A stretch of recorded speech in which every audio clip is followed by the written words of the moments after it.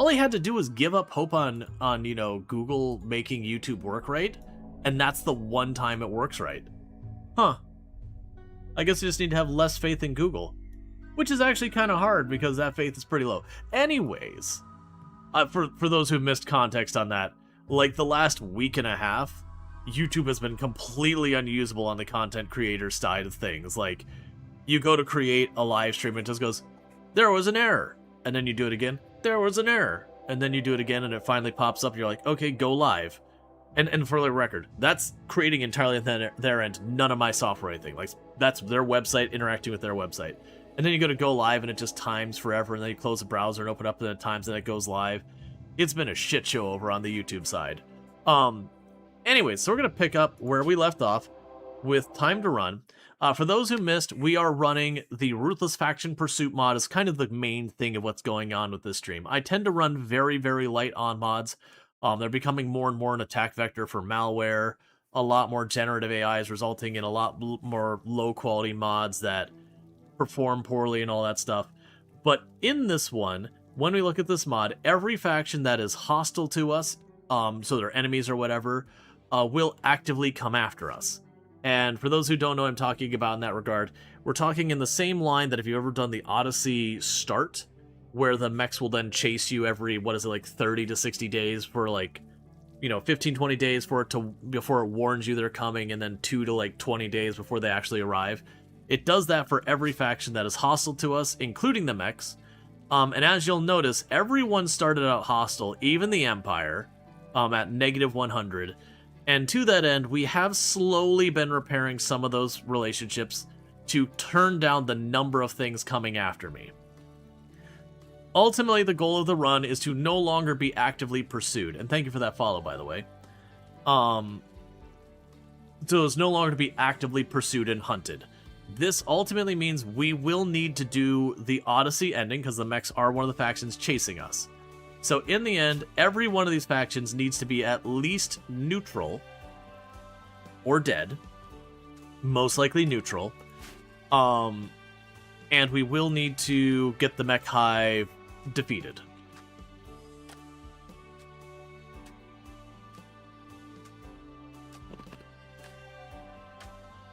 Maybe YouTube is busy trying to keep exclusivity on video posting from people putting them on Netflix first.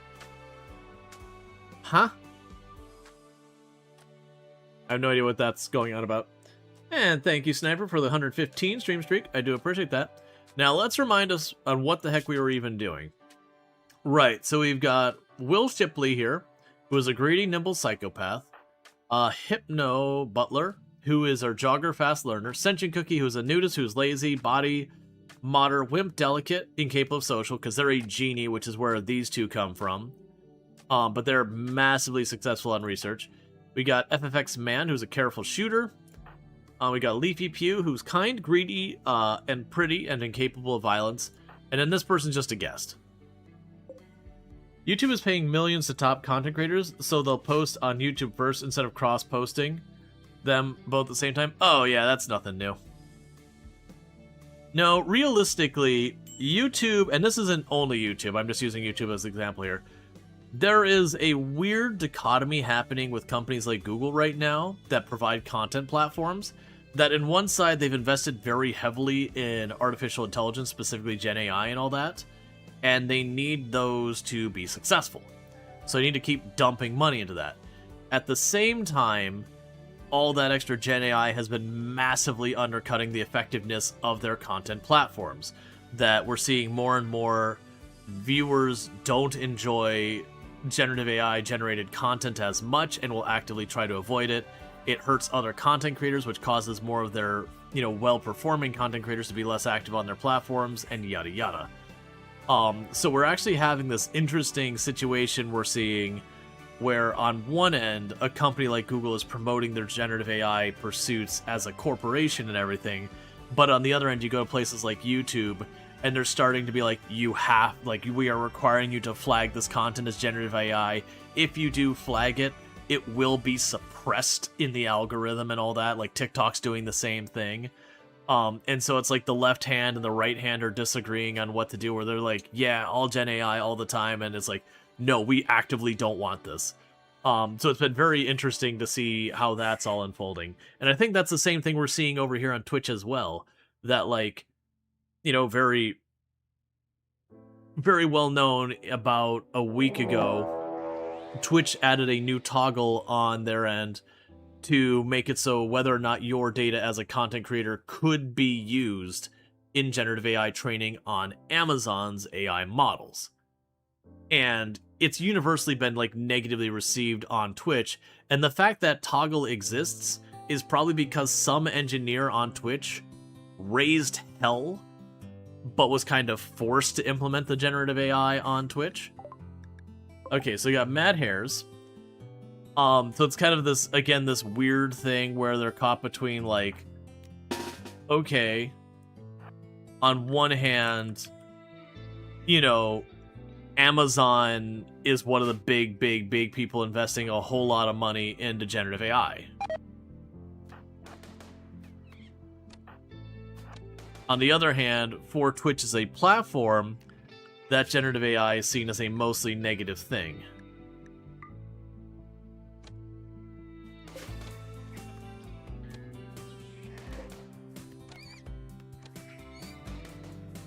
So it's kind of one of those things that, like, it's definitely, you're having conflicting business incentives within your company, that what one half of the company needs, the other half of the company needs not to happen.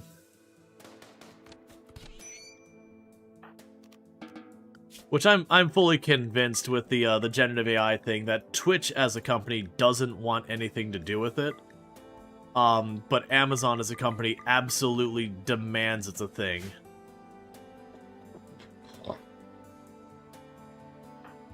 And so they're just trying to rectify that.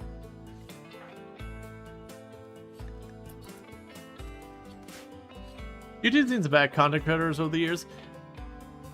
Yeah, YouTube broadly tends to do stuff in favor of content creators. It's definitely mixed bags. Like the DMCA stuff is an example where YouTube definitely falls short with its content creators, where it's guilty until proven innocent kind of mechanic, where you get demonetized immediately and then you turn around and be like, no, actually that wasn't a copyright violation, or like, oops, our bad.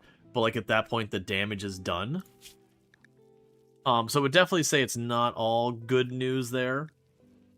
Whereas Twitch isn't as bad. What'll happen is if you have that kind of false positive, they mute parts of your VOD that have the, you know, the copyrighted material and all that, which is still not great. It can still kind of ruin a VOD. But considering how minor, like, people consume VODs on Twitch, but that is a very, very small slice of the content on the platform that most people do consume live, because that's kind of, you know, the community social interaction's the big draw to Twitch. Otherwise, if you're just looking for gameplay, most people just go to YouTube. But, it's still a thing that happens. But yeah, no, it's a mess. It's also different individuals at the different organizations. Like, you have a lot of the people at Twitch very genuinely are in favor of doing what's right by the viewer, right by the content creator, all these kind of things. Sometimes they come into conflict with, like, the marketing departments and the sales departments who are about trying to drive the actual revenue to the platform and all that. That there's definitely, like, a balance that occurs between what's going to do best by the viewer and giving them the best experience, and how do we pay our bills doing it. And that's not an unusual conflict in any organization, content or otherwise. Especially, like, I've worked with the background, some of it being in, like, education and all that, you know, and your goal is to, for a lot of the rank and file, is you want to help as many people as possible. It's what a lot of people get into education for, is helping give people the tools they need to find success. You see it as kind of like, you could help solve a problem, but if you can help a whole lot of people learn to solve the problem, your ability of doing good in the world is amplified. And it's kind of one of those things that there's also the paying bills aspect of it, all the bureaucracy and legal and whatnot that has to be done as well, that kind of often runs interference with that. And it's an interesting thing to tackle, you know, where and how you approach that so you're not giving up what you need.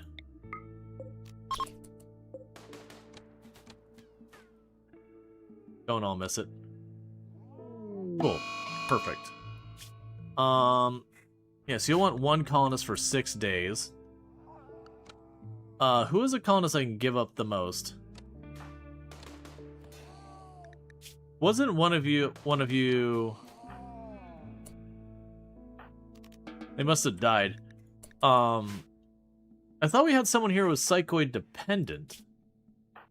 They must have died at some point.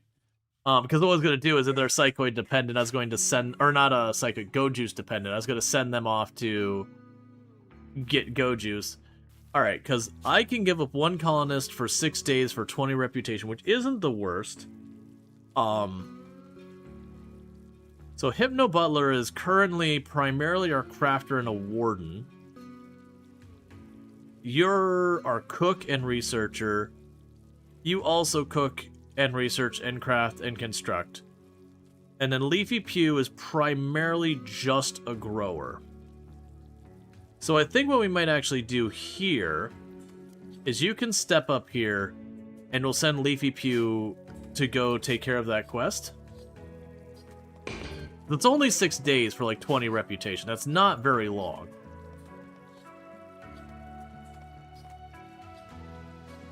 Is this our new ship in the Not Dead Yet run from earlier? This is the one where all the factions are pursuing us. The one where we like got knocked down to almost nothing several times. We won that run where we did the hive mind ending and, you know, put a bow on it and called it a day.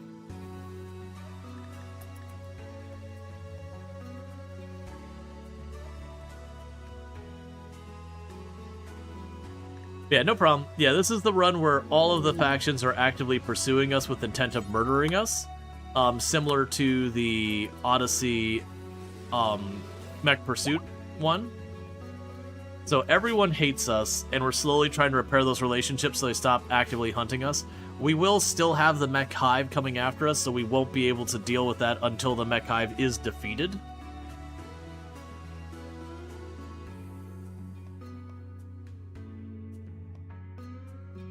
What happens in the interim on this run is because of the whole pursuit and that many different factions pursuing us, it does mean I'm basically guaranteed to be dealing with problems with that pretty much all the time. Because what'll happen is, like, if we consider there's, what, 12 factions you can have, and right now only one of them is not hostile to us, because that's a temporary one, they don't count, plus the mechs, that's effectively 12 rolls of the dice, so that it goes, okay, we're rolling to say, hey, they're coming after you. It can happen between X and Y. It means between the 12 rolls, I'm very likely to get one on the earlier side, and then where it goes anywhere from 2 to 20 days or whatever it is that they can be until they arrive. Again, because of 12 separate rolls, it means there's a far more high chance at least one of them rolls on the sooner side, and if any of them roll on the sooner side, that's when we have to leave. So it's basically the more we have chasing us, the less opportunity we have to kind of stick it out.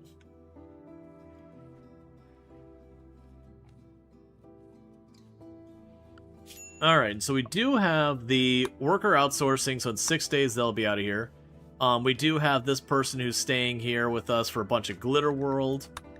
We don't care about silver mining, we don't care about the farming, we don't care about the logging. We do have where we can grow the ship, we'll definitely need to do that. I would like to go after the relic. We do have the chem fuel thing. There's the Mechanator stuff, the ship to the stars, ancient launch site. So pack up everything and take it with you. Yeah, and so for the beginning of this run, we were caravanning to do all that. And to give you an idea on how much that happened, to be like, oh, so it only took like 1 or 2 caravans or whatever to deal with it. Getting ourselves to the point we could do the Gravship, if you look here, we had to reset ourselves 6 separate times. I had to rebuild the entire colony from scratch with whatever we could carry on a bunch of alpaca. And then we got our Gravship up. Any idea what happens if you repair the relationship after you get the warning? My assumption is it'll clear the warning. I can't confirm that, but my assumption is the moment you have a faction goes to neutral, if they have a warning that hasn't already arrived, it'll stop. I'm assuming if they're already actively raiding you, it'll just continue. It could be smart enough that it'll stop, like it won't do additional raids. I actually don't know what the mechanics are if you have hostile pawns on your map. Like, if, say, for example, you have a siege raid actively on your map, and you do something to befriend them while they're on your map, I actually don't know how that resolves. If they suddenly all go neutral and just walk away, or, you know, they still follow through the raid. I actually don't know. Okay, allying a faction while they're on your map ends the raid. So is it strictly allying, or even going, is neutral good enough? Out of curiosity. Because I could definitely see you can jump all the way to allied from hostile if you just have a drop pod full of goodies of high value. I could see you skip straight to allied. But it's like I've never changed the faction. Yeah, okay. So you make them not hostile. That's good to know. I've never done it. I've probably had opportunities to do it. It's just not a thing I've bothered with. Because I usually have random research, so having drop pods handy is usually not a thing I have until super late game, when I usually don't care about that kind of stuff.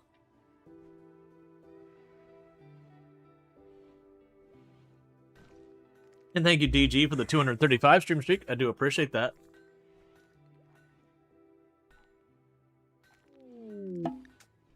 Fiesta of Promises. That's the Technologist, which I don't think is our main faction. Yeah, our main faction here is the Way of Ethics. Because, yeah, we're running into the problem between our faction that because of the Naked Brutality, I had one person start with it. I'm really hoping that we'll be able to get one of these other ones converted. We had been working on imprisoning someone at each location and trying to convert them. I think they ultimately died at some point. I don't remember what happened there. Yeah, Mediocre Barracks. Transhumanist Enhanced. And you're rebuffed and everything. And you're upset. So we are Prolicizers, so we're hoping that. You appreciate the gameplay, even if it takes 12-hour stream to finish. Yeah, last night definitely went long. But we got through, we did all our endings with Field of Mysteria. We got to see Juniper's wedding dress, which was a bold choice. I won't spoil it for those who are still playing Fields of Mysteria. It is something. And that's where we'll leave it.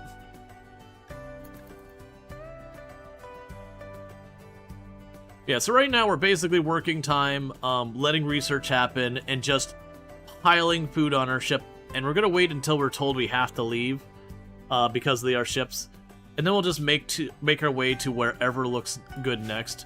One thing I need to do is I only got one fuel tank on here, so I can actually go farther if I have a second. There's just nowhere to put it. You've never really had allies in RimWorld before this run. And so far, they're mostly annoying. They always turn up when you have unstable power cells. Yeah, allies in RimWorld can be very mixed bag. Alright, so you've got guns. Not a ton of them. It's 5 guns and a melee. Is that attacks immediately, or are they going to prepare? They're going to prepare. So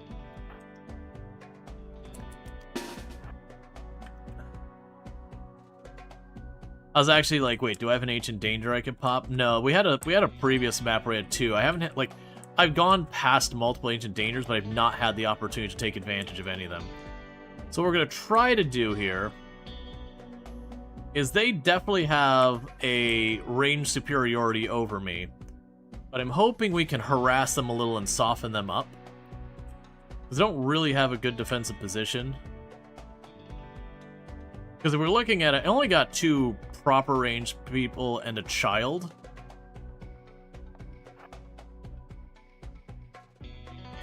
Oh, you're already coming down this way.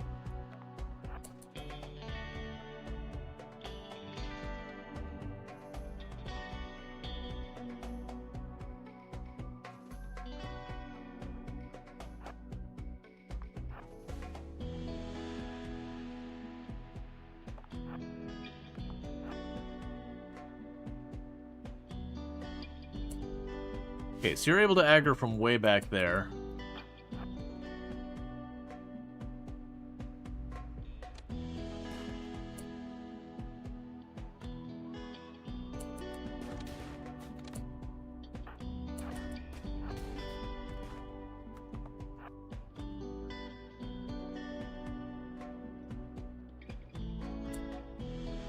So we did get a hit on you in the torso.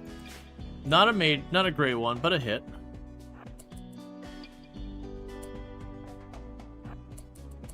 So what's your range? Okay, so we line up here.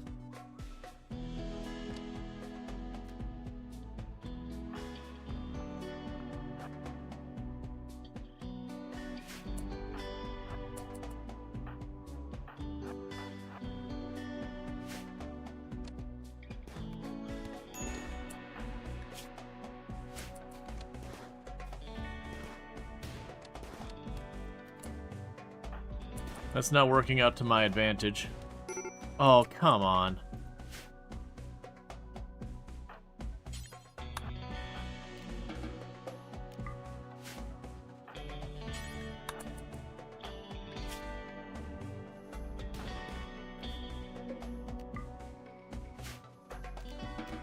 Oh, schedule home zone.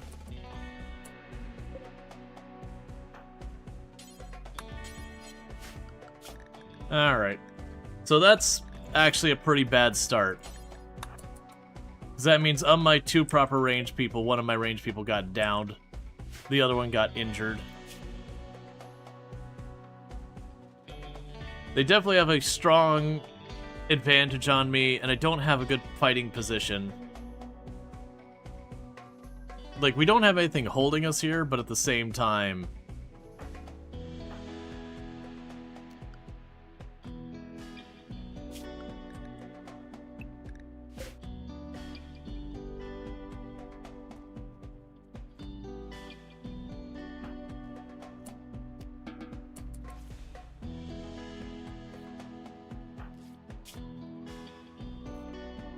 Yeah, it's... Cookie got unlucky and got shot in both of their legs, so got downed.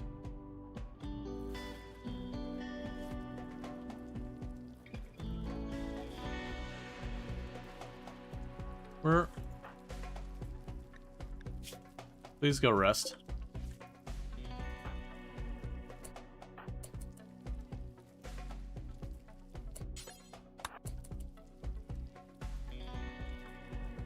This might be one to walk away from. Yeah, I think this one to just walk away from. Having 1/3 of her fighting force downed and being dependent on a child and a nerve spiker against 6. It's not inspiring confidence. So it's not we can't push that far anyways. We'll continue to move in the vague direction of going down towards our first expansion.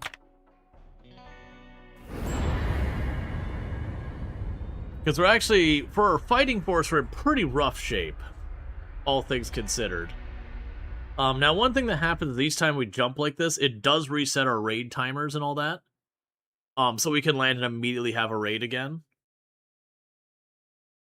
So that is a risk. But it's looking at that, like, being like, I got a bow and a nerve spiker, which is, like, no damage, and a person with a pointy stick. Like, this is not exuding much confidence here.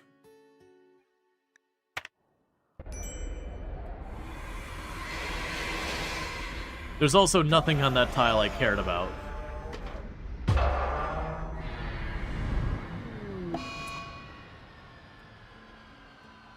Okay, so I need you to get back over to tending because I interrupted you. You can be unrestricted again.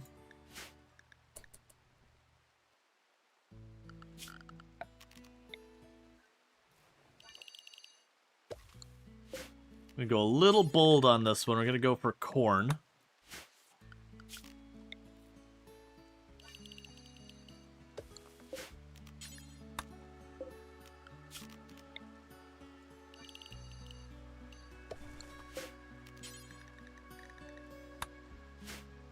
They have a very, very large area of fertile soil there to work with.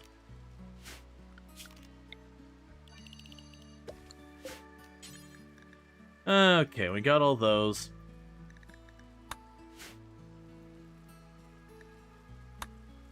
Alright. So our grav engines did overheat, so we won't be able to do much with that for a little while. We can go over here. Go low priority, allow all, but no rotten and no human-like.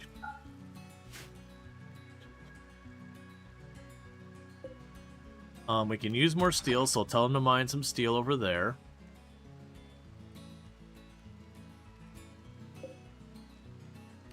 That's a little bit of risky on those components way off on the edge of the map.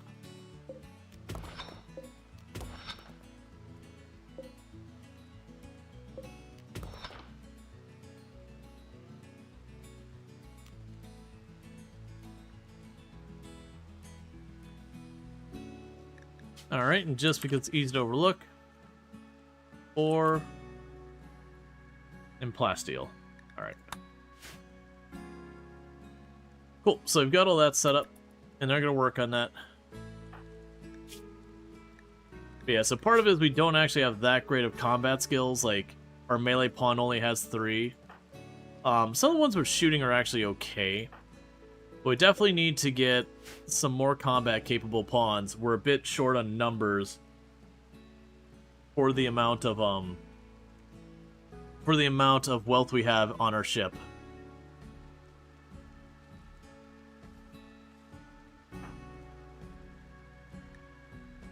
And how are you doing? Because you joined us and you were already pretty close. Yeah, so you're getting pretty close to aging up.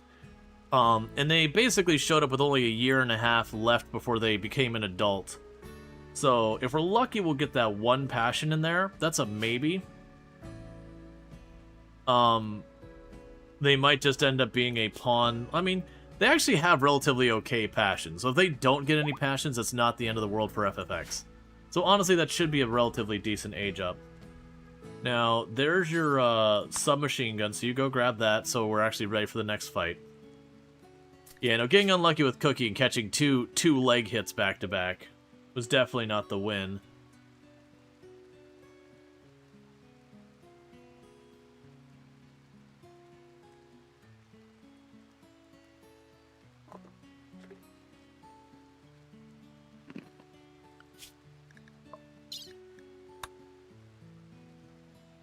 So we got 4 days till our guest goes away, and not 4 days till Leafy Pew gets back.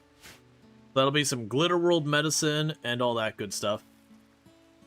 And right now we're doing the thing where we're just kind of putting whatever wherever we can fit it kind of deal.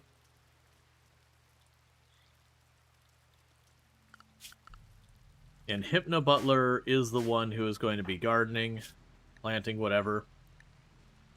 And they took a pretty... That's the other thing, is it was a spine hit they took. So that was gonna hurt us a lot. Like, even with them healing for a while, they're already still at, like, 12% movement speed penalty. It could actually have been way worse. It would have been about 20% or so. Which, again, would really limit my ability to, like, kite or move around. Because that's probably how I would have had to fight if we couldn't leave. I probably would have had to do one of those things where we line our people up, and then we, let them fire once and back off, and then line our people up and let them fire once and back off, and just keep repeating. And that would have been a little bit tricky, because also on top of that, being that we have a child, they would move a little bit slower, making kiting way harder, so FFX probably would have just had to stay out of it. And they also would have a range advantage over Sentient, so it would have been basically Hypno trying to take down 6 people with a Nerve Spiker solo. Which would have probably resulted in mood breaks before that was done. Oh, I need to allow you to step outside the ship a little, or you're going to go mad.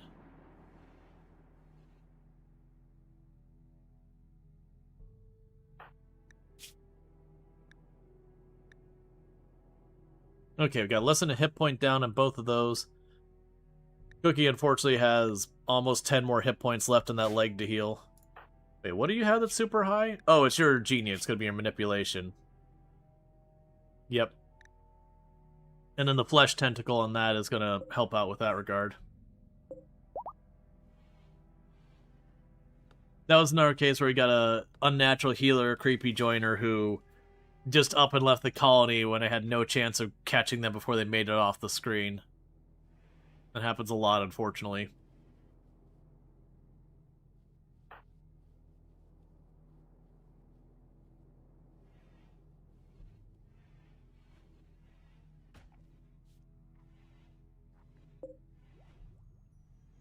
Okay.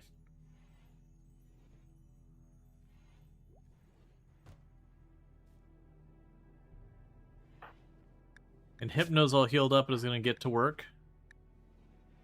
You still get 8 hit points on each of those. Alright, it's a little speed up time. Yeah, there's going to be a little bit of me bouncing around here and there while we're trying to increase our numbers a little bit. It's going to be tricky. We're still a very small colony, and it doesn't help that we have a child and a pacifist among our numbers. The pacifist right now is away on a quest. So that's going to take a little bit to overcome.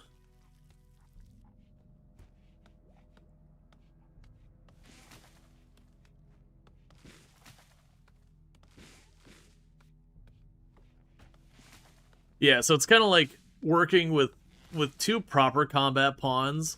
A person who has no idea what they're doing, but they got a pointy stick, a child, and a pacifist. So it's effectively kind of having like 2.5 combat-ready pawns, but then having an entire Gravship worth of wealth. So it's going to take a little bit to get that where it needs to be. Now we got a blending of ideologies that they don't agree with each other, and there's drama and yada yada. But that's just naked brutality starts. You're just a hodgepodge of what you can get until you start to grow a little bit.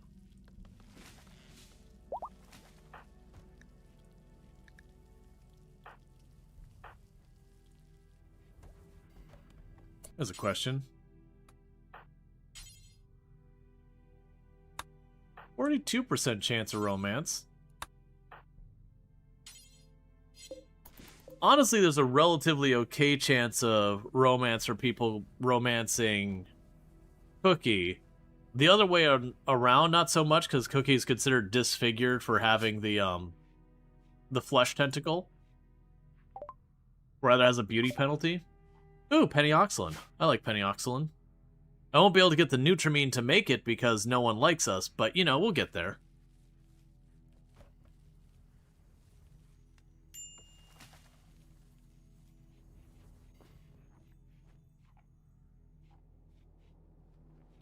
Yeah, so with that last jump, I did push us closer to the ancient reactor. Just trying to get down to where we can expand our ship, because that's going to be necessary to give us at least enough room to have, like, a tailoring bench and all that stuff.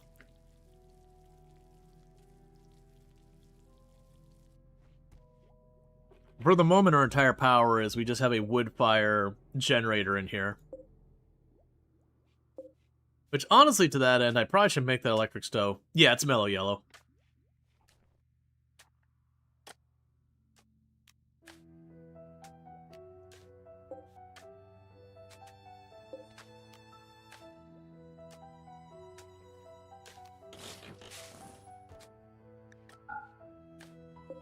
I'm going to switch that over to electric.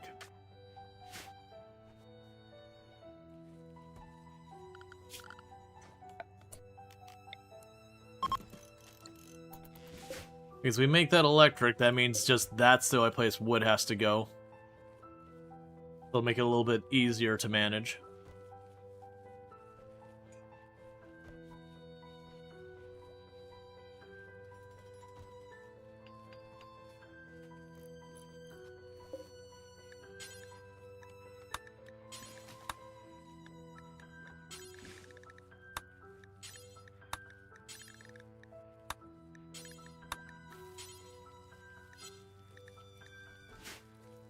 Okay.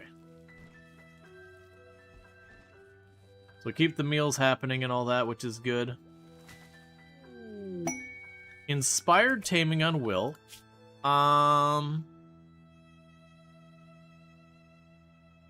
Alpacas are fun and all that. I like having alpacas. I do find keeping a lot of the animals in the Gravship isn't my favorite. Just for a whole range of reasons. There's only one dangerous animal, that's a warg. It's relatively close. Hopefully it's not, doesn't end up being a problem. I don't want to really get into dealing with it, but we'll see. Oh, that door can be held open. Save time. Okay, so yeah, we still have 330 watts left on that to spare.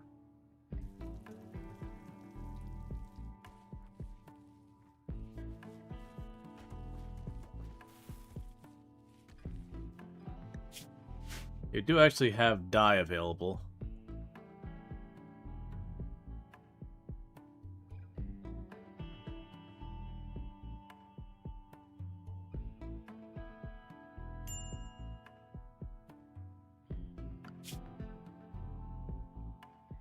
Alright, so... just a bit over a day left till this person leaves and Leafy Pew gets back. And we're doing the one for 15 Glitter World, and the other one is for a bunch of reputation with one of the factions.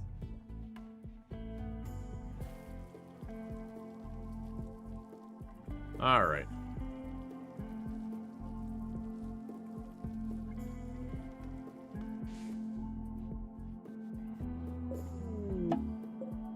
So that's the Mech Hive signal. So once we do enough of the Mech Hive stuff, we'll be able to get that.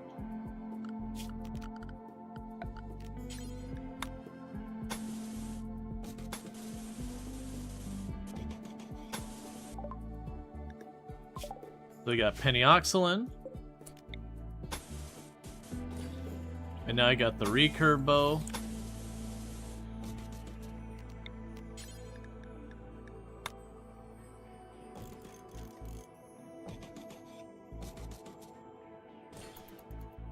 For the moment, to keep Cookie constructing things, we're just gonna have Cookie run around here and build a perimeter wall.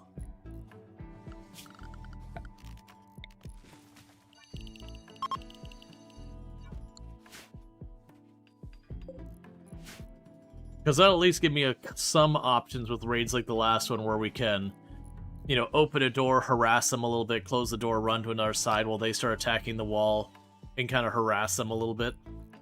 Versus the other one is going to be a straight up, both sides walk up, you try and give yourself slightly better cover than theirs, and hope for the best.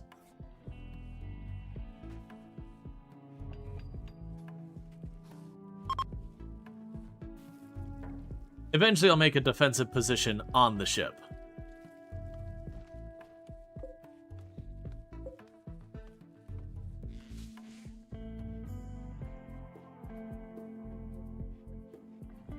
Just popped in, what's going on? We have all of the enemy, all the factions are chasing us. Ooh, we have a survey thing. That'd be a way to get an easy grav core. We wouldn't be able to do anything with it yet.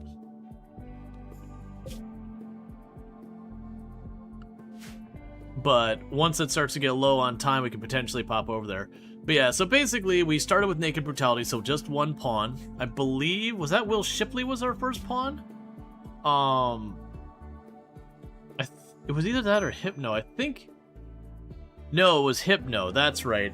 It was Hypno because even though they didn't have useful passions, we're like Fast Learner Jogger, we're taking this one. Right, and I think Will was the one who we had a lot of difficulty converting them to our ideology. But yeah, so we started with Hypno Butler, literally just standing out there, no clothes, no anything. And we've got a mod on here called Ruthless Faction Pursuit. So have you ever done like the Odyssey start where the mechs chase you right from the get-go? It's like that, but it's for any faction that's hostile towards you, and it started all factions as hostile. To that end, we got the Empire to neutral, which is probably good, because the Empire... These two are the most dangerous ones to have as enemies, because they'll bring Doomsday and all sorts of nasty stuff after them. They tend to be very high-tech factions. But we got a whole bunch that we're slowly trying to work into not being hostile to us. We do have the mechs chasing us still, so I can't just buy my way to being friends with everyone. There's a lot we could definitely do to that end, but we won't be able to solve it completely. Alright, so shuttle arrived to get you out of here. And the pods have arrived at the Glitter World from that quest. So now we got a bunch of Glitter World.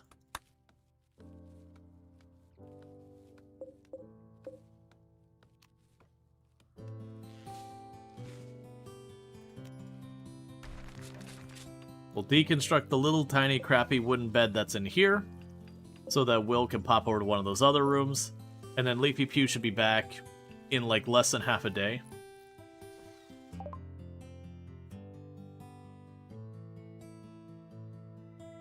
Yeah, no, we had, we only had like 3 capable of, well, we basically, Hypno and Sentient can actually fight okay. Will has a weapon but really can't fight, and FFX is a child. And we had a raid of 6 coming in, all packing guns. And Cookie got tagged in both legs and got downed right before the fight even started. And so it's like, oh, am I going to really take on 6 people effectively with just a recurve, or just a nerve spiker? And it's like, I can leave. This is a fight we walk away from. This is, like, it's not that it isn't winnable or anything, but we didn't have any type of defensive position, just the ship. It's like, this is definitely one. You can't believe you still don't have a tentacle arm. I mean, we only had the one because we had an unnatural healer stay for a while, and they unfortunately bolted off the tile before I was able to capture them.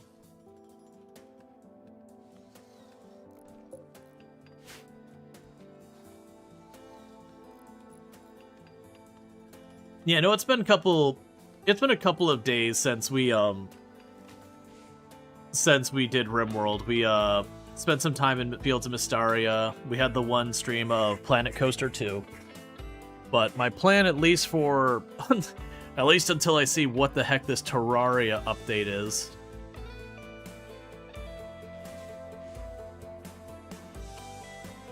I thought Bigger and Bolder was already out. That's what's throwing me off.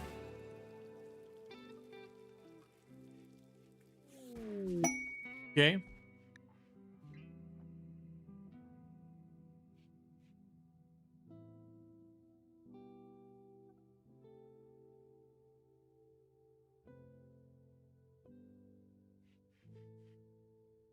Ah, it is a major rebalance. Okay, cool. Because that's the thing, I only noticed it now, and it's like, but Bigger and Bolder already came out. I'm so confused. Like, what actually is this?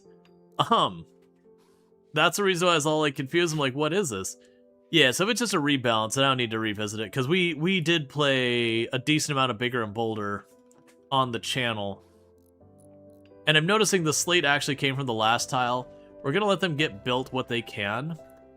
And then we'll probably switch over to granite, because I'm assuming that's what we're going to see a lot of over here being built.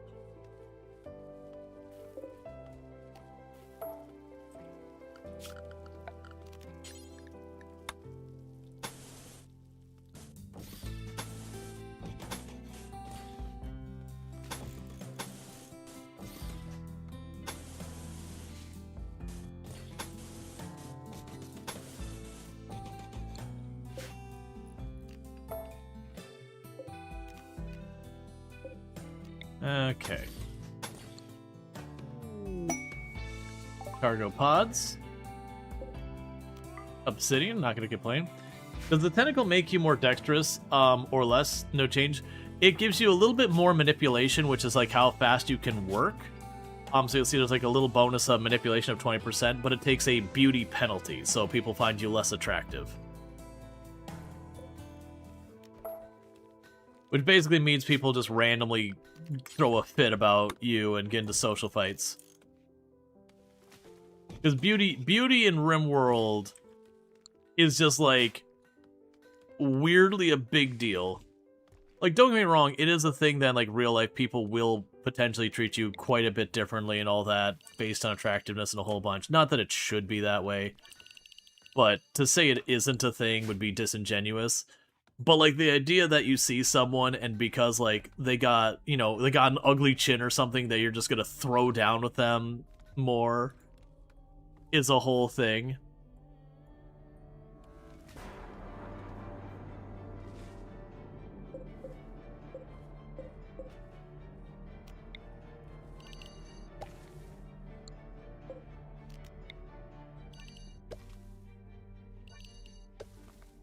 Ooh, and actually, before I forget, never have your grow zone abut a door. You want to have one tile gap, because otherwise what could happen is someone could pick this and then drop it in the door, leaving your door open. I've had that happen so many times.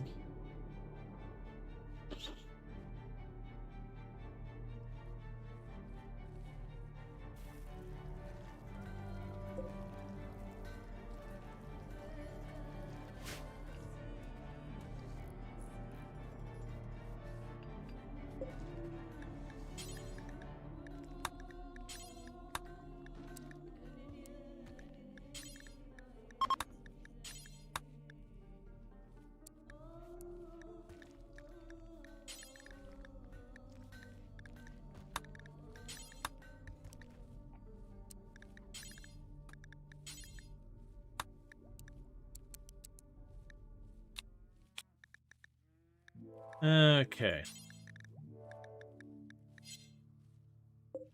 So we have it where it basically cuts whatever's nearby. Once we got a little bit of what's nearby, it'll start prioritizing blocks based on, you know, building floors and all sorts of stuff. Because you're making these all out of marble? Yep. So we're slowly making nice marble floors for all of our bedrooms and whatnot. We got fishing research, so now smithing. Smithing will be a good one. Not sure I want to mess with the fishing with the water over there. It seems like there was a new Terraria update today, but from what Burning Sun was saying is it's mostly just a rebalanced, rebalancing kind of thing. So, like, not like a huge swath of new content, but just giving like a quick spit polish to what was there to make it a little bit, you know, more balanced, all that. Definitely one that I probably on my own time will revisit, but I already did the bigger boulder. Okay, got forced approach. I wish it was more goodwill than 12. The plastile's nice, but I won't be able to put it to use for a while. I'm probably just going to do that. Because even if it doesn't go well, it's not the end of the world. Oh, yeah. This might actually work out well, because they'll probably be here. The raid will arrive while they're there. There's a good chance they could help each other, depending on the positioning of the enemies.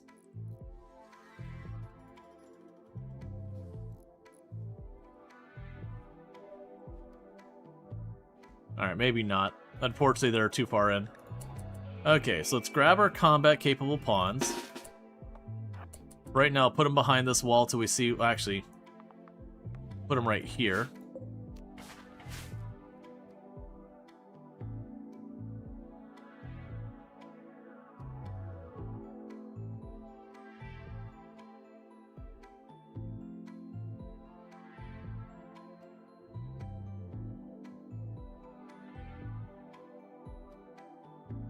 Yeah, because they've actually got some good firepower here. My luck is always, they'll see the fight and then these guys will run way in to, like, close range on the others. Oh, well, that's... Okay. Well, this should be a straightforward fight. No. No, you can't tell them where to hang out. I think that's a deliberate decision by the devs because it's too easy to cheese, like, tell them to hang out right outside an Ancient Danger, then pop it.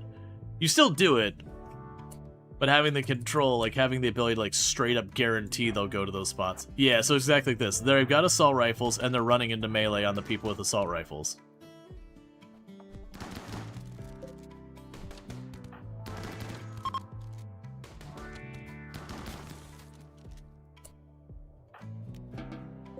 Okay.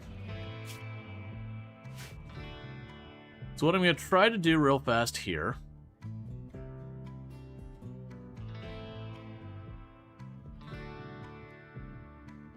They need to find... Oh, here we can do. We can close that door. No damage? Nope. We didn't get hurt. And furniture. Sleeping spot. Set it for prisoners. And who's our best doctor? Leafy Pew, who is not nearby. Who's our second best doctor? Will. So you're going to capture that one. And the plan is just to capture release unless they're really awesome. No. So we'll just capture and release that one, as I think is going to be our plan. For the faction. Because Neanderthal has aggressive trait, right? Yeah, I won't deal with that.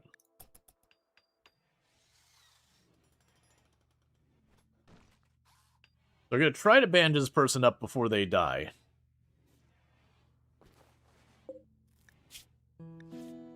So they'll go prisoner, and we'll go straight to release. Because once they patch them up, they should be worth like 12 or 15 reputation. And it's going to be a lot of those like little ones that get us through to the other side of not having everybody hate our guts.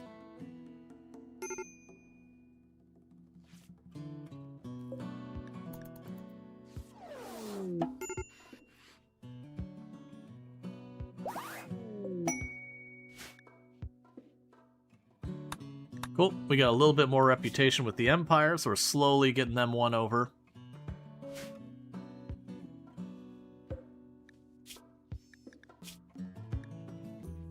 And your clothes aren't worth stealing.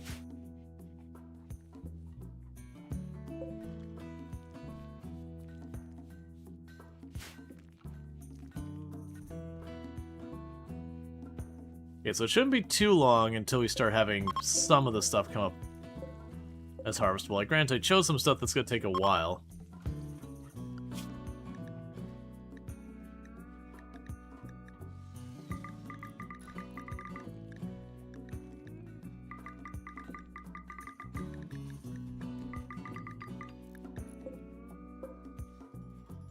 That work is much closer than I'd like.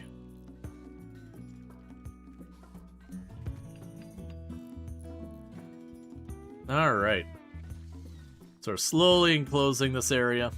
And it's just stuff like Manhunter packs and Sight Stealers and all that we can duck inside and all that stuff.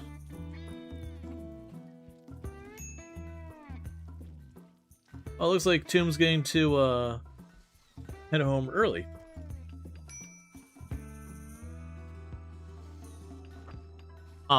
Tomb got pulled in for an overtime day tomorrow, so it'll almost certainly be a stream tomorrow. Because the schedule's gonna be all whack. It looks like they're letting her out like half an hour early today. This warg is way too close for comfort. I'm hoping I can just wall this in and not deal with it, because with our firepower, that warg actually could just tank their way in and do damage, potentially. Alright, so there goes Turtle. We'll get rid of that bed and lock that door open again. Yep, and that'll give me 12 standings with them.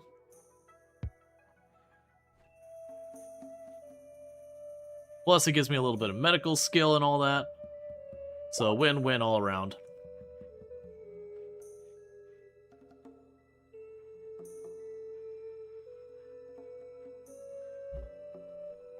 Alright.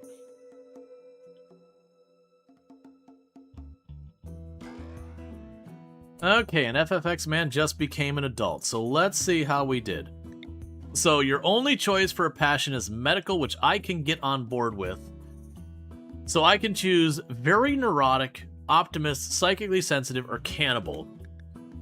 So I would say psychically sensitive is a neutral. It's got pros and cons. For its good uses with psychic powers, it's really strong. If you're not doing psychic power, it's a liability. For cannibal, it's whatever. Optimist is just a positive. It just means it's harder for them to have a mood break. And then very neurotic means they work really fast, but it means they're way easier to have mood breaks. I like very neurotic a lot, but with a lot of what we're going to be working on here, I don't think I need the extra work speed on a lot of it, because you're probably not going to be our main doctor for a long time. Whereas Optimist is just generically good. It just means I'll be less likely to have mood break. I think I'm going to go Optimist. I'm not going to go with the greedy route. We're going to do with the safer route.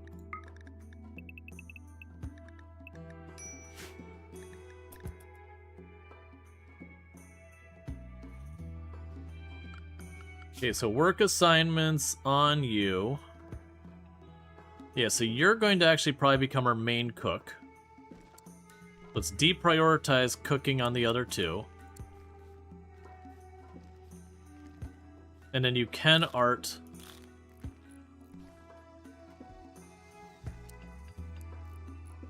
And you can research in a pinch.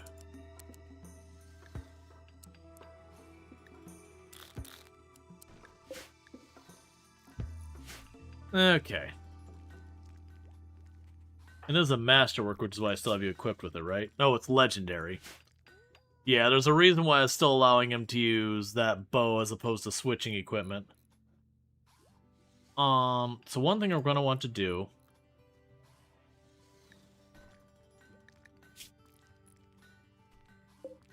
is we're watching. Once we start seeing stuff get dumped out here, that tells me my shelves inside the ship are full.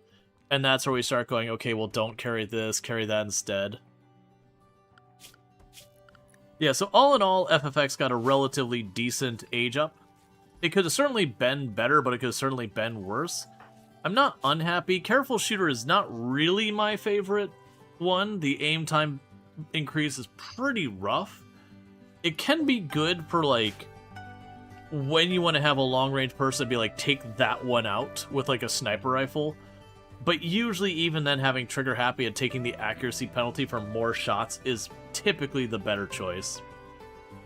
It's not solidly bad, but usually it's more negative than positive. It's got situational benefits, I think, how I will state it.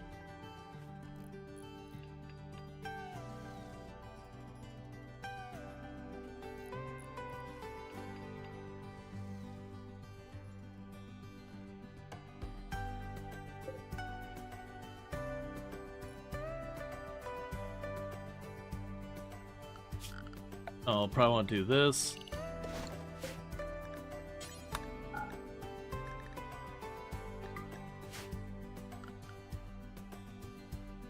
That way they move the corpses up there.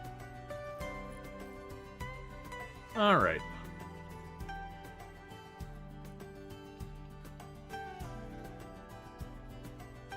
I'm really leery about that warg.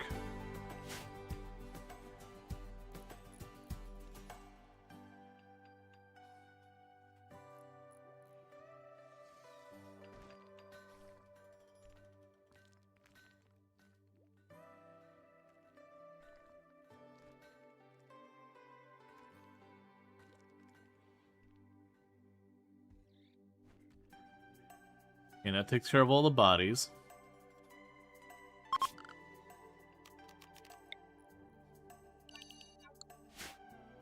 Not that I planned to fish.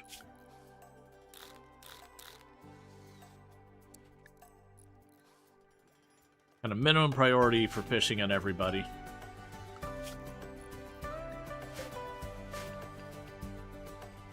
Okay. So all in all, construction getting done. Meals are going fine.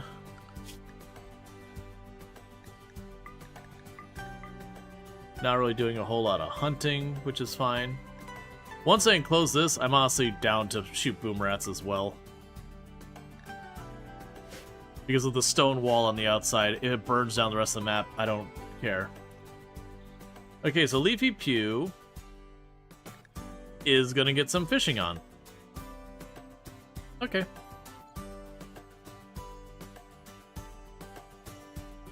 You never know when you're going to pull up an Archotech leg or a Cataphract armor fishing. The odds... Oh, I forgot I have a healing mech serum in here. We got 2 of them. Oh, right. Was it Senjin Cookie who got his leg blown off in one of the fights? And we don't have, like, any of the stuff that I can't trade for anything, so there's going to be on a peg leg for a while.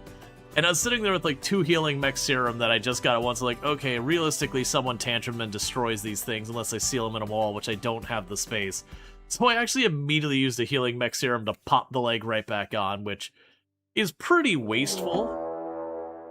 Are you gonna show up, like, right before I finish that wall? Okay, 9 guinea pigs. You think it was an arm? Yeah. Whether it was an arm or leg, but it was a limb got popped off. Okay, so Leafy Pew needs to run like they stole it. Will hold the door.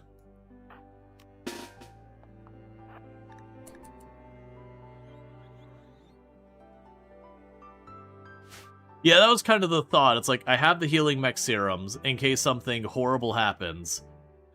But at the same time, it was one of those things where it's like, okay, what's the likelihood with me holding on to this healing mech serum that it ends up doing something instrumental later versus, like, the ongoing cost of being one-armed this whole time. As like, oh yeah, no, I'd be much better served to just heal it right now, get all the gains over time.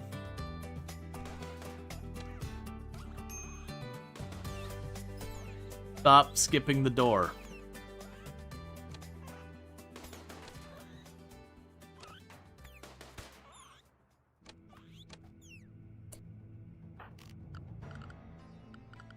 Make sure they're actually all gone.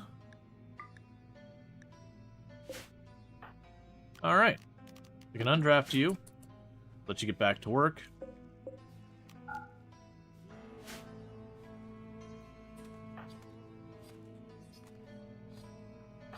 So Will's the only one who got cut, and just a little bit of nicks and all that are there. Won the emu, you mean guinea pig war? It still amuses me. Like, I know it's a whole thing. It's like, ah, well, the Australians lost the emu war. It's like, nah, it's just the amount of money it was taking to kill the emu and all that. It was just dumping buckets of money that was like, this ain't worth it, man. It just ain't worth it. Emu are pretty difficult to actually kill, and it was just the expenditure was not worth the benefit.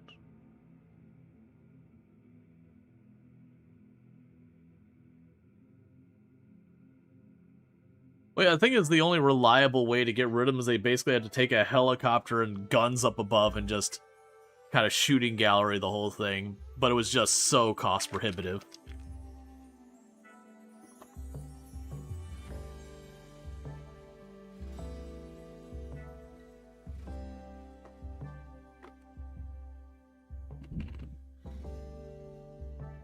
Okay.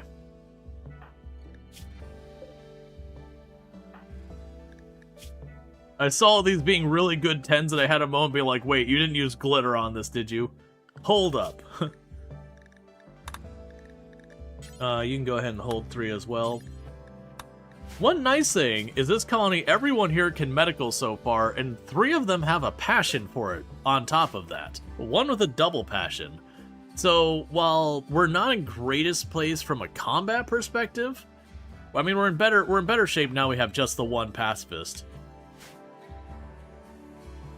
Let's see, remember when you were young, putting feet on posts, and they were just so dumb, they have the time to peck and blow the seed off the top of the post?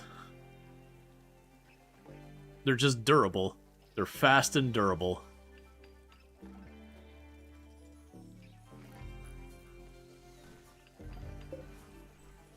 Oh, right, they're not going to move those corpses because it's fine. We'll just go zone, dumping stockpile. Low, clear, clear. Animal corpses that are not fresh.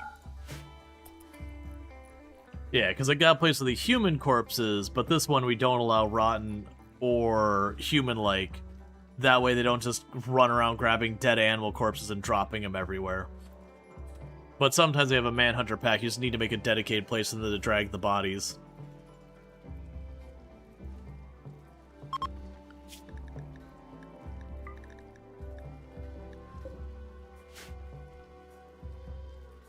Okay.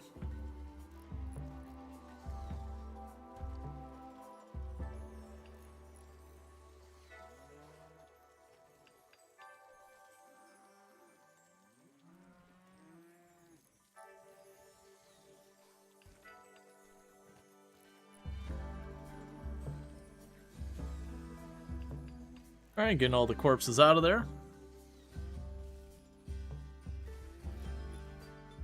Cool. And I'm going to delete that zone again. That way we don't just chase down any and every animal corpse out on the map.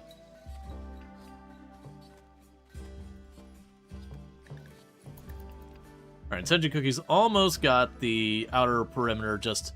Again, that's mostly just for stuff like the Shamblers or the Manhunter packs. So you can ignore them if you want. It's also useful when you have like just a straight up raid.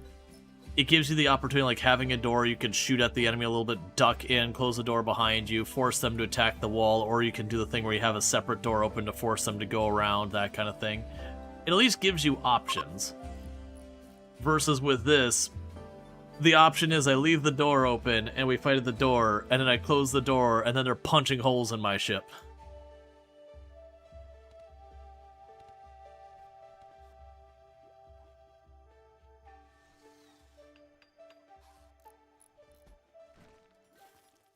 How are we doing on our room quality? Slightly impressive. Okay. So for our greedy pawns, that'll be good enough. Once we get the marble flooring and all that set up.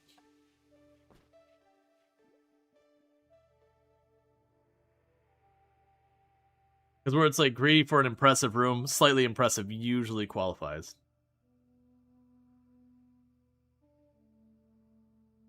Bro just got back and brought veggie burgers. Would your parrot love the tiny piece, though? Interesting.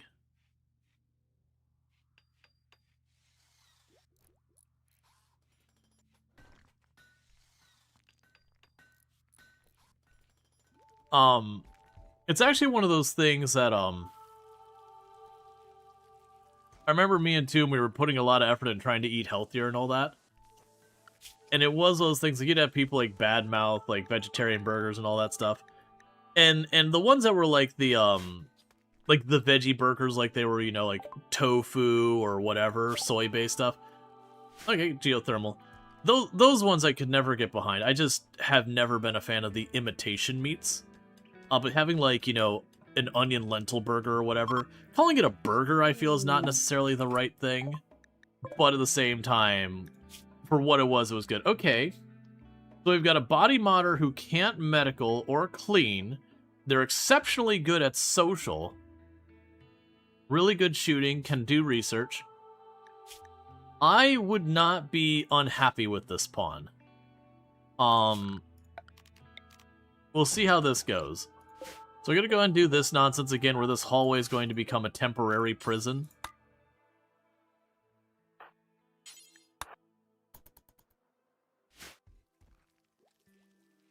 Yeah, black bean burgers could be great. That's where it's kind of going with that, where it's like, the things where they're specifically trying to impersonate meat, I'm not a huge fan of.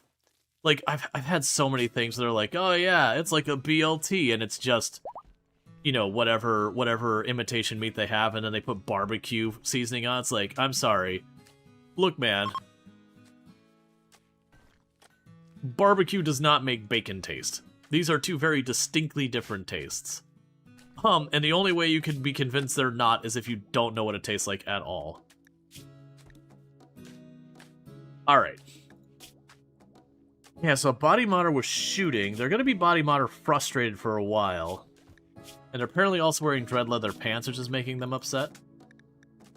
So what we'll do is we'll work on converting them, because that could be my avenue of getting ourselves our moral guide.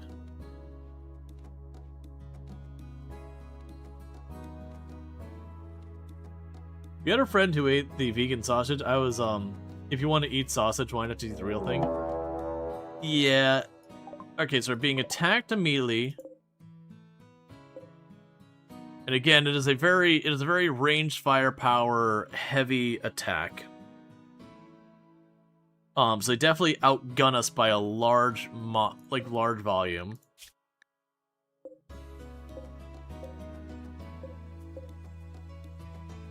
Their shooting skills are generally terrible.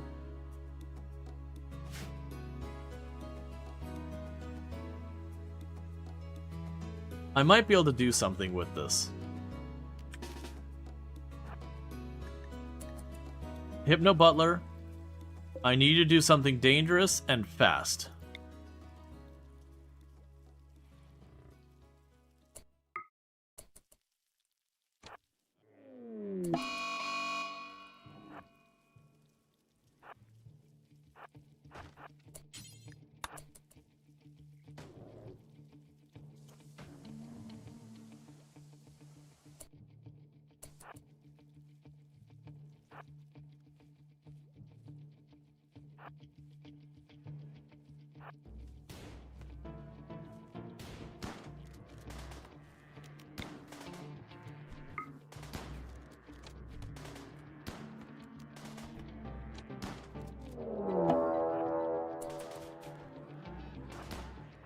Close that door. And the raid's gonna be defeated.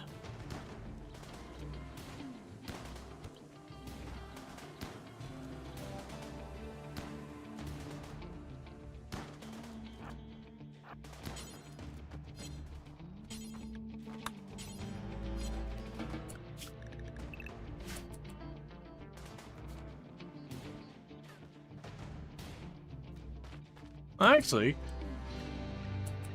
it would appear they might actually win that fight. That was not part of the plan.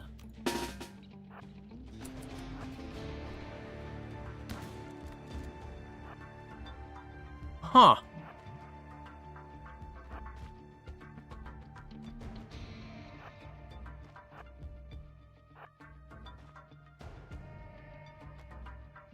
So they're gonna get caught up by that muffalo down there.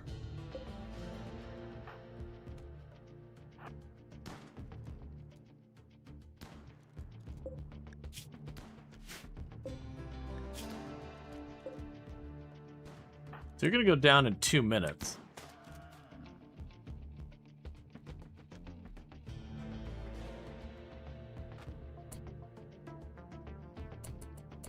Okay, so that's another one done. Let's go bait Mitch here.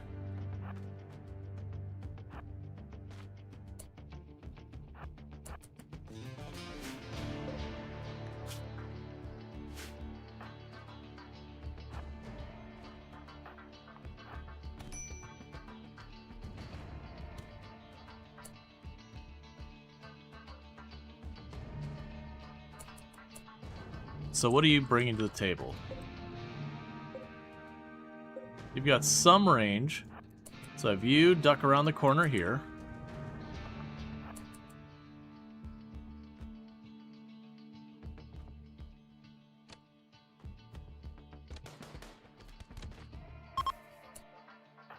Okay.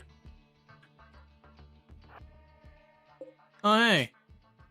You got back up.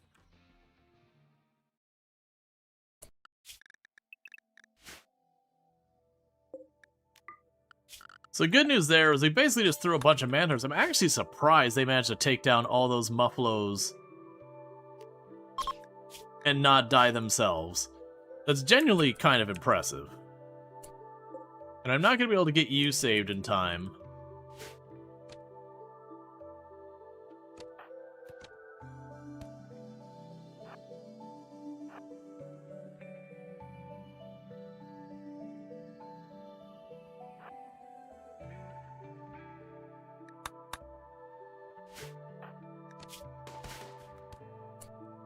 The rest of you died. You go ahead and haul that gun back.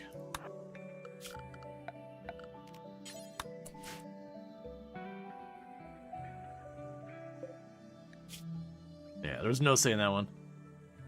Any need to strip those you can't save before they die? There's only the one here that's gonna live for like barely any time.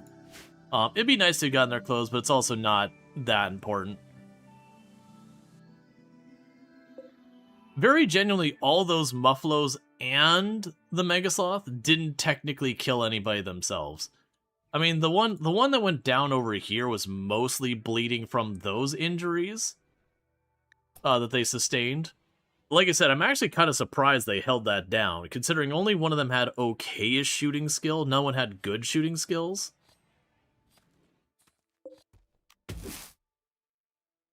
So it's definitely a little bit surprising that they took out the whole group of stuff here.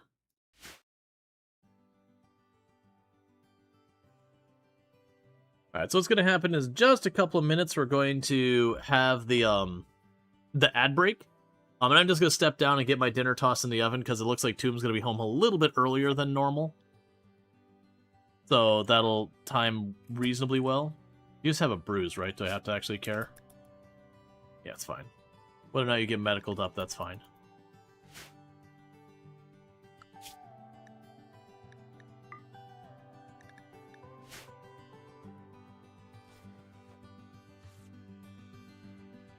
Okay.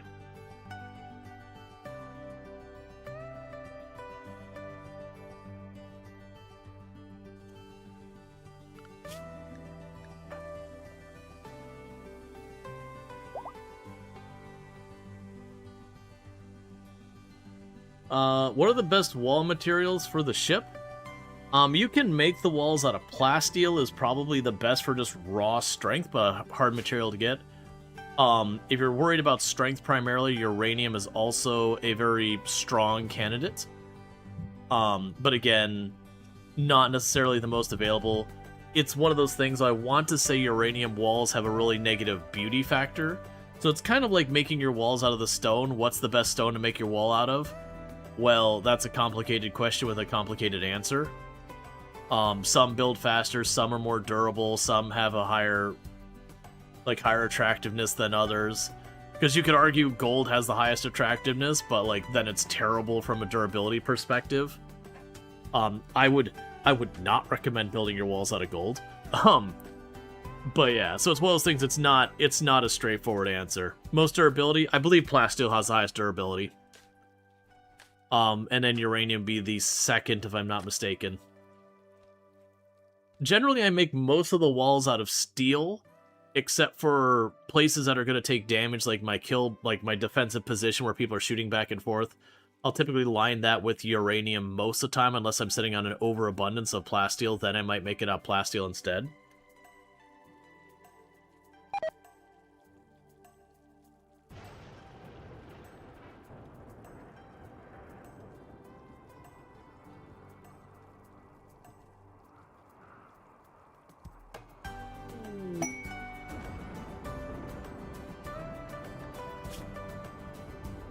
So you're going to have me take care of your penguin. And we can go in here and just say furniture, animal sleeping zone.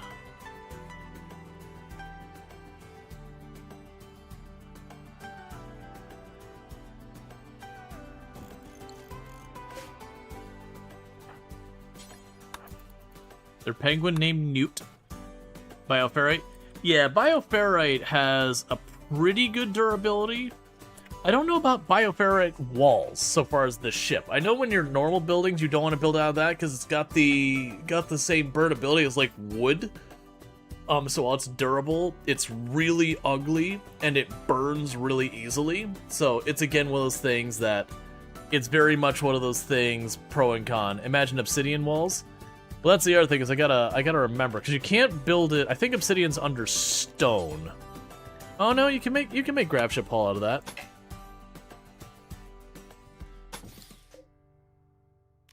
Yeah.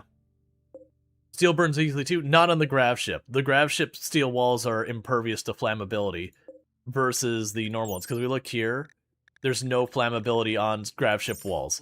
That's the thing. Gravship has weird properties with it. Alright, so I'm going to step away to welcome my wife home. Throw some dinner in the oven. I'll be back in just a couple minutes while we're on this ad break. But thank you again so much for tuning in, and we'll pick up on more RimWorld as soon as I'm back. Alright, I'll be back.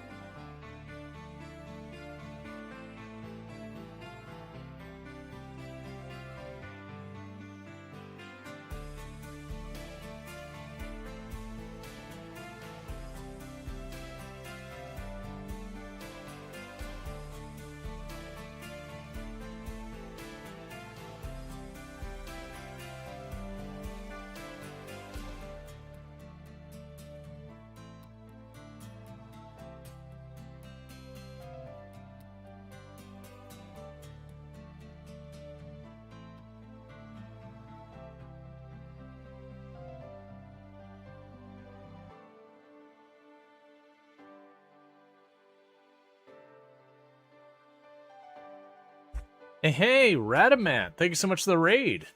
I appreciate that. Let me go ahead and get you a shout out here. For those who don't know, Radaman, absolutely fantastic content creator, playing some Auction Not Included today. Very much if you enjoy the content here, you're probably going to enjoy it over there with Radaman. Plays a lot of similar stuff to what we play here. Auction Not Included, RimWorld, a lot of survival crafters, that kind of thing. One of the things I'll say that, you know, I always kind of say really nice things about this as far as Radaman's content, is does a really good job of, like, when you're learning a complicated game, is kind of like having a tutorial plus, in that we'll go and teach you the basic mechanics while also not getting to, like, the min-maxy micro whatever that can kind of spoil the fun of the game. So it's really good at kind of teaching you game mechanics in a way that still gives you an opportunity to learn and all that, and, you know, have fun on your own. But thank you, I appreciate that, and thank you so much for the raid. And for those who don't know me, I'm Rual Storge. Let me go ahead and unpause the game, where I play a whole variety of games. I'm most known for Project Zomboid, where I used to hold a world record, but I do play a wide range of games. You know, colony builders, city builders, tycoon, survival crafters, simulation, and a whole wide range of things. A lot was said while you were AFK. Oh, did I miss that? Sorry. Let me see here. Can't have fires in space. Yeah. Next frame, please. Oh, was the clip reel getting stuck or something? Yeah, oh, the purple hair thing? Yeah, the purple hair, that was for, I think that was a charity thing that we hit a milestone and I dyed my hair purple. I actually really liked the purple hair. Like, it's something I'd always wanted to do, was just, like, dye my hair some, like, wild color. And charity gave me a good excuse for doing that and doing it for a good cause. You gonna play some Graveyard Keeper of Subnautica 2? Yeah, I believe Subnautica 2 either had or is getting an update soon. Graveyard Keeper is a very completed game and stuff. What game is it that, is that with the Demolisher? Oh, the Factorio. Yeah. You're talking about the Lava Planet. Yep. Factorio is a wonderful game that, if you want a factory automation game that the scale is absolutely bananas you can get to, Factorio's the one. Out of all the factory automation games, Factorio lets you make bigger and more ridiculous factories than any other factory automation game I can think of. Where you end up spanning multiple planets and all that. But for what we got going on right now, we're playing RimWorld today, and I'm using a mod called the Ruthless Faction Pursuit mod. If you've ever played the Odyssey start in RimWorld, where the basic premise around it is that, you know, you get your Gravship and you piss off the mechs, and then you're on the run while the mechs chase you, where you can, like, land on a tile, and somewhere between, it's like 20 days-ish, it'll give you a warning being like, yo, the mechs are about to show up. And then once it warns you that, you got, like, between 2 and, like, 20 days before they actually arrive.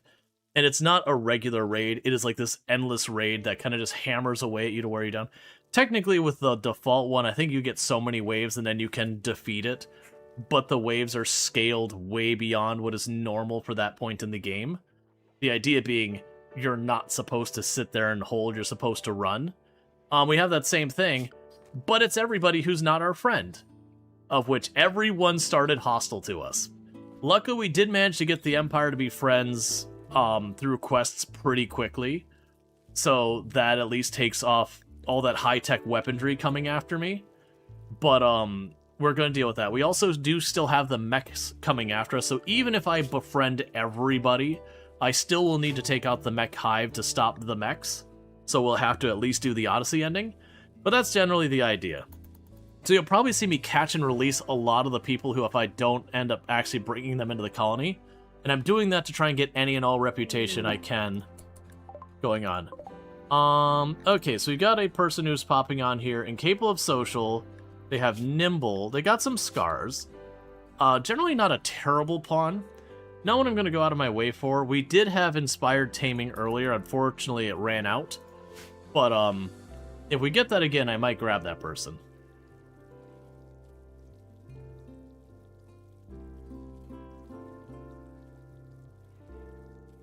But yeah, so we're gonna be going ahead, and we had a group, it's only like 6 raiders, that I literally sent a Mega Sloth, and I think it was like 8 Muffalo after them. And they genuinely wiped out the whole group without a single person being, like, downed. One of their people was bad enough they were going to die. But it was actually kind of surprising. I'm like, look, I don't have a whole lot of wealth, and I don't have a whole lot of people. And you rolled with a group of 6 people with guns. And I genuinely sent you a scary amount of animals, and you just handled it smoothly. And that was a little concerning. Granted, they were softened up enough that we got through. I think Will was the only one who took some hits, and it was melee against a non-melee pawn, so not really that big a deal. Alright, so what I'm going to do real fast is I'm going to suspend that. Actually, here, I'll just prioritize it and then unsuspend that. I want you to go ahead and all of this is spoiling soon, so let's have you go out of your way and get all those, because at a minimum that gets us all that Muffalo wool and whatnot. Now that said, we're also in a rough spot with our ideology because we started Naked Brutality for this run, which means I was literally getting a group of alpaca, loading up all the stuff I was going to build the ship up, and like walk away with it until I had the tech to actually fly the ship. So I had this like weird time frame where it was literally as much as I could just walk around with our materials place to place. To give you an idea, we did have to go and make 6 total colonies that we got bullied through before I was able to get the Gravship online. And then we've been kind of hopping little hops one after the other, slowly working our way towards expanding the ship and all that.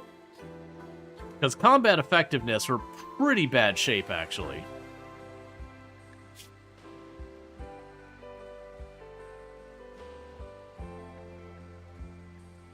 Part of it being we just... FFX here joined as a child, and they just became an adult in the last 2 days. Leafy Pew is a pacifist, and then Will doesn't actually have any combat skills yet.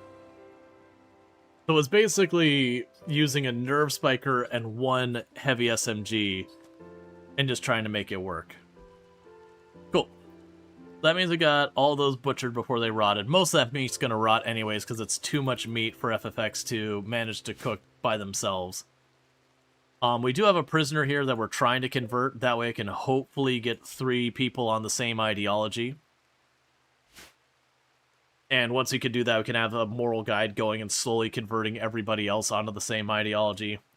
So we don't have to worry about people getting upset because we haven't done a conquest recently, or that we cut down trees or whatever. Our only power right now is to use a wood-fired generator. We are rather, unlocking the geothermal.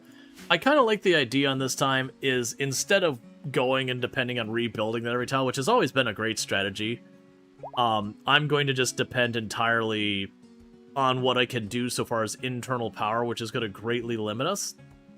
But as soon as we can get towards some of the more advanced... as soon as we get towards some of the more advanced, like, GravTech stuff, that means I'll be able to make those, like, little teeny tiny power generations from the GravTech to have on the ship. And use that as, like, having a passive permanent amount of power.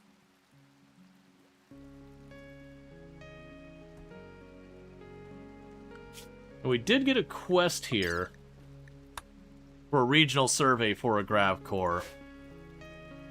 Which, before that expires, I will accept it, because worst case, if it just doesn't happen, then that's fine.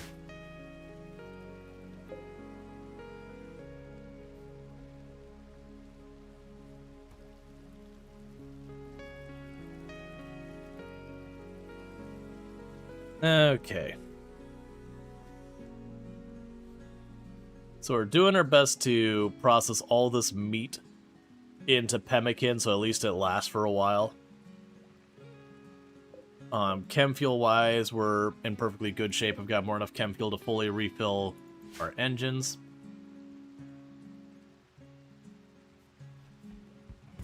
Oh, right. We also have a penguin named Newt that's visiting us for some Empire rank and all that. I also have a mech healing serum that we've got stashed away. Okay, so we're gonna go to block. You tell him no longer carry block unless it's Vaxstone.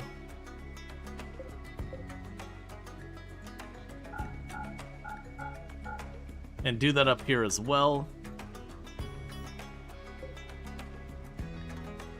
And here as well.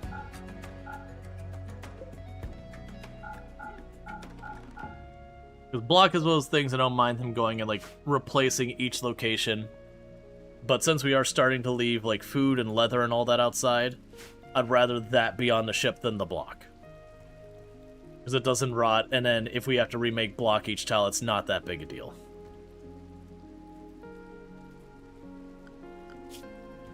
That's what Leafy Pew is mostly focused on right now.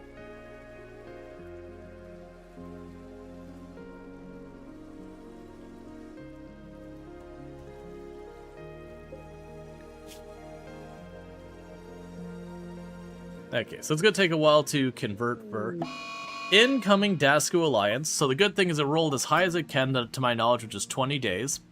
So that means we've got 20 days on the tile before we really have to worry about any of that. This is right around the point of being minimally harvestable. The danger is we're now going to have this where it's going to keep proccing again and again until it gets through all of them. And so this is kind of the dangers by having 12 different factions that it's going to roll to be like, hey, they're arriving in N number of days. Because of how many rolls it is, it's very likely we'll get one that's like a 2 or a 3 days, which is the small, like the lowest it goes. And so that's one reason we want to start working those factions to not being hostile, because it kind of guarantees I'm going to have, not guarantees, but it heavily pressures us to having these shorter time frames. Party of Assault Opportunity, we're not going to do that. We're going to focus on trying to get our main IO. Alright, we got a 9-day roll, so that's pretty middle of the pack.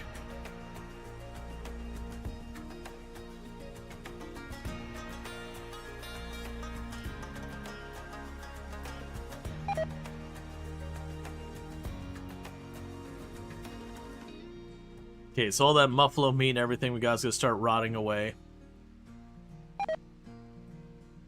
That was the thing, having like 8 muffalo and a megasloth all die at the same time with one cook. There wasn't a reality where we were going to get that all cooked before it went. But that's fine.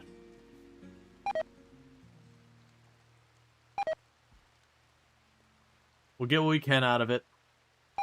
And whatever's left is fine. Alright, so we got an Aurora.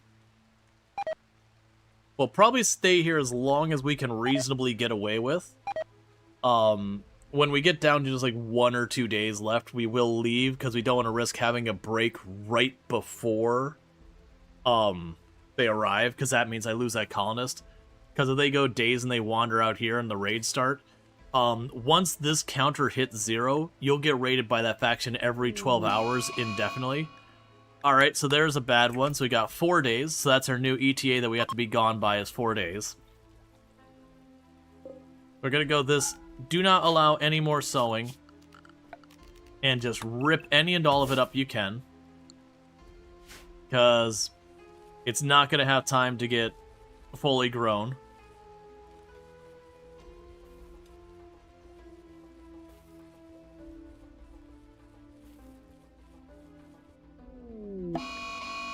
$10 days, so we still have our 4-day limit.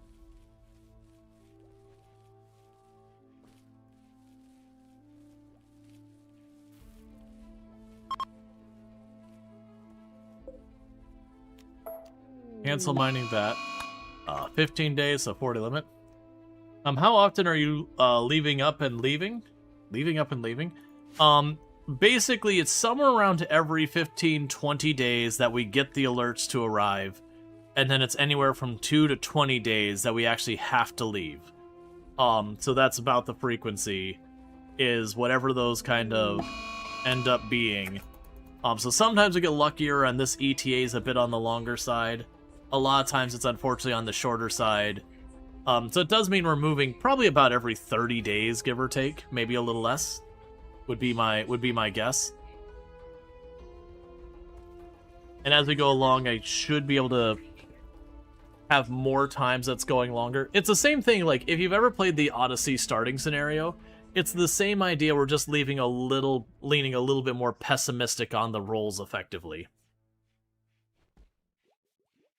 But ultimately, we don't get to, like, stay super long. There you go, husband. Thank you, wifey. Enjoy. You enjoy. Yeah. Love. But yeah, so that's one of the reasons why we need the Gravship. And we were doing this before we had the Gravship, which was having a bunch of alpaca and just loading up anything we got of value on the alpaca and walking off the tile. Like I said, we had the caravan, it was 5 times before we had to, you know, Gravship way. You haven't sound down to really learn the game. Well, to be clear with this is a mod. This is not default behavior. The only thing that gets close to this is... Okay, both those don't change my ETA. When you do the Odyssey DLC...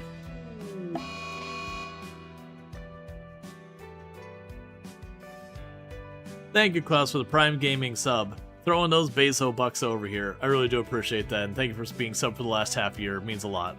But yeah, so like the only one that's similar to what we're doing is if you get the Odyssey DLC and you do the Odyssey starting scenario, you'll have one of these factions chase you. Which is where the idea for this mod comes, is like, what if everybody could do that? It's also an interesting consideration with stuff like this, where if you had this mod but didn't start people as hostile, you could have a normal base, but if you ever push someone to going hostile with you, suddenly this becomes a problem. Orbital Cartel. And I think that should be pretty close to all of them. There might be like one more. But I'm trying to grab all of our plants real fast. And we're going to bring them on board as best we can.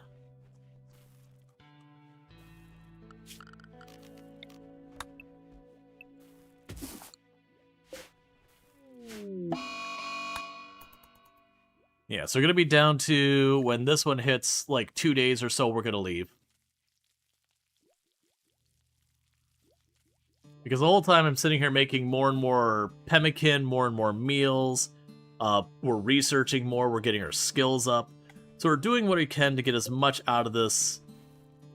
There we go. You want to learn how to play this game? It looks like a lot of fun. Yeah, no, it's really good. My recommendation is, if you haven't played it yet, when you go to play the game, buy the base game. You know, by all means, the DLC are like some kind of sale or whatever, great. But I would play just the base game, no DLC turned on. Because all the DLC kind of adds one more layer onto what's already there. But it's not one of those things that you kind of need them. So yeah, play just the base game. You know, play it till you start getting comfortable with it, and you're like, cool, but I want more. Muscle Parasites, I really don't love that. And only when you're like, you know what, I want more. Like, the point you might consider going out and grabbing mods, that's when you'd consider the DLC. You know, and grab a DLC or whatever. As far as, like, which DLC, honestly, I would say like, for your first DLC, I would say you get the least banging for your buck from Royalty, just it was the earliest DLC, it kind of brought the least amount to the table. It still's got its cool stuff. But, like, Ideology has some of the highest replay value, Biotech is right up there with it. Odyssey makes so the whole world's in play, and adds a bunch of new biomes and whatever. Anomaly is probably the hardest one, just in the sense that, like, it takes over the game to a certain degree when you're playing with the Anomaly stuff activated. And it does have a whole big new variety of content combat-wise, so there's a certain amount of you probably want to know the game before you start tackling it. It's a more challenging one. It's definitely the outlier sort of DLC, just in the sake that, you know, most of the other DLC is like, it adds just a system onto it, and then, you know, a bunch of random stuff, versus Anomaly kind of changes the feel of the game. Alright. We can do one last collecting what's out here, and then we'll probably pack it in. Now, I've got tons of food that we might be able to start going after our next Gravcore. Is there a chill game mode that just allows you to play without too much danger? Yeah, there's different difficulties. So, like, when you actually look at it, I can show you, because you're allowed to change the... Like, this is one of the things, you can change the difficulty anytime. So you go to your storyteller settings, And there's more options when you create a new one that you can't change mid-game. But yeah, so like Strive to Survive is like your experience one. Generally, I'd say for your first time playing, one of these two, Community Builder or Adventure Story, is a good place to start. Just in the fact that if you go all the way to Peaceful, it'll disable a lot of the game mechanics, so it gets to be a little less interesting. But these other two, you'll at least encounter the things. They'll just be kind of toned down.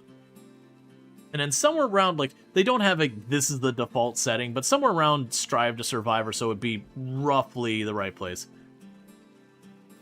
Yeah, no, custom you can get into a lot of stuff and do a lot of customization to make it what you want. I would definitely not start there. Just, you know, you don't know what you don't know kind of things. So it's going to take a little bit of, like, learning the game to get a good feel about where you want to put that.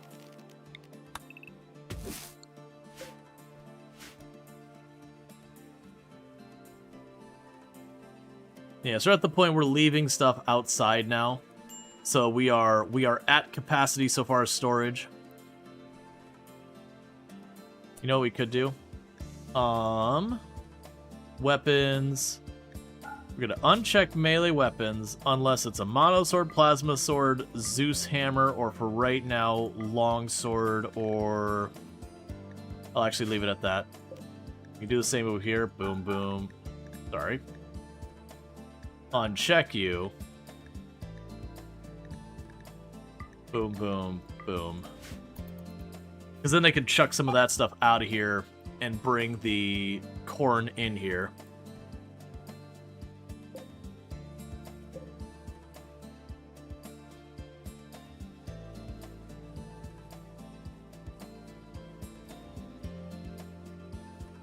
Because I'd rather have the food than weapons I'm not going to use. I'm going to go to our ranged weapons.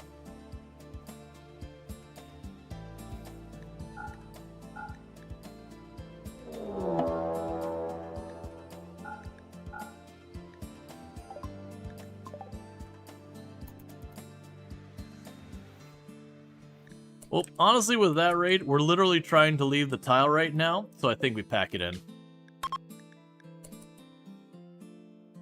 Like, that's not a big raid. Yeah, I mean, the bolt action would be nice. But we're literally down to a day before things kick off. So I can't quite reach that grav core in one jump. We can jump down here. That one's got a much shorter growing season. Because we are starting to get to some high elevation terrain.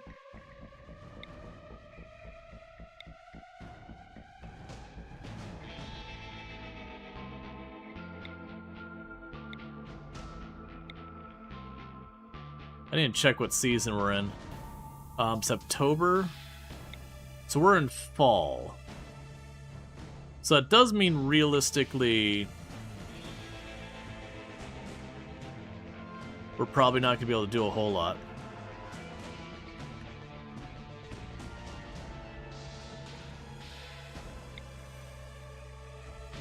Oh, yeah, we got our landmarks.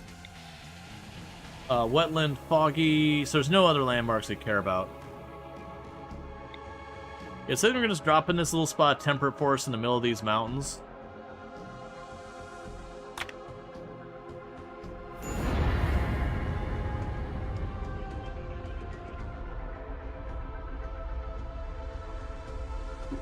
Yeah, so I'm not worried about the 3-person raid. But the thing is, I'm going to kill them and immediately have to leave anyways because of the other group coming in. So the plan for here is to get what we need, and then we're going to go in for the nuclear reactor thing. I would have gone straight for it, but it was just barely out of range. So we won't probably stay here, you know, the entire time that, the ship would need to regen.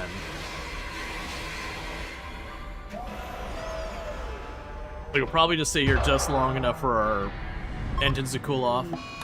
Cool, grab nausea, so everyone's gonna spend the next however long throwing up everywhere.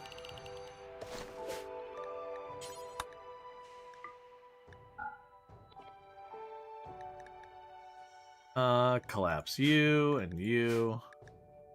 No, human-like.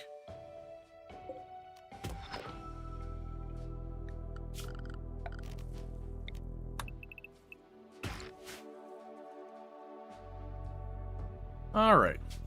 Let's see what good stuff we've got on the map.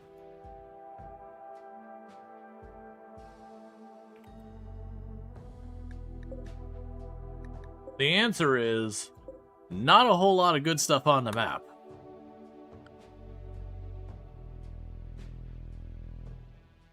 Oh, I meant to...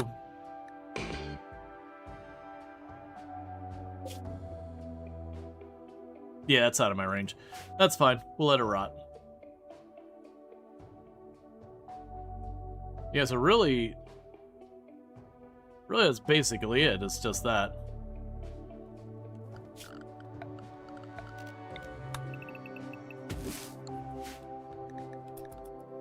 Okay, and we don't have any water that's particularly accessible. Okay, so we're basically just chilling here only as long as it takes for our entrance to regenerate. What's your deal? Why are you upset? You're in serious pain due to muscle parasites. That's valid.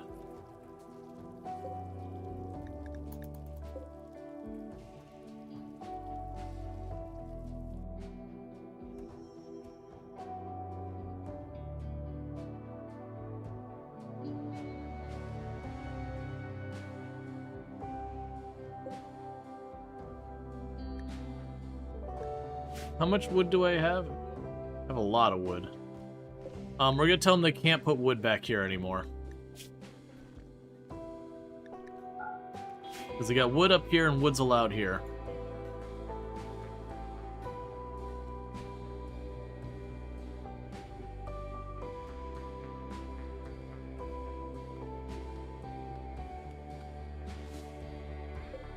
And how goes your conversion? You're getting close. Because the way the Gravship works is you'll notice here there's a 425 out of 500. I can't put down more than 500 tiles unless I get what's called a Gravfield Extender, this thing. And I can only put them out so far as in this circle, and it'll make the area I can cover a little bit wider. And each one gives me something like 250 more tiles or whatever. So that's just kind of the things you have to go through seeking those materials out each time to be able to pursue more of them.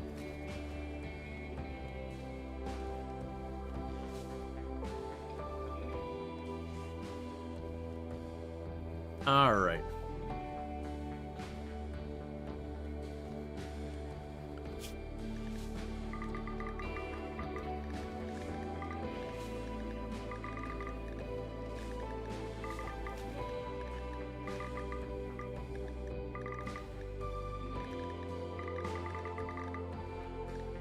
And if anyone finds time, murder all of the local wildlife.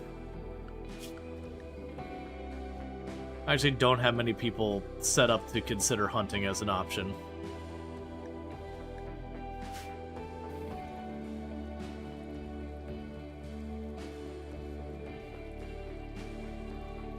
It'll be nice when we get someone to trade with.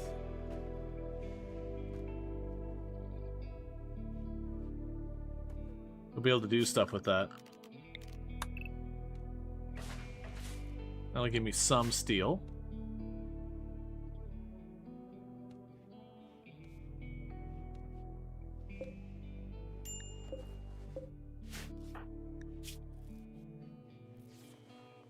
Yeah, and medical, like, the parasites are annoying, is that you have to keep tending to people until the cumulative amount of tending becomes 300. Late game, when you have really high tending, they're like kind of a nothing burger. It just means you're waiting out like 5 or 6 tens or whatever. Early game, when you're getting lots of really terrible tens, it can be great for getting your medical skill up, but it sucks. Because it costs a lot of pain, which will upset your people pretty badly.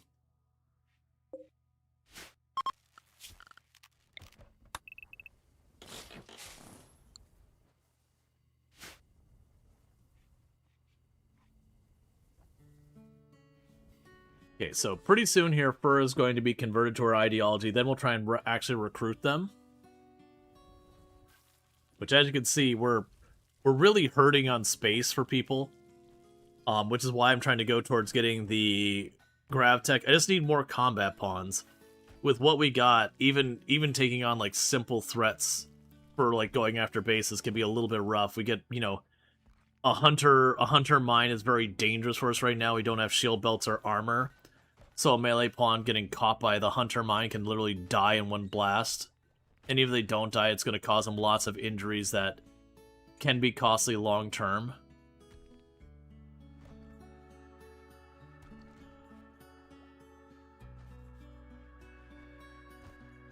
Okay, we can leave in about 2 days. So I had Cookie take apart that marble building over there, because then Cookie can work on getting some of these floors made nicer. Which will help boost moods and all that.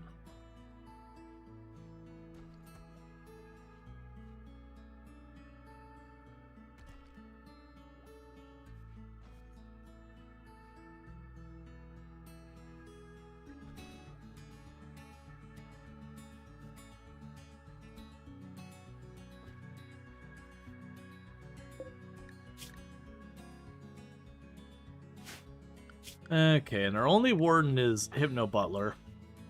Because we actually don't have anyone with good social skills. Which is always a rough thing. Social is one of those skills that's kind of an unsung hero that people greatly underestimate its value. Social skill will lead to less social fights. Social skills will lead to people getting along better, which ultimately means less, you know, insulting sprees and that kind of stuff. It'll lead to having, you know, more people getting along and all that. And so there's a lot of benefit there. It also improves your trade, among a bunch of other things. So it's got, like, all of these knock-on effects, but they're not as overt and obvious. So a lot of people don't value it very high. It's really easy to start your runs and then realize you don't have a single pawn who has any social skills to speak of. And then you're trying to convert people and you suck at it because you have no social skills. So it is one of those things that can be a little bit of like an Achilles heel and just never having what you need in that regard.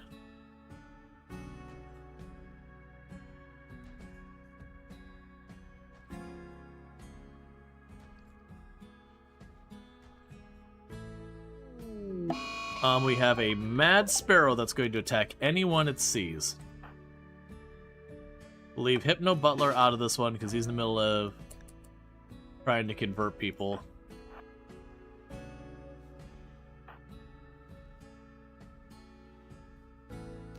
Okay, now you can get involved.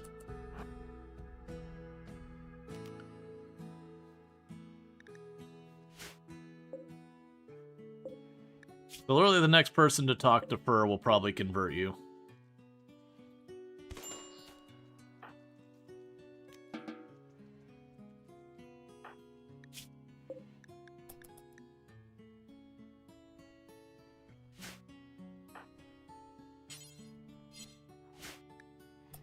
All right.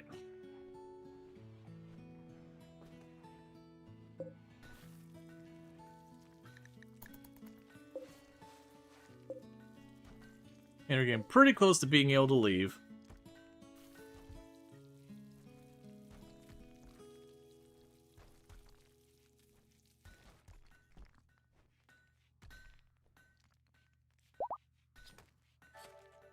Yeah, so one little scratch from the Sparrow got healed up real fast. And hopefully they get all this marble that we've got cut, and they drag it in there so we can build the floors real fast.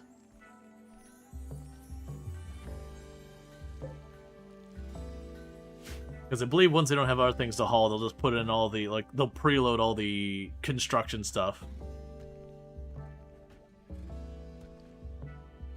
Yeah, they're doing it now, they just got those 4 tiles done. Young beggars seek alms. They would like 36 herbal medicine. That is pretty greedy of you.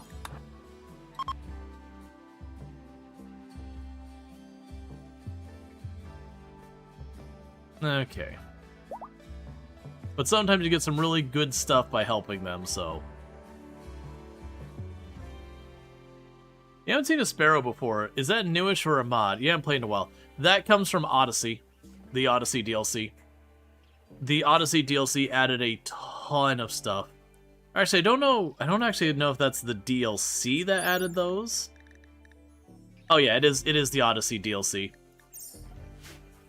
So their most recent DLC has like a whole bunch of animals they added, including birds that can fly and all that. Which they don't fly over walls. They just go really fast and they fly, so they're an animal you can't really get much of a running start. Even with like Archotech legs, the bird will just run you down. But they're very much in that category of you know, fight where it's got like no health, no real damage. You can't really get away from them, and they can be in big numbers.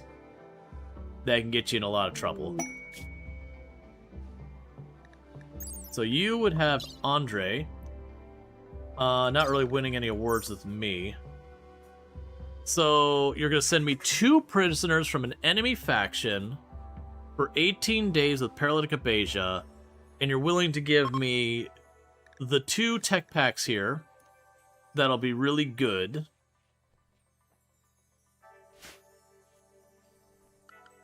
Like, it would be good to get those tech packs in here.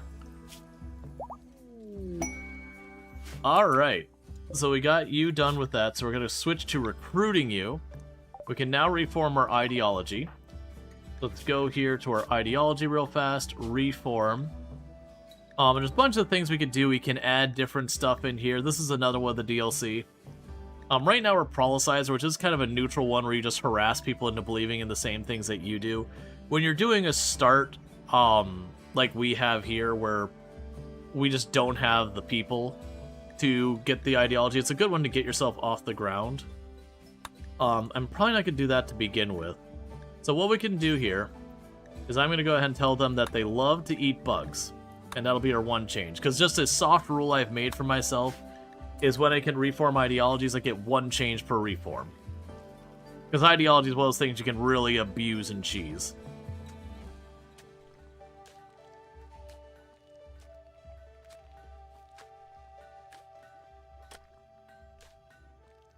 Okay, honestly, so you're ready to rock and roll. We're going to go ahead and move forward.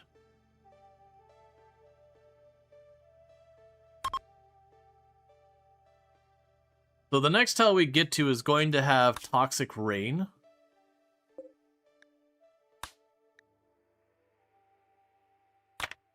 It's also going to be Scarland, which has a bunch of dangerous creatures. This is going to be a potentially dangerous move for us. But I think it's an important move that we won't really be able to grow our ship without it. We're going to go for it.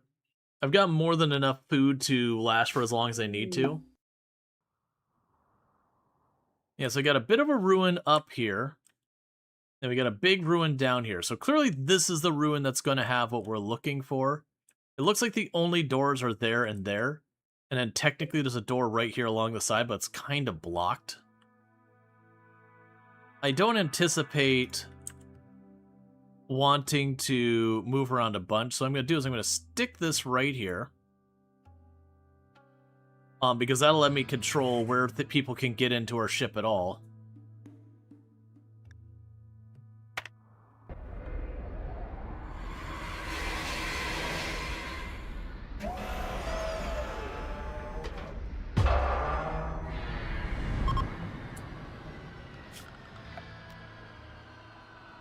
Okay. So I'm going to do is I'm going to tell them to mine that 1 tile. And for the time being, you can go ahead and put a roof over all of this.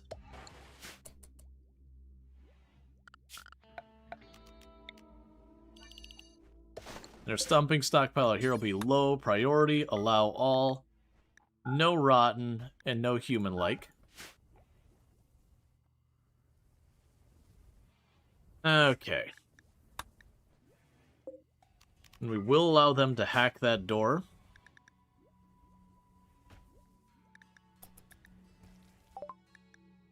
Geothermal power. Okay, microelectronics. That'll be good for the next research bench.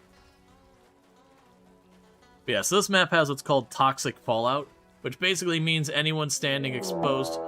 Alright, prison break on you. Honestly, I really don't want to deal with this right now. This is not the place for this type of a situation. So, Will, I'm going to need you to get in here, and everyone else get ready to back them up.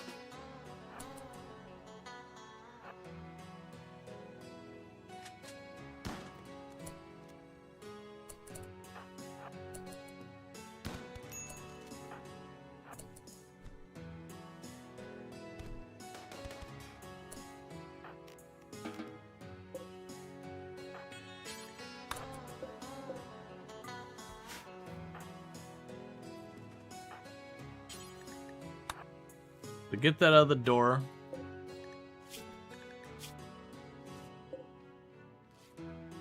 You don't want to deal with this right now. It feels like a RimWorld tagline. Yep. So we got that door handled.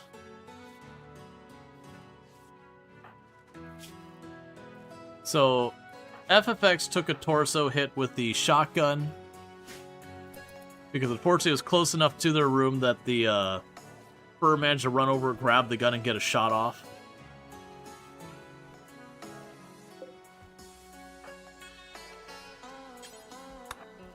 Alright, so I'm going to tell you to go ahead and mine that block so you can get in here.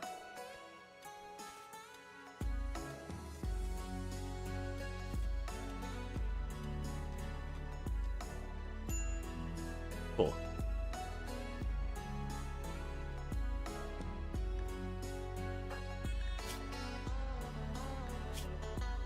Alright, so when they wake up in the morning, this is where the grav core's at. We're going to have a lot of danger in here. There's going to be defensive, like sentry guns and all that, and we don't really have good ways of countering that.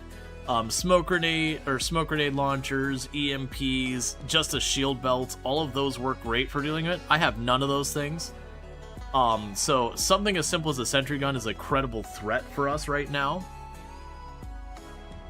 But we're going to try and make it work.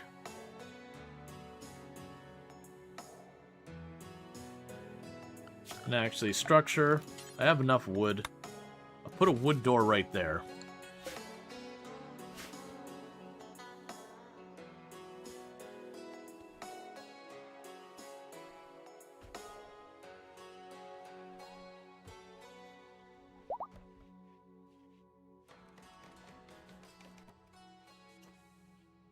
Okay.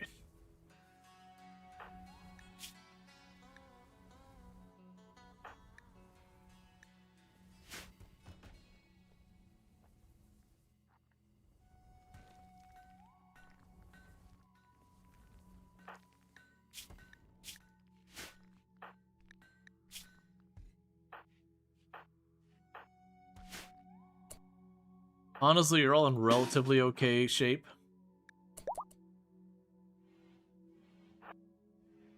Like I said, it's going to be a bit dangerous because a lot of these doors, we're going to pop them, and whatever's in there is going to get kind of first move on us. So I won't be able to take advantage of this.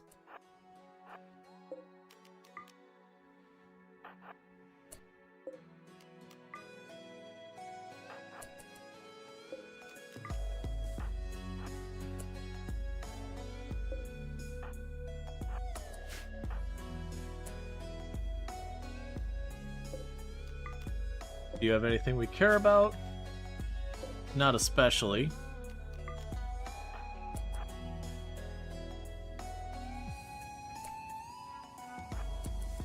Alright, so we do have a defensive turret here.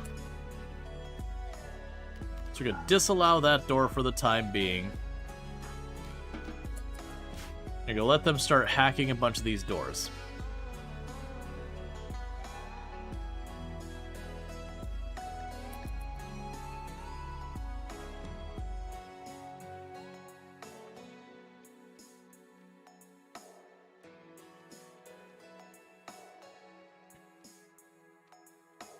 Because we're lucky we can find computer circuits like that. That these will allow us to hack to potentially disable turrets and all that. It's just right now that's in plain view of that. And genuinely that's kind of asking to get shot in the back. And as I mentioned, that's going to get some shots off. We don't have a lot of firepower in our group right now. Nor do we have anyone who's particularly well-suited just taking shots to the face. Okay, actually, so let's grab you two. We can check these two rooms. So like I said, if we're lucky, we'll end up getting in here and finding a console to disable that turret. Or reprogram it or whatever. Alright, so our first pretty rough one. Hit it. Hit it. Hit it. Hit it. Leafy Pew, go the other way. Run in the corner. Power.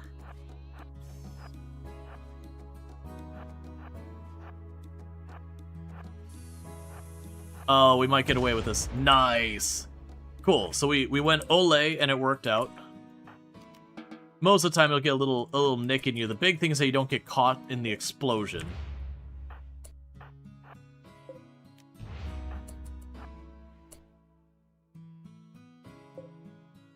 Okay, nothing to see here. Alright, so with that, you all do this. So now this door needs to be hacked, and this door should be hacked. Actually, disallow that. That's probably the same place.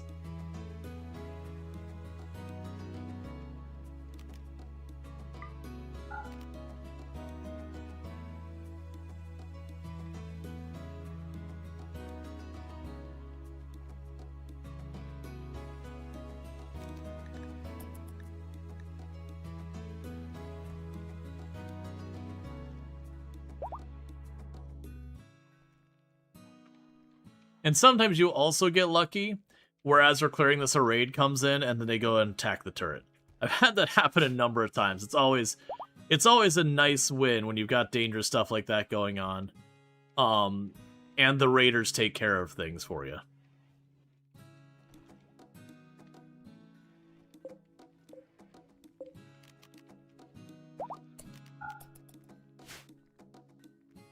Okay, we'll give everyone a chance to recover.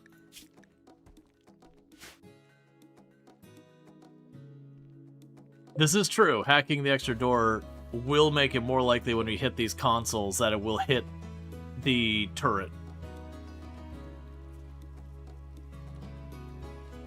Right, you're all up and about again. So with that, let's go ahead and have you three run up here. We'll get some position there. More than likely, I will end up needing to fight some... Oh. We got a hostile out and about.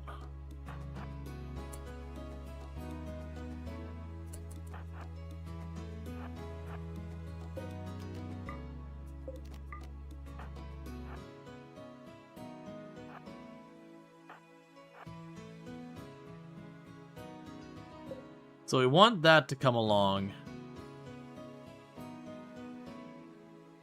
so we can kill it.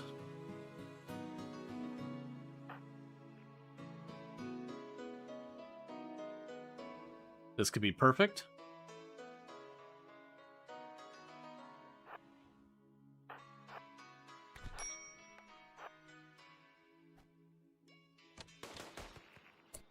Nice and clean.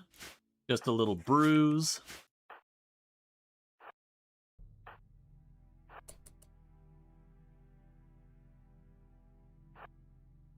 If you notice I'm running them way back, that's for... Okay, so we got another turret way over there that's covering that entire hallway. So that is very unfortunate for us. Because what that means is I will need to take on one of those most likely. Yeah, because that's all fortified wall. Which takes a ridiculous amount of damage to pound through. So I am likely going to need to take out one of these turrets. I was really hoping I'd be able to maneuver around it, but it's looking like that, that just ain't a thing that's gonna happen. To actually start by having Will hack this door real fast, unless Leafy Pew? Yeah, Leafy Pew, you hack that door. Because what we're going to do is Will's going to run in here and just grab its attention while everyone else starts opening fire, and we just hope no one gets brained. There's not really a good way of doing this.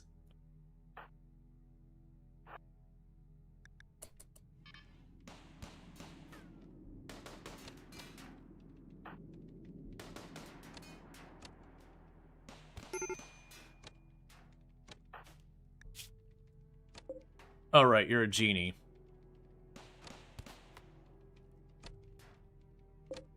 Please kill it already. Please kill it already.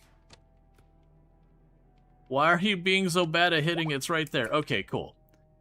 Alright, so while that was certainly not smooth or clean or anything...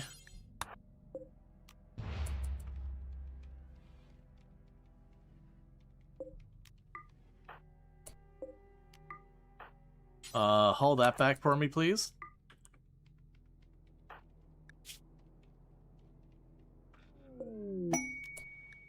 Turret disabled. Well, it did disable a turret. Not the one out in the hallway, but it did disable a turret, so that's some good news.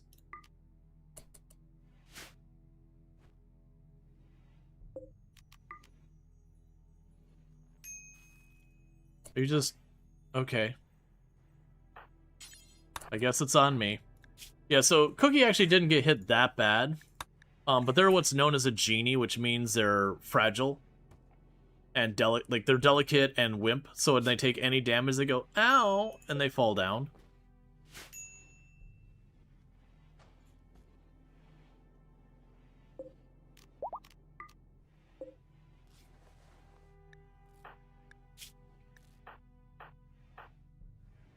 Yes, a bunch of people took some minor injuries there.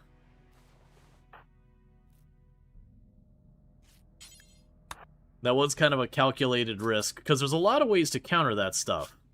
I just don't have any of them yet. So taking a torso hit's not that bad. The big concern is, like, you can get brained, and that means one hit and dead. Which, as you can imagine, is not really a great time. More than likely, this is looking like it might be the main room over here. We'll see. This is going to be the next problem, is that turret down there.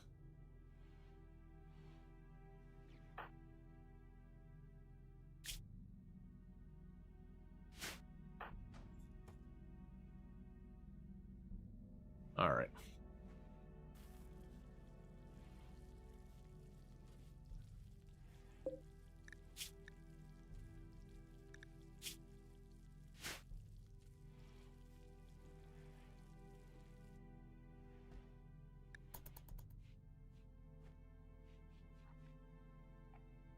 We give our people a chance to heal up a little bit. Yes, you're almost fully recovered. You're almost fully recovered. Was actually not in too terrible a shape. That'll give them a moment to take care of the prisoner for a minute. And they can hack all these doors that we've allowed. But then we'll go poke in this area, see what we can find. The good news is just the one sentry. Oh, and there's wasps down there. I'm glad I didn't go for it, because I was tempted to go and try and take that one out first. The wasps will be an annoying thing. But yeah, we'll be able to go into this hall, probably poke that door without messing with any of that down there.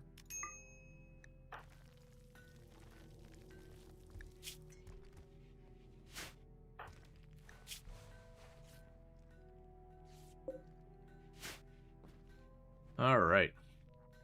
Now this thing's pretty cool. The ancient uplink will, show you just satellites in space or whatever. Like, you know, asteroids or whatever. We won't be able to do anything with that yet, but later on we'll get, vac suits and all that where we'll be able to take care of it.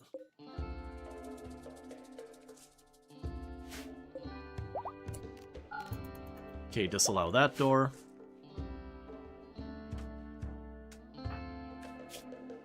And how are you doing? 3-4 damage in all your bits. Because we're not a big rush here. We can't leave for probably another 2 days. Yeah, about a day and a half. And just grab this one thing and leave. We're not too fussed about anything outside of that.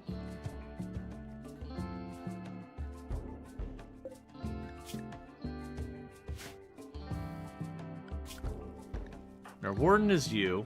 Yep, Sierra taking care of it. How's Will doing?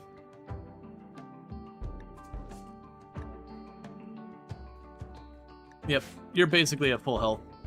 Alright, grab everyone. Let's go. Back to work.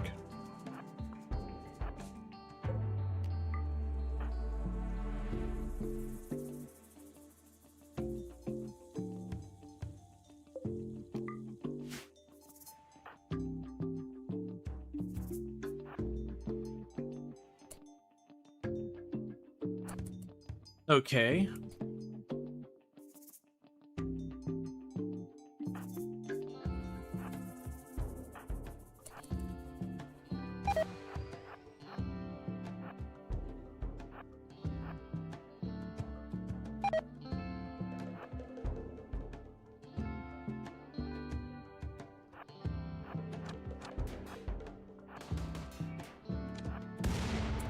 Nicely done.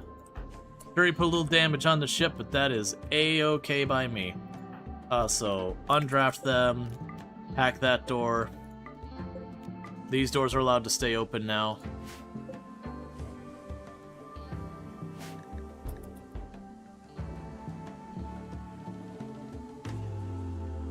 Okay.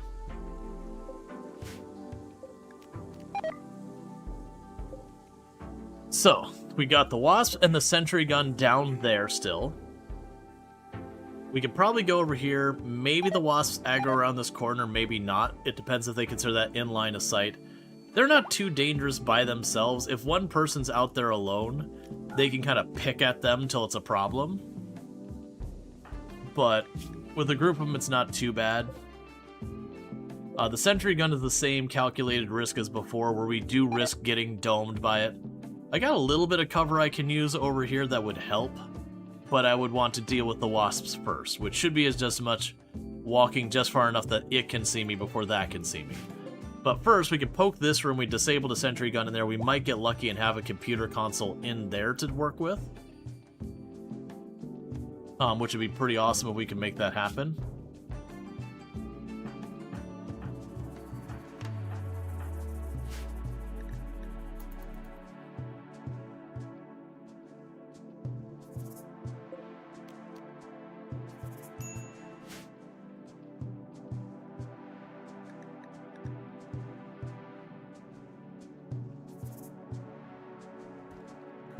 We're just waiting for people to wake up. And then we'll go for, you know, see if that aggro's over, go for this door, see what we're in for.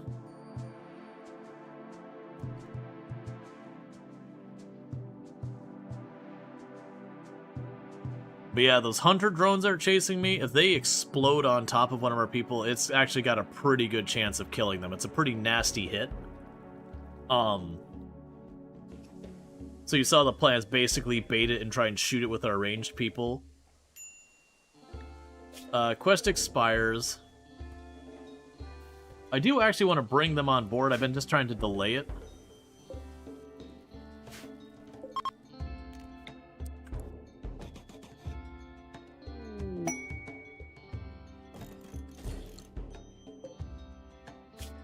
Cave entrance, that's in our grav core. Okay, everyone's back up. An orbital criminal. I can't go into space and not die, so we won't worry about that right now.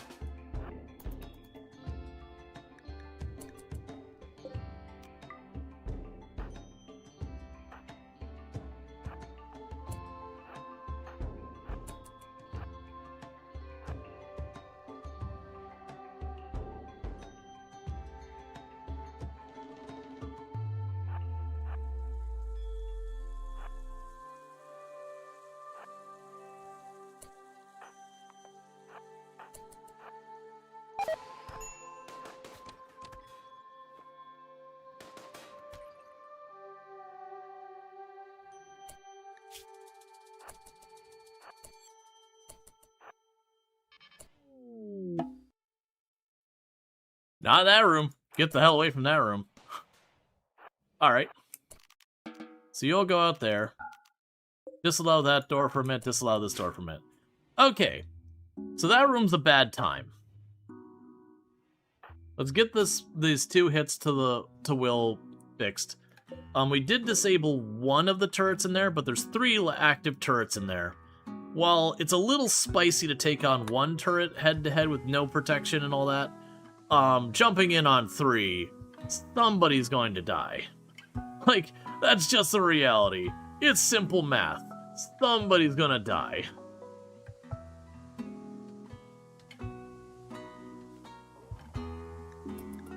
So that means we are going to be taking on that turret as our next move. And seeing we can't find another computer console or something else down here. If we can't, then things are going to get pretty messy pretty fast.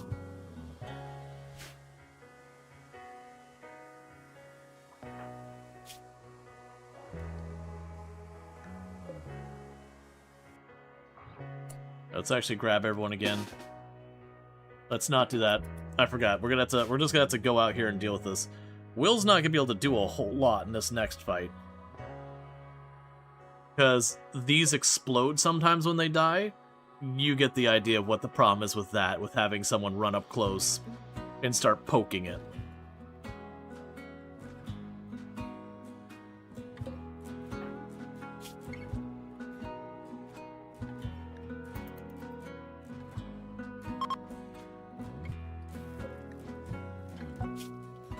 Alright, let's take those two, so capture and capture.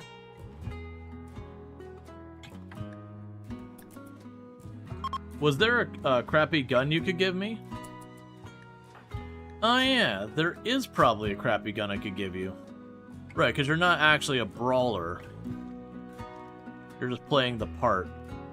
Honestly, let's give you... The grenades wouldn't be a bad call here. Because grenades are very high damage. Because we don't have any EMP or smoke grenades or anything like that. But genuinely, this should be getting... Like, I could take you and have you in the doorframe hucking grenades back here while everyone else ranges it. And grenades are very high damage. You just have to be careful that you don't hit the wall in front of you.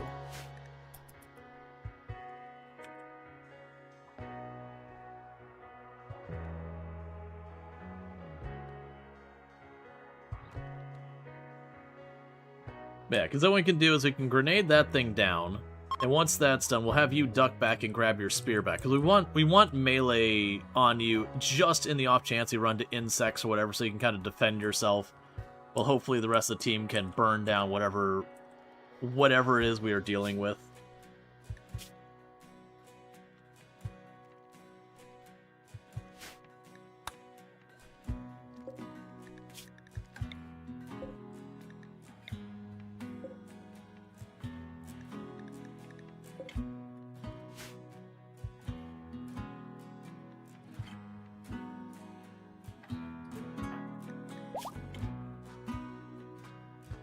Okay.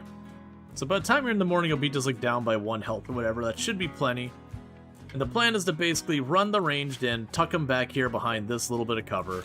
Will take the door and try and hit grenades there. We're just going to be ready to duck Will back in the off chance that Will like hits the wall in front of him or something like that. It's a real easy way to lose a pawn.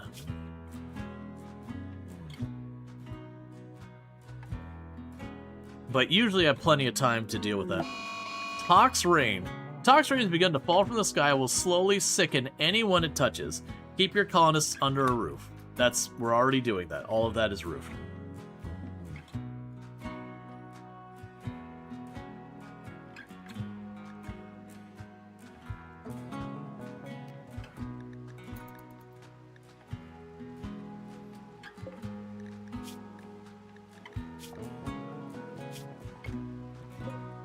Okay, so just need people to wake up, eat, deal with that.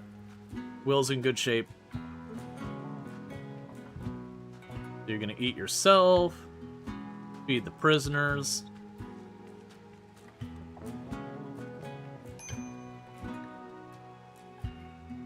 They just both ate.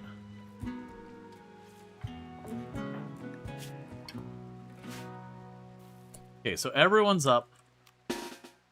So let's get people into position. So you all go here. You all go back there. So Will's the only one standing right up by the entrance.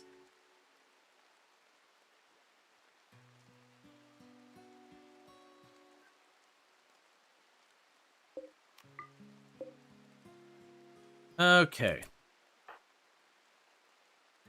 So you there, you here, you there.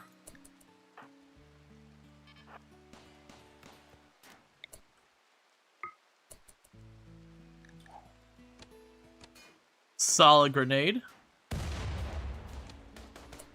That one's... Okay, we're good.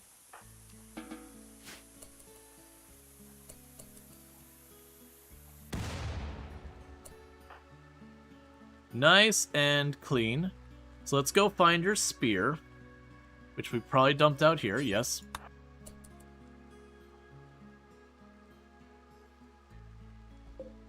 So now you can hit all of these doors for hacking.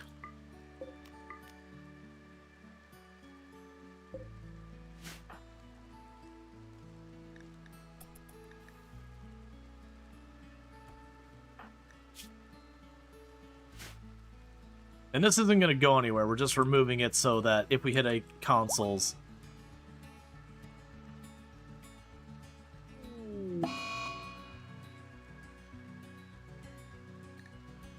Let's actually grab all of them to be ready. The reason I'm saying that is there is a chance, because I'm popping all these doors open, if there's enemy mechs or whatever in there, they could come through the door after us.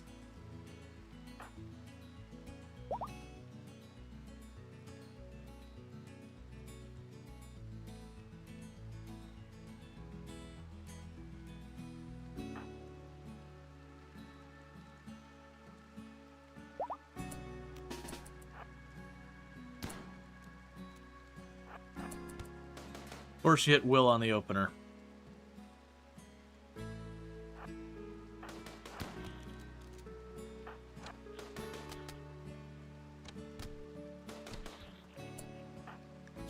Alright. Sadly, a really solid torso hit.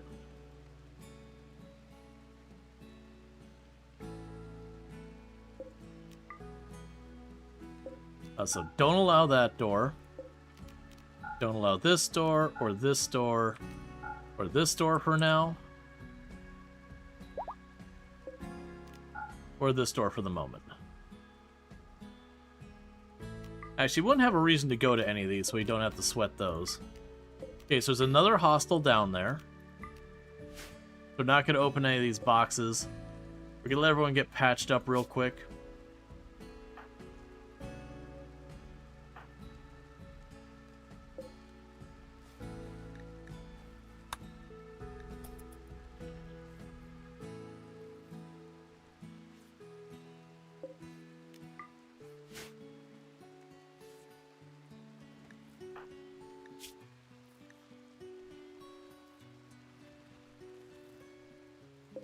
Why of all people are you the one doing that?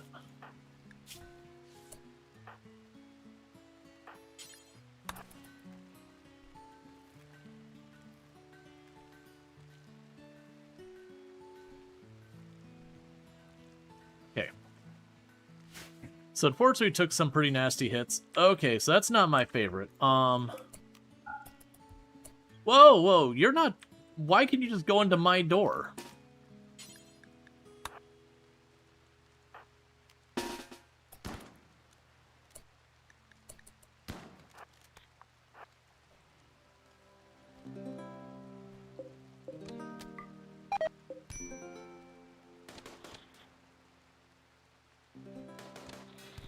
I'd assume since I own the door that they would have to break it, not just step through it. Okay. So all of you, and before the prisoners just start breaking, get that out of the door.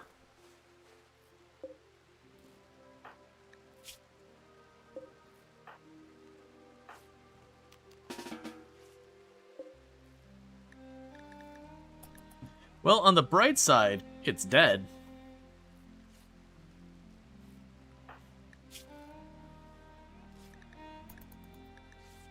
Yeah, sadly, they both took some pretty nasty torso hits. Ooh, you almost lost your kidney. Well, that kidney is all but gone.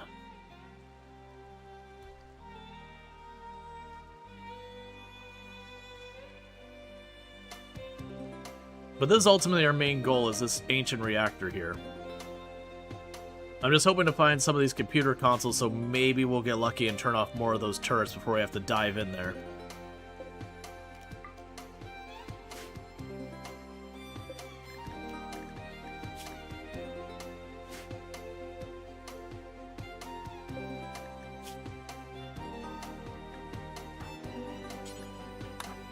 Please feed the prisoner.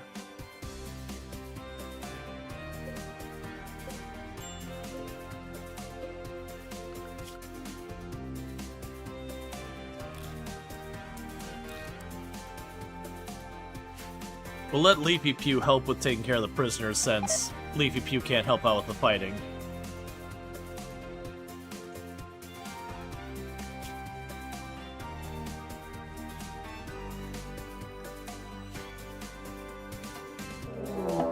Prison break again on Fur. I'm not going to worry about if Fur lives or dies.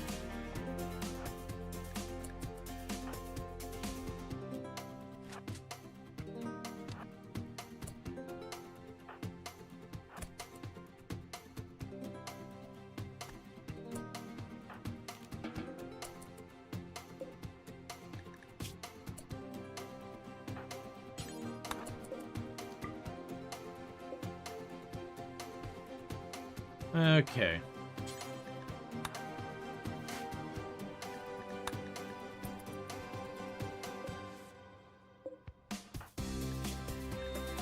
Luckily, no new injuries. And we are training our melee weapon.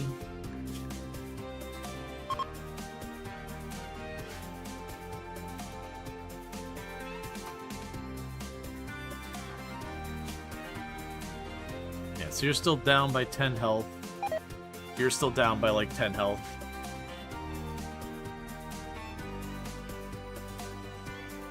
And this is all that complete and utter lack of any armor or shield belts or any defensive anything coming into play. Where every time we take a hit, it's just a bad hit. Then adding in one of our people as a genie, so any hit they take is always dangerous as well.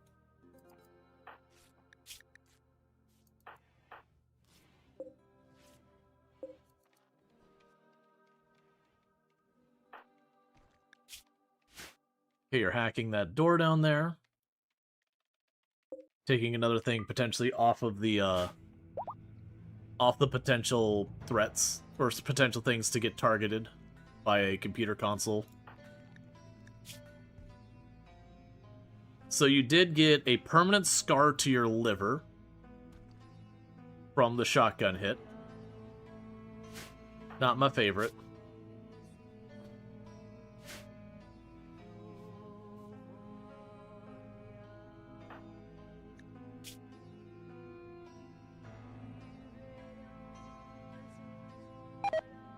Yes, it's gonna take like another day to recover.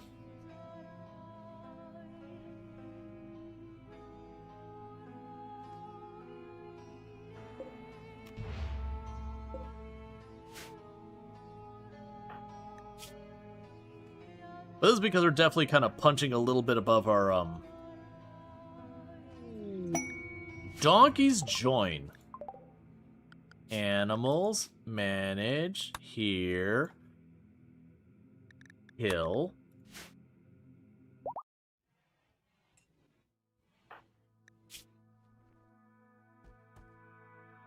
Oh man, you got messed up pretty bad. This is a little less safe, but I don't want to stay here super long because we are on a timer. We're gonna have people poke the doors just to assess what threats are, because it could be there is no threat in here. I don't expect a place like this will run the insects. Up here we could very well. But this I'd expect more of what we've been seeing. Hunter drones, stuff like that. Okay, there's a big old nothing burger on that room.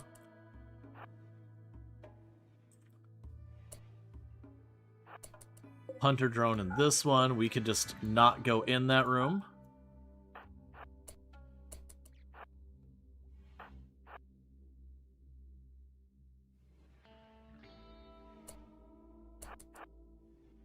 Okay. So we've got a sentry gun here, and that's glowing green, which means there is a computer back there.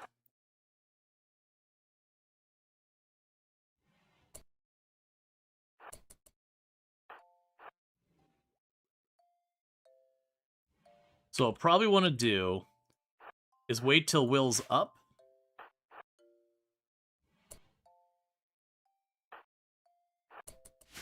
And then once Will's up,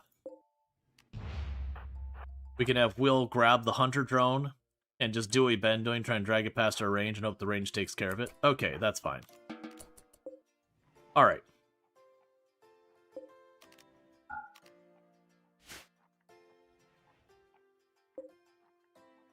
So I think we're in a good position. There's at least one, if not two, computers in there. There's the hunter drone and the sentry drone over here. So plan's gonna be basically, once Will is able to move around at speed, I'll have my range people set up back here. We'll poke that door and then run this way once we get aggro on the hunter drone. And we're just gonna hope we can spray and kill it. Once that's done, we can check to see if there's anything hostile in there. And that might take care of its stuff itself.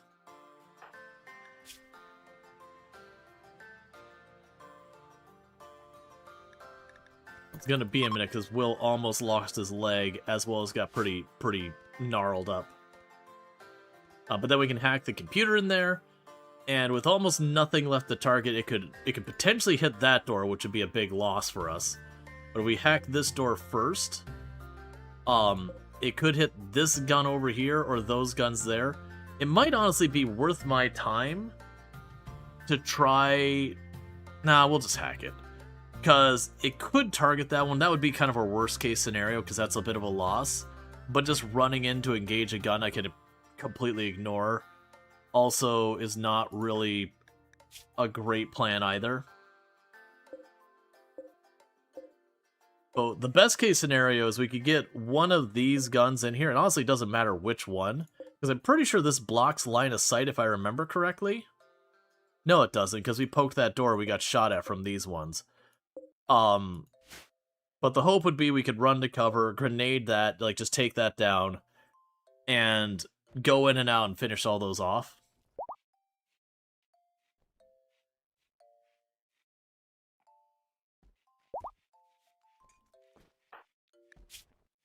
Okay, and how are you doing? Torso's coming along, legs coming along.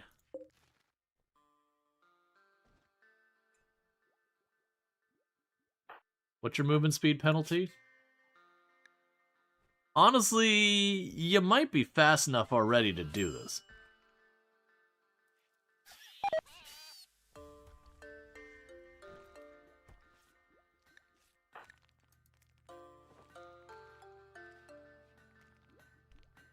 You let people get their treatment. Because I don't need to be like fully ready to go. All I need you just to have good movement speed.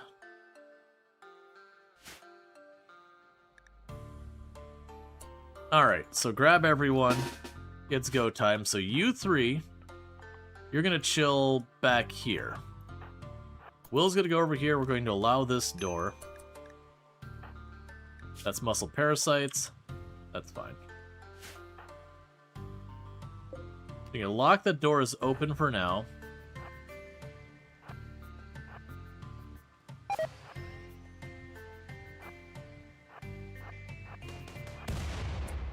Nicely done.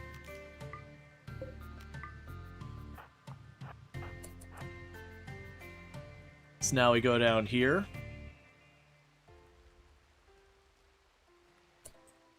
That's what we're hoping to see. Okay. Prioritize hacking. Alright.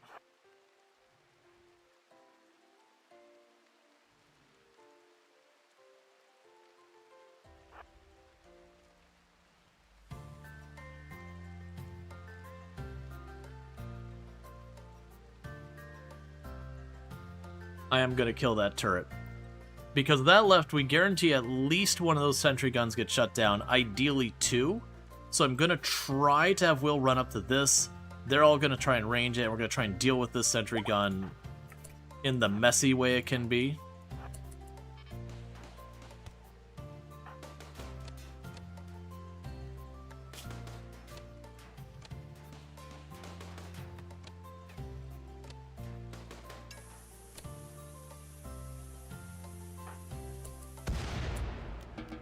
Nice.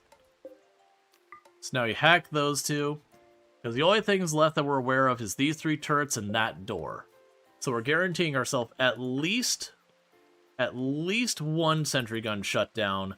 If we're lucky, we get 2 shut down. If we get 2 shut down, there's still going to be risk because we're still going to be poking our nose out at something that can brain us. But still there. They took another hit to your liver and another hit to the torso yet again.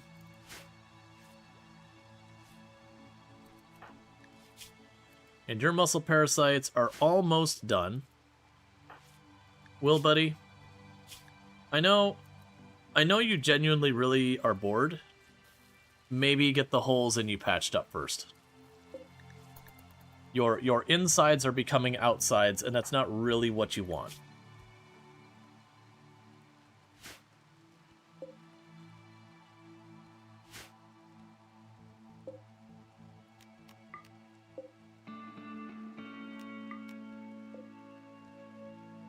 Okay, so only got 2 rooms left, so this is going to have that, and then in this back room will be our Gravlight panels.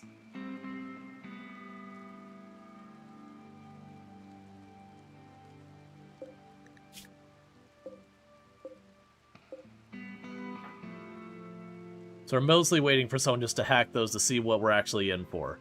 The dream is it would shut down probably those back 2 turrets. Any of the 2 turrets would be great, though. The door would be a little less than ideal. But if it shuts down 2 turrets, we'll probably just go in the way we've been going in. If it shuts down just one of the turrets, we'll probably get the grenades involved, and that will be a risk. Again, because it could bounce a grenade on this thing, and then I gotta back everyone off real fast before we blow ourselves up. But really not like that to be a thing.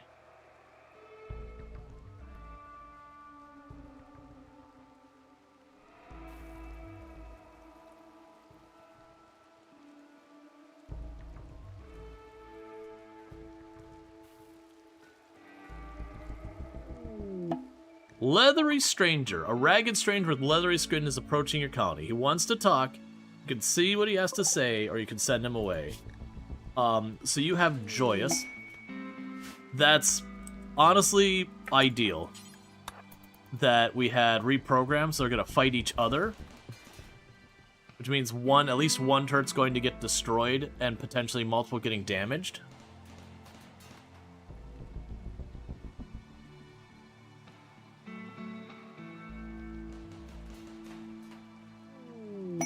Turret reprogram, that is the best case scenario. I didn't even think about that. So 2 of those turrets are now my friend, and 1's hostile, so they're just going to take care of each other.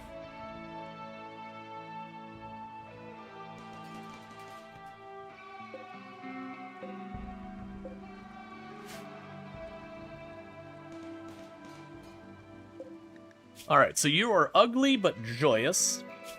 You do have medical and all that.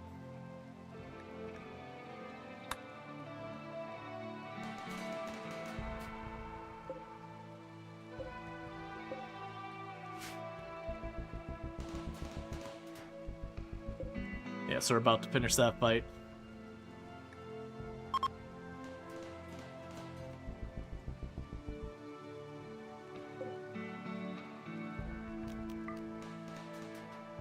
Alright.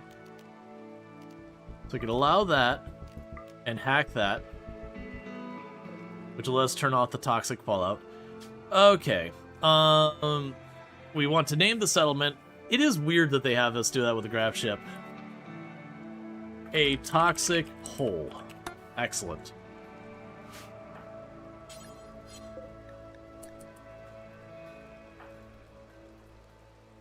Alright, we can have Cookie go ahead and talk to this person. I am going to bring them in. They may or may not stay. They're ugly, so people are going to get into fights with them and all that. On the same thing, they're also joyous, which means they'll give a small mood bonus to everybody. So you are going to allow them to join for now. And before they have a chance to do literally anything, we are going to go into their work priority. You will not doctor. Because I don't believe we've done anything that would be eligible for them to,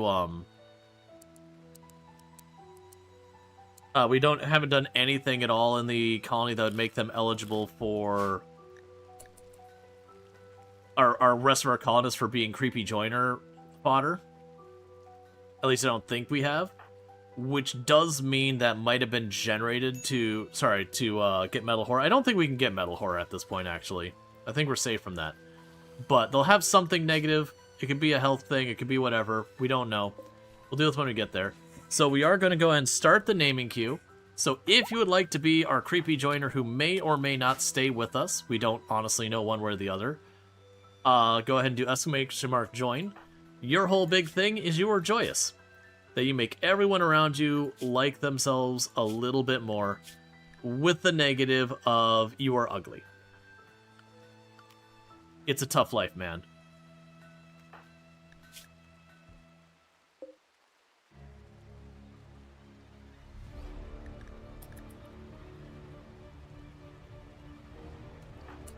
It was a little dangerous for me to do that just in case there's a hostile thing in here.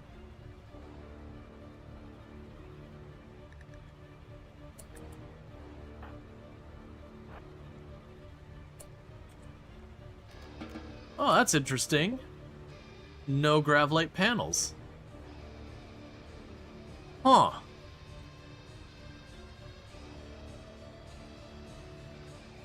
Did I overlook a room of them? I was pretty, because I know that gives me a little bit of Gravlite panels. That's going to exit out of the area. The odds that they're up here are pretty minuscule. This is a normal ruin. I was really counting on those Gravlite panels, if I'm being honest.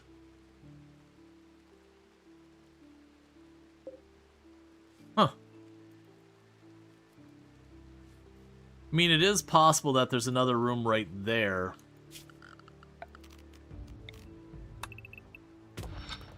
That we can't see because the door's on this side. Pretty unlikely, though. You've had that happen a lot. That's why you kept saying you wanted extra panels your last run. Gotcha. This is the first time I've had one where I've done one of the objectives that I got a tile that would give me Gravlite panels normally, and it just didn't. My guess is there's more ruin in here. I don't think they would put it up here. This is way more dangerous than what we've been dealing with because we could open up a hive or whatever.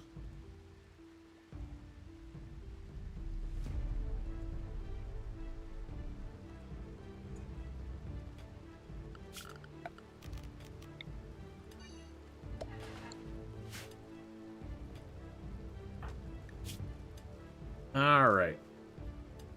So, to go and get our joyous new pawn, let's go ahead and draw that name. And that's going to be No Namer Roy.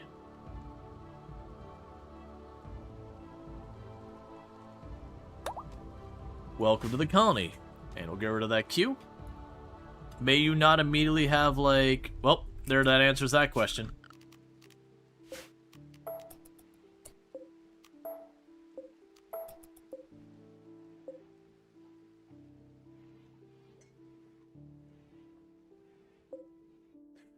So we'll go ahead and we'll start this by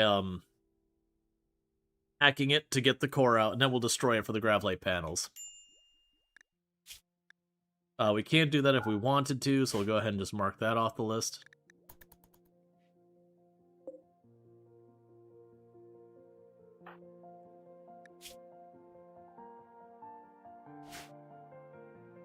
Not sure I want to poke this ruin. It's probably worth it for me to poke the ruin, but there's just a lot of risk. Very genuinely, early game, Scarlands can be very dangerous.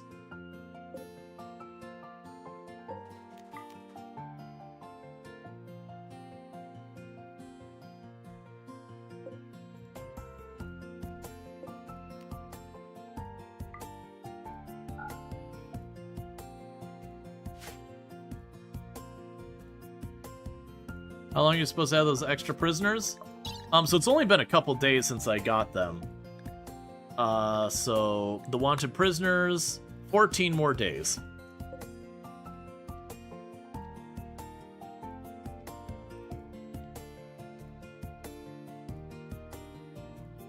So it is a while. This will give it the grav core.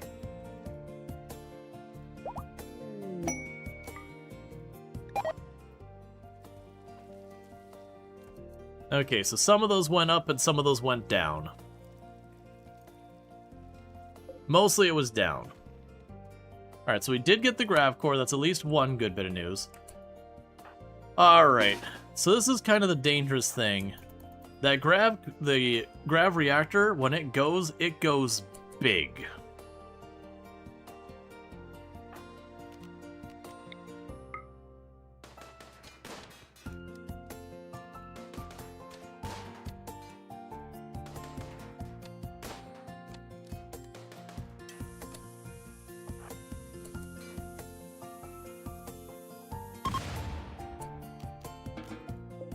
There's 50 grav light panels.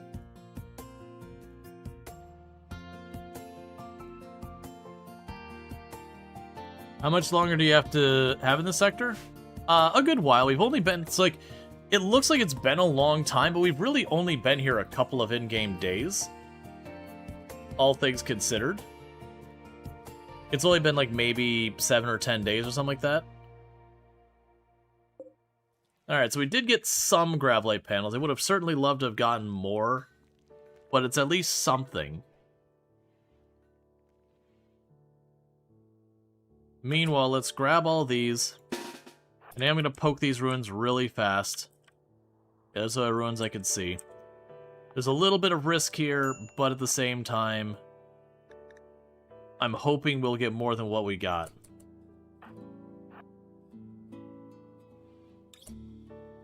Okay, that's a nothing burger on that one. That's going to be a nothing burger up there.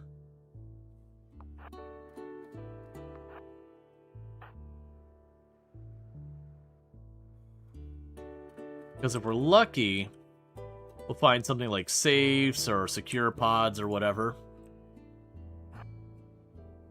That'll give us some goodies.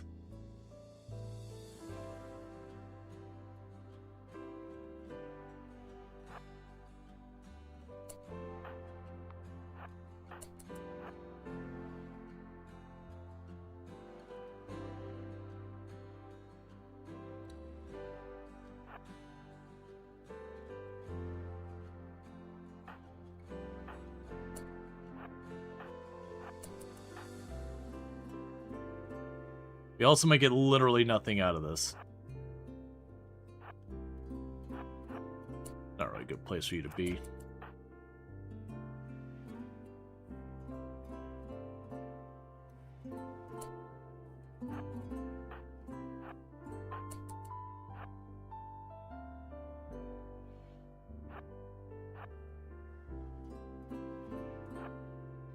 Yep, and that means we got Bumpkus.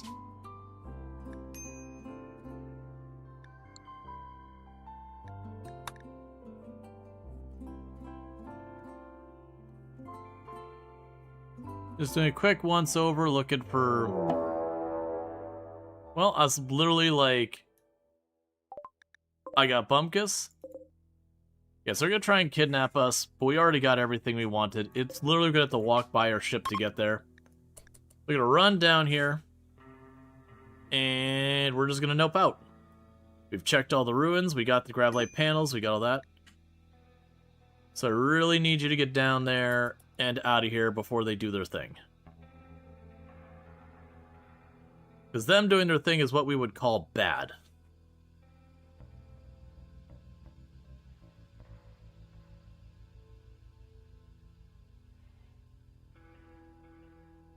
Cookie, buddy. I know you got muscle parasites, but I need you to pick up the pace. Alright. So with this, let's bounce back up over here somewhere.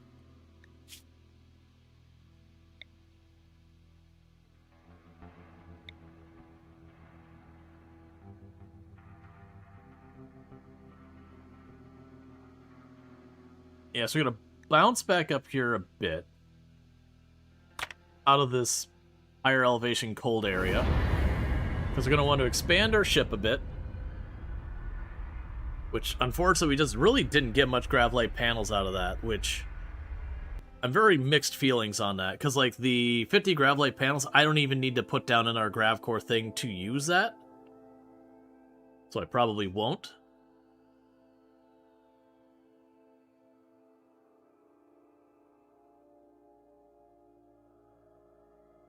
That honestly would have been a dangerous situation because I would have only been able to engage them when they're down to like 1 hour anyway. So there's a pretty good chance we would just hit the main one immediately and hope it doesn't get too out of hand.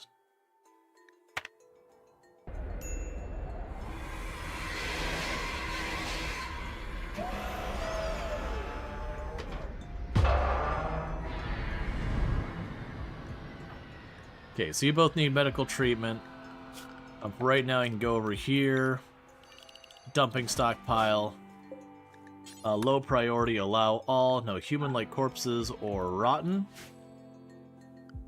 I will set a fishing zone. Wifey. The fishing island. Okay, you sleep well. Thank you. I love you. I love you more. Be handsome. Can't stay what I'm not. Okay.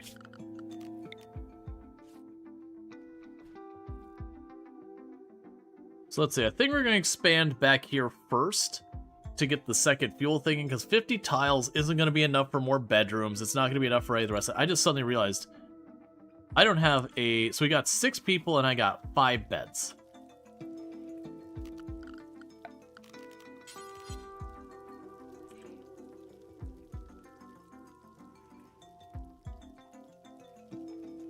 There's nowhere to fit them. Okay, look, man. I didn't mean to not give you a bed. So for right now, we're just going to shove you in here. Sorry. It is what it is. Okay, so I got 50 Gravlight panels in that. So if we look at this, I can technically make a Gravlight extender and then it'd have 15 tiles to spare. But 15 tiles isn't enough to do anything with. No name, no bed. Hey, man. It's a hard life.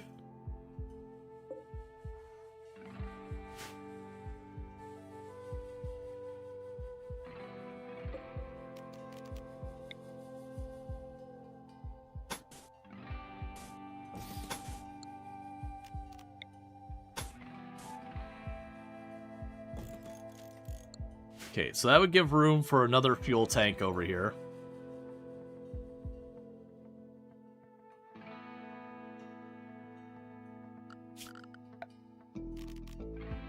Okay, in the meantime, we can go here, grow zone.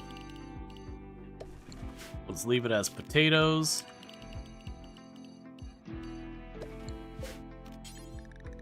Make you heal root.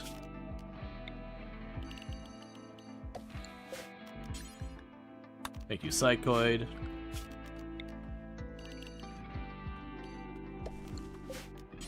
And make you die for the time. Alright. Gonna work on that. The other thing we're gonna do is go ore. We do have a really big silver ore vein up there. Blast heal. Nothing there. Compact machinery.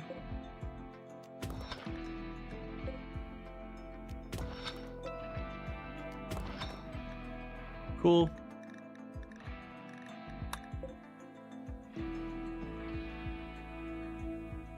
And then there's steel up here, which is not too bad positioned. How many panels do you need to expand your ship by 1 tile? It's one panel per tile here. The catch is I've got a limit of, like, basically I can put all 50 tiles down, which I probably will. Because until we hit the 500, I'm not limited, and that's when I need the grav field extender. So this one we're going to keep the grav core and probably just leave it there. But I'm going to have to figure out what I'm doing about no namer's room, because there's no room down here for another bedroom. So it might be one of those things that I make a temporary barracks. So like just maybe poke out this side, make a little barracks for any of our surplus. That can also be the prison when we don't need it as a barracks. It wouldn't honestly be the worst. So what we could do is deconstruct that shelf.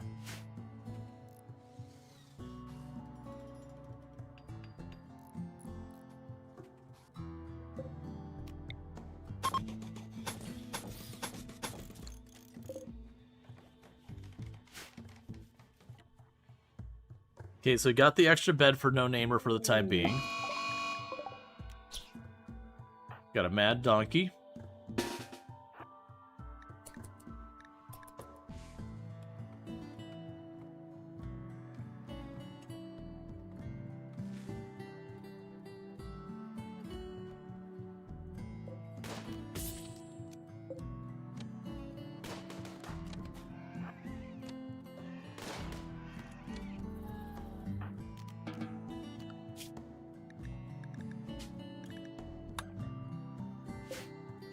Okay.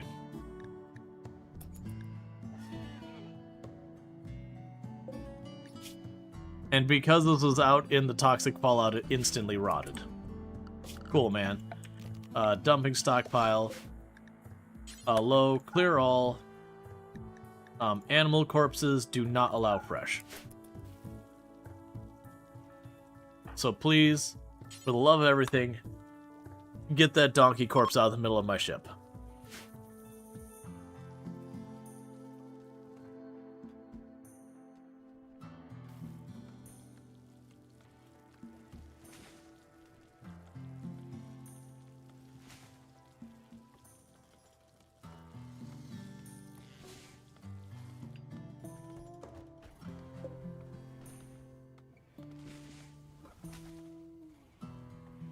Okay.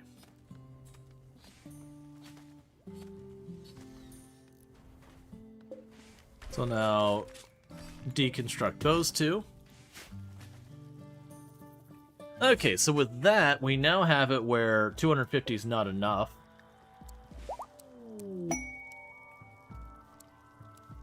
So now I have 500, so I have a full refuel of chem fuel.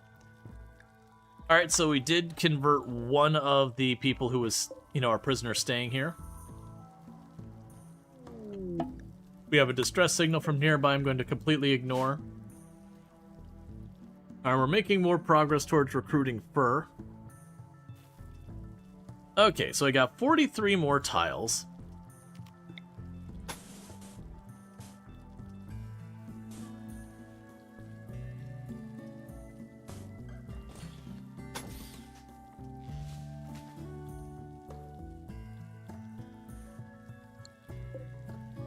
So it's 36, so I got 7 more?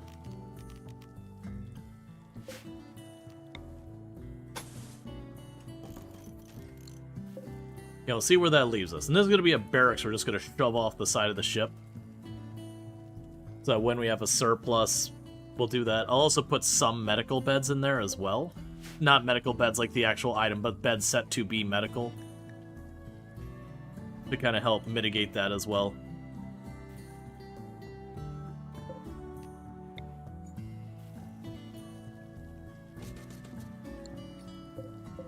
Meanwhile, we don't have any kids here, so let's deconstruct the school desk. It's not a good one anyways.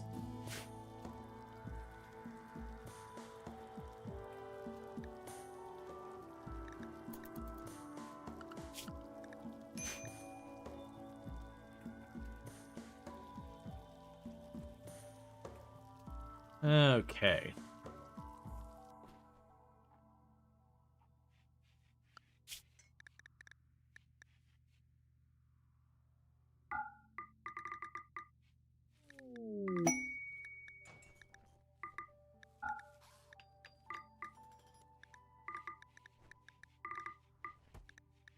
Cool, so we got all this set to hunt.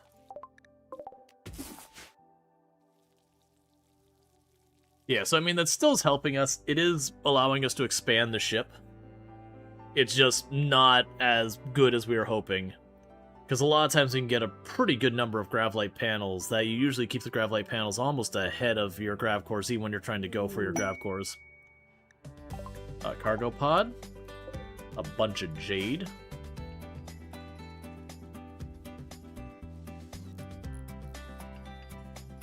And then the next time we get one, I'd probably want to expand back here to make our production room better. Or bigger. Not necessarily better, but bigger.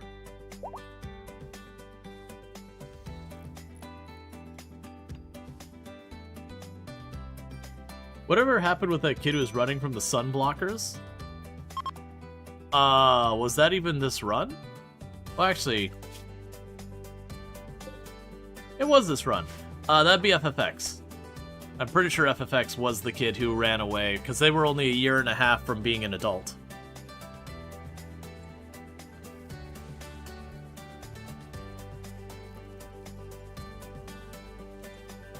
So while they showed up as a child, they were practically an adult already.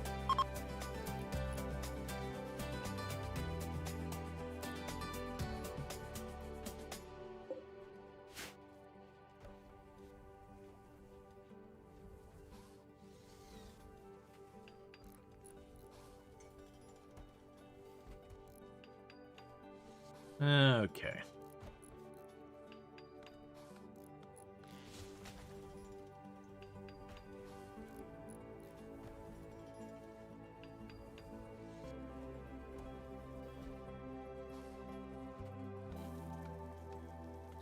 Yeah, so I have like 2 extra tiles left when this is done.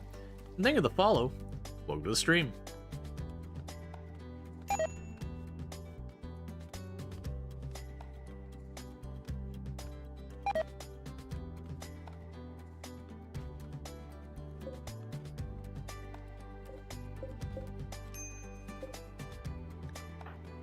Alright, and you're still dealing with Mousepester.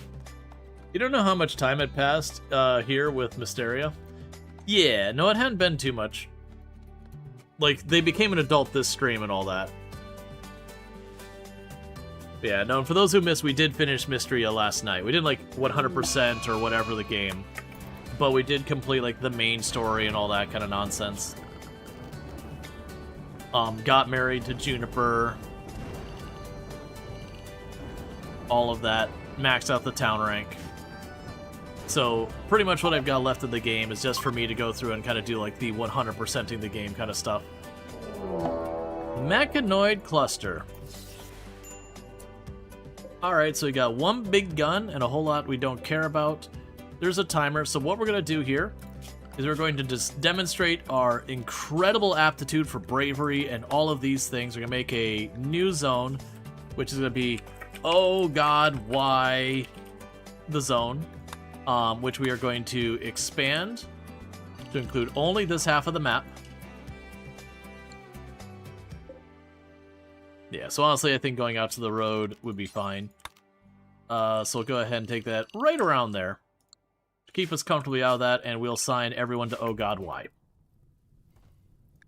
It's not actually that dangerous of a cluster. I just don't have any EMP or shield belts or smoke grenades or any of that stuff.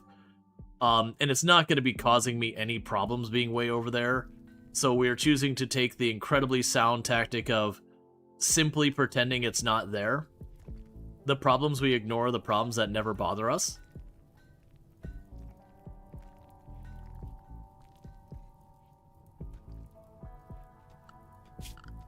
And just in case the fire gets over here, we'll cue them up to work on that.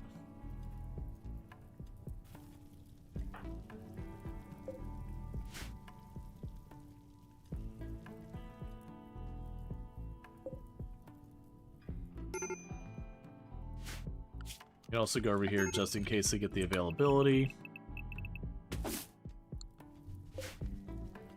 Because I'm not sure if we're hitting end of season. I'm noticing very little planting is happening, and it's starting to worry me.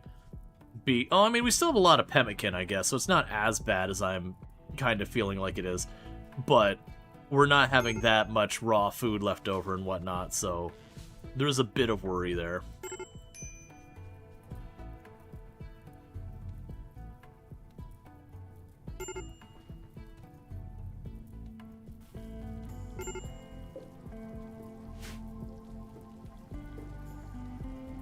Okay, and there's the rain to put back out the fires.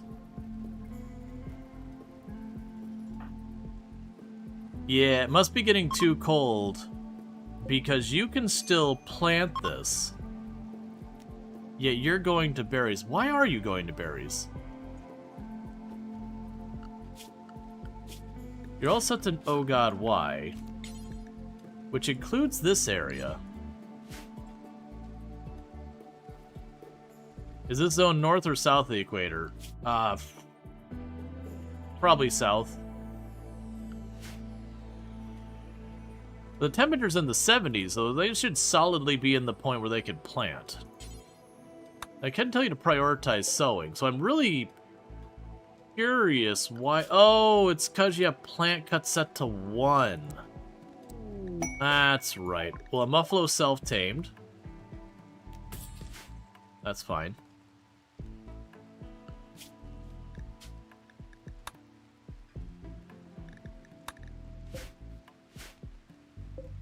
Okay, so we got 2 more tiles.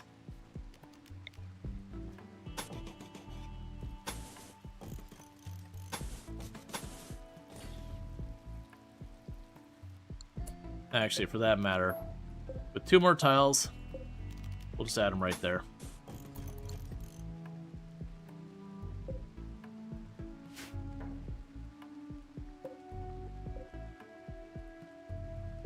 Okay, and then you got this. Let's put a extra fuel tank over there.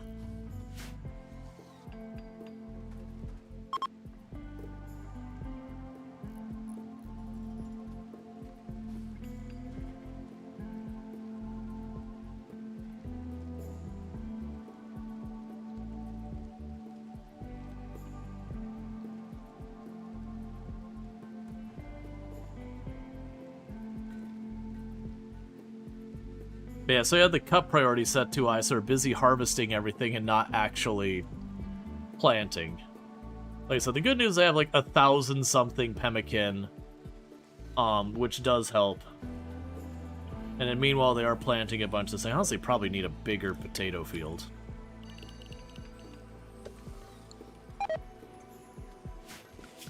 Let's be pretty unreasonable about this.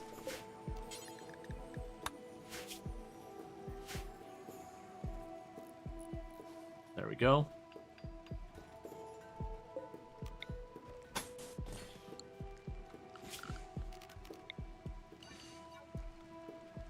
Cool. And just like that, we now have ourselves more range that we can jump because of our increased fuel capacity. I'm going to reinstall this bed up here. And reinstall that bed up here.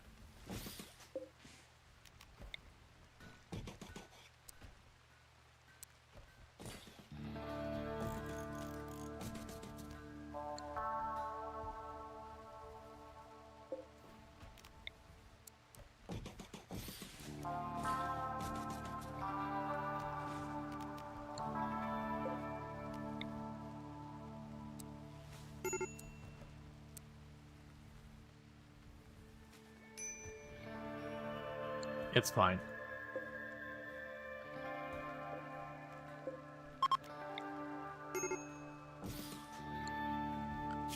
Okay, we can run a little bit of power into this room.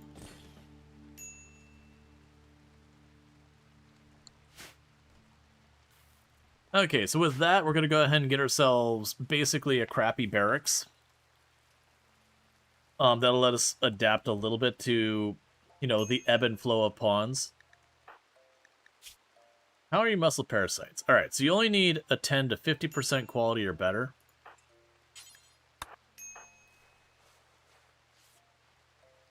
And you're over it. Okay, so no more muscle parasites in the colony. Love to see it.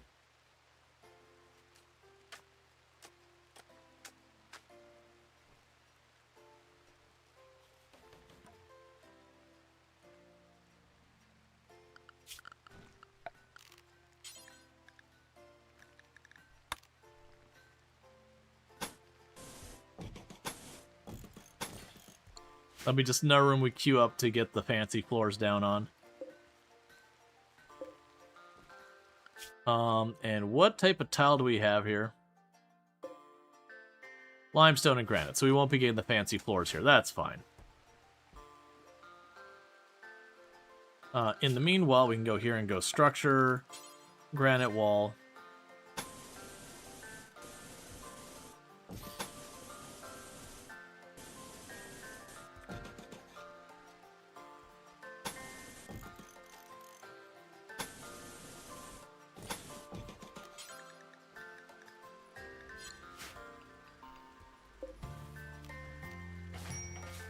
Deconstruct that.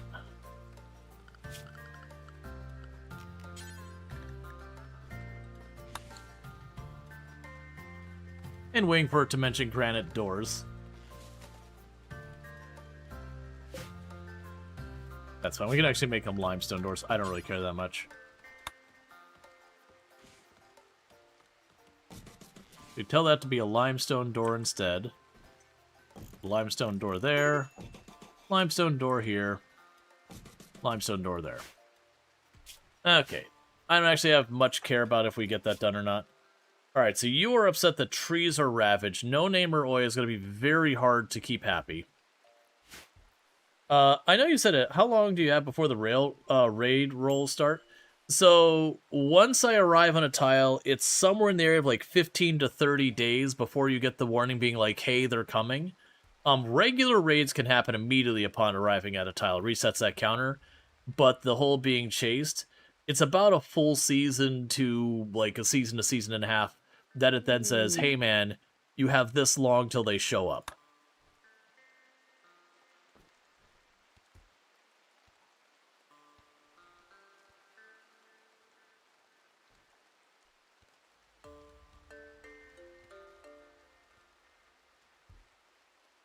But it's a pretty decent amount of time. It's enough you can get most crops grown.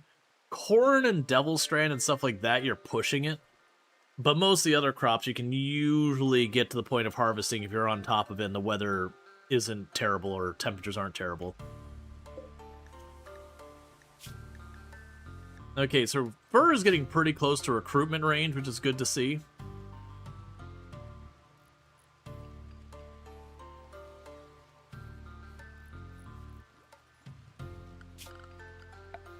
And we'll do furniture.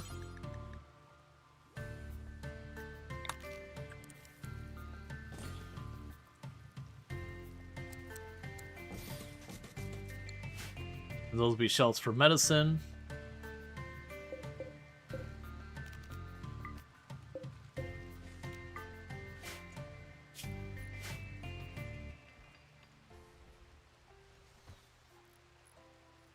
Okay.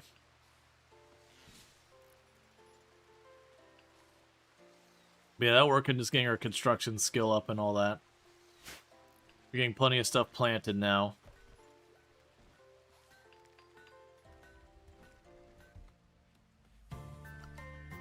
Which is good, because we're rapidly running out of food.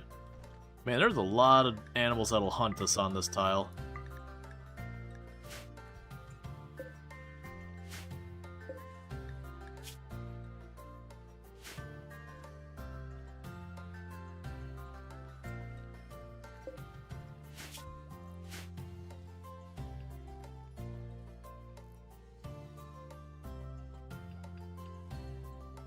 Okay, so how long until these people get out of here? 7 days until the prisoners are gone. And Fur's the one we're trying to actually bring into the fold, because that'll give me enough to get my moral guide. And once we have the moral guide, we can get everyone on the same page. Which, like, right now, No Namer is going to be very hard to keep happy, because they don't want us to cut down trees. And that's just too bad.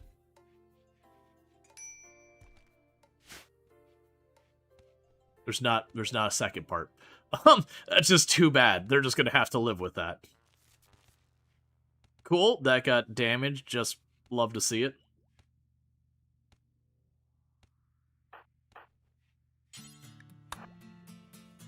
If I can have you quickly repair that so that we have power on the ship, that'd be great.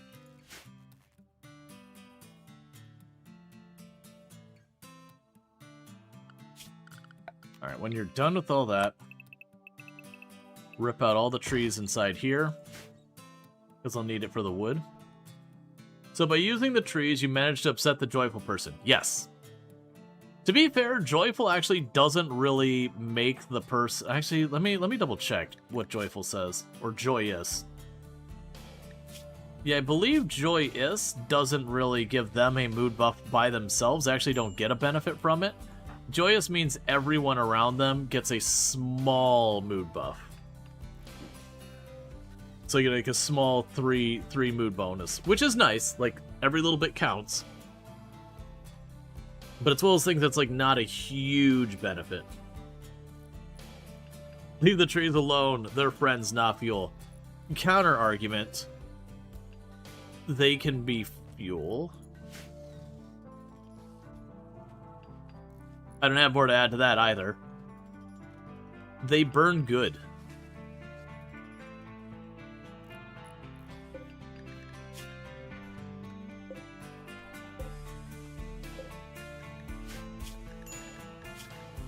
You're down to 4 resistance. At 0 resistance, it takes 1 more conversation, then they join.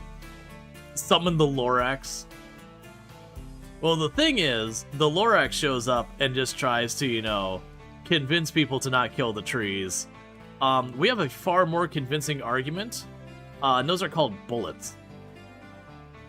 They really get the point across at very high velocity. American noises that I hear about oil.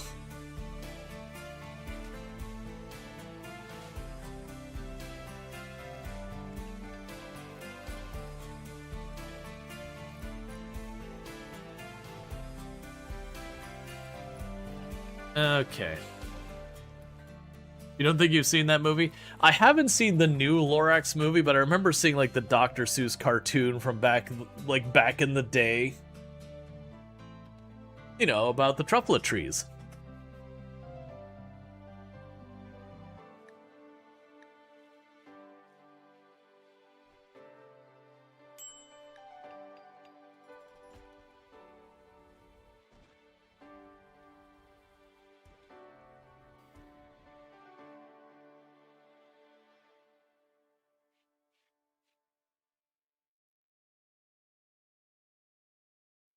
All right.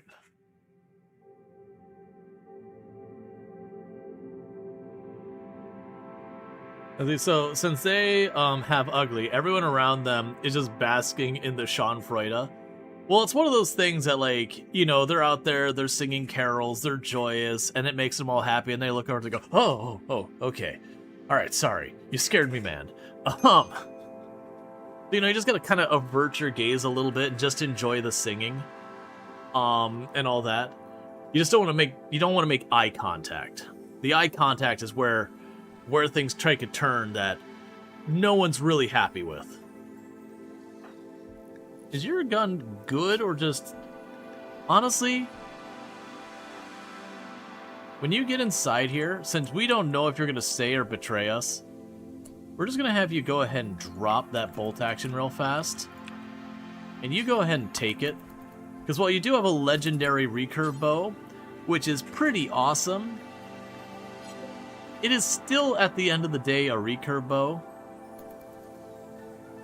And then no name right. I'm not going to leave you unarmed, but we are going to, like, downgrade your armaments to not be quite as much. Because they can betray us.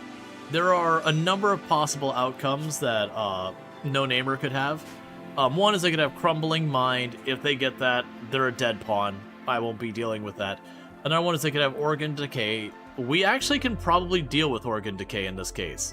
What we can do is remove the organs that are not catastrophically critical.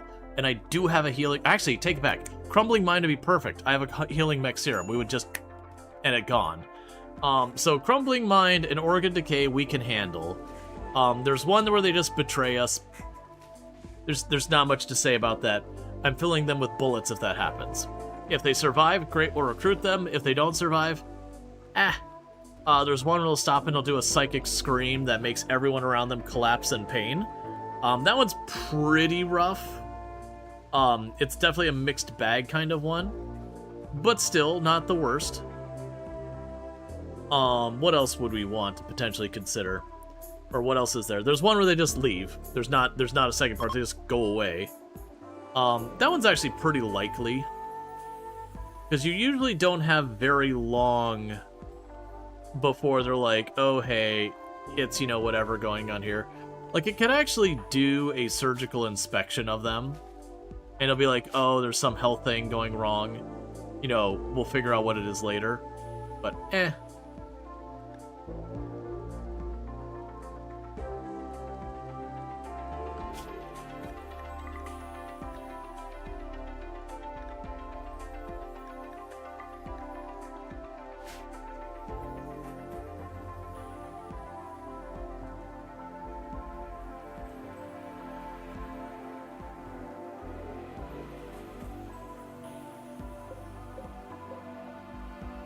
Okay, clear, critical, and medicine. And parts. So that shelf in there, that's our really subpar hospital. Only 2 more conversations and Fur is probably going to join us. Maybe 3.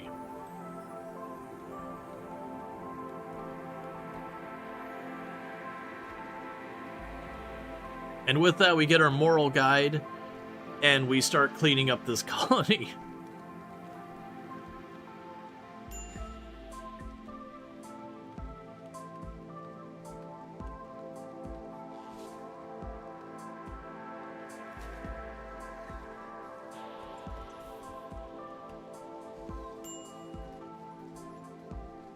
Okay, 2 more conversations.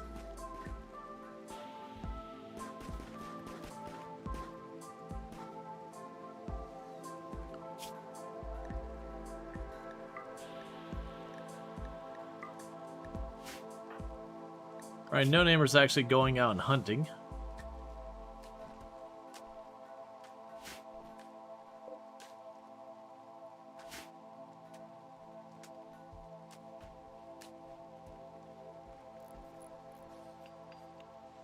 I miss what you're actually building. I don't think we're getting more marble in from anywhere.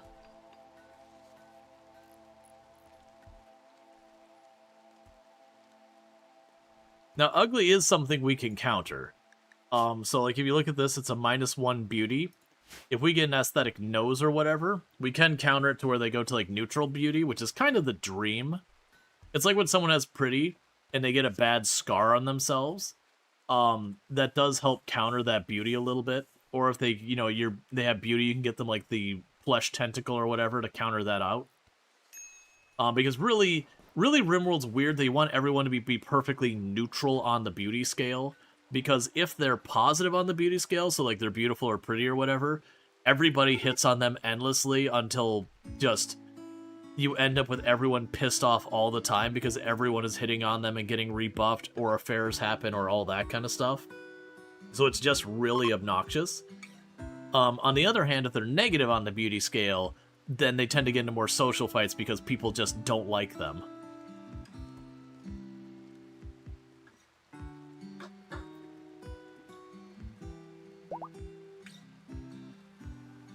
So you want your entire colony to be completely and utterly not noteworthy at all.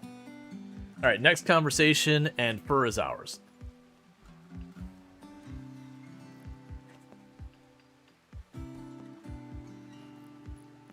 So the loves trees but doesn't mind using animals. Interesting mindset. Yeah, what is their ideology? Oh, that's not the one we're looking for. You. So they have tree connection. So they want to be psychically connected to a tree. They get upset if you cut down trees. They don't mind rough living and temperature. And actually they don't have any strong opinions about any of the animal stuff.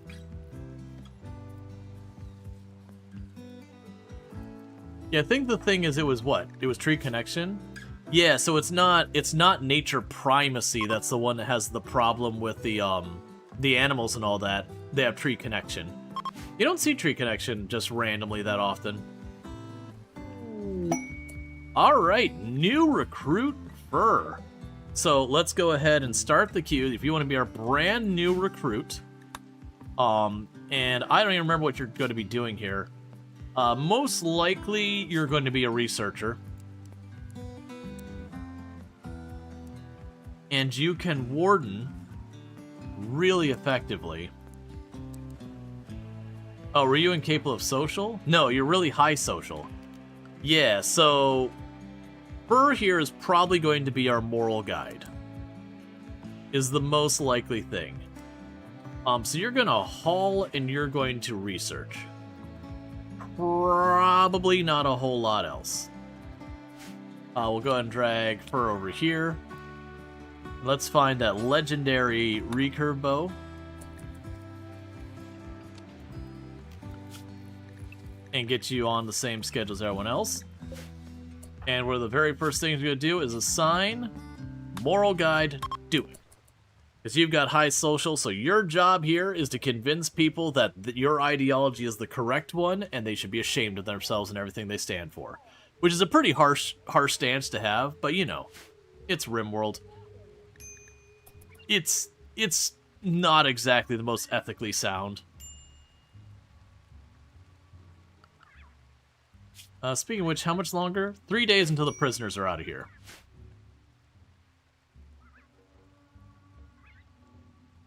Let's also shift you over by 1. Successful roll change for very first thing, so 24, 30, 39. Okay, well, we finally got our strawberries planted. And unfortunately, they have gotten blight.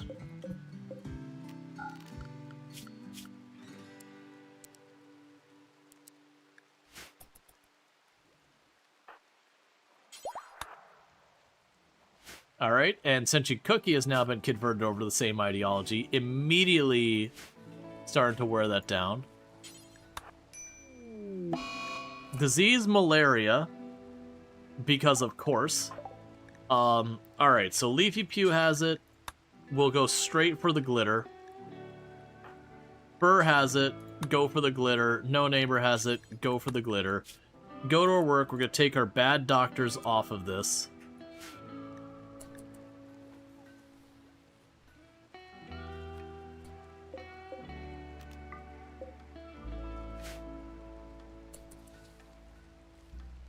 It's not just RimWorld, it's mostly ethical RimWorld.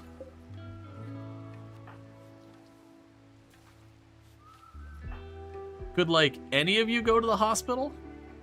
I got 3 of you who just got malaria, and I told you all to deal with your stuff. And not a single one is heading to the hospital. Okay, looks like no Neighbor's on their way to the hospital. Okay. So my best doctor, Leafy Pew's my best doctor. We're going to have Leafy Pew. Why are you harvesting? You have malaria. Oh, you're still set up to priority 1 in that. All right. Go to bed. I am going to have you do the tending because your malaria won't have affected your manipulation much yet. I'm going to have you do your best tending right now. What's your doctoring? FFX, I appreciate the thought and the sentiment. I'm gonna need to go outside though.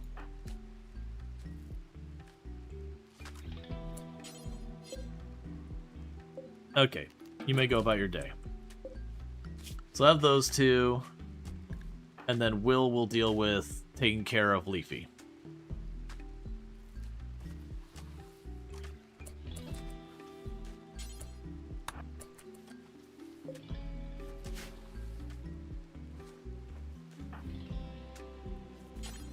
Stop worrying about your recoloring of your apparel. Deal with the blight.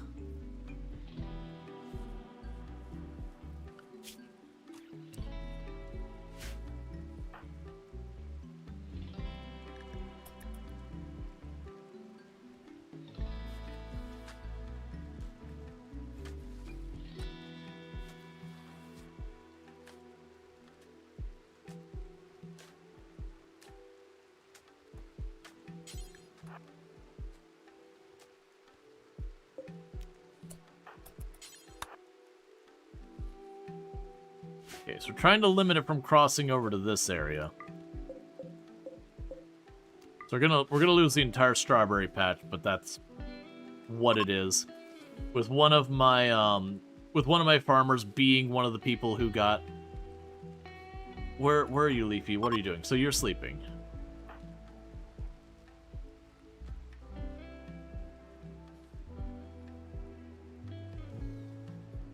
Yeah, so Hypno's gonna have to deal with that.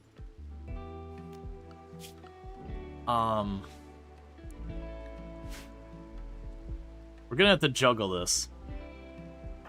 Where Hypno's gonna have to actually do the normal care and all that stuff. You have a way to deal with that problem? You usually make a separate zone and allow them only to be in that zone? Yeah, no, that's the classic way we used to deal with that. Is you would make this the cutting zone, and then you assign anyone who could do that. The bigger problem is Leafy Pew is our actual farming person, and they're the one of the people who got malaria here, so that's great.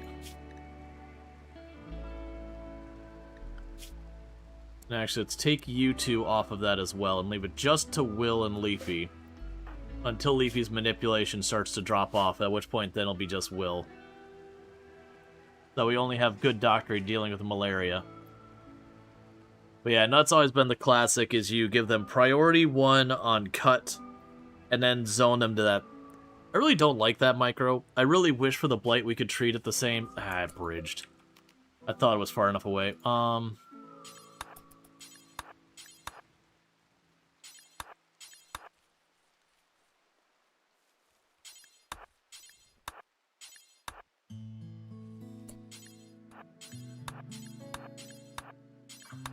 Like, right now, I'm just trying to keep it from spreading, and he can clean it up when he's got the time. Because this is all lost down here, and it can only spread, I think it's like 4 tiles. It's the same distance as fire, if I remember correctly.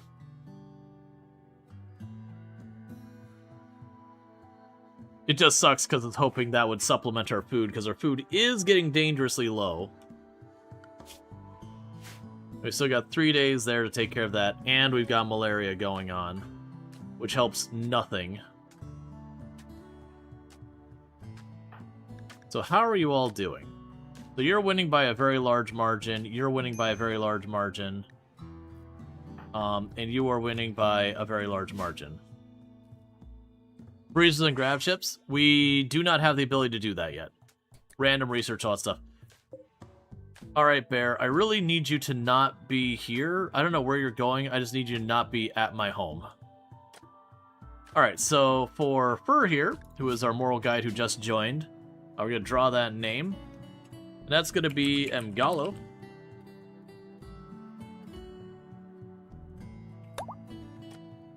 Welcome to the colony.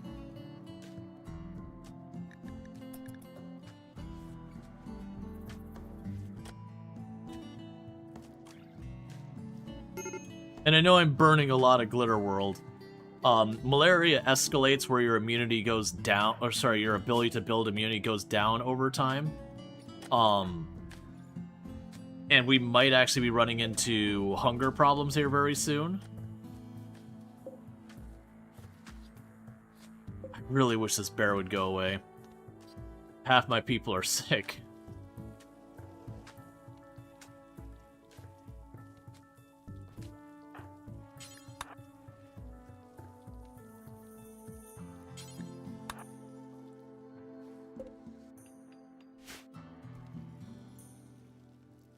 Yeah, basically written this off for the time being.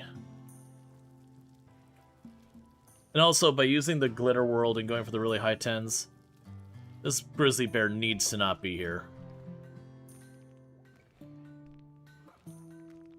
Alright. That can be a source of food and all that stuff. Let's grab everyone who can fight. Get up here. We're hunting grizzly bear. Because that's just, if I don't deal with it, it's going to grab whoever's out there, and it's going to maul them.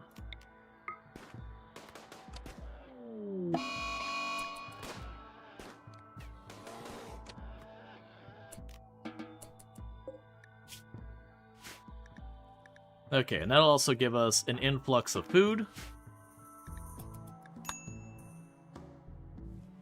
Which help supplement us till people are back on their feet. Because like I said, the real big danger we can have here is that we run out of food while people have malaria. Okay, No Namer is gone. They just had the departure thing. I don't think they're worth going after. They can take their malaria with them.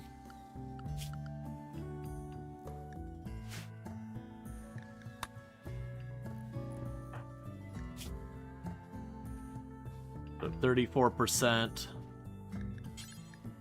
I'm going to drop that down to industrial medicine. I don't have a lot of that, but I don't feel like we need to put nearly as much. If you're going to sit there, just keep... Hunt it. Because you're just sitting there, like, cleaning up the blood that is actively coming out of the bear.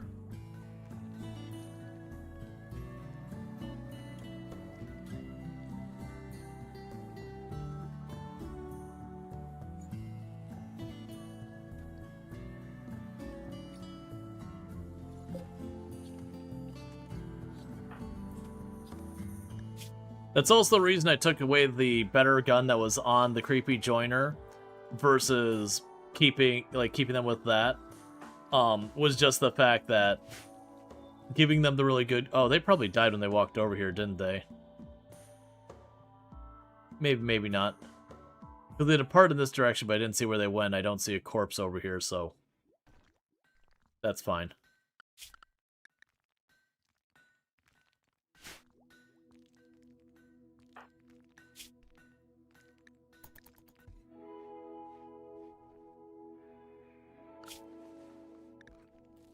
So 2 days they're gone.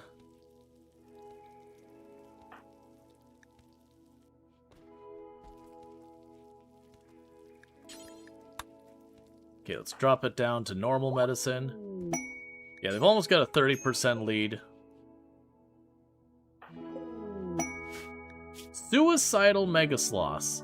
They'll send 4 man-hunting Megasloths after me, and are willing to send some more Glitterworld and a bunch of uranium, some plasteel and a biomutation lance, or a bunch of goodwill. 4 Megasloths is actually a pretty scary amount. And I don't have my perimeter done, because half our people were dealing with malaria. They would go over here and they would wipe this out more than likely. The challenge we have here is that if I accept this, how long do I have? Oh, they'll give me 4 troopers to also deal with this. That should be doable. Like, sometimes they give you some real crap tier troopers. But yeah, with 4 troopers against the Megasloths, we should be able to manage. They're dangerous, but not completely insurmountable.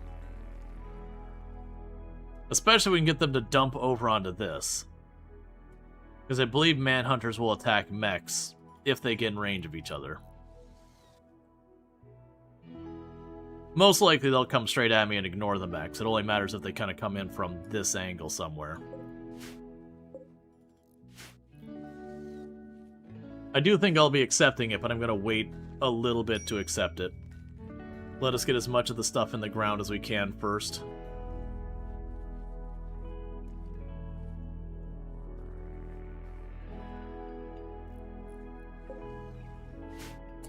Okay, so we're gonna go here, zone, make this our home zone, schedule, home zone, quests, accept the Megasloths. The Glitterworld's probably the best choice, even though I don't really need the uranium. Like, the Goodwill's always a plus. So troopers have arrived. Yeah, that'll do well.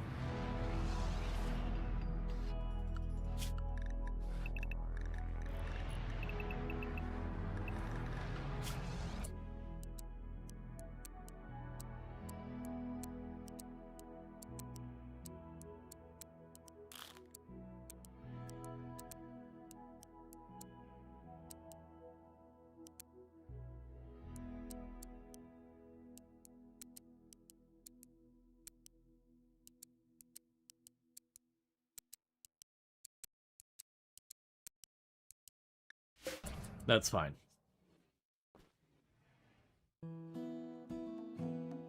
So it says they're going to arrive 9 hours after you accept.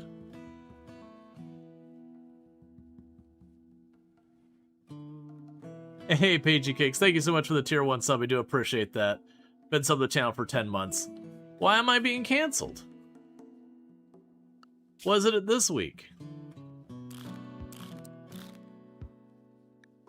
So what we're going to try to do is when that timer gets to about 0, we're going to run in here real fast so that this is the only eligible targets on there. And if we're lucky, they'll aggro over. If we're not unlucky, they won't. Either way, I think we'll be fine. Having 4 completely expendable people with good weapons, I'm feeling pretty comfortable with it.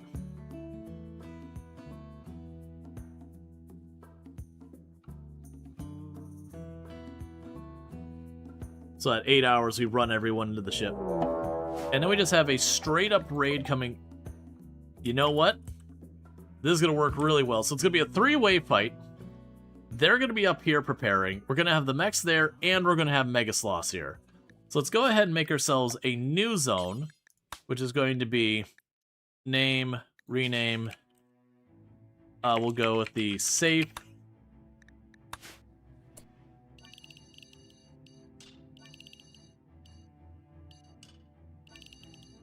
So we will allow our enemies to go and say hi to each other and deal with their baggage together.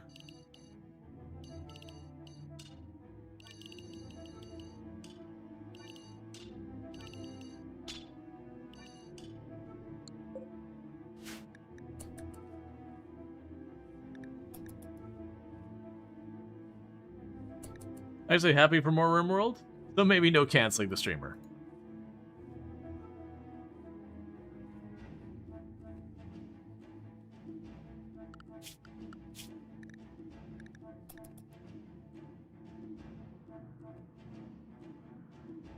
Yep, so when it says, like, accepted 4 hours ago, when it gets to 8, we're switching everyone to be required to stay in the safe zone.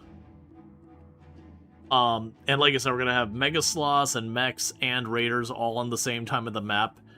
It's going to be a mess. There's a good chance the Mechs will stay out of it. Is this kind of set up like the Mech run where the Mechs chase you around? Yes, but it's literally everyone who is hostile, which started out as everybody. We've got one to be neutral with us now, but the others are taking work because I don't have many opportunities to do that. Alright, so quests, schedule, safe. So it looks like they might be heading towards the mechs. That's probably going to work out for us.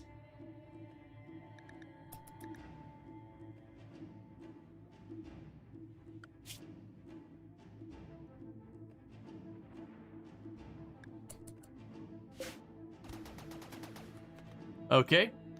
First target got just murdered. Wow, you died instantly from leg hits. Oh, wimp. There you go.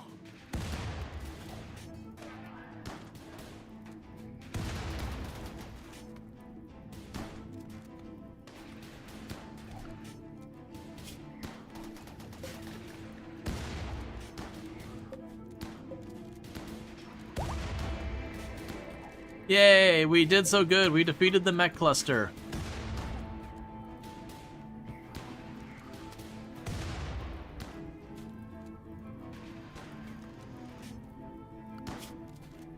And any second now.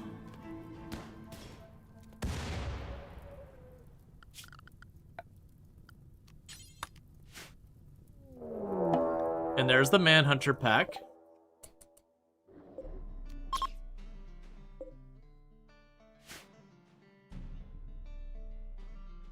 So they'll probably curve off here to deal with them.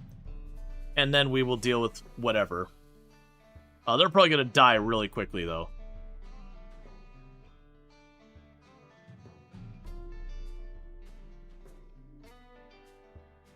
Come on, go after them.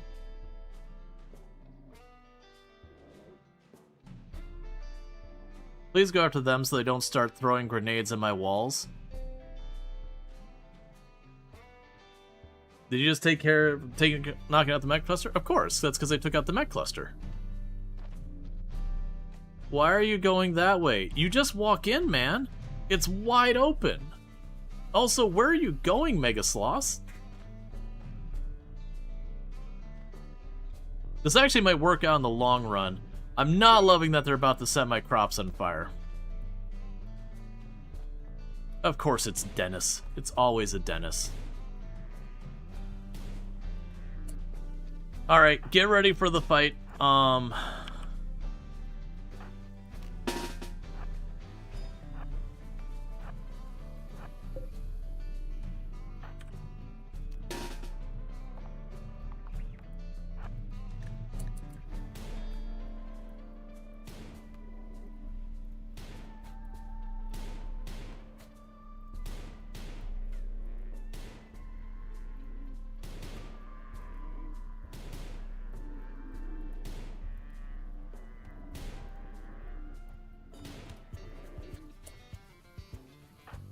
Okay, run over here.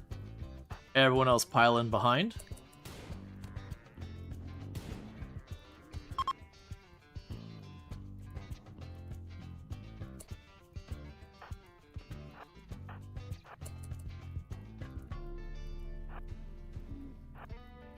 Oh, I should not have this many out here.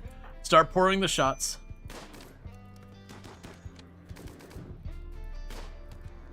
We are not chasing that.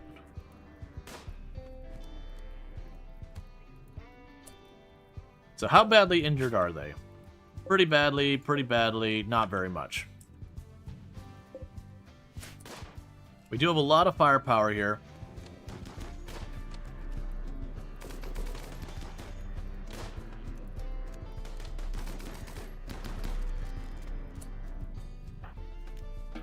Schedule.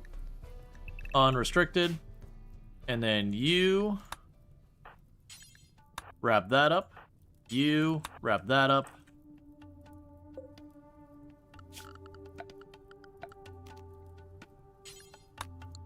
Then you happen to have a fire foam pack on you, would you?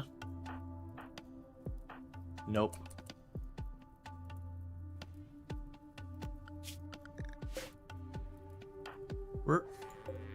Please go and save our crops.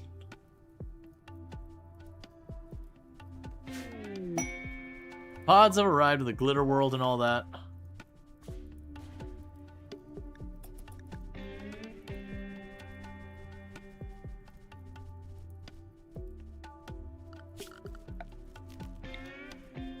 So dumping stockpile, storage up here, low, clear. Human-like. Dumping stockpile up here. Low, clear. Animals, but not fresh. Oh, actually, I already have the animal one. Never mind. So we're trying to put out all the fire as best we can.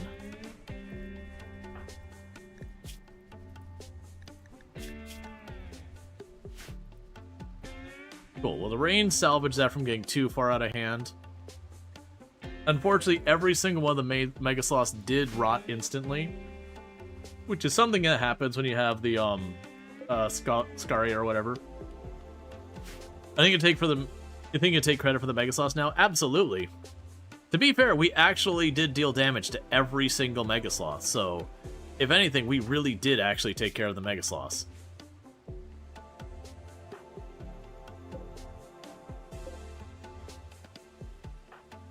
Okay, get that human corpse out of there.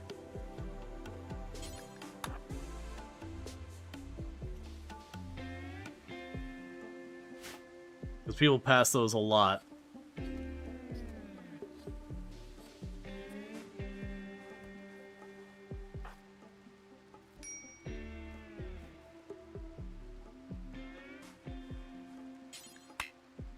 There is no wood to do the fires.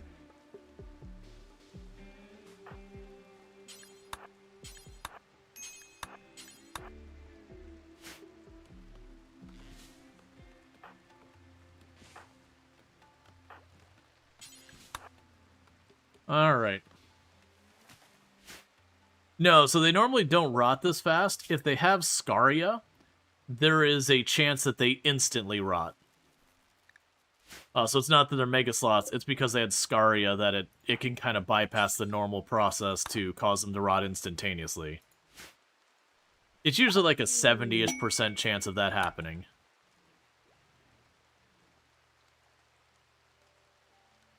Oh, please don't leave the glitter world we just did out there.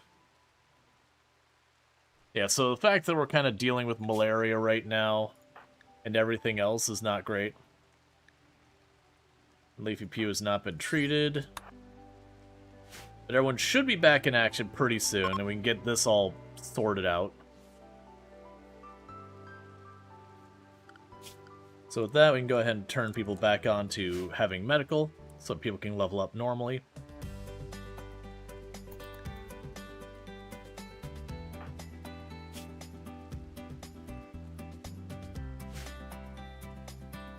Which is good, because I'm down to like 2 meals now.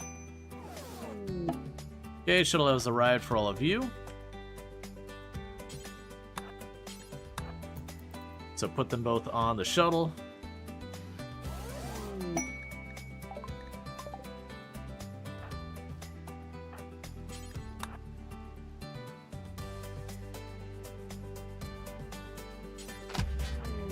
Alright. We got Circadian Influence and Compact Weapon. So now those can't show up on the loot tables anymore normally for normal stuff. So as a quest reward that doesn't do anything to my wealth but gives me good stuff for later.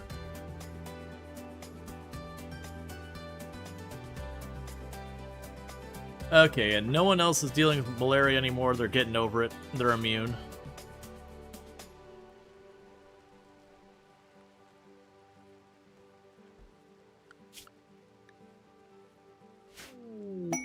There's an ambrosia sprout.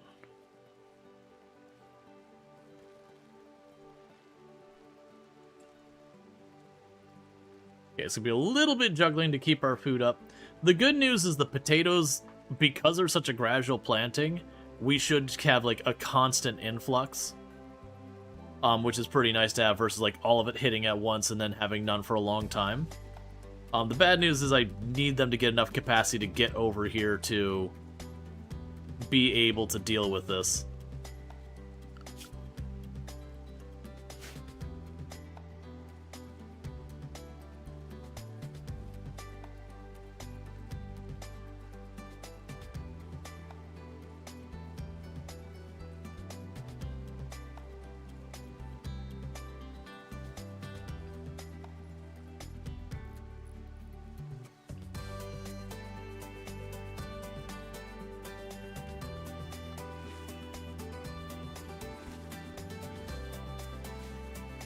Alright, they've got the wood resupplied, and now they shouldn't have much to go from out there. For schedule, let's restrict them to home zone for a minute.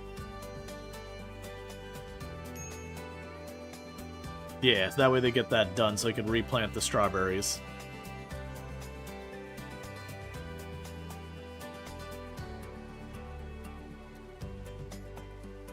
Okay. Because that blade kind of screwed us. We're about to get those. Are there any quest rewards that you would always take if there was available?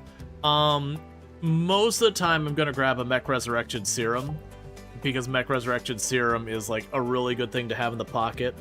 Stuff like the, oh, I'm blanking on the name. The Nanoelectric, the 2-tile one that gives you 1,000 power.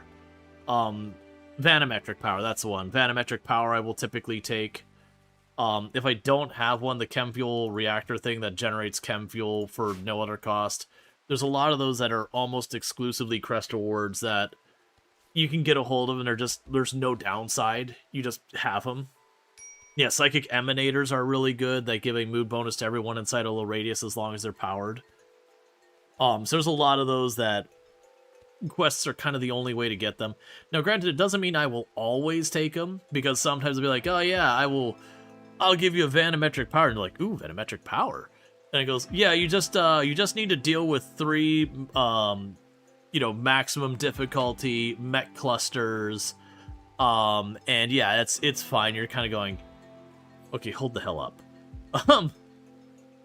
Of those, you have only seen the vanometric power, and you did choose it for the work you had to do. Yeah, it's only like. The Mech Resurrection Serum's a really good one. Okay, so the first one's going to be 11 days out. That's fine. That gives us plenty of time. But yeah, there's a lot of things that, like, they're very convincing. I joke a lot of times that, the quest reward will come up, people like, it's, even if the quest was a freebie, I wouldn't accept the reward because I just genuinely don't want it. But yeah, no, the vanometric power in itself is not considered a high-value item. But vanometric powers are nice because you just shove it in a wall, and it's just free power forever.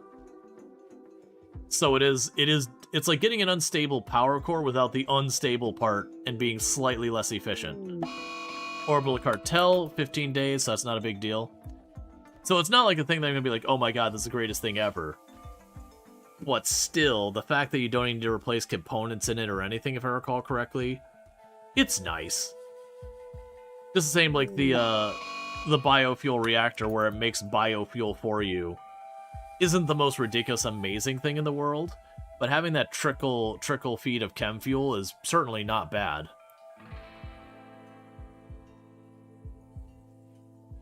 Mm. 10 days, that's our shortest one so far. So we're good for 10 days here.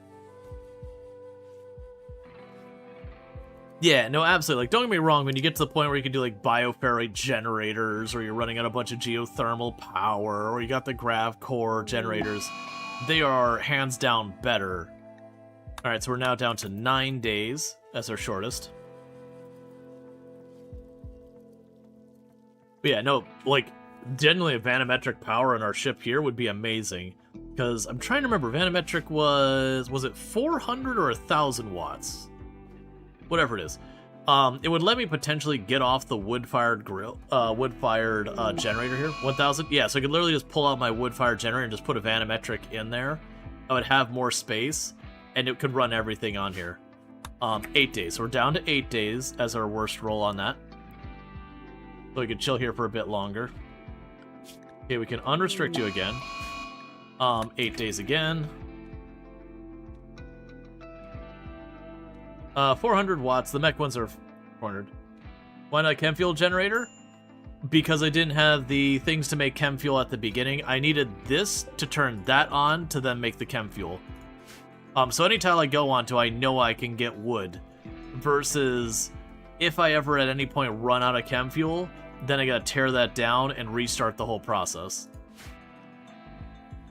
Like right now, I could probably switch and be fine. Can your next move be closer to the equator to give you more chance to grow food? I mean, it can be, but realistically, I'm going to be moving around to try and go after stuff like these tiles down here. Right now, we'll end up wanting to go there. We're actually not super far from the equator, so the equator would be... Well, I mean, I guess we're pretty far. We're about a quarter of the way around the world from the equator. To be fair, like, I only landed here because we had just done an objective down in this cold area somewhere. Because it's high elevation. We're not actually close to the pole. We're just high elevation. But, I had over here somewhere, I had one of the, Oh, there it is. Yeah, I had the Scarlets I had to do, so I jumped off to the side a bit. Oh yeah, no, actually I went as far as I could back up from there. Because I had only one fuel tank at that point. Now I got 2. So I now can get the max distance I can out of these engines.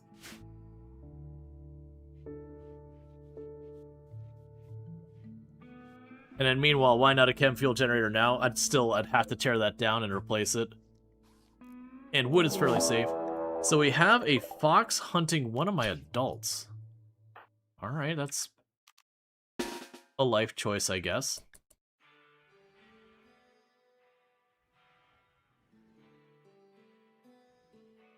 Hey, Sui! Thank you so much for the raid. If we can get a shout out for Sui, I'd much appreciate it. For those who don't know, Sui, fellow member of the Halcyon Frequency stream team, the stream team that I am on, plays a lot of similar games we play, has done RimWorld, has done Project Zomboid, all that good stuff. So you're just gonna bleed out? Just finish it. But absolutely fantastic content creator, someone I highly recommend. Like I said, plays a lot of similar games, so if you like the content here, pretty good chance you're gonna like the content there. That's kind of how that works when people do the same stuff. There we go. What's up? It amazes you during your last run how efficiently you approach the tiles you landed on. Just immediately ordering tree cutting for the whole on the whole tile. Yeah, well, that's kind of one of the things, is like, very genuinely with the Gravships and all that, most of the time you can land and just rip up a bunch of trees and be like, cool, I've got my chem fuel sorted. Alright, 4 days, so our time schedule got cut down from 8 to 4 days till we have to leave. Yeah, so again, check out Sui, and thank you so much for that raid, Sui, both over on YouTube and on Twitch. But for those popping in, what we're doing is we're using the Ruthless Faction Pursuit mod. So every faction that is hostile to us is aggressively chasing us. If you've ever done the Odyssey scenario where the mechs chase you, it's that, but anyone and everyone who is hostile to you. So that is everyone, because that's what the mods did to start with. We got the Empire at least neutral to us, so they're no longer hunting us. But everyone else is, and we are working on it. We still have, like, the faction drift. So most of these, if we look at them, this one goes to being neutral, that one goes to being neutral, and that one goes to being neutral naturally, and that one goes neutral naturally. Everyone else will lean towards hostile naturally. So we've got 3 that are naturally tending towards neutral, and everybody else tends towards hostile. Okay, so we got our passive cooler. Now, I would love to go in here... Oh, we're also using semi-random research, so I don't have control of my research. I would love to go in here and start pursuing the standard and advanced tech by putting in the... Oh, actually, we could do the microelectronics bench. How much power do I have to spare? 315? Yeah, this gets to be pretty ridiculous. I do want to start winning the war. And we're considering the win condition when we're no longer being pursued by anyone. Considering one of the things pursuing us is the mechs, we will have to do the Odyssey ending. Okay. So we can get a psychic reader, a psychic harmonizer, or the uranium. Honestly, in this case, I'm actually going to turn it down. The Archite thing would be good to have stockpiled for way later, but it's going to sit there for a long time. Let's go ahead and get rid of those. We can lock that door open. But, so I could move this production point someplace else, which is where they're making our tribal clothing, because that's all we're capable of making right now. Get rid of the 2 research benches to make just 1 microelectronics research bench. I think I'm not going to bother. I'm going to wait till we can expand our ship again and make ourselves an actual laboratory. And then we'll put the microelectronics bench in there. Because that'll let me go to a bunch of these earlier technologies and take care of them while I've got surplus people, so I can get, like, the pack... Like, the ones I want to get a hold of is sterile materials, the packaged survival meals, starting our way down the machining to go for flak armor and prosthetics would be nice as well. Most stuff up here I'm not too worried about anymore. I take that back, complex clothing. So rather than jumping to the higher tech, I think we're going to want to just work on that. And Will here has decided swimming among the corpses of the fallen is where it's at. In a tiny little pond full of corpses. It's certainly a life choice. We're going to disallow sewing. And we're about to be evicted from the tile, so if you can yoink it out of the ground, yoink it out of the ground, please. Because we don't have a whole lot of food because we had our entire field down here got blighted, we had to deal with malaria and all that stuff. Corpse Pond has 2 turntables and a microphone. I've done the colonies that, you know, were designed not from, like, the gameplay practical thing, but more of an aesthetic fun thing. And we did one where I was doing the hospitality mod way back. And we made, like, a bunch of, like, wood bungalow kind of things. So it's just a bunch of these, like, little round rooms with, like, their beds and everything in it with, like, little docks that went between them. Well, bridges. That's fine. Just change it. The bench is right there. You don't need to let me know.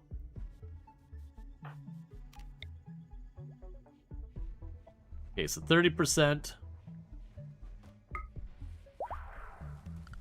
Is that everyone converted? Cool. I wasn't even paying attention. Literally, we had our people, because they're prolicizer, just harassed everybody down. So now everyone is finally on the same ideology. I missed the half of them getting converted. Like, half of them got converted while I wasn't paying attention.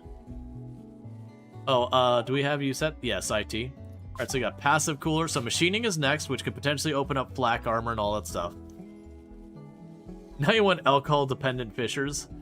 But yeah, no, it's kind of a fun thing that, like I said, I set up the bungalows and I use bridges between them. And it was a really cool colony. I don't even remember how it ultimately... Oh, that was the one that, like... I sat there and we had, like... Something was going on for a while, that there was something buggy about the storytellers. And it could be a hospitality thing or whatever. And, like, I had one giant mech cluster land, and I had, like, 2 other mech clusters all within the course of, like, 3 or 4 in-game days, all just land one after the other. And we were doing it on an archipelago, so there was no cover to speak of. And I was going to have to, like, push my way into them. And they were some really nasty ones with, like, low shield, the low shield kind of things and all that. And it was just one of those ones of just having one after another, of which one got an auto mortar. And if I recall what happened, is I was like, I have to deal with the auto mortar now, which was like the last one that dropped. And luckily it was the closest, so I went over to go after it. and for whatever reason, when I attacked it, all of the different mech clusters went hostile and they sent their stuff at us. And it was, you know, it was just like 40 or 50 mechs all coming at you, like the entire gambit of different types on a colony of like 8 people. And, you know, we were out of position because I was dealing with this one over on this side, having all the ours sweep across. And it was just like centipedes and everything. And yeah, it was just those ones got absolutely overwhelmed. And all of our structures were wood because I had to build them on bridges. Yeah, no, it was straight up bad. It was as well as ones you hit it and it just daisy chained the whole mechs across. You're just like, oh god. That's actually one of the worst ones you can get. So if you have a mech cluster land right on top of another mech cluster kind of thing, you'll have that weird thing where now you're dealing with like a double mech cluster. And that can be just straight up murderous. There's not really a lot of counterplay for you to do there. So we're giving our people a chance to haul those potatoes in and all that. We got 2 days before we need to ditch the tile before the raid start. For the record, if we wait for this, it is basically a death sentence. They will send a raid every 12 hours forever. And we did a test on a tile at the beginning of this run, and within the course of a day, we had more than 80 people on the tile in a colony of 3 people. So it is not something you hold your ground outside of like absolutely broken cheese kind of situations.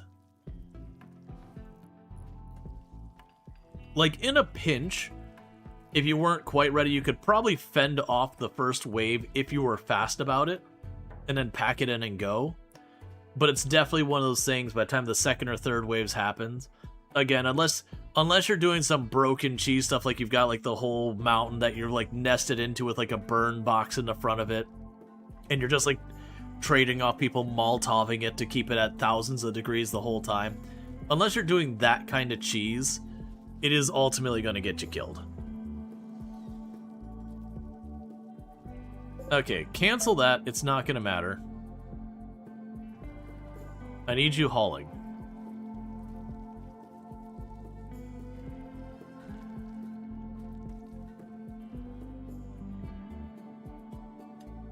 Oh, you got components up there. Yeah, when this count gets close to... Alright, so we're going to have to leave very soon. Schedule, restrict everyone back to the home zone. Don't go out there, just grab the potatoes, get them on the ship. We're not going to have nearly as much food as I'd be hoping for, but it is what it is. We've got just over a day until the group arrives. I would like to push down here. So which one is this? That's a mechanoid relay, so that's actually going to be rough. We don't have any armor or anything. So I think what we do is we don't get into range of this. We don't have any really interesting points of interest nearby. It might be, honestly, we just jump north, do a resupply, keep the research going. All the cores went down that way. Oh no, there's a core way up here. Yeah, cave system? Okay, we're gonna go towards the cave system. Yeah, so it's gonna be a little bit jumping up here, like going up in this way and over.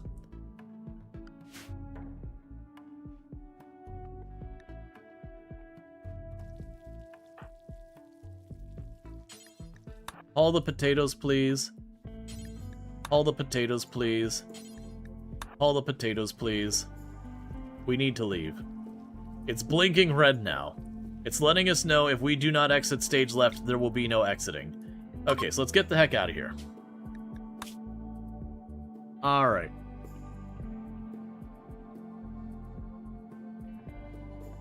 Yeah, so there's that area over there. So what we're going to do is we're going to follow this up and over. I'm going to have to watch. At some point, we're going to get really close to the desert. We got temperate forest here. That's year-round grow. We're going to start going to that cave system. That'll be fighting a lot of insects. At which point the armor and shield belt missing is not as important because there's not really range among the insect outside of like an acid spit. So versus this one's mechanoids down here, so we could just get, you know, one pumped by a pikeman or a lancer. And the one over there is going through a ruins where we have sentry guns that could one pump us. Or get really unlucky with like a hunter drone catching someone off and blasting them. It's a real easy way to lose colonists very rapidly.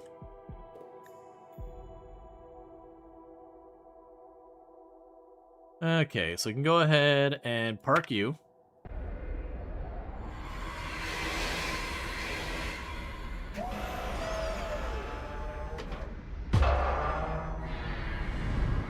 Okay, so this will give me a little time to prepare. Schedule, unrestrict, zone. Go out here. Dumping stockpile, go over here. Low priority, allow all, except rotten and human lake. Go over here, zone.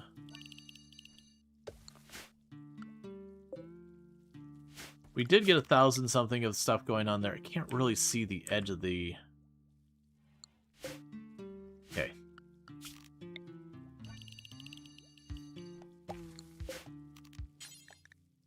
We put down a couple different foods there. Herbal medicine. We're very good on cotton, so I don't need to worry about planting that at all. We're very good on dye, so don't worry about that. So we'll just focus on that food for right now.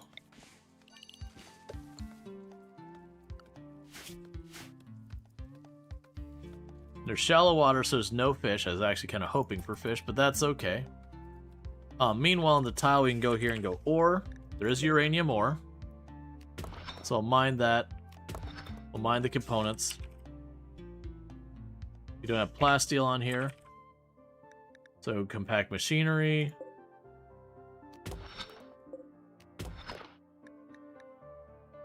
Cool. And how are we on the steel front? We got 1,600, so that should do. And then, meanwhile, if people aren't busy with anything else, kill all the forest.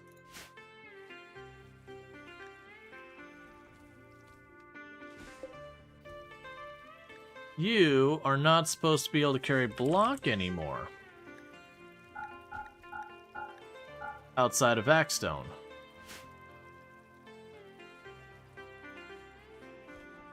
Okay, so this time they're getting right to planting right away.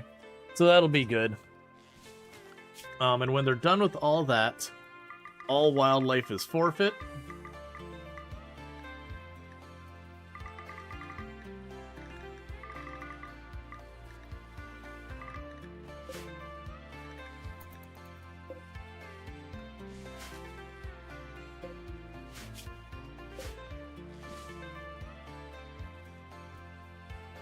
And this tile does have marble on it, so I could get to working to get these marble floors and all that done, so the things like...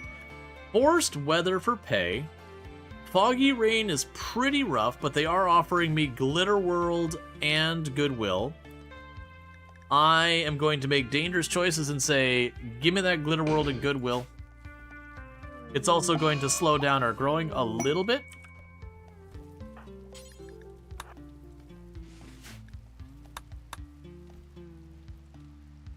But Goodwill is high value for me in this run. Because anyone hostile tries to murder me actively, like, with the chasing. And if we can get up to Allied, we can potentially do, like, trades and all that stuff with people. Or no, I'm sorry, I wasn't Allied with the Empire, which you have to have the right rank. So never mind, that's not going to matter, because I'm not going to worry about the honor system. Either way. They gave me Glitter World, and that was good enough of a bribe for me for right now. Because when we get stuff like malaria and plague, hitting it with Glitter World... Ooh, that just suddenly reminds me. Okay, we did already turn it down. You can doctor, right? No, you can't. So, unassign, no medicine.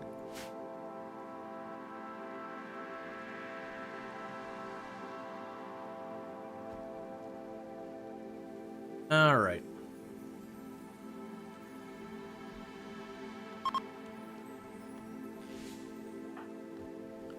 And everyone's already converted, so there's nothing to deal with there. You could do 100% plus 10s. It could be like saying, oh yeah, no, absolutely. Like, and even in bad medical hands, a lot of times a very bad doctor will still knock out at least like a 50% tend, which is a real bummer for Glitter World. But at the same time, when you're dealing with someone like doctoring one as your only person up to try and deal with like malaria or something, it's kind of your only hope. Okay, so I did get a decent amount of a bunch of the food planted.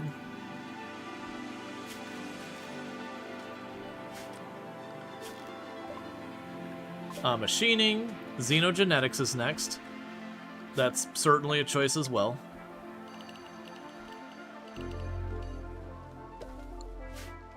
That's a massive overkill. So what do we have on this tile? Marble and granite. The structure, granite walls.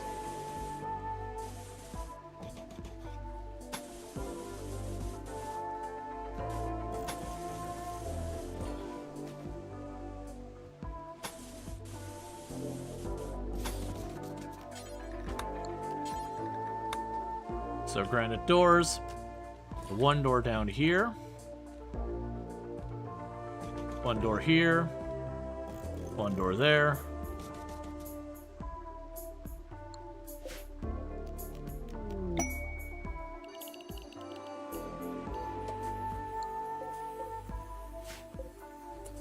Copy, paste, and delete.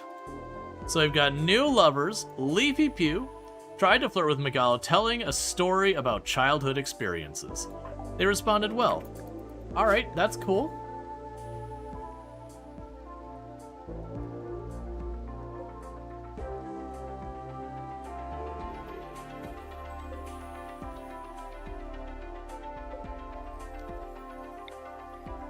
Oh, interesting. We got the sleep accelerator. I haven't used one of those in forever.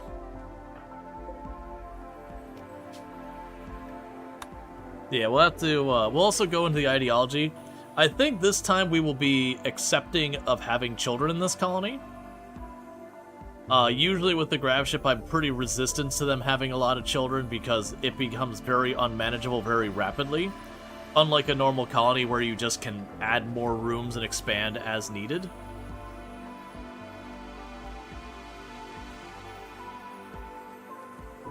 Oh, I didn't plant Psychoid.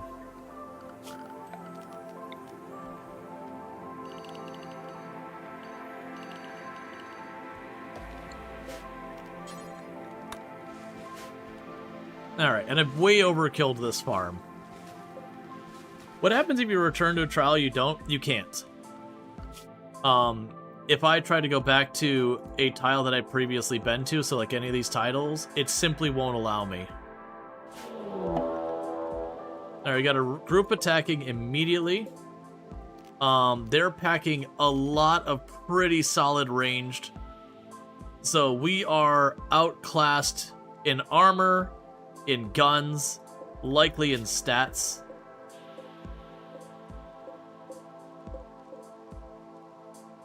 We are in a very bad place with this. Because we have 5 people who can fight. They have 8.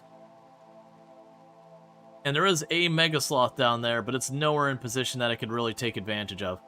One of the things that is working to my benefit is the fact that we do have, actually, I don't even know if the Foggy Rain's even working to our benefit. So, I think our best bet for dealing with this is trying to split them up. I'm gonna just have to fight them in the ship, is I think ultimately what we're going to have to do. And the reason why I want to do that is I can get them in here and get melee on them.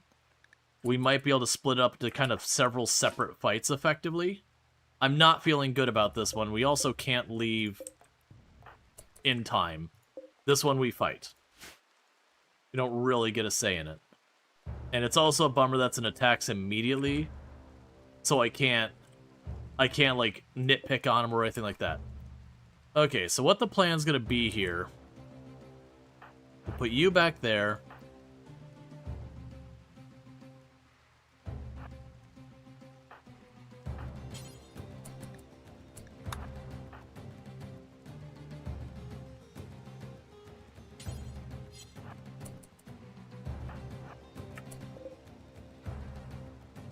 So lock all those open for right now.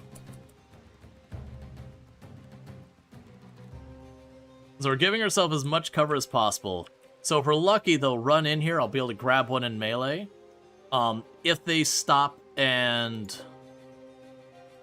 you know, try to run back, we duck these 2 out to force the fight. Man, they got a lot better short range though too. This is going to be a very, very messy fight.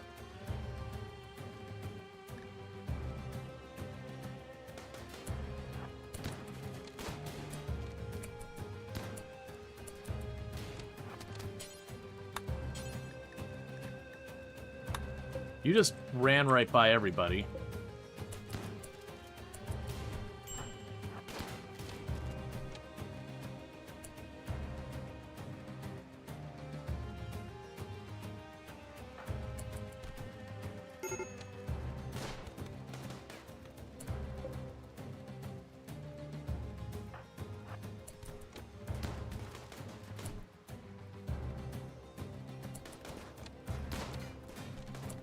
Okay, you two get up closer. Well, that's not helpful.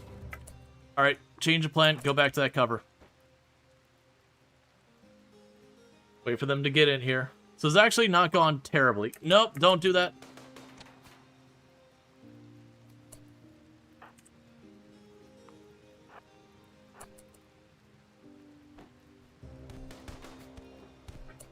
Oh, come on. Drop him.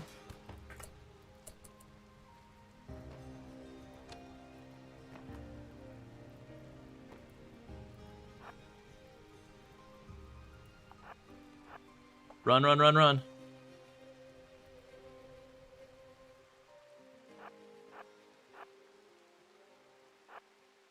We can still prevent the one from getting away and save Will.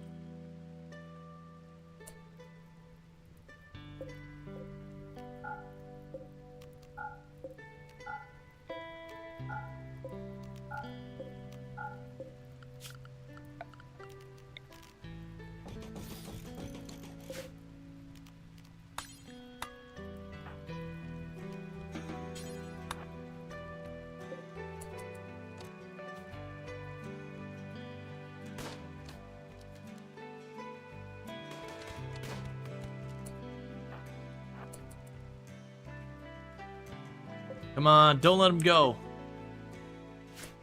Leave Pew is burned by superheated air. No!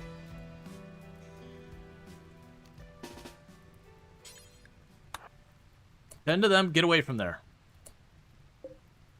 Senju Cookie, I need you to forget what you're doing back there.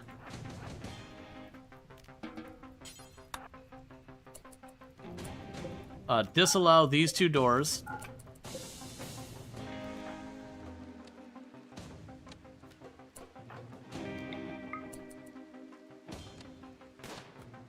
Please. Please.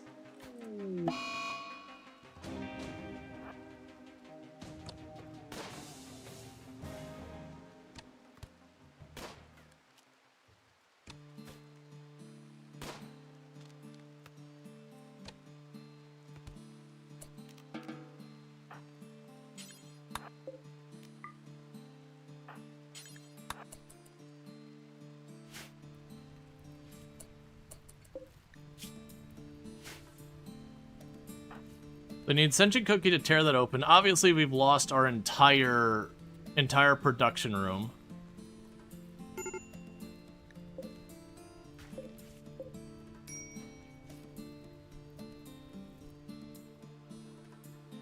Yeah, no, the thing is we have Rainy Fog, which I did volunteer for, so our accuracy was very severely penalized.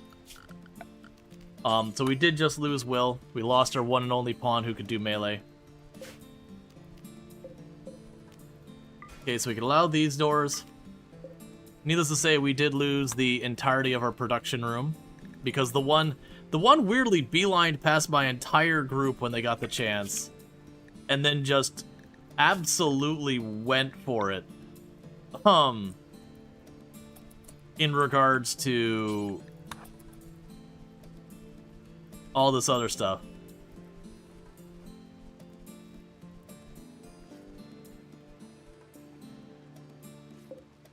Okay, so rebuild the piece of missing hull. So please, alright, so we have nowhere to haul the corpses yet. Okay, so low priority, clear all. Allow human-like. So get that body out of the door. Get that gun out of here. Get that gun out of here. Get that body out of the door.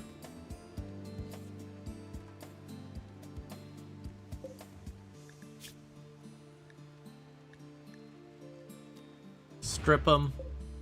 Strip them. Okay.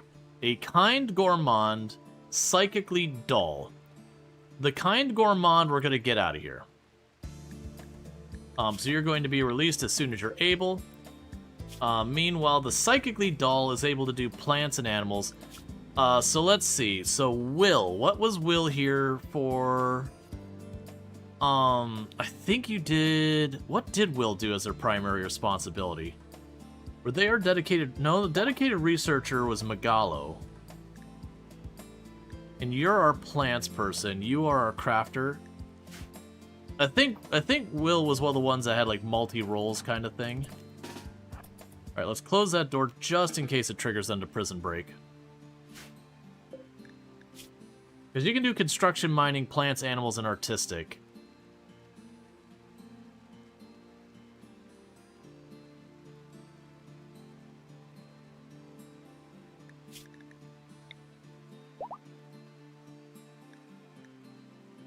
It wasn't our happy couple, was it? No.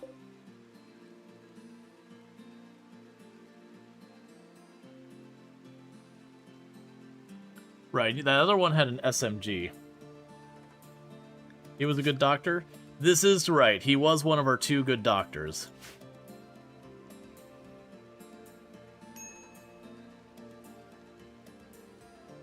No, you're not dead, you're kidnapped.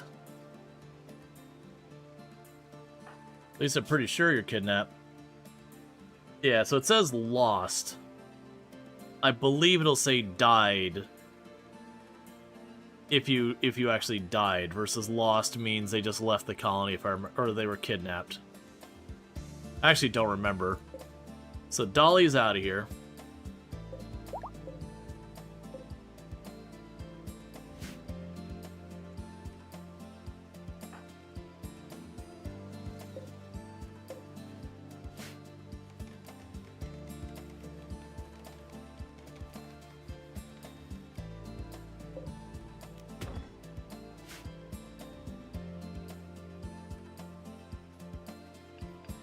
Alright, so we're rebuilding our room back here. And you forget all of your stuff, so I have to go through and do it all again.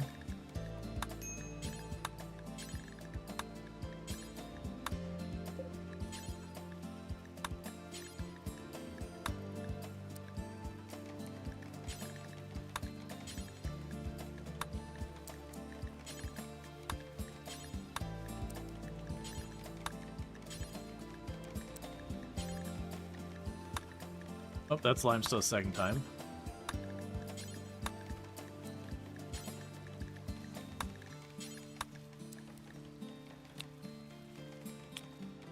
Actually, after limestone.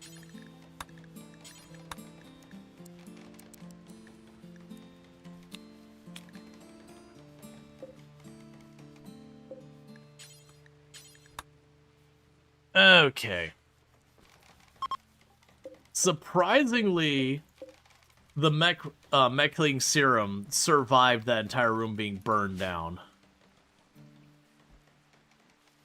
Surprisingly.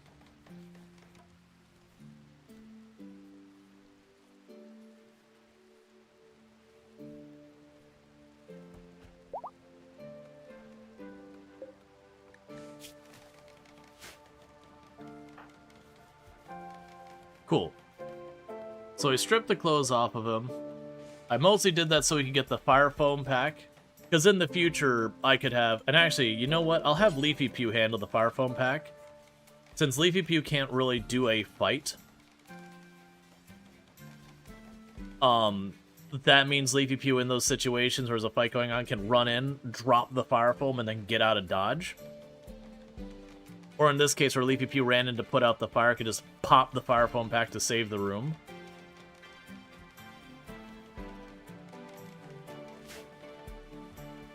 Okay. Surprisingly, outside of that, not many people took hits. Will was the only one who got properly injured because they were holding the line as a melee pawn.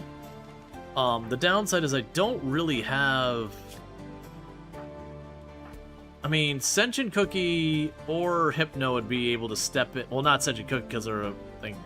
Hypno would be the one who'd have to step in as a melee pawn if we were to do that.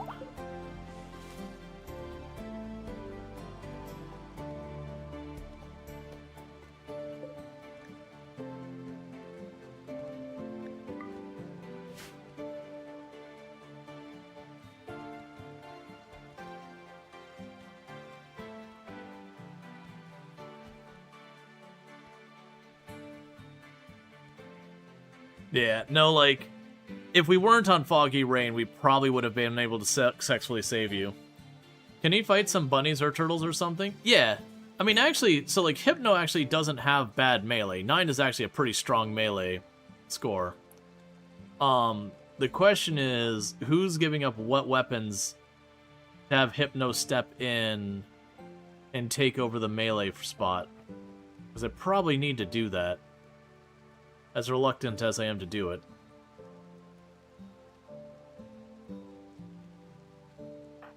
So Megalo can grab the SMG here. There'll likely be a step up. Where did that spear go? Because you hauled it in and I didn't see where it ended up. Price of beliefs on Protus. That just helps our cause. So thank you for that contribution. And honestly, for this, let's use the SMG primarily.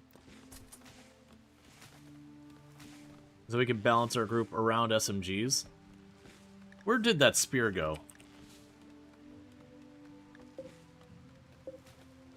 Alright. So we do have a spear if I need to switch over to melee. It's on that back shelf. We'll have Hypno do it.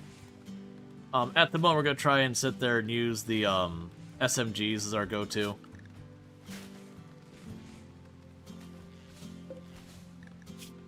Yeah, we're going to start working and getting psychically Protoss in here.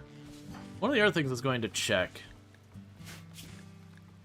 So our couple is Mgalo and Leafy Pew.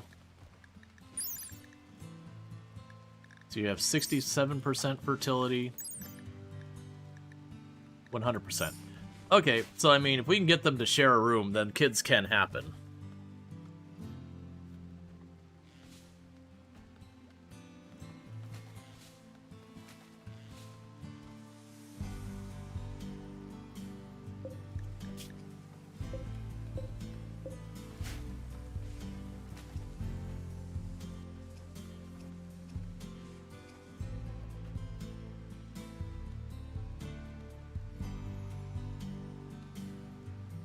But yeah, that's a consequence of the Foggy Rain. To be fair, the Foggy Rain also kind of worked for us in this part because they were trying to fight from out here in the Foggy Rain shooting in, versus we were being able to fight the one standing in the door that was tied up in melee. The things that just hurt us is the one that just ran by and set this on fire was certainly one big negative. And then again, the one grabbed Will, and just because of the accuracy penalty, we dumped damage at him and just couldn't put him down. I think the entire time he's running, we only hit him once or twice. And that's with, relatively okay shooting among our people. On another plus side, we did actually score ourselves a second full set of flak armor. So we now actually have 2 people who have decent flak. I'm going to tell you to switch to being recruiting. Oh man, it's going to take me so long to recruit you. Gross.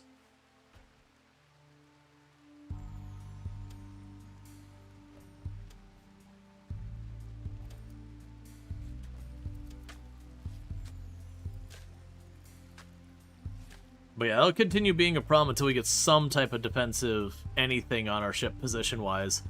Right now, I can just basically use it as a choke point, and not even a particularly good one. Like, against melee pawns, this will work great. I can just shove a whole bunch of ranged in here, and 2 melee, and we're golden. But against range, we keep getting pretty hefty raids. Because to be clear, these factions up here, the ones like the little barn-shaped one, These are rough groups to fight. Lots of guns in there. Hey, Bassett, thank you so much for the raid. I hope you had yourself a good stream. If we can get a shout out for Bassett, please. Not sure what you're doing today, if it was like Pal World or whatever. But for those who don't know Bassett, plays like Pal World, plays Pokemon, plays Digimon, all that kind of stuff. So, you know, definitely, if you're looking for a channel where you can kind of just chill, you know, for some chill gameplay kind of thing, you can find that over there.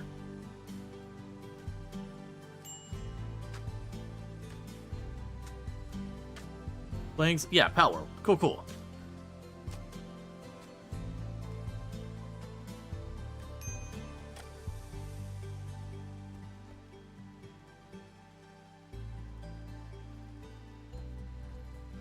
So little by little, we are going to get, you know, all the stone cut, get our floors built.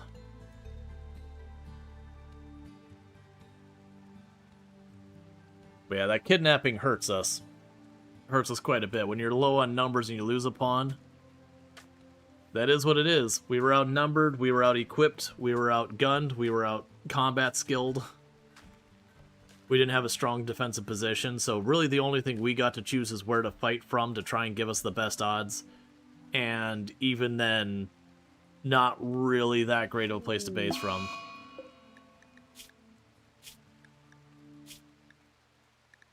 Oh, your jaw's shattered? Never mind, get this person out of here. Never mind, get him out of here, give me the rep. I didn't realize we, Will's departing move was to impale their jaw with a spear. Kind of ruining that pawn for a while. You play with a friend? Nice.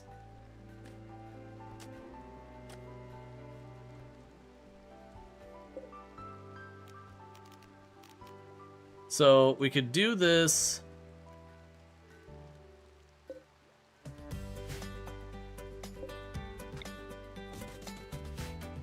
So a couple different things.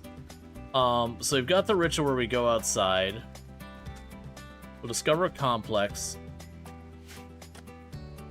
But that can help us boost our moods from what we got going on. So we'll do our little celebration here, and hopefully that'll boost our moods from where we had someone got kidnapped.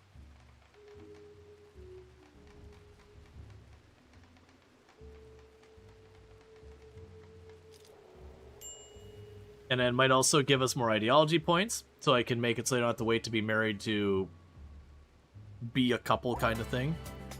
Beautiful, cool. So we got a point. And I'm probably gonna assign to. Well, actually, you don't have any social skills. So like right now, the one person with social skill, yeah, Hypno's our second best. So we're gonna go to our second best social person. We're gonna make them our leader.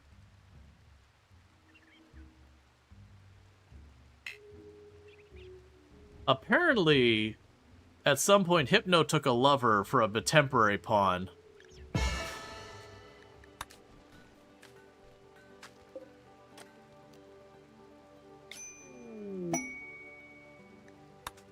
Medic's Badgers.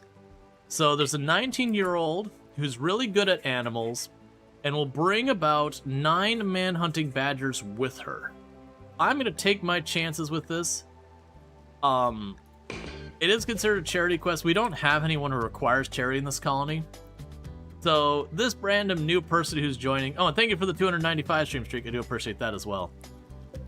So with that, what we're going to go ahead and do...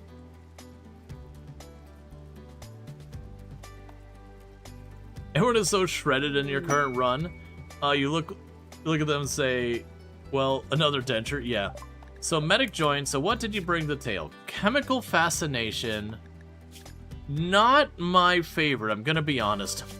But, on the one plus side, you are a pawn who can handle, yeah, you are a pawn who can handle the... Words are hard, chat. You're a pawn who can handle melee. That's what I'm looking for. So Medic here is a brand new medic, or brand new melee pawn, so go up, grab your spear. You're going to be earning your keep immediately. And who here wants to be Medic? Yeah, no, their parents named the medic because they wanted to be a doctor. And the fact that they were so high pressure about it really drove medic away from wanting to do anything medical. So if anything, it's really their parents' fault that they're not a doctor. They might have actually had the interest earlier, but, you know, too much pressure.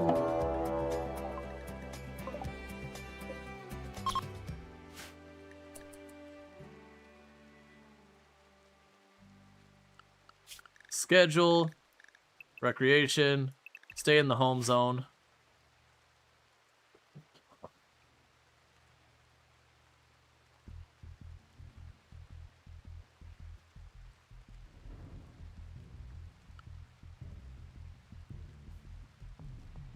Alright, and before we know whether or not they end up surviving this, let's go ahead and get you ready.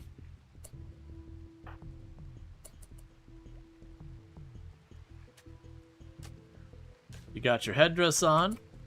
Alright, so the plan for here is straightforward. Is I could choose to just openly ignore all of this. I'm just choosing not to. I need my people to get combat experience so they can actually be good at fighting basically anything. So the plan's straightforward. The moment they're not super duper bunched up, we poke the door and we start letting them in. And medic gets to demonstrate whether or not they get to stay here. But before that happens, we get to name medic. So medic here, you get to have the name Space Powder Tim. Space Powder Tim, may you hold your ground and not die in the next couple seconds.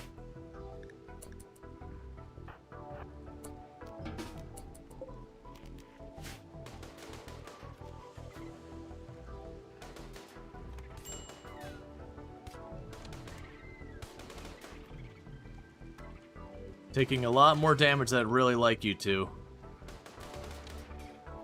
I think we'll be okay. But you've clearly gotten slashed up pretty bad.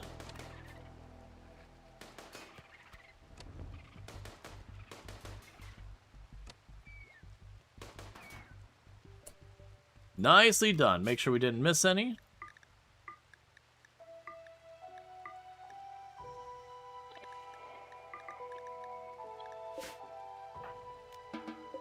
Okay, and how badly did you get scratched up?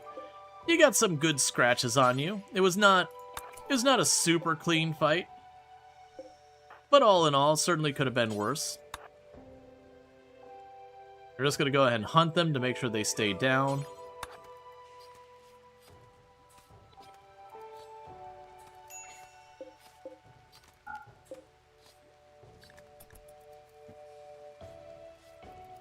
Oh, let's haul that one out of the door. Oh, you won't haul because it's fine. Do this, go like that. Storage, low, clear. Animal corpses, but only if they're not fresh.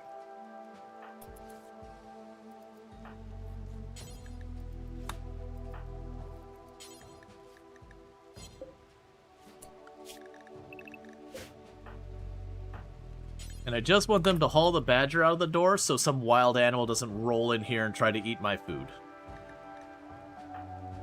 Okay.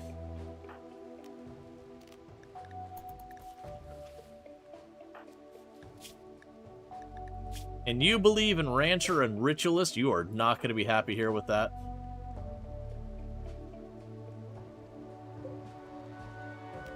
Begin conversion ritual. Yeah, we'll wait till people wake up, and we'll try and do a conversion ritual, see if we can't instantly bring you in the fold. With the Prolicizer going around, we're probably going to harass you down to being one of us anyways, but if we can speed up that process, it'll probably avoid a couple mood breaks and all that, since you're going to be upset every time you eat a plant.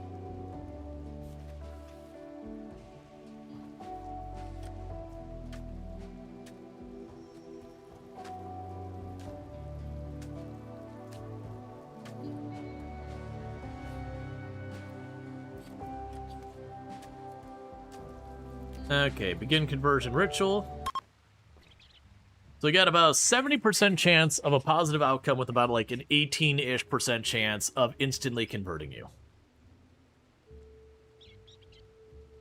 and like a 30-ish% chance of a negative outcome.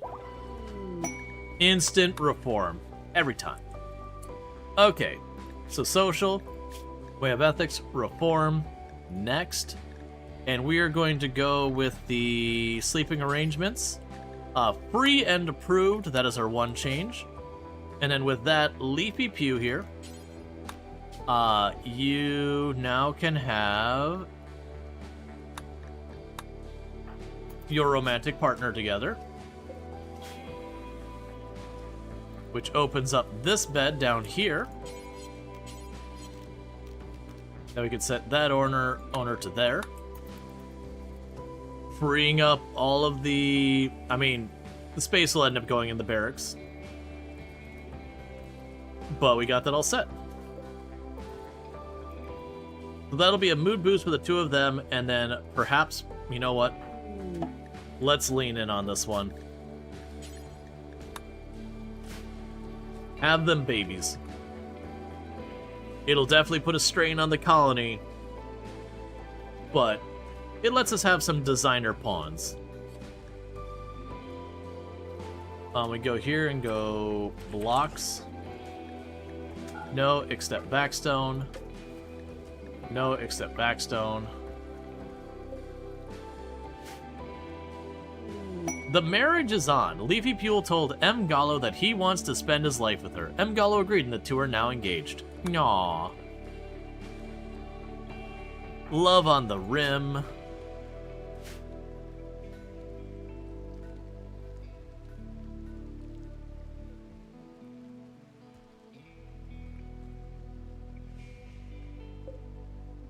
Okay, melee.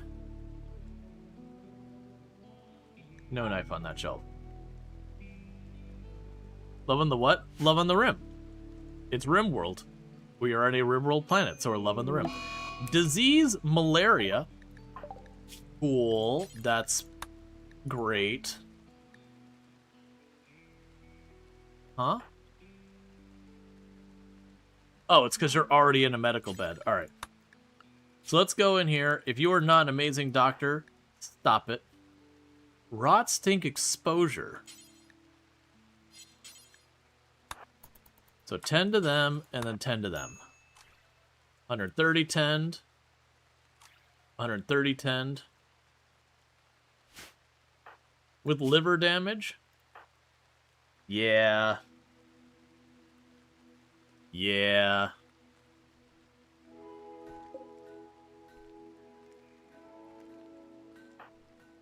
They got hit with a shotgun to the liver.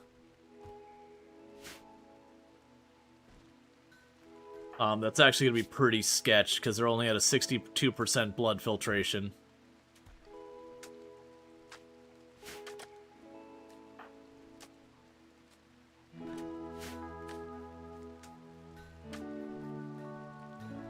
We'll definitely need to deal with that liver.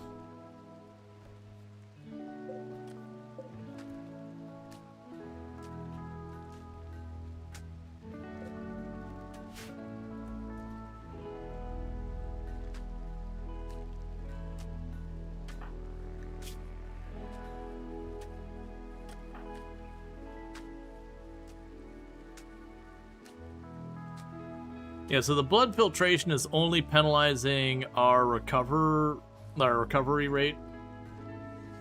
Like, how much is that overall?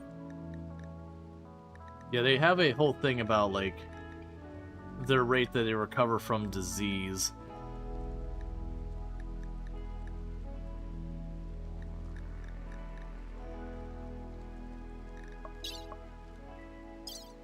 Yeah, it's fine. It's okay, they're an optimist. It's fine.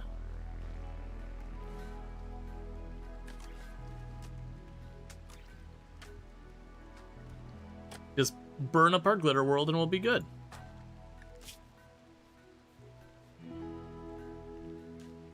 I'll let to get to about 20% lead, then we'll step down the medicine quality.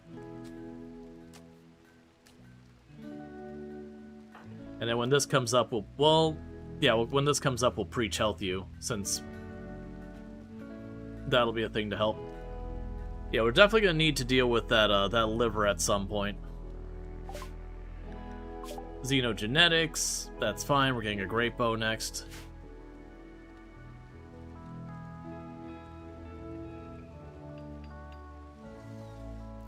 And what did I have you set up to do?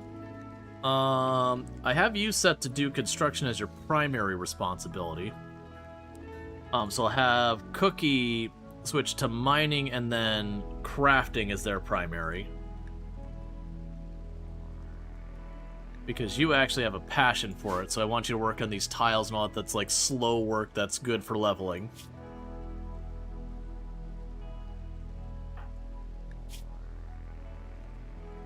Okay, so we're going to drop you down to just herbal medicine.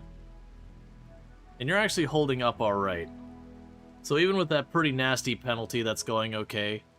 We'll let another good 10 happen with some glitter, and then we'll drop you down to industrial just to play it a bit on the cautious side.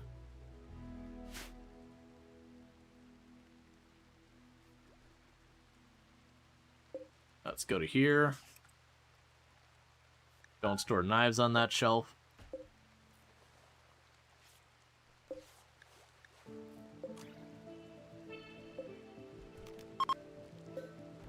There we go. And don't store knives on this shelf. They've already set properly. Cool.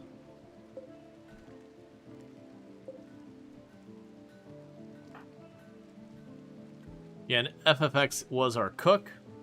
So, of course, our cook got malaria, so nobody's cooking right now. That's the other person who could cook is the other person who has malaria. Because this is RimWorld, and that's just how it be. Alright, Basset, you have a good time, and I hope you have fun with D&D and all that.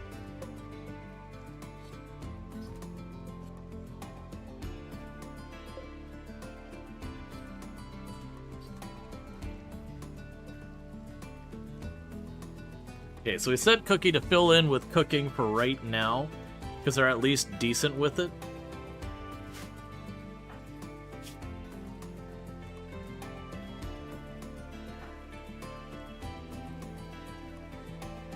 Your top cook is a one-lunged Yetkin right now. That is rough. We're gonna drop you down to industrial medicine. You've got like almost a 30% lead. Honestly, just go with the regular tending. If it comes down to it, we can jump you back up. You've got enough of a lead, it would take a while or starvation or something to put you in any real danger there.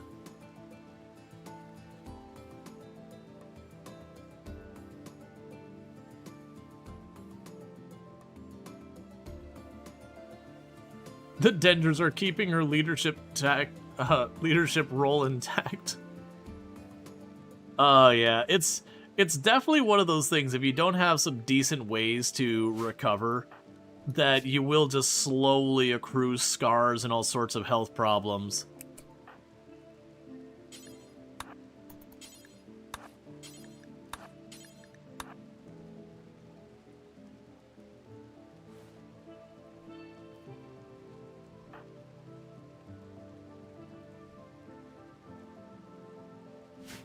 Okay.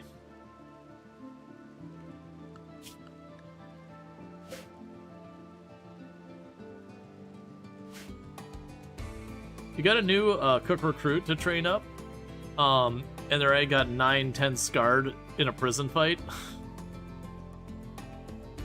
That's where it's either like unnatural healing comes into play, or if you have enough of it, you know, that could be a thing. That Luciferum can be a thing. It's like if someone starts getting a lot of scars, or scars in hard to deal with places like torso scars or whatever, there's definitely times to consider putting Lucy on the table. I don't do Luciferum in the game very often, but yeah. It's not bad to get like a pawn on Lucy in a pinch.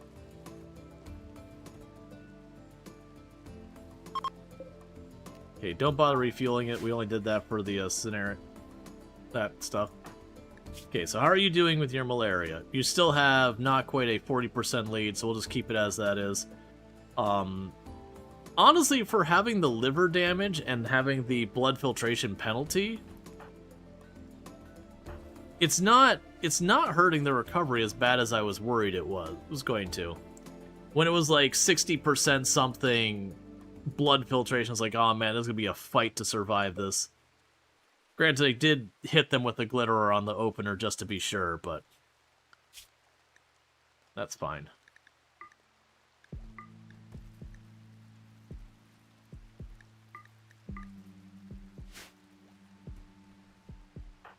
Now, hopefully the game will chill with the malaria, because we've only been streaming, like, in our stream, we've already had 2 rounds of malaria already. Some of them hitting the same pawns.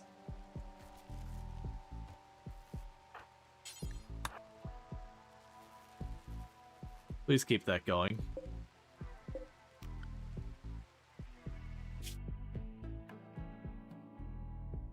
Okay, so we're here and we're heading towards that. So our next jump, we're going to probably try to land it right here on the edge so we can hopefully hop straight across that desert. If we have to stop at some arid shrubland, that's not the end of the world. Actual desert proper we probably don't want to deal with, but whatever it ends up being, that's what we're going to deal with. Pretty soon we will be bullied off this tile by the Pursuit factions. I think we're coming up due for the announcement, and that could be from when we get the announcement anywhere from 2 to like 20 days.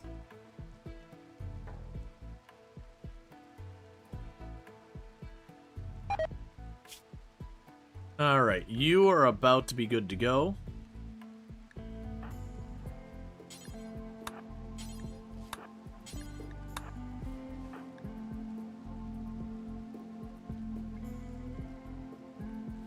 Okay, so both of them should be back up and in action here in a minute. 2 people with 10 damage head scars. It's honestly more amazing they haven't died with that many scars. That's one of the easier for mood management side of things. If you go with the let's see if we have any of them, because it's easier to show it if we have them. No, we don't have one. There's one that's like scarification or whatever, or no, it's pain. It's like pain is a virtue or whatever ideology, where they have a requirement of scars. Like, it's way easier to keep them happy because just give them a bunch of scars so they're constantly in pain, and it just brings them a ton of joy to have all those scars and all that. So mood managing them gets really, really easy. But the problem is, scars reduce the max health of those limbs, or those parts. And if you're unlucky, when they do like the scarification, it'll be stuff like eyes or whatever. And so it really can suck really bad to have that. But at the same time, you could put them through some pretty nasty abuse, and they'll still keep their mood up. Did releasing the 2 prisoners of the last battle get you actual faction gains on any pursuers? Yes. Each one gives you 12. Yeah, one of the head injury guys had a constant -10 mood from the multi-scar pain. Yep. Yeah, so pain is a virtue is actually a really powerful trait. Not the overall meme, but if you get like guilty and the pain is a virtue, and you just kind of walk around and people have scars have like a +4 at all times and all that kind of stuff. And instead of like after a fight where everyone's hurt, so everyone's getting like really upset, after a fight they're really happy.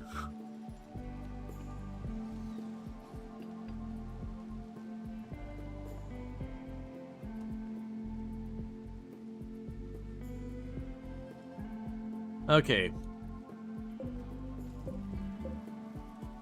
So it looks like everyone's clear of their malaria, so they can get back to working normally. And so we get everyone reassigned doctor. Alright, M. Gallo is pregnant. So we've got our first colony baby on the way. So we're going to go to furniture. And we're going to go to crib, and we're going to get ourselves a nice marble crib to go in the room with them.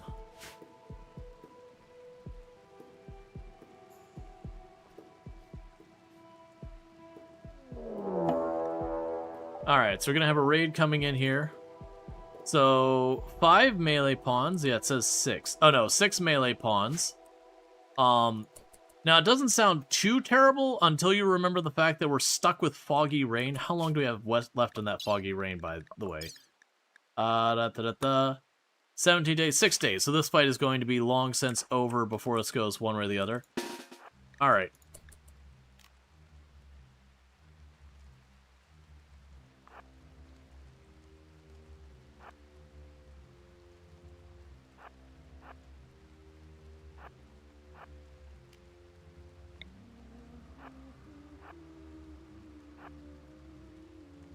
The plan here is straightforward.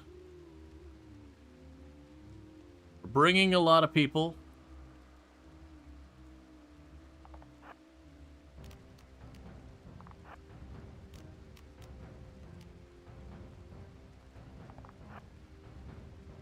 We're going to put some damage into them before they have a chance to raid, to soften them up.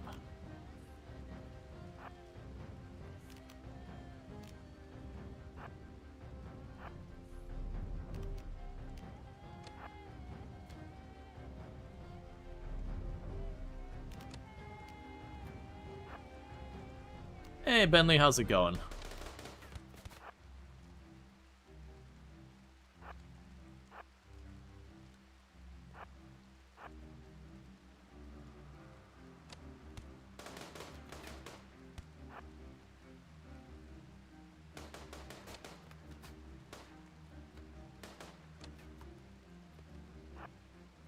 Okay, so we got 3 of them. Pretty good hits in on them.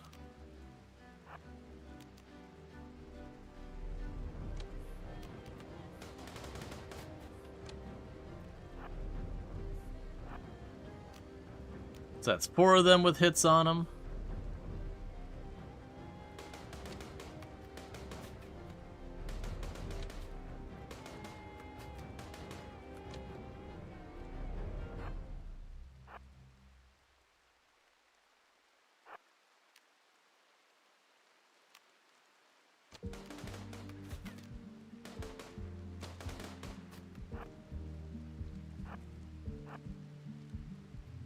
Because as you can see, we're just running back and forth, harassing them as they, Okay, 5 of them have hits on them. So basically, all but 1 of them is injured now. Which is kind of the dream, to spread those hits out a lot.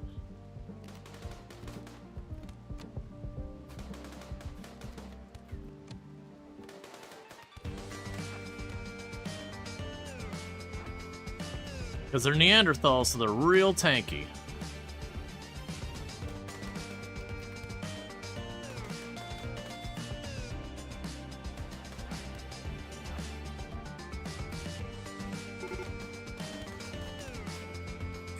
Cool.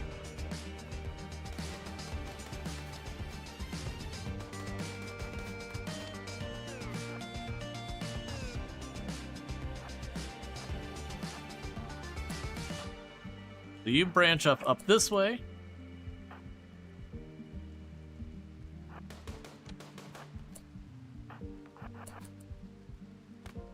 Oh, come on. Right for the genie.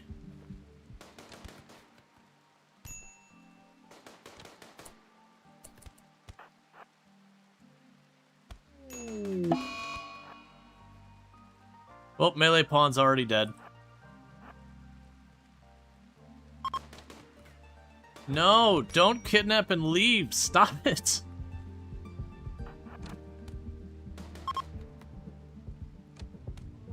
Don't you do it. Okay. So you two go over there. Leafy Pew, go rescue them.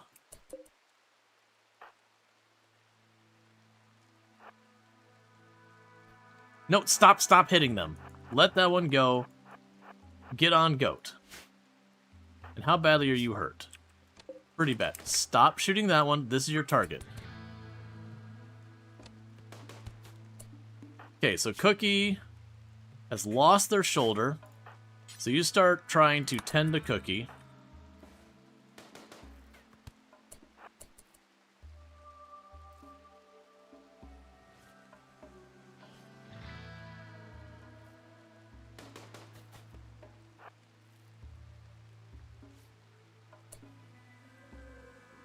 How bad is Mgallo? Pretty bad, so instead start treating them right where they're standing. Laying down, whatever. Okay, so Sentient Cookie's back up. Because basically just lost their shoulder. Are you going to... No, I can't possibly get you in time. So Cookie's going to go ahead and grab their gun, which they're going to be really bad at now.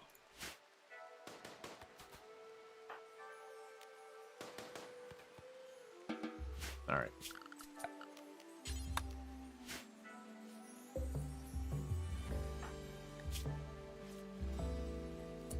Cool. So with that, rescue them. Alright, well that sucked. Cool, so we'll just go to miscellaneous. Graves.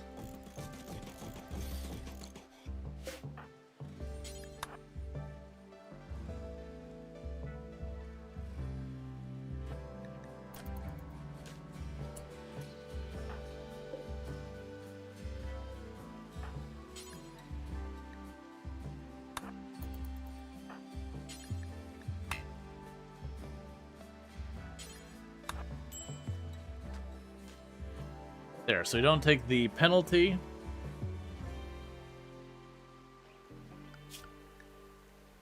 Just got the pawn.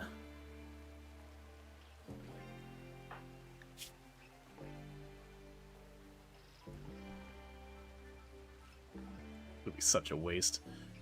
Alright, as soon as the blood loss goes away, we're gonna just healing mech serum the arm back on. It's such a waste. But we keep losing limbs on Cookie. And without having something I really need to be used against in the meantime. I still have Glitter World. I don't know how that helps here.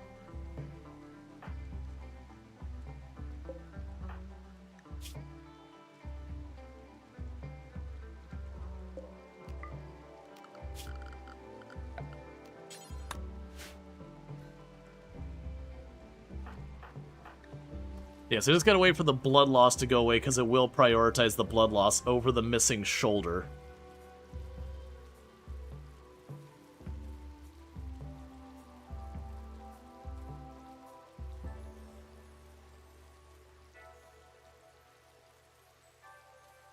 Blind healer? I don't have a blind healer. I have an actual healing mech serum. Normally I'd want to save that for something way bigger, but because we don't have prosthetics, and we can't trade with anyone, the chances we get a replacement arm are actually pretty bad. And with this few of colonists, we really don't want to be with someone like that knocked down. Okay, use the healing mech serum. You got your arm back. So, we got 2 healing mech serums, and both of them went into, Sorry, not you. Both of them went into Cookie replacing a limb that got knocked off.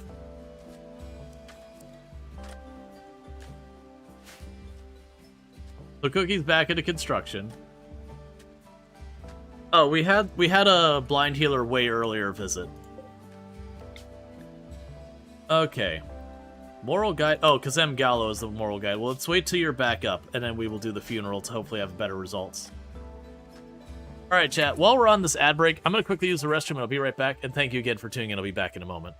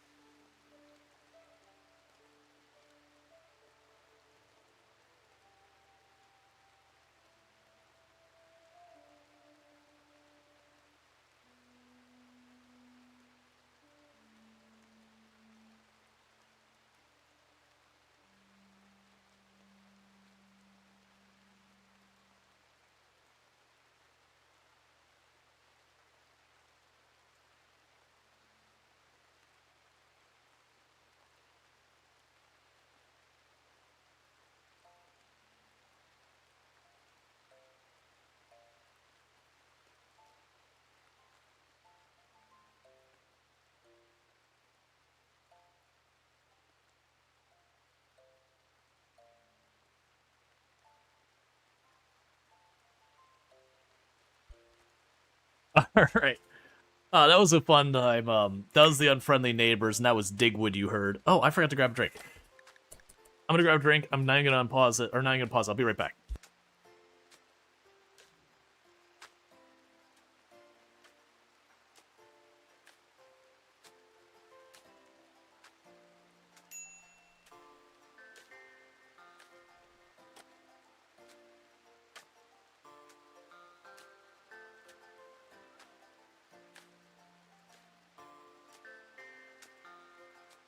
Okay, sorry about that. It was just like, I meant to grab a drink and use the restroom, and I did the use the restroom part, and then forgot the drink. Yeah, and that was a collab I did with, it was Snoot, Digwood, Killadrix, and Brildane, called The Unfriendly Neighbors, where we're all trying to kill each other in Project Zomboid. But, like, you know, murder's uncouth. Like, we're better than that. So we had to kind of indirectly kill each other. And Digwood, you know, was infected. And it was going to be turning zombie, or, yeah, it was going to be turning zombie or whatever. And just pulls up, was like, hey man, let's go check this out. And obviously, you know, I could sweaty try hard and be like, nah man, I know if you're having me go in your car, you're going to do something to get me killed. But it's like, nope, you know, part of the fun is like, okay, let me just step into this trap and figure out what it was. And unfortunately, the thing that Digwood didn't realize was when he, you know, because he pulled the car up, so I was in the passenger side, so he had the passenger door up against the wall. So that, you know, I couldn't get out of the car because he was in the driver's seat. My door, I couldn't get out because there was nowhere to go. And his plan had been for, you know, me to be in there, him to turn into a zombie, and me die. But unfortunately, mechanically, what Project Zomboid works is when he died, he appeared underneath the car, pinned down. So I just got out and shot him. Hey, Madame Diablo, how's it going? Let me go ahead and get you a shout out. For those who don't know, Madame Diablo, absolutely a fantastic content creator. Been playing a lot of like Project Zomboid recently. Ooh, Mortal Shell 2. I actually haven't played any of the Mortal Shell games, but absolutely fantastic time over there. Been like learning Project Zomboid, and that's all been fun to watch. But yeah, no, it's good to have you. I hope your streams have been going well. I actually don't know much about Mortal Shell myself, but it's good to have you. But yeah, that was the Unfriendly Neighbors was a fun thing that Digwood, Killadrix, and Brildane and all them were involved. Sleepy, just grabbed your morning elixir. How are you? I'm doing pretty good. Just kind of having a good evening. And thank you for the follow. Welcome to the stream. Yeah, had my wife is stuck working an overtime shift tomorrow, so she came home, and where normally she would be up for like how much longer? I mean, she'd be probably wrapping up now. Like couple hours ago, she went to bed when normally she'd be up. She's gonna be like wrecked for the next 2 days because of working 2 shifts back to back with not enough sleep in between. Wasn't the first arm replacement on a melee fighter who just died? No. So Sentient Cookie lost an arm. And we mech resurrection or mech healing serum them way back, and we had gotten 2 at the same time. And so Sentient Cookie lost another arm, and so we healing mech serum that back, which is really a waste normally, because you can make replacement arms that are better. But we have the random research and we don't have the tech to do it. And so it's like, okay, there's the balance you go. I have this high value healing mech serum that's really good. But, you know, it doesn't do me any good if I don't use it. And then we've got someone who's going to be around with one arm not working well. So we're getting attacked from 3 different angles again. So you got 2 bolt actions, an SMG and a knife, and a pistol and a knife. So this one isn't attacks immediately, so that's some good news. If this Mega Sloth was closer, I would trigger the Mega Sloth and send it on its way. Unfortunately, as far as it is, realistically, it's going to reach me before I get clear. M. Gallo here is in really sorry shape and is not going to be able to help at all. So this side is the side that I'm worried about the most. With the 2 bolt actions, they could do some work. We don't have a melee pawn anymore because we just had them get kidnapped. We could straight up leave the tile. I have plenty of food for right now. And so, like, M. Gallo is like, genuinely genuinely, she takes a leg hit, she's down with the leg gone. And we don't have a melee pawn at all.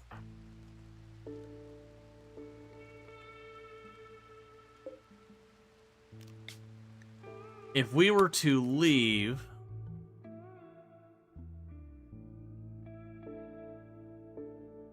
I hate to just keep leaving, but we've had back-to-back raids here. And, like, very genuinely, we're very heavily outnumbered and outgunned. We're just... Like, I'm actually wondering why we keep getting these pretty... I mean, I guess the problem is I don't really have anyone with good combat stats. And we are using the pirate faction... Well, not the pirate factions, the rough faction or whatever.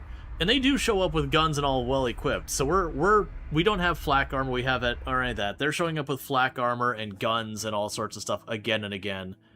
And we have not been able to get ourselves kind of off the ground with that. A big part of it, the ship wealth is not helping us at all. We really do need more people to deal with that. But yeah, so we literally lost 2 melee pawns there. We had one who got killed outright, and then the second one got we got one got kidnapped, and then the second one got... Ooh, that's a nice pool of water. The one got kidnapped, and the other one got killed. I also didn't think we should stay, because we were probably... Any day then it was going to be like, hey, here comes the group. Now, one of the things that can happen is this does reset the raid timer. So literally I can land and have another raid immediately. So it's not always the best idea to run away. No, the fast learner jogger is Hypno or whatever. Hypno butlers are fast. Like, this is our original colonist here. The one that... Oh yeah, you were the one who got kidnapped. Yeah. You're the one who got kidnapped.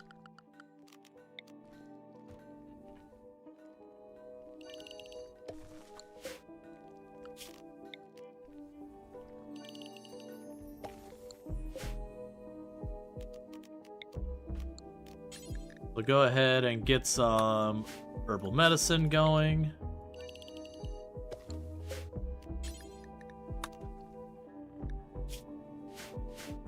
Some psychoid.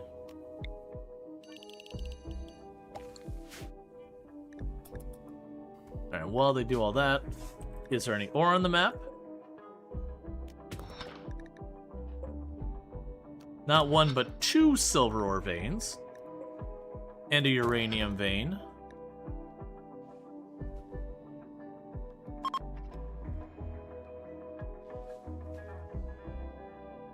Well, we're actually really good on components, so we won't worry about those right now.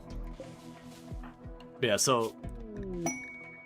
Okay, we're having a party. Hypno Butler's throwing a party. Everyone goes will gain recreation, social energy, and lasting positive mood.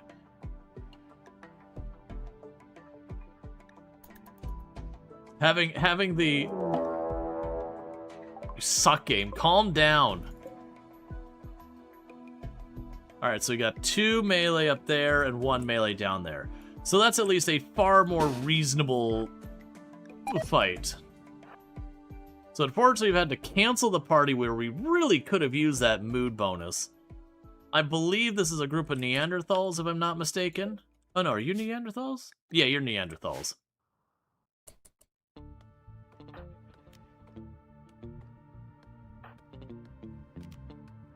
I really need you to be involved for the shooting, but you are going to mean there's no kiting.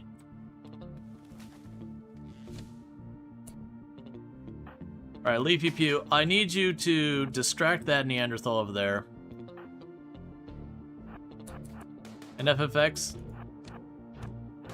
grab their attention.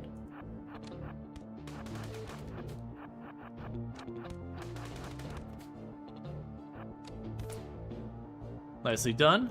I lost track of Leafy Pew. Keep running, Leafy Pew. Keep running. Keep running. Get the stun. Don't friendly fire Leafy Pew, please.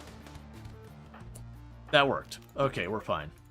I lost track. Leap you. Looks like Leap you just took one hit. It would have been a leg. It was a leg hit. So had we not gotten that fight done, it would have been real bad, real fast. Okay. Well, we finished that raid. As RimWorld is definitely in burn everything mode. So I'll go over here. Low priority, clear all human-like corpses. So they get those corpses out of here.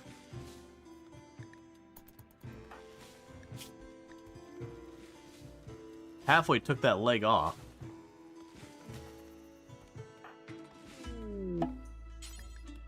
Area revealed. That's fine. We're good on steel.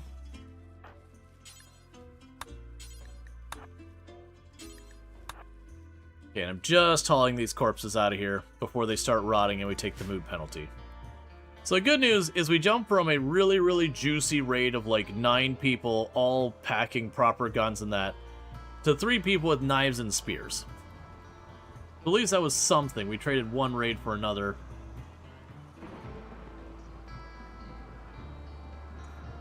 And they've gone back to not actually needing a barracks. So that's mildly upsetting.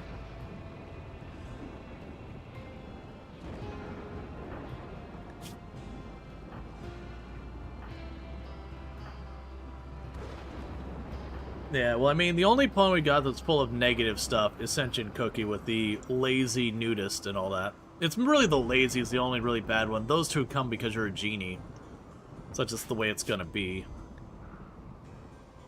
It'd be good to get Sentient Cookie to be able to focus on crafting and all that, potentially.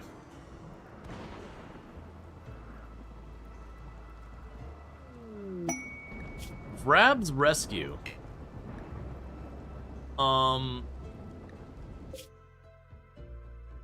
Maybe. Maybe when we do our next jump, if I can't get the jump to be able to get far enough, maybe we go and rescue this person. Usually what the problem is with stuff like this, you can never really see what their actual stats are, just their one stat. And it's honestly the traits you care about. Like, their highest skill, it's like, okay, well, we could just work on that skill. Like, getting your skills up.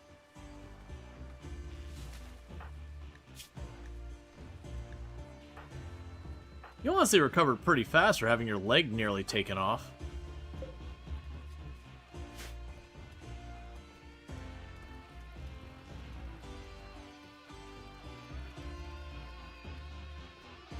And what type of stone do I have in this tile? Slate and marble. Transport pod Jotty. Okay, we got Jotty here, who's a sanguine, slow learner who's greedy, psychically deaf, incapable of caring or firefighting, and is a hussar. Who has Wake Up Edition and a hand missing.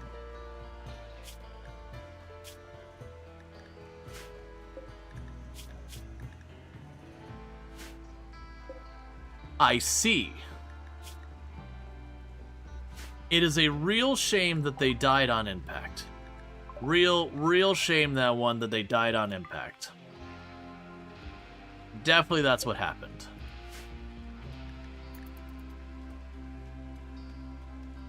Considering, without being able to trade for Nutrimine, I can't make the Go Juice. So they're just gonna slowly die to their Go Juice dependence. And just, you know, they're just not a pawn I'm gonna be able to do anything with.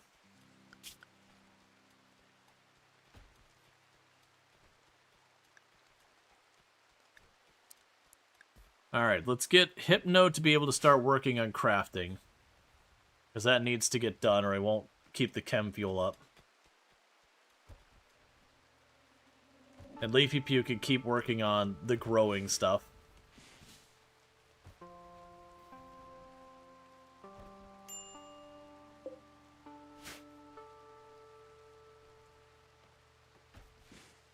Man, I really don't want to put Hypno in on melee. They're not a bad pawn for giving melee. And all right being a jogger and having actual melee stats. But they bring a lot to the table, and melee pods tend to live not particularly long lives.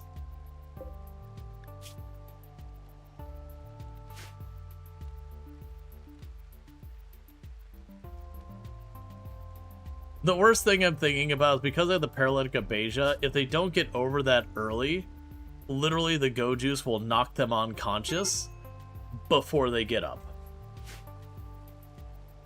So it won't even be like I get a pawn for a little while to help out. Pregnancy mood collapse. This pregnancy is so hard. Your body feels awful. It's so exhausting. Cool, man.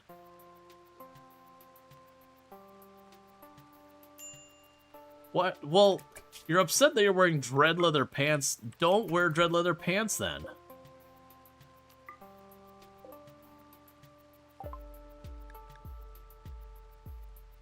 Can't you administer go juice? Yes. And I've got a single unit of go juice in here. And I need to give him one like every 15 days or whatever it is, or he loses his mind. And I don't have a means of getting Nutramine, which is a requirement to make go juice, because you have to trade for it normally, and everyone hates me. So I could get him one dose of go juice to buy him like an extra 15 days, and then we'll be back at the same situation, only now he'll be a colonist and he'll take a mood penalty when he dies.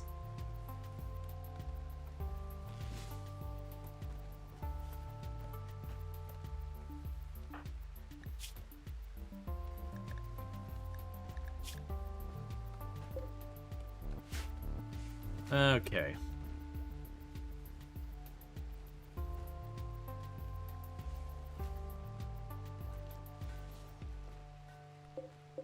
Okay, so all refueled. You're working getting her stone and all that cut.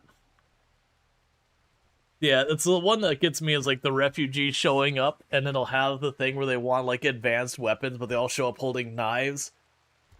And they've got a bunch of minus mood penalties because they're walking in with weapons they despise. And you're like, man, don't get mad at me. You're the one who did it.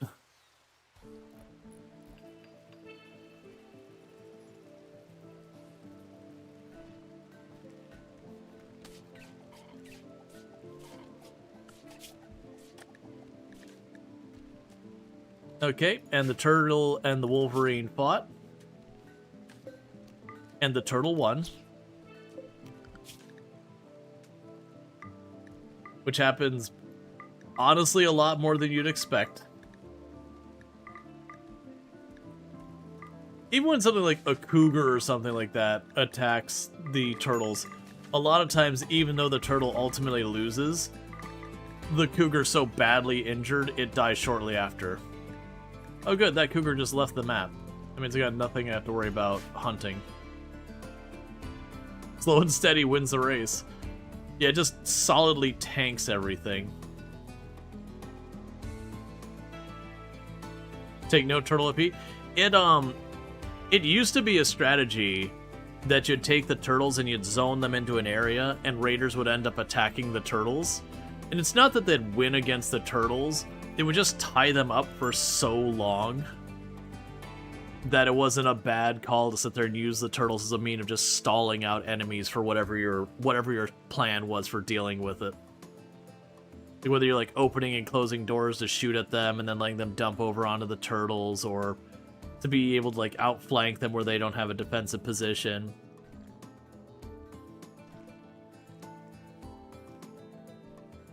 It's kind of like you can get the boom rats and all that, and you can get a whole bunch of them and put them into an area, because I want to say you can, you know, zone the boom rats. So you'd sit there and have like the enemy raid over here, and you'd have all your boom rats and be like, okay, there's your boom rat zone. The boom rats would all go running over there into the zone, which would cause the enemy faction to shoot at your boom rats and effectively make them into mobile landmines. It's a very impractical solution, but it could be fun. Alright, so we're going to switch to using the slate for the walls.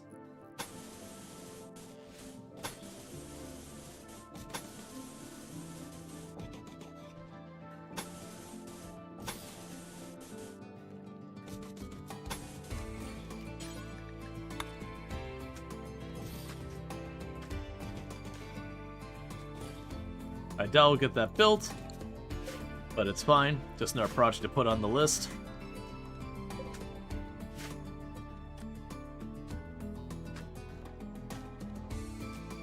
I mean, another thing is we are continuing to grow our wealth. I'm not doing heavy wealth. I mean, we're actually only at like 76,000, which is a bit high for 5 people, considering one is a pacifist. That's kind of been one of the things really hurting us, is like we've had a kid and a pacifist in our group and all that, like that kind of thing constantly. So it's like, you know, you've got the wealth for a colony that's like 8 or 10 strong, but then as far as colony members, the reality is only about 60% of them are actually really in good shape for fighting.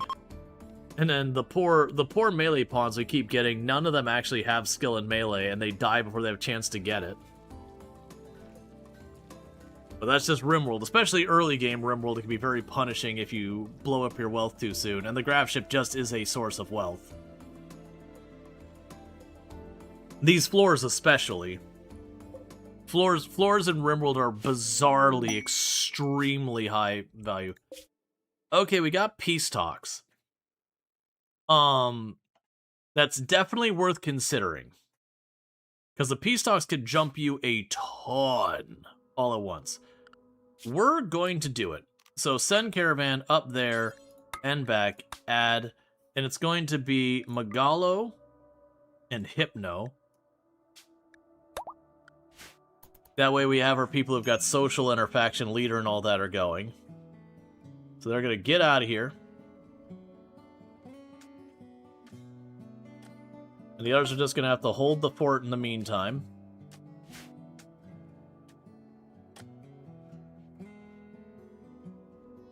Because we basically just sent off our crafter and our primary researcher, if I'm not mistaken. So we can afford to have them not here for a little while. Here's hoping it's not an ambush. Honestly, the ambushes are usually pretty mild.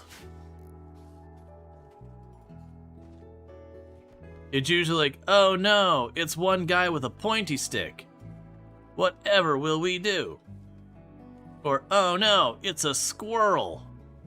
Dear God.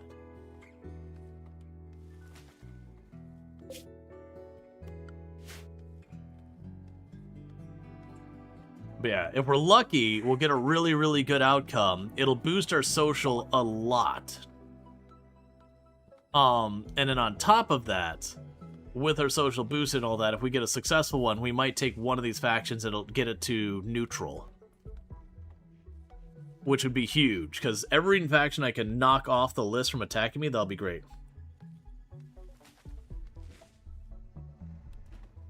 Some of those ambushes don't seem to take wealth into account. No, they don't. It's one of the things that makes ambushes kind of a non-mechanic in a lot of ways, that they're really only a threat. If you get really unlucky and you've got some, like, relatively okay pawns that's like, you know, tough jogger brawler is the ambusher, and you're like, oh god, as the guy just closes in and just demolishes you. Peace talks successful.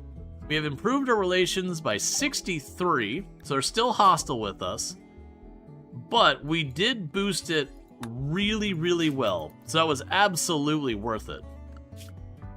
So for now, we have one of these factions is only 37 in the negative.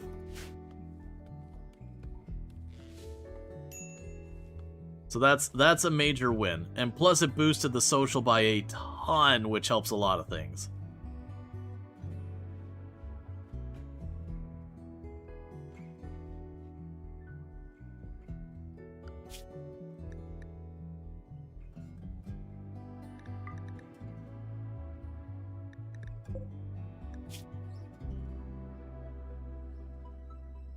Yeah, like here's another example. This one fought a tortoise.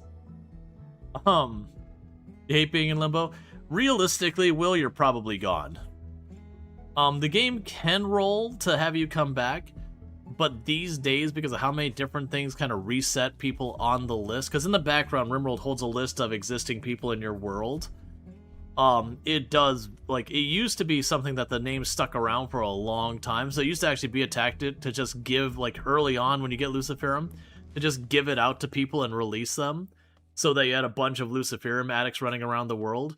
That way, when they came back to raid you again, they'd have more Luciferum on them, and you could basically make them a source of Luciferum for your colony. because you just end up turning out more and more people to come back again and again to effectively seed more Luciferium into the world. Unfortunately, nowadays, because of how many mechanics knock people off that list to replace them with new ones, it's just not nearly as effective. But that's also the same list that, you know, if someone gets kidnapped or you have a refugee who you rescued and then they, you know, left, they could show up again, that kind of thing. It just clears it out too aggressively, which is a real bummer. I actually wish it did have a lot more of like a stickiness to it, where unless something went out of their way.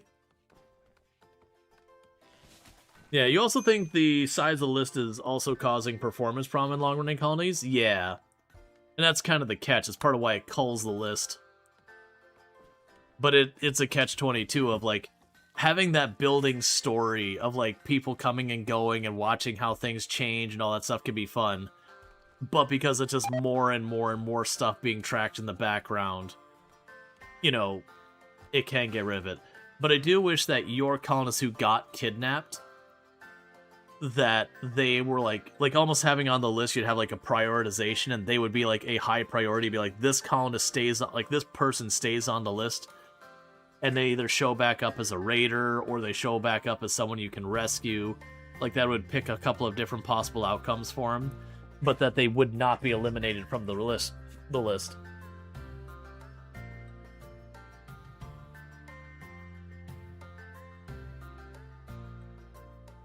But as far as, like, refugees and whatever, I'm down with them being called. It's, like I said, it almost feels like there should be, like, a couple different tiers. I don't know how the list works in the back end specifically, but, like, have anyone who is a colonist of yours at any point is kind of, like, locked in there to keep coming back in different manners or whatever until something concludes. Like, if they're like, hey, rescue me, and you don't, that kills them off the list. Or they raid you, at which point whatever happens to them in the raid, like that kind of thing. But then stuff like refugees, like, if it calls them off the list, who cares? Random raiders that you capture and then you release, who cares? If you need to clear some space, it's a very good place to do it.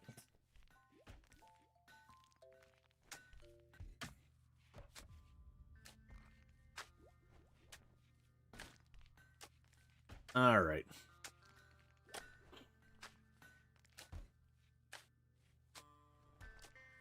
So again, are the marble brick cut, which is allowing us to make everything nice on the ship, which will help with the mood things, but it doesn't help with our wealth. Like, if we were to watch our wealth, you'll actually see as it just steadily climbs. We're looking at wealth building. So seeing as I'm building this floor, it's just climbing and climbing and climbing. Where wealth is our creatures, our colonists, and it's kind of stuck. Let's see, pawns enter the world pool, and you must rely on randomly triggered game events to get them back. Yes. And the catch is the world pawn pool is what we're talking about. Gets cleared, not cleared, but it gets stuff knocked off it by a bunch of different things to keep the pool manageable. So the unfortunate reality of what happens quite often is you'll have someone get kidnapped, and then either, like, sometimes they come back as a raider, sometimes you'll see them be like, you know, they're calling from nearby, please rescue them. But other times it's just, you know, they get knocked from the pool and that's it. They just stopped existing.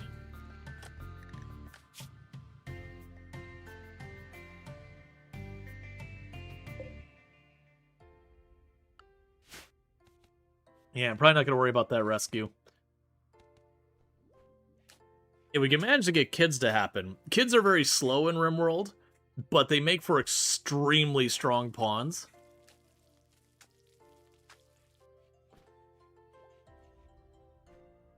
It'd be really nice if we could actually clear out some like wealth easily. Yeah, so we've got a warg and all that on the map. That's the whole thing.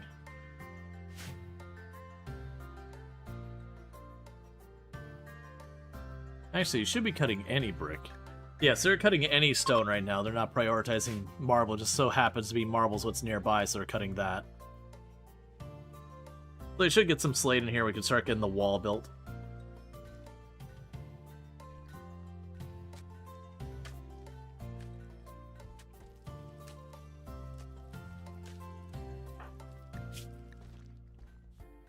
Okay, so slightly impressive bedroom. Yeah, and the colonists lost and all that should start falling off. Yeah, more than enough wood right now, so you don't need to worry about that.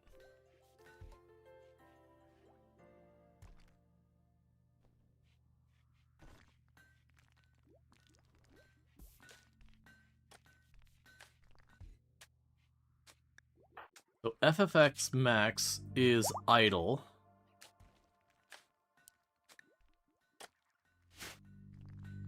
There you go.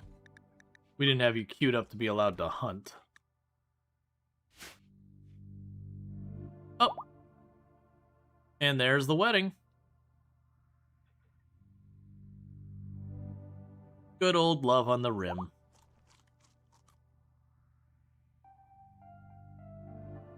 Where they say their vows and all that, and then they eat a bunch of raw berries.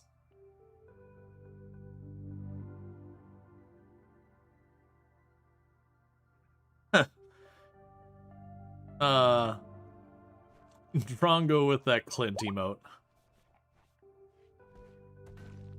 Alright. And they're now married. Congratulations to the bride and groom.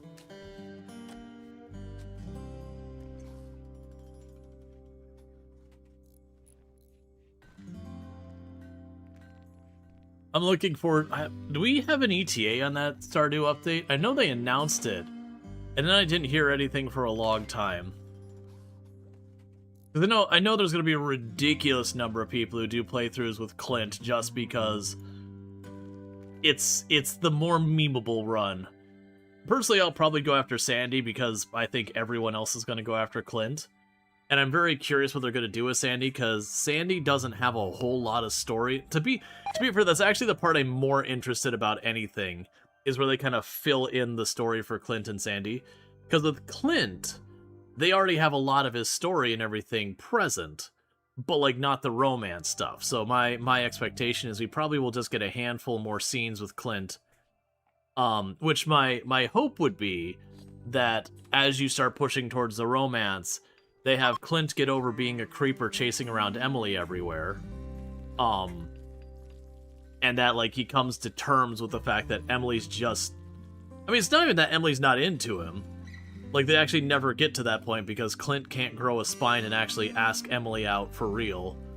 Because very genuinely, I actually think Clint and Emily would probably get along if Clint actually did the thing where Clint was like, hey, you wanna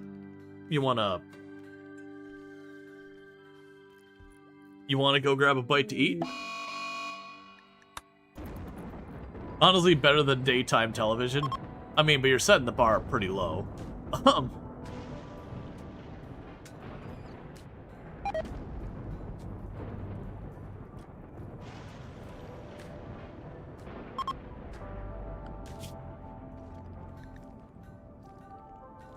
like, genuinely, like, if Clint actually asked Emily out, I don't think she would say no.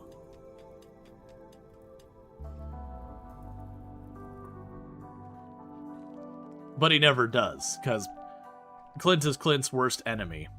And don't get me wrong, like, in a lot of ways, Clint is a realistic depiction of someone who just, like, gets that level of social anxiety and isn't comfortable stepping out their comfort zone, yada yada. Which I think is part of what makes Clint so frustrating, is because you, like, look at all the other characters and you see growth as they go along the way, like, oh, here's this person dealing with their daddy issues, and they kind of come to terms with it, and, you know, they're proud of who they become, or this person who, like, they're all abrasive, and eventually they start coming around and warming up to people, you know, and you have this person who has, like, their insecurities about different things, and they're coming to terms with that, and it's like, all the other characters have these, like, very satisfying growth, and then Clint has this, like, starts to grow and then collapses, and then starts to grow and then collapses, and starts to grow and then collapses. And it's so infuriating. Because again, for a lot of people, it's actually relatable. Like, it's a realistic thing.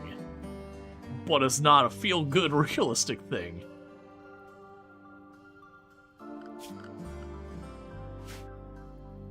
But yeah. And so I think that's it, is you can relate to it, and it just...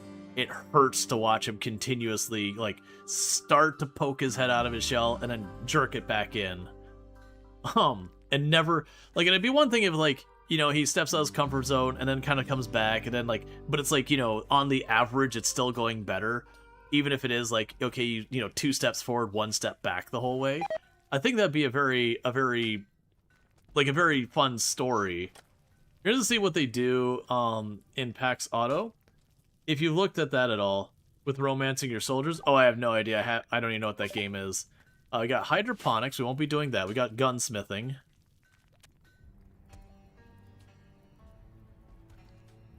Yeah, no, there's been some games that, like, you wouldn't think about having romance in it that it actually works really well. I've also seen plenty of games where they add romance as a mechanic and you stop and be like, hang on, wait a second. You know, these aren't 2 people on equal footing. Like, one is in the subordinate and one is in the other position. Like, very, very much like you can have that back and forth where it's like, oh, this isn't necessarily all good news. Not that that can't work and be healthy or whatever. It's kind of like RimWorld meets some kind of shooter roguelite. The colony stuff and the mission running is very cool concept. Very new. Gotcha. PAX Auto. Interesting. I'll have to try and keep in mind in that one. But yeah, like, so there's definitely some games where, like, the relationships get kind of weird and awkward. Not saying that's one of them.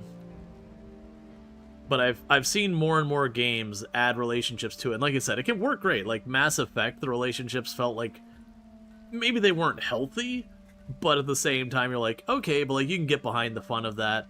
The Star Wars, like, BioWare games and all that, where they had romances and all that, it's like, oh yeah, it's thing. Well, I mean, Date Everything is supposed to be, like, slapstickish and silly and all that. I think it's fine for what it is. Like, it's not trying to deliver a real relationship. Or something presented as a real relationship. It's supposed to be, like, slapstick, you're romancing inanimate objects. The relationships through the Old Republic were amazing. Yeah, no, absolutely. I actually really liked those. I think those are done really well. But yeah, those are like example of games that brought in relationships that were good. Then there's the occasional game where it's just a relationship is added to the game. You kind of scratch your head and you're like, I don't know about this. Like I know there's probably going to be people who get upset with this. 38 manhunting minks for 42 goodwill. I want the goodwill, but that's pretty rough, and we have foggy rain. But yeah, so like, to one thing, Skyrim, a lot of the relationships are pretty, like, it's a good genre for them. But like your relationship with like Lydia, where she's literally, you know, almost like an indentured servant of yours. And like to the point you go and you're like, hey, you go to give her stuff. She's like, I was sworn to carry your burdens. Like she does it what feels like out of obligation, and then you romance her, and it doesn't feel like you really build a relationship. So it feels real awkward.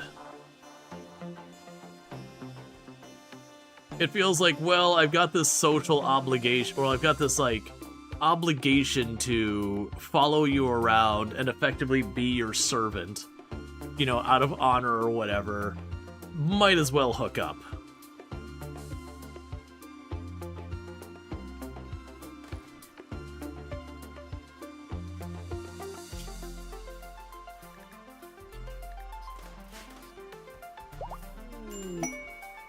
Baby prep. Alright. So we don't actually have to kill the Manhunter pack.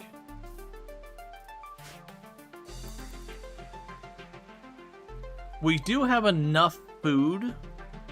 Oh, one thing we need to add before I forget. Bills, make baby food, do until you have this, drag that to the top. So we could genuinely just lock ourselves inside till they go away. And that's probably not too bad, because these are going to take a little while to grow. So schedule. It would have been really nice if we would have gotten the perimeter built out here. It's not going to happen in time because it's less than a day from when I accept this. So schedule, home zone everybody, do this, accept.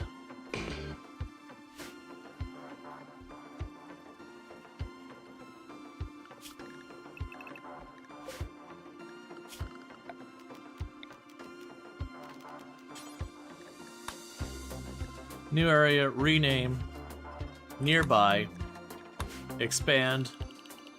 So keep them allowed to have in the nearby zone.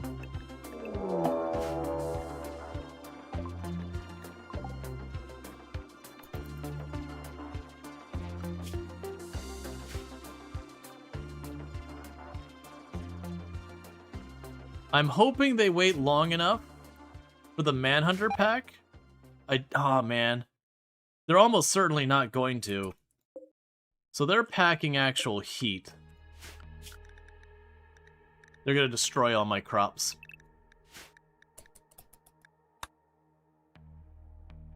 Because they're not going to be able to kite them because Megalo's right about to pop out a baby.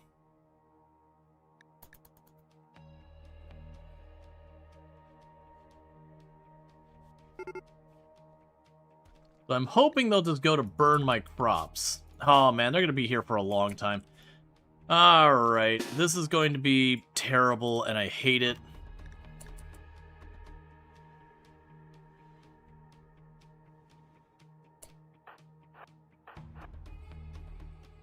Fly away? No, I don't want to continuously fly away again and again. There's pros and cons of doing that. Oh wait, what are you wearing? Vac suits? Oh, you're the... Okay, so change your mind. Close the door again.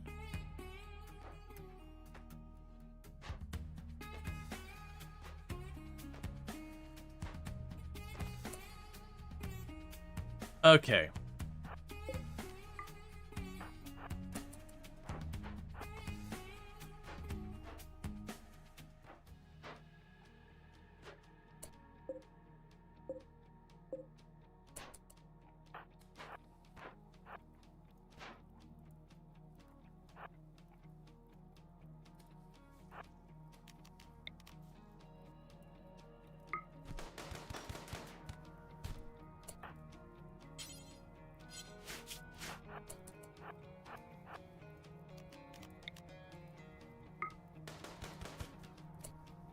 Nicely done.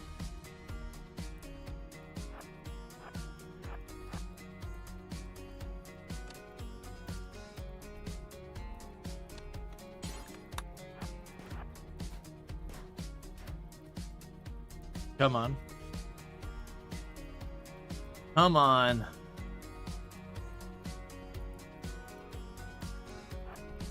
Stop just burning my stuff and get over here. I knew that was coming.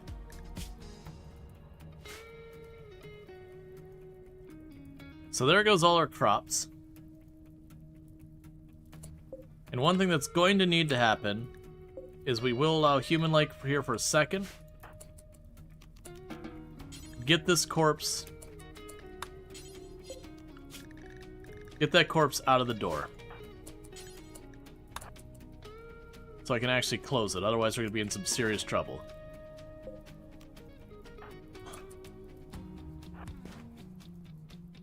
Stop burning the crops and get in here. I left it wide open.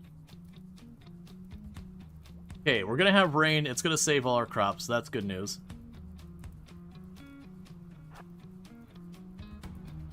Where are you going?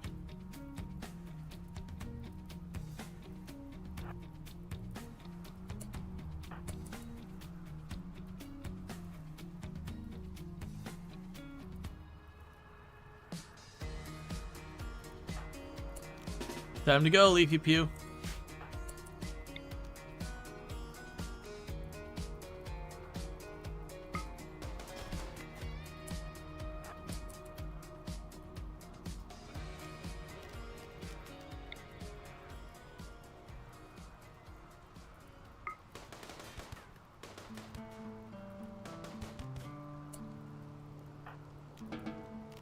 Schedule nearby.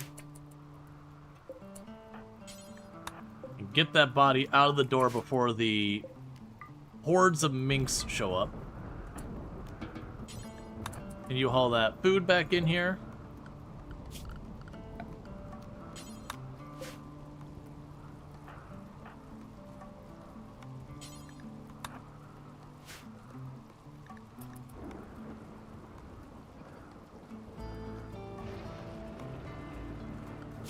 Okay.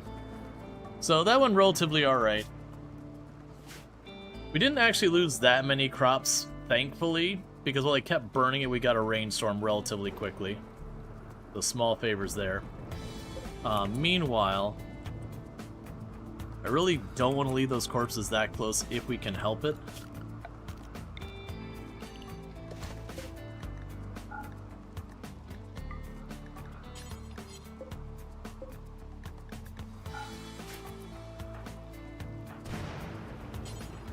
Haul it.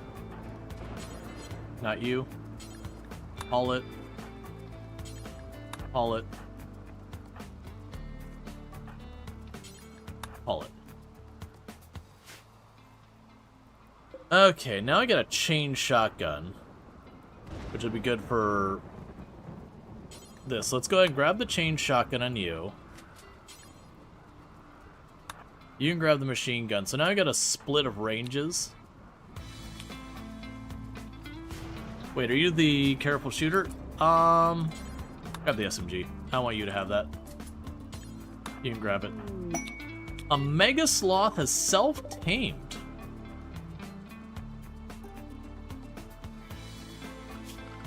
Alright. We're gonna make ourselves another little zone right here real quick. Expand, manage zones, new. Sloth. Okay. And if you could just go ahead and just park yourself right over there for right now. Because I can't keep you tamed, I don't believe. And we're right about to have a bunch of other animals show up. So we're going to let these two things take care of themselves. Where I got an animal I can't keep. And stuff that's going to be a problem. Ooh, wait, you're hauling that out there? Oh, copy your settings. Paste and paste.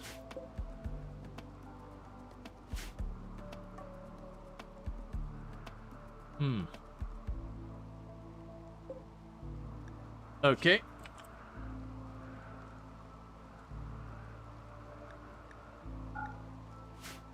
Get the bows out of here.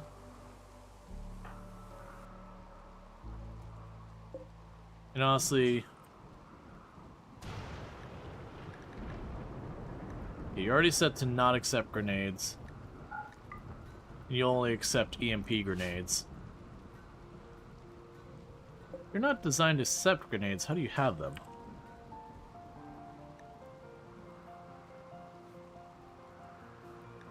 Alright, weird.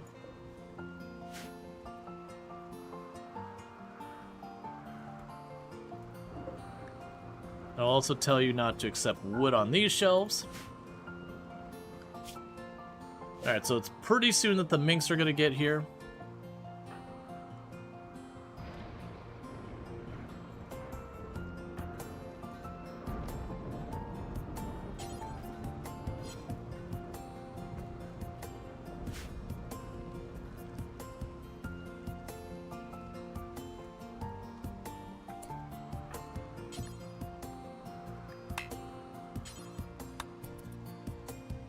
It's fine, whatever. Alright, so schedule. Everyone goes to home zone now.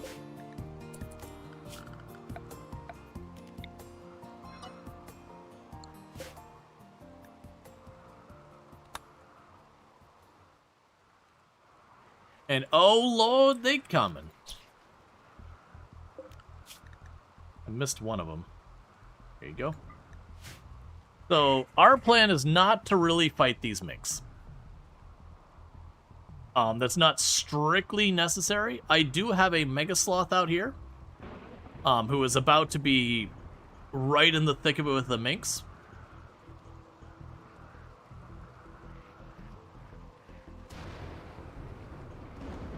Oh, yeah. I thought they would fight.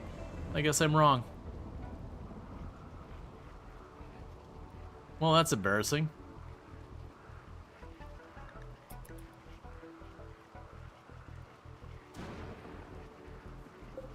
And just as a precaution, I'm going to restrict the doors out so no one tries to step out the doors.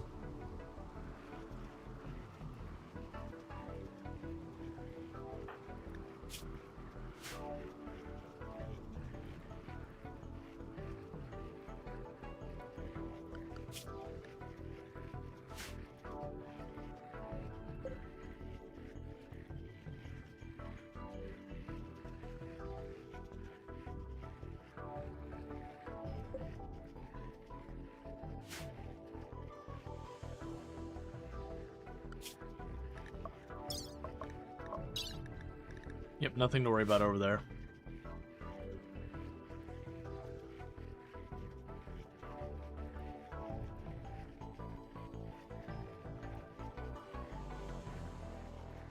Now, if I had thought about it, we could have had extra doors on here, and then with situations like this where all of them are down here, we could pick off a couple up here and then run back down.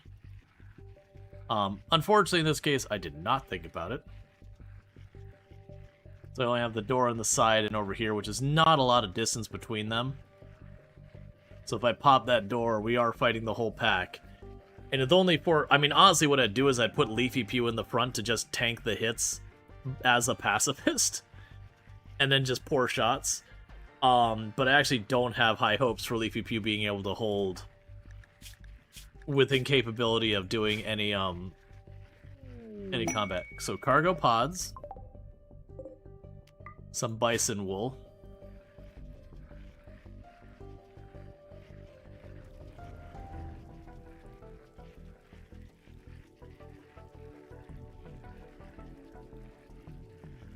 But the plan is to basically just sit inside, wait it out, and then harvest our stuff.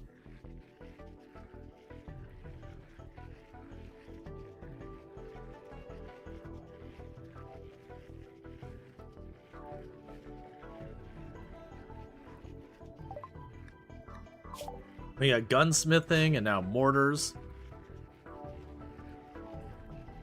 It'd be nice to get flak armor in that, because then we can start getting that all set up. That's going to require the machining table. I don't really have space for it. So what we're trying to do is up here is our next grav course. We're trying to get up there. That's going to be 2 more jumps.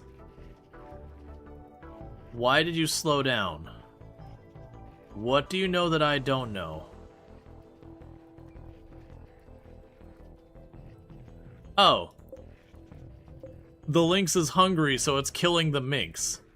And because they've got Scaria, the lynx died. And it didn't get food out of it.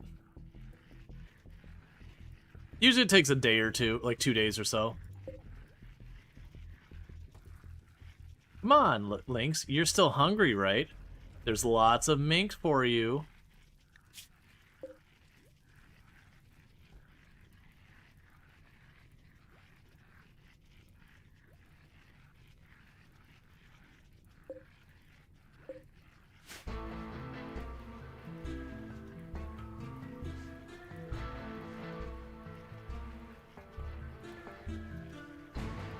Now, if I had the entire perimeter, we would just be sitting here farming and doing that stuff. Yeah, it usually takes like 2 days for them to give up, something like that. There's not like a hard time to it.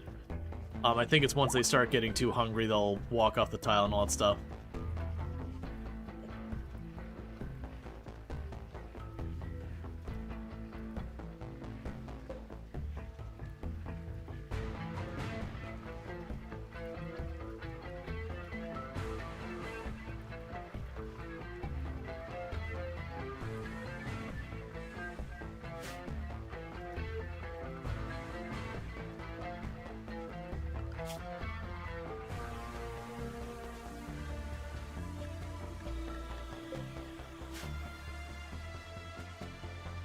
Got a warg down there. Got a warg up here. Too far to matter. Mad Wild Boar. You know what? Go ahead and get in there, buddy. Might as well. Everyone else is already outside. Just join the party.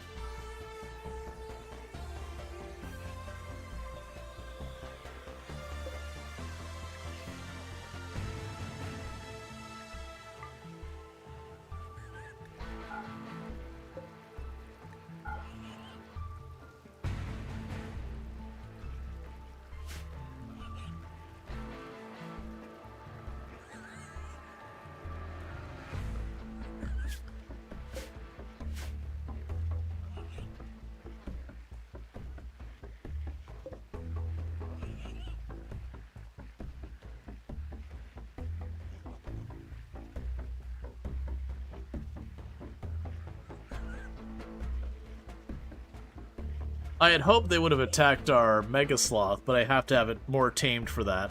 Because if I had it more tamed that way, the Mega Sloth would have aggroed, and then, you know, fought a whole bunch of them down. Ultimately, I'd have lost because there's just too many for one Mega Sloth.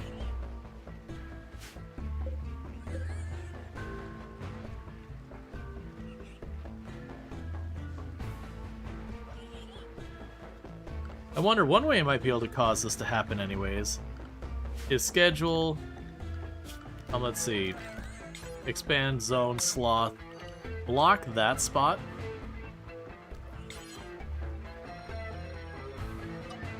Clear that one. Because I believe if the Mega Sloth blocks the path, they might attack it.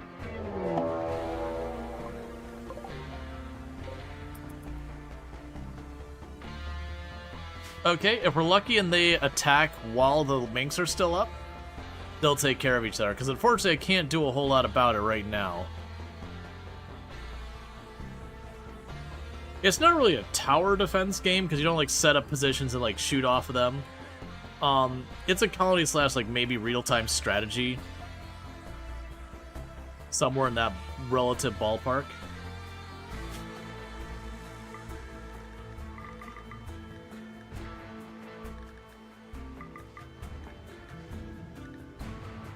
The one thing we don't want is we don't want the minks to now leave before that raid goes on, because normally I'd want to harass a group like this first. Alright, so 38 minks or like 8 dudes. So some of the minks are starting to leave.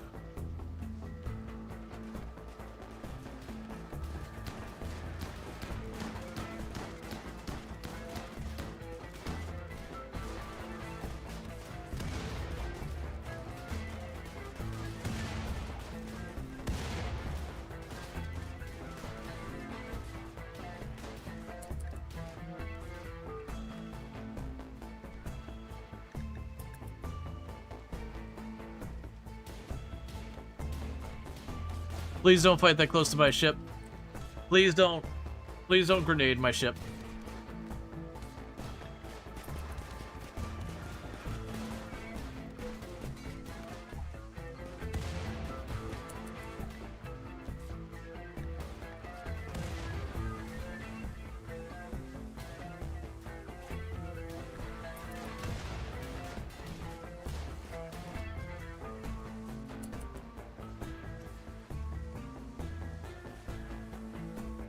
Okay, let's go here to expand sloth zone up here and clear sloth zone from there.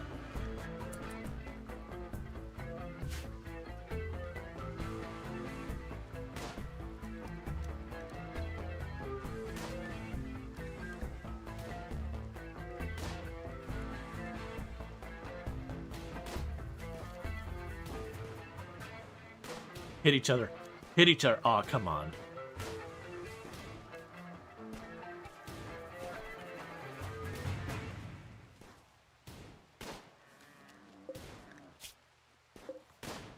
Defend yourself, Mega Sloth.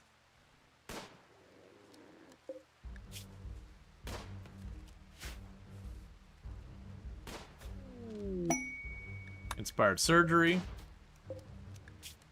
So you're gonna die very soon.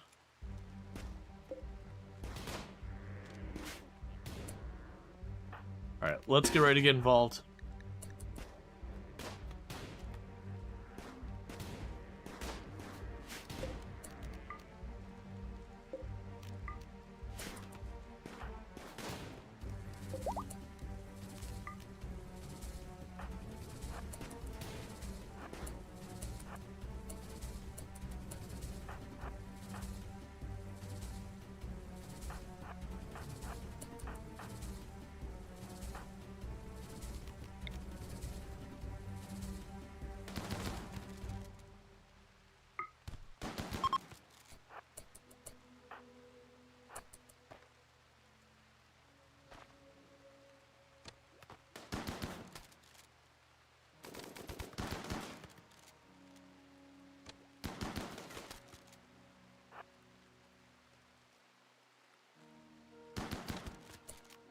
Okay, schedule unrestrict.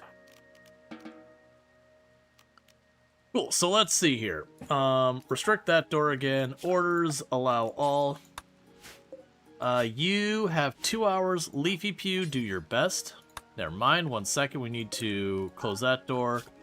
Furniture.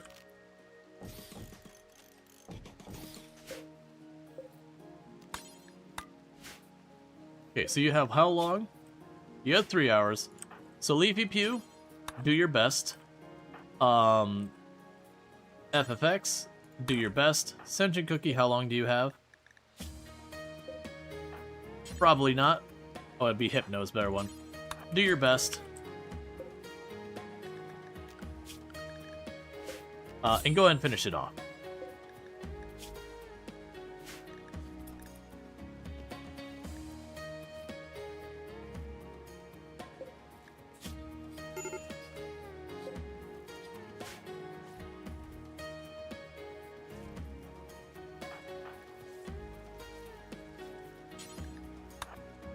Get that body out of here. Okay, so one of them didn't make it. It's not super surprising.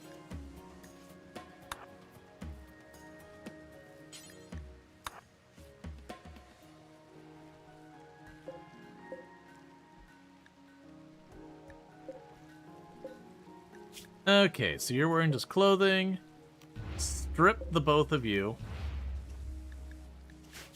And bio-wise, you're iron-willed and capable of social. That's not terrible. I'd rather get the reputation right now. Cannibal, delicate, bad memory, all that. That's fine. We're gonna release you because I'm trying to get the reputation to start getting these fights to stop happening.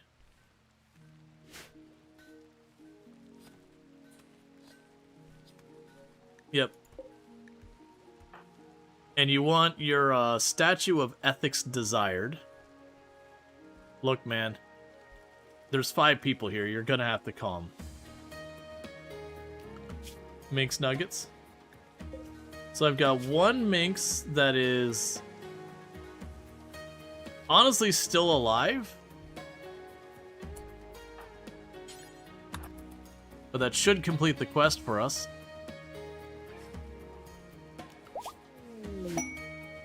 And just like that, we've got that. So we got a Psy Neo Farmer. We'll give it to Leafy Pew. As soon as I see, there it is.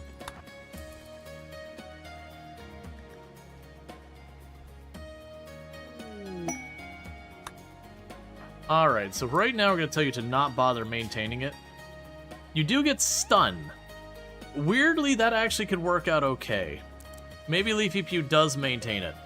Because they're a pacifist who also has something that's got some combat utility with being able to stun people. So that does actually work out pretty well for us. So they can still contribute to a fight even though they're not a combat pawn. So Sentient Cookie, Construction and Craft, you're a crafter. You cook. You grow. You're only going to haul as able around all this, which is not going to happen in a timely manner. Are you going for a walk? No, you're not. You're hauling a body. Leafy Pew is doing what they need to do. That's fine. Go ahead and haul a body. Sentient Cookie, go ahead and haul a body. Hypno, go ahead and haul a body. Yeah, we didn't try and rescue the person.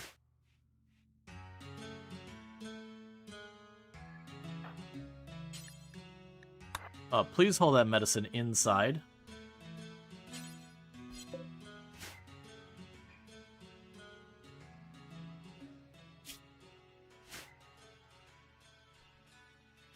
Okay, so we do have a colossal mess in this whole place.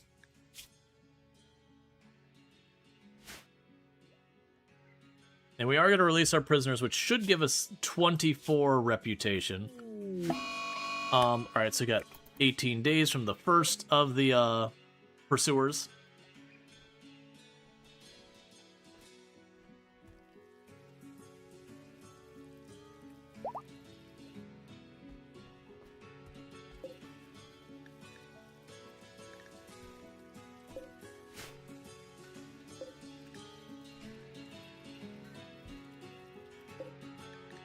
Okay, so shotguns are not supposed to be on these shelves. Revolvers are not supposed to be on these shelves. Actually, it has ranged weapons set to not be on here at all. And we will allow SMGs.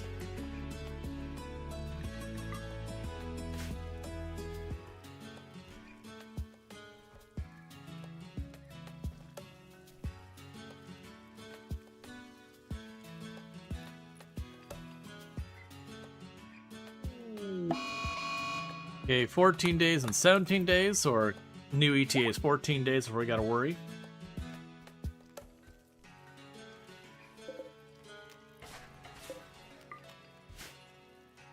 Alright. 8 days is our new ETA before we gotta run.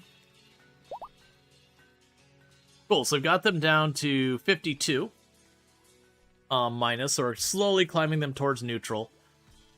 So if we have raids that have survivors, we can actually use those survivors as a way of recovering that stuff. You're also set to not allow wood, so I'm really curious why none of that's getting hauled out of here.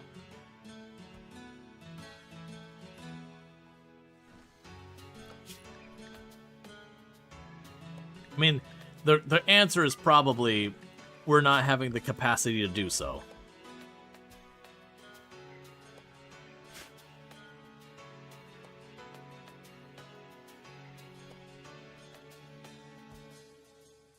So honestly, at this stage, cancel that, cancel those,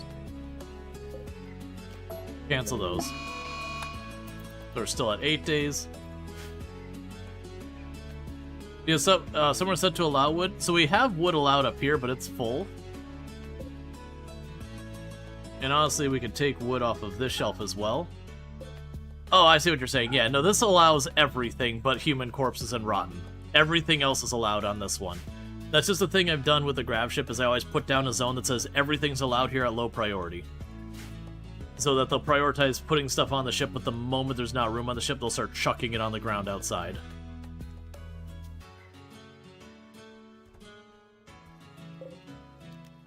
Don't bother sewing anymore, you're not going to have time.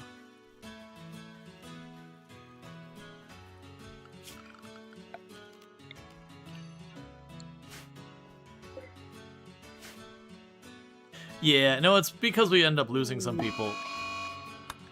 Alright, ETA is still 7 days now.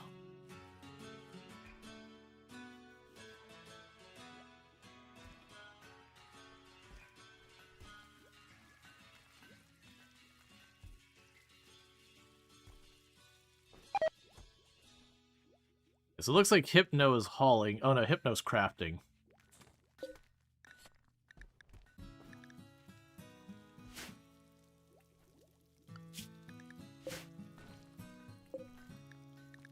Alright, well you're about to max out, so I don't need to worry about it. And then you'll just be committed to hauling only.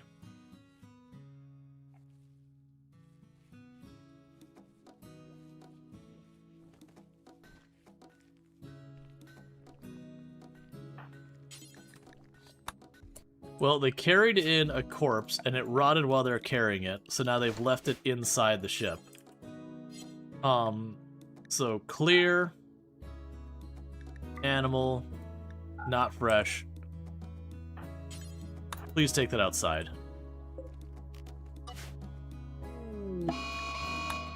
Alright, so 7 days is still our queue before we gotta go.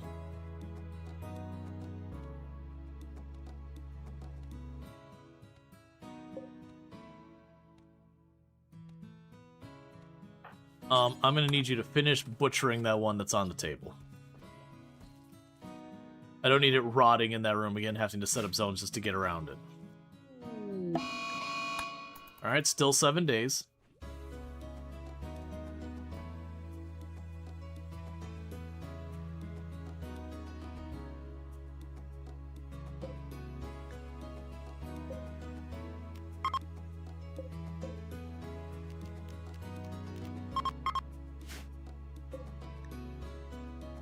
And these are set to only be medicine and body parts.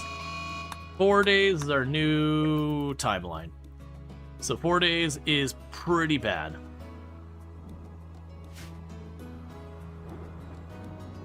Yes, we did get the Empire to stop attacking us, and we've got 2 other factions that are close.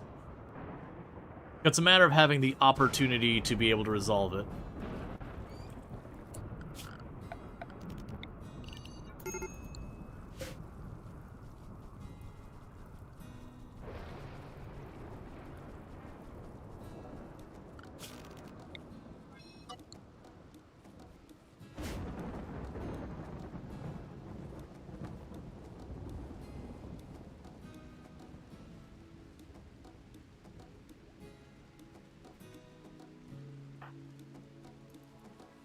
Okay, so schedule, switch you to nearby. So you focus on hauling the food in and all that. Food and medicine and all that.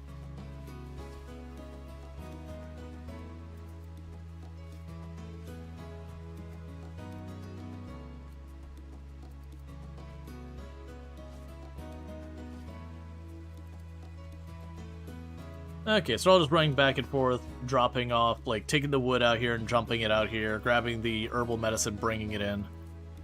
It's what's needed to happen for a while. Because we weren't storing enough food. You're just, like, we have too much steel, we have too much of a bunch of materials. The ship needs to be increased in size, and we're just not using our space as efficiently as we should. Like, one thing we could probably do is, honestly, for all the leathers, we could dump a bunch of leathers and that'd give us a bunch of space as well. There's definitely a pro and a con with that, though.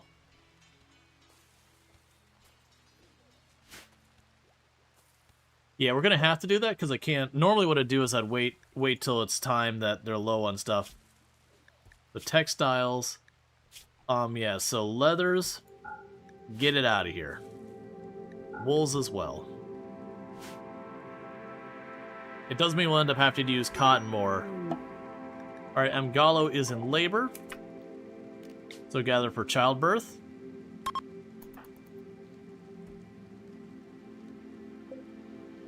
Come on, I need you to make it through. The odds that you die are very, very minimal. So, there's that. Hope for a healthy baby. I'm gonna need this baby to be healthy. If baby is not healthy and you die, that's going to hurt us really bad.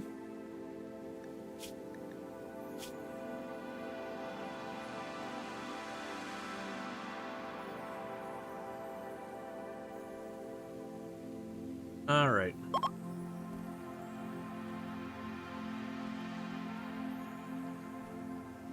Come on, baby.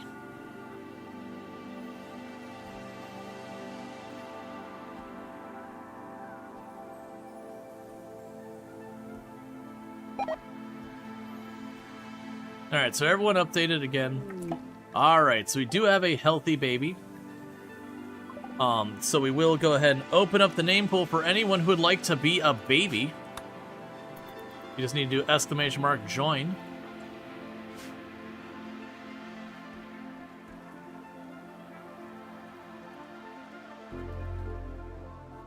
And how will your time be in this colony? It will exist. That's as far as I'm willing to promise. It will be a time that occurs. We have desperate nomads. Okay, we'll go ahead and let them here as well. We'll have recreation under schedule, restrict you here.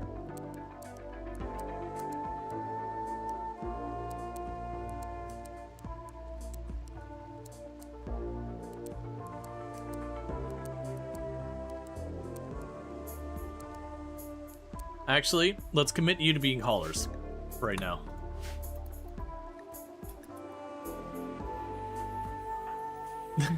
The baby's default name is Boomrat. Great. This is definitely not cursed on the start. Urgent. on everyone, but no milk. And Mom's not gonna worry about it. Alright. As a child of destiny. Wait. Okay, I was curious if actually they had that name. Alright, so with that said, we are going to get ourselves our baby's name, and the baby's name is going to be Baghdad Bob. Alright, I usually put this down here.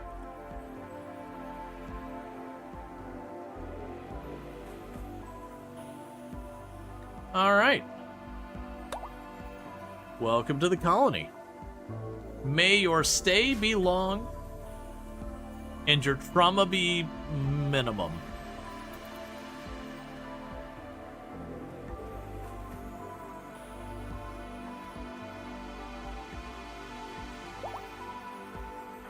Okay.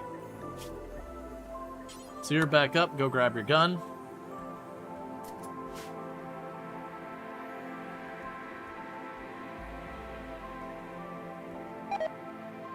Back to Bob's first name is forever going to be Baby? Yes.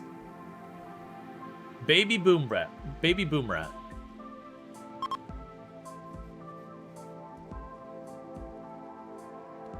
Why do you have so much baby food you made? Oh, they probably didn't put in storage, and there's a thing where if they don't detect it in storage, they'll just keep making it more and more and more. It's in storage now, though, so that's at least something. He prefers BB, BB for short. Yep. Alright, so you're... Okay, they're collectivist.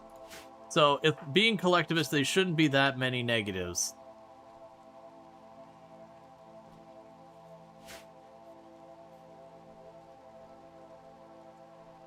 So we're trying to hang out long enough for them to get a bunch of stuff in here.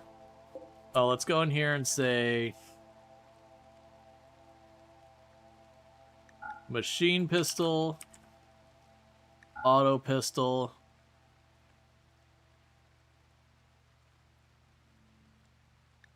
revolver. Basically, getting the weapons we're not going to use and just get them outside and on the ground.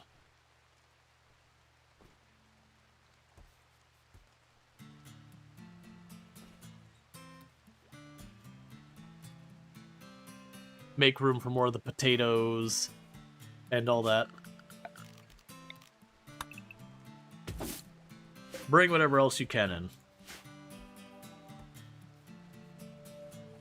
You're sure your head will remain attached to your body, unlike last time? I wouldn't say that much. It's still RimWorld at the end of the day. And things happen fast and painfully.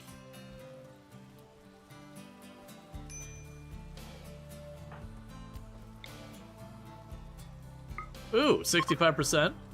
One conversation and Grump will be one of us so far as that. As a baby. It's a hard life in RimWorld.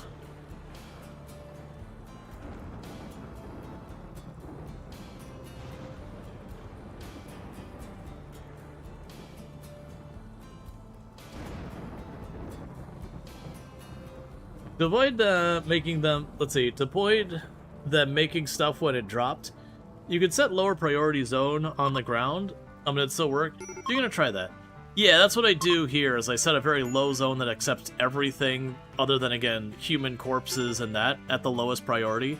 So anything that we don't need just gets hucked out there. Or anything that's surplus gets hucked out there.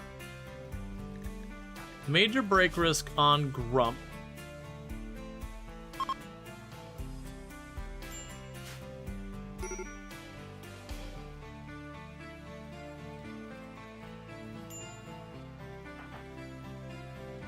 Please don't leave the baby outside right before raid's gonna happen. Oh, we don't care about that.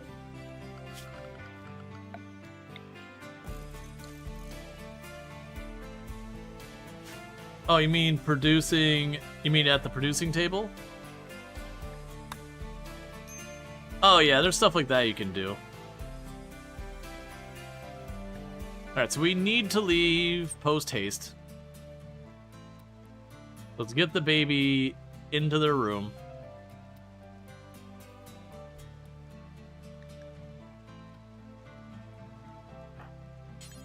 And make the passive cooler so I don't take the baby outside again. Alright, as soon as we wake up in the morning, we leave. Nothing in RimWorld is given freely. Now go outside and harvest those potatoes, baby. Pretty much.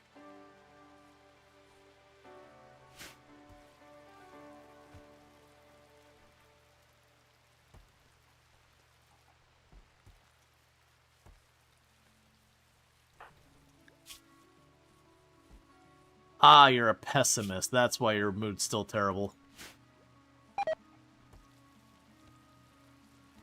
So I'm pushing my luck on the time here because I'd really like to get as much of this medicine and food and all that crap in on the ship.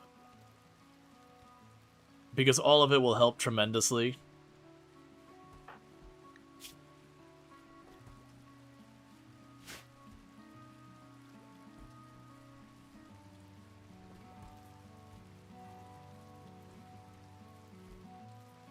Alright, looks like we're good. Let's get out of here. We're pushing our luck way too far.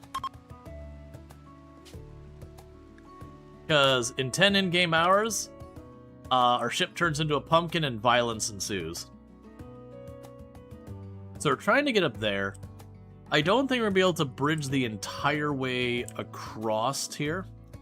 So what are you? So you've got a chasm and cave pools, but you're proper desert. Let's go right up here to the very edge. And then the hope is that that won't be able to cross that. Alright. So we're going to do 2 back-to-back jumps. We're going to land in this arid shrubland. We're not going to bother putting a lot of effort into planting and doing all that. We're going to land, wait out the timer, and then we're going to jump again to the other side. I don't think we'll be able to reach the reach this in 2 jumps, but I'm willing to bet we can get over into this area down here, maybe? Nah, maybe we can. We'll see. You know what? We might be able to. We'll see.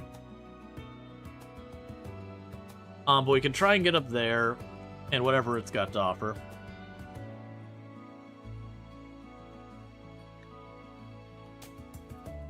Okay, we're gonna plunk it down on the sand.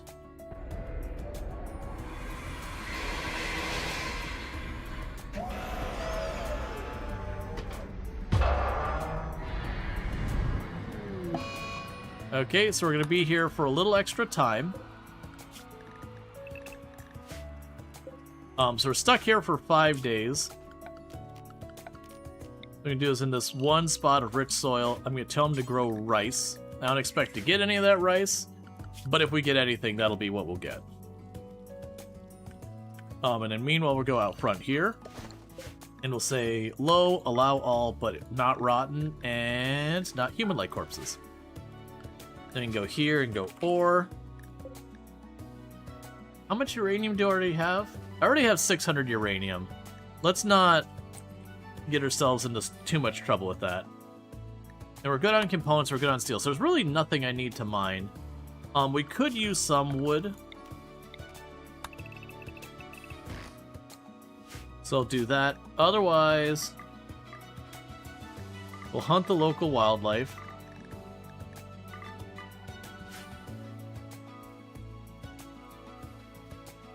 Not a whole lot else that I really care about in this tile.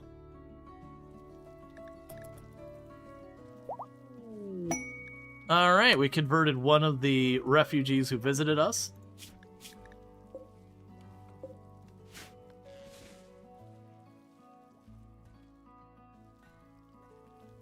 Yeah, so we are here for 6 days.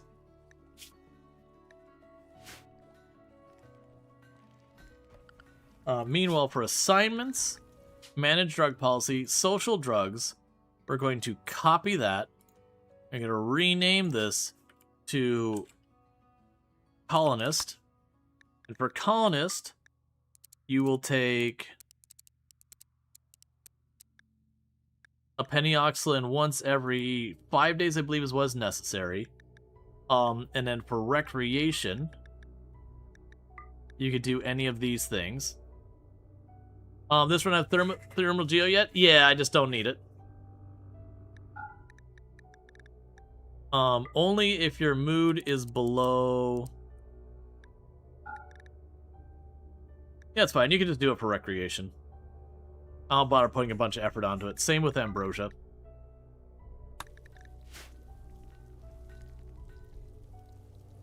No. I don't have any Gravlight panels. That's actually why we're heading up here, is the thing I need to make my ship bigger. I get from there. So the ship is cramped, and that's just how it's going to be, unfortunately.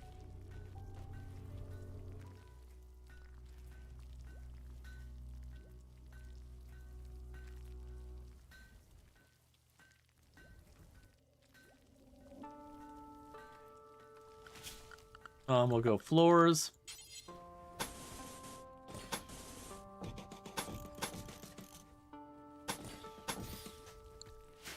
We'll queue up them getting the floors to be nice in the break room as well. What type of stone do we have in this tile? Limestone and slate, so we won't be doing any of that here. Because I'm choosing to stick with the marble floors because I can. Let's see, so Hypno is currently our dedicated crafter. And yeah, we're going to slowly make the chem fuel to replace what we used. We have a lot of people getting heat stroke, which is not too promising.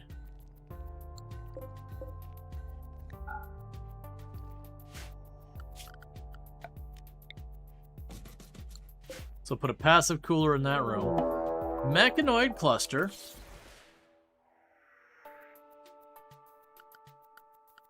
Easy enough. We'll just go zone, expand, nearby.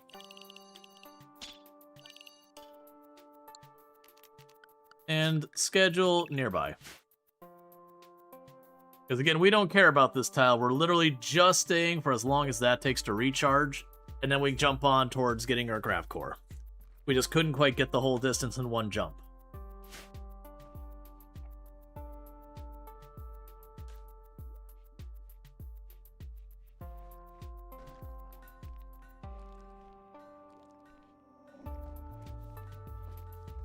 Okay.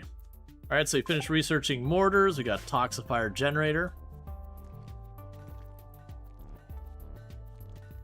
Yeah, so like right now we're running off this one wood fire generator. Which has been plenty fine for us.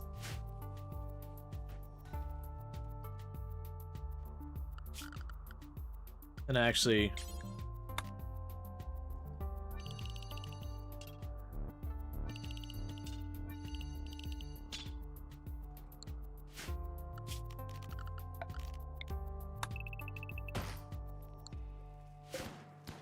just get all the wood you can.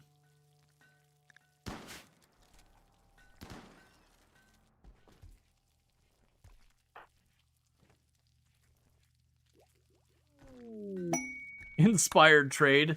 Cool. We physically can't trade with anyone. Everyone who can trade hates us. We're working on it, but we're not there yet. So there's not going to be a whole lot of trading in our future. Not for a while, at least.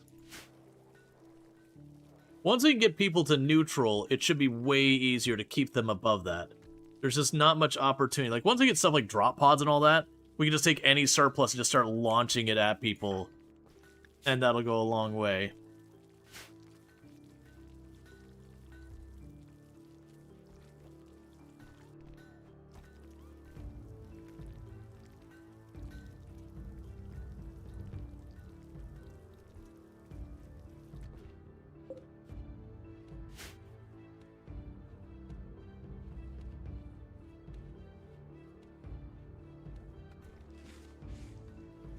Okay, so Leafy Pew is going to start tearing apart everything wood. We've got copious amounts of Psi T coming in.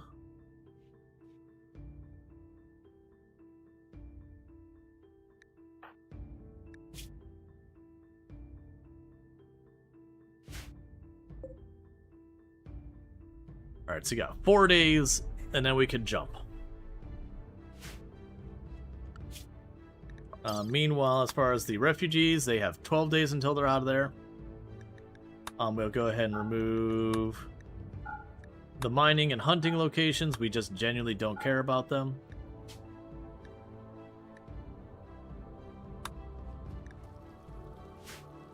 All right.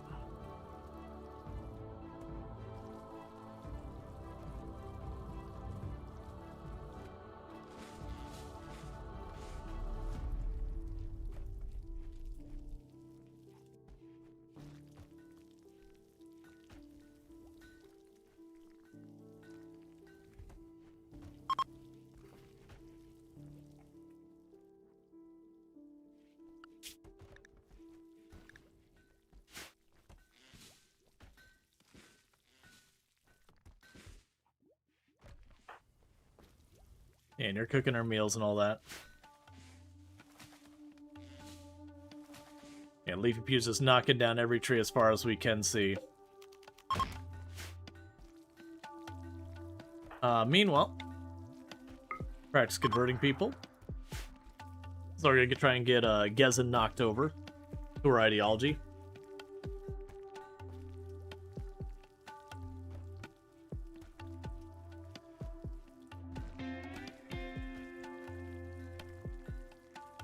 Yep, so we're getting all that wood brought back. Some of it's going into the generator to keep it fueled. Some of it's getting converted into fuel. I like to keep basically a full tanks. Like, have my full tank ready to jump as far as possible, and then a second round of a full tank worth of fuel on board. Later in the run, I'd keep even more. Food binge, because you are a gorm. Oh no, you're a pessimist. That's fine. I've got enough raw material, like raw food. You can just go for it. I want to assign colonist. It's all my colonists. I don't remember what I forced you. Oh, I forced you to wear the fire foam pack. Those refugees are probably like, wait, where are we going? I mean, to be fair, they're like, hey man, please take us in. We don't care. It's like, all right. I mean, that's a you choice. Oh, we can actually go down here. What type of stone do I have to spare? Oh, I see. We're hitting that point where I can scroll and all that. Plate, limestone. Yeah, so go here and do furniture. We will want to add a desk as soon as I can figure out where. There you are. That we will make out of limestone. And for right now, I can go right there. I changed my mind. It's not really, because I put it here, it's going to block us from fighting at that door. It's fine. I was going to see if I could also put the art bench in here. Foxfire generator, so fertility procedures. Well, at least there'll be one less research I have to worry about.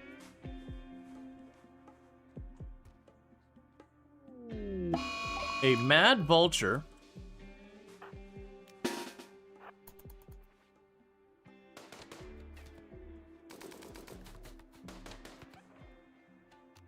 There we go.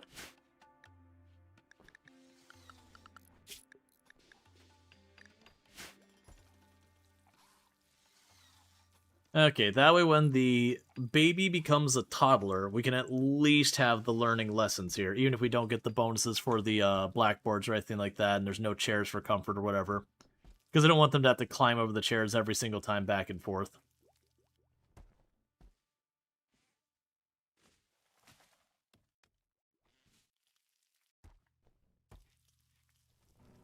Okay, so we've got all the chem fuel made.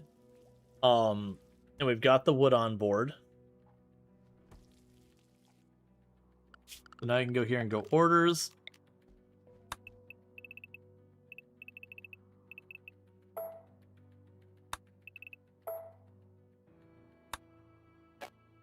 Don't bother cutting down any more trees, because you're just going to pile it all outside anyways.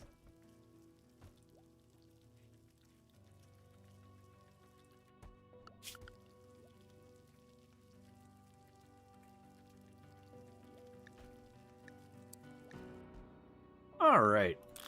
So we've got everyone who's able, you know, hauling, taking care of stuff. Why are you getting upset? Hot, ratty apparel, disturbed sleep. You just don't have very many positives. Why don't you have, like... I mean, I guess they're both on there. Why do you have disturb? Oh, it's because there's shelves in the room, so people are taking stuff on and off the shelves. That's fair.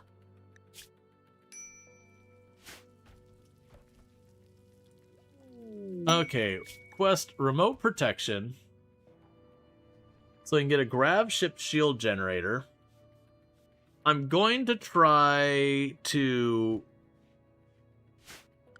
get up here and get up the grav core before we go after the shield generator. The shield generator is a huge win because then you can put like a defensive position here, where the only exposed part is where your defensive people are. So you can shoot out, but they can't shoot in. Okay, so what are we looking at? We got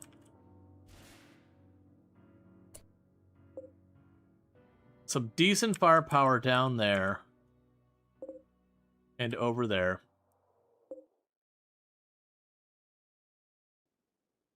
Is there a way I can wake that up without getting someone horribly killed? Because if I wake that up and we stay inside, they'll probably aggro over to the mech cluster, and I'll be able to do some damage there. Now, there's the awful way, which is throw the refugees in and let them aggro and run away. I'm pretty sure our longest range weapon here is our nerve spiker.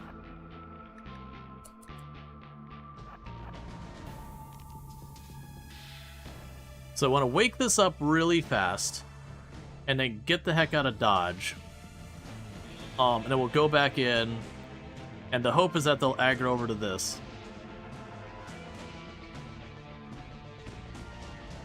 Got smoke? Nope.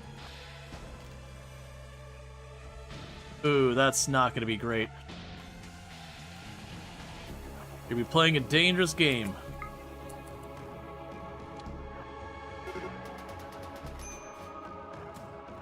Keep running, keep running, keep running, keep running. You're good, you're good, you're good. Schedule everyone into the home zone. Okay. Just a hit to the left foot.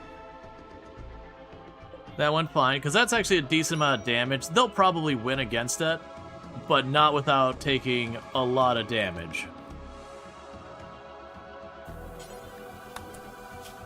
Meanwhile, I'm going to have you go out of your way to do the tending, because I want you to get better at it.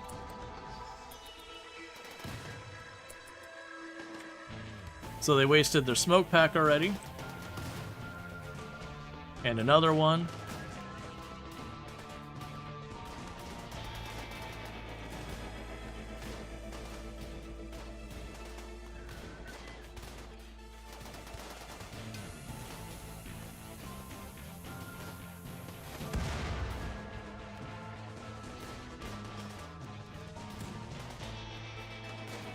So they've got 3 injured, 1 dead.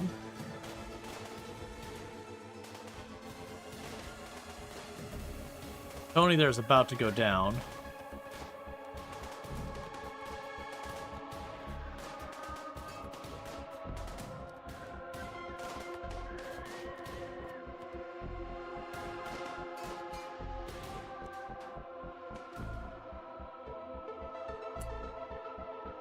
Okay.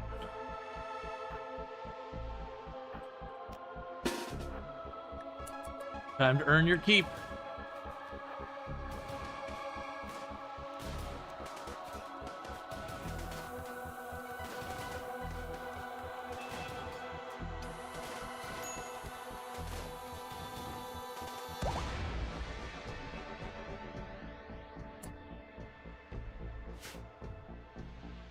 Okay, we're mostly short range. Let's drag you up front so I treat you as melee.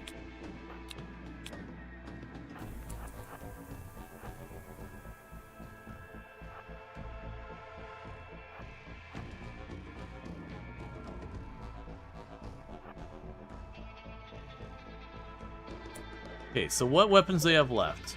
They got 2 bolt actions here and here that are long range, and they got 2 short rangers. So we probably want to pull them into the short range as much as possible.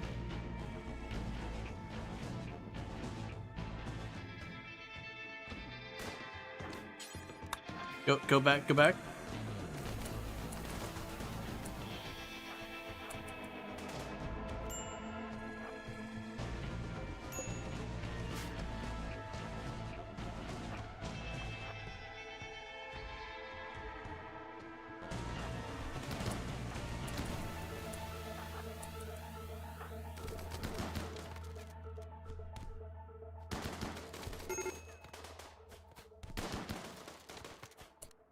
All of you who can shoot, what is your range?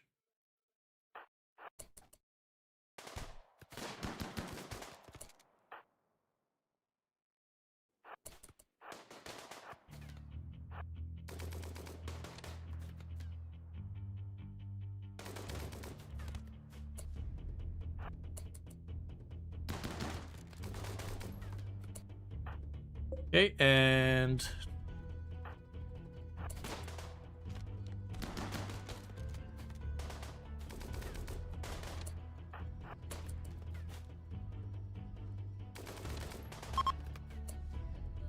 okay.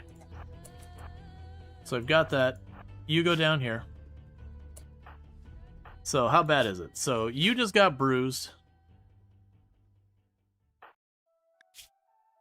Yeah, so you two are actually in relatively good shape. How about you? You're gonna die quickly. So let's go in here and go to furniture.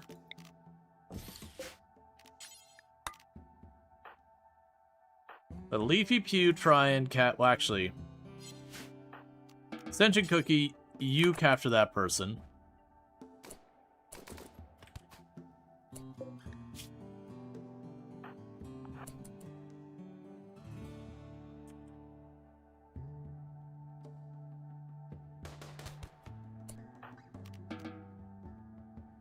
Okay, so schedule unrestricted. Allow all. So meanwhile, rescue. Rescue.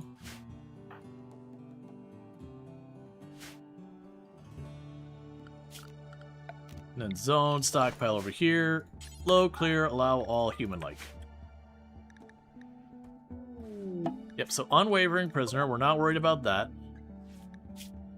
What we're going to try and do is patch them up. Strip their equipment off them, which is mostly wanting the smoke pack. And then release them for the standings. Unless they're amazing. They're not. They're fine.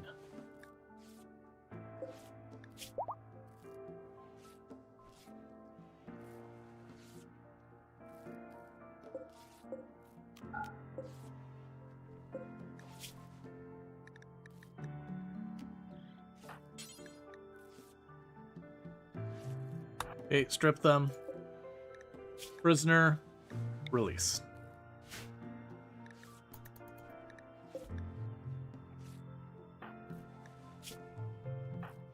And the rest of you mostly just got bruised up. Cool.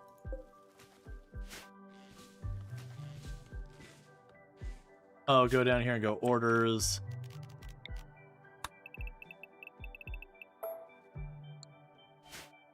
Stop. Okay, that's fine. Cool. So with that, Deanna should be able to get up in not too long. We'll release them. Get a bunch of good stuff. Yeah, no, the mechs didn't have much. The people who attacked from down here, they didn't actually lose hardly anyone to the mechs. They lost the one melee pawn. It was mostly they took a lot of injuries down there, and then we kind of mopped them up over here.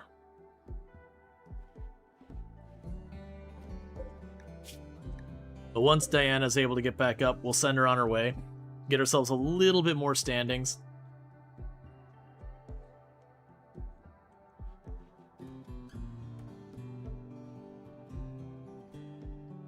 Could you not leave stuff in the door where it'll cause problems? Why would you prioritize the smoke pack over the fire foam? I'm okay with either. It's just weird that that's the way you're prioritizing it.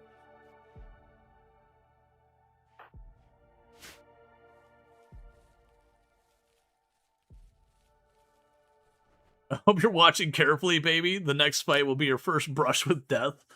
I mean, that's the way RimWorld is. I do try and keep children out of the fights, but it kind of depends. And you have those fights like, no, this is everyone's involved, or we're not getting out of here. You do what you gotta do. A lot of times the fights I bring them into is like, okay, you've got a fully melee group coming in, you got a choke point, have the kids stand in the back, because it means your entire colony has to fall before the kid's in real danger. So it's a way to be like, okay, cool, this is a safe fight for the kid to contribute in. Cool, I understand, I get it, game. You hate me having food, so you're gonna blight my entire one and only field, I understand.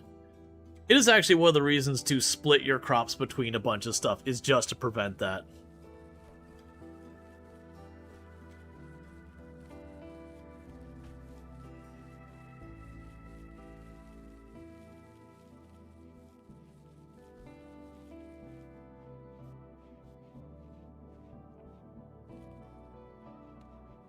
I'm not too fussed. We have 2,000 something food sitting in there. It's more on principle. It's like, cool. Alright, Luxray, you take it easy. Thank you again for tuning in, all good stuff.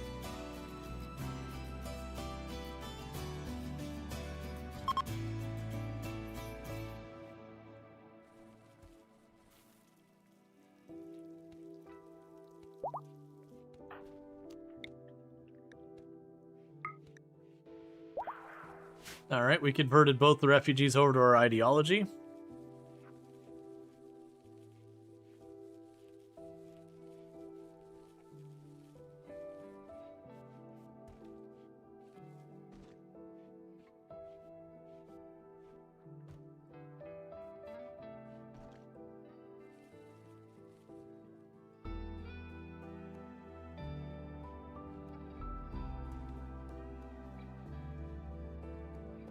I'm not honestly worried about the rice anymore. Rice actually is the lowest nutrition of the crops, really. So its biggest advantage is just that it grows fast, which can be very important when you hit a new tile. Okay, and like I said, we weren't planning on staying here, and since we're going to lose all this rice anyways, we're just going to go ahead and be like, yep.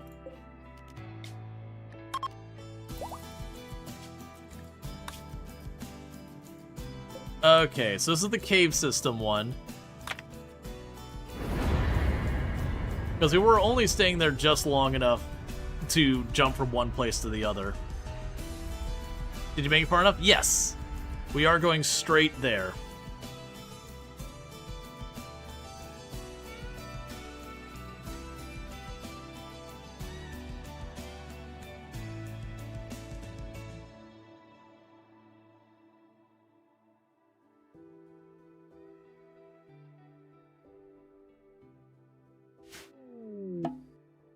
Alright.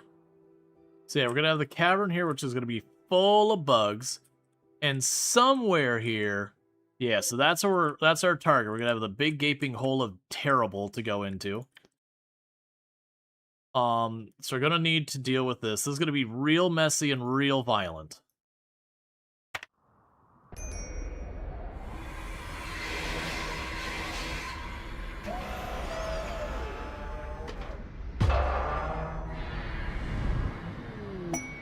Grav core detected. We don't really care about that. So storage. Dumping stockpile over here. Low priority, allow all except for human-like corpses, and no rotten. We can go over here. There's potatoes.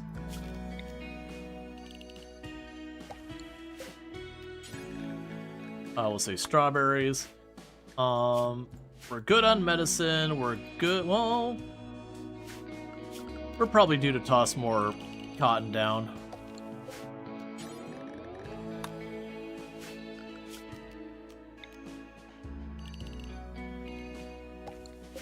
And then the dye. Okay, so what we're going to do is we're going to start this off by going allowed area nearby just in here. Because we look, we got bugs over here, we got bugs up there, we got bugs all in that area, we got bugs back here, we got bugs down there, we got bugs all over the place. Which can actually be advantageous to us, but it's gonna suck early on. So these bugs gotta go because they're way too close. But then we're gonna want to clear up into here. Genuinely leaving some of the bugs off in those areas can be very helpful. I'm gonna start walling off a bunch of stuff. but we'll see how it goes. So we're going to start with schedule, nearby restricted. And actually, chat, we're right about to hit the ad break, so I got to use the restroom, so I'm going to do that real fast, and I'll be back here in just a minute, but thank you again so much for tuning in, and I'll be right back.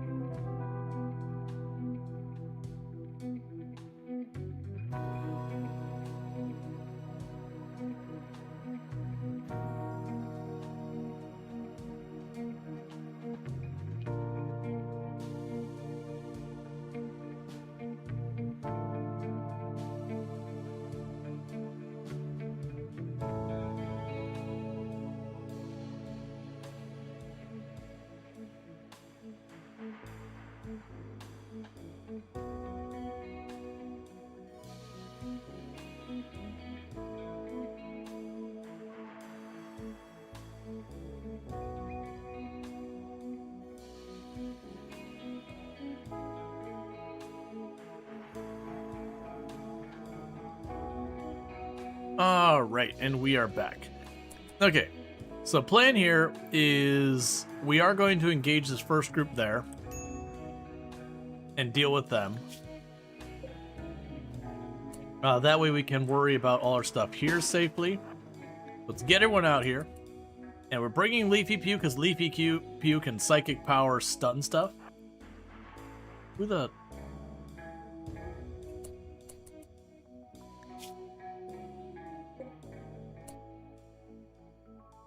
Huh?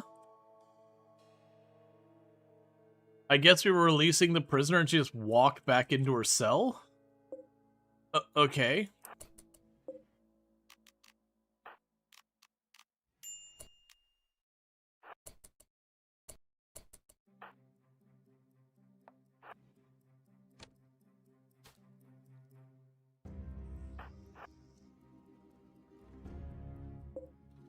What are you doing?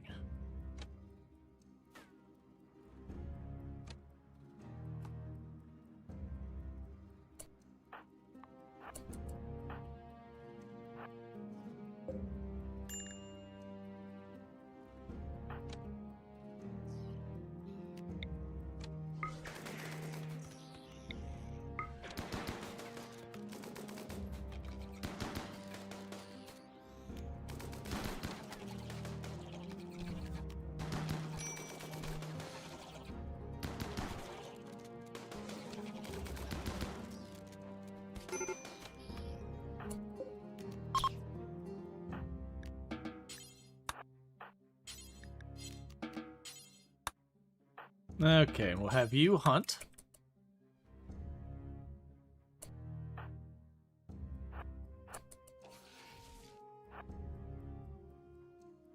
So, that prisoner just goes straight up die. Unless they get real lucky and those go to bed by the time she gets there. She just goes straight up die.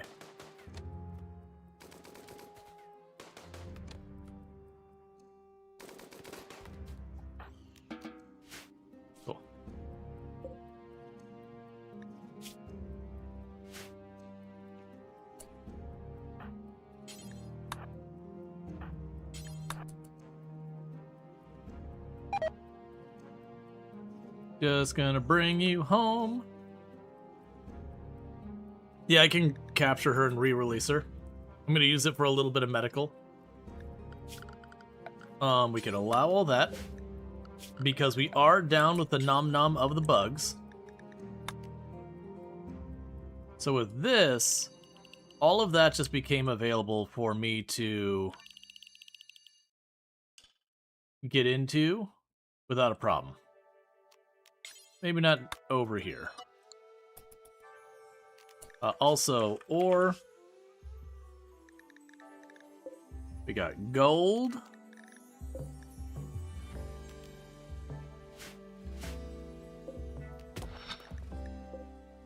I don't really need more uranium. And, okay, that's fine.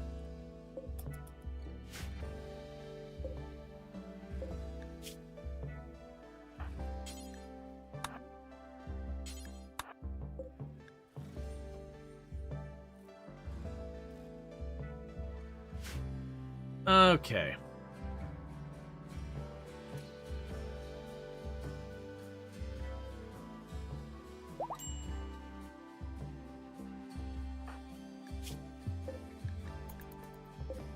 So what I'll end up doing here is I will end up putting some walls around some of this. Yeah, so almost all of this is connected the whole way around. Yeah, I think I know how we're approaching this.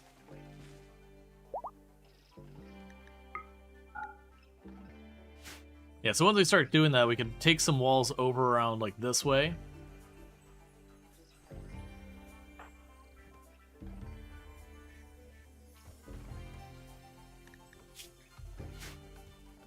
Where did your baby food go?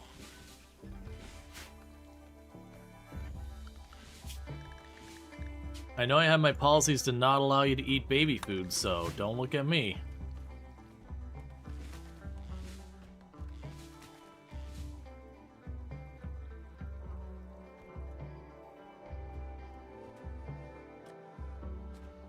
Oh, it rotted? That's fair.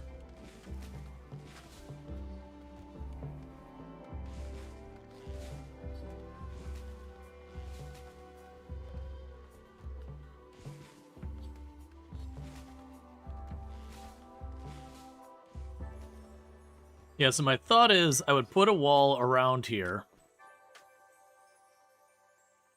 Because getting that close to that area is going to be no good. Yeah, honestly, I could take a wall straight across here. And then, like, plug up that, plug these up. And basically make it so I have to go the whole way around to down here. To really control their movement.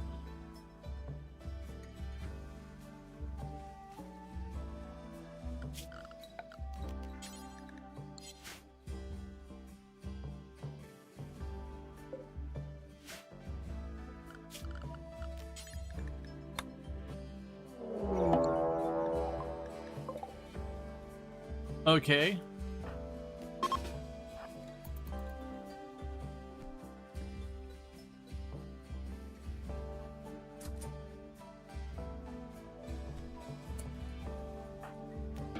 Well done. I was literally going to release you anyways, so you don't have to do that.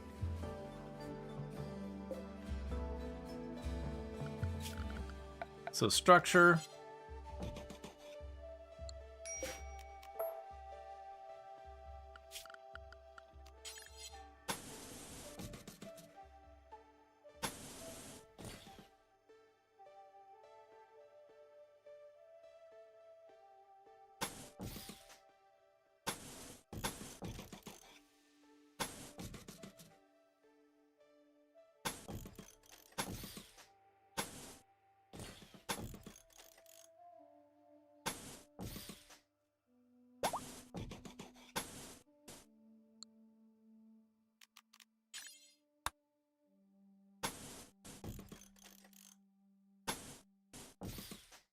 That one doesn't matter.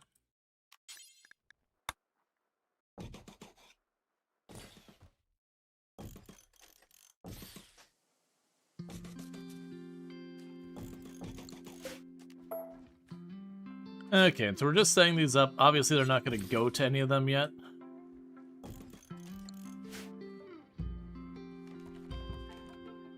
Okay, so go over here, and what we're going to do is little by little.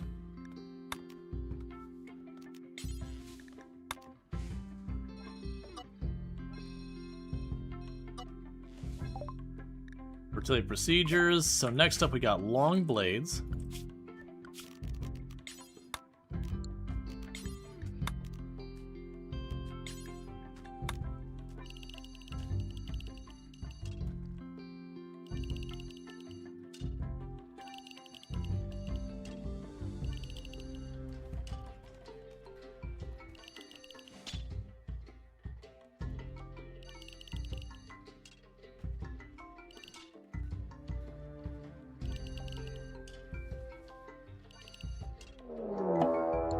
Betrayal.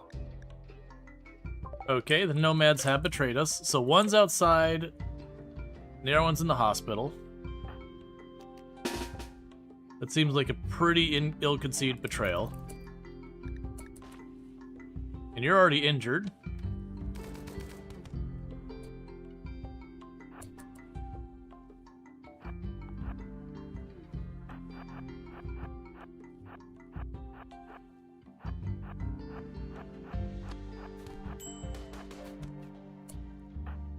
Cool. That was easy. Okay, we can go zone, drop.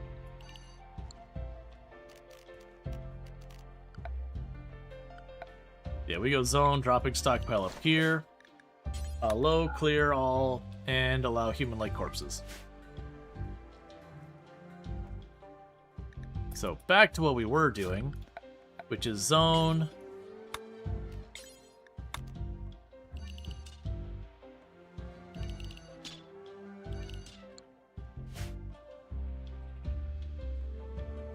Yep, so if we manage to get all of that built up,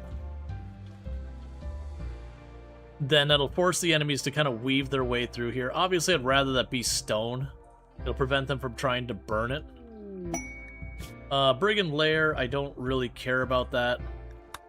Remote protection, I don't really care about that. So we can't be here for too long is kind of the catch, though.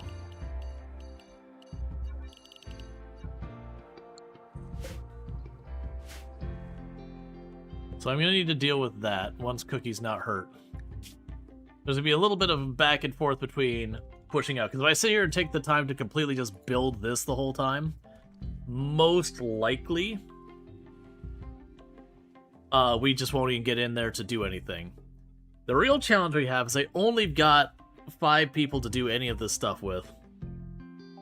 None who's a melee pawn, so this is really not a great setup. But we're going to try and make it happen anyways.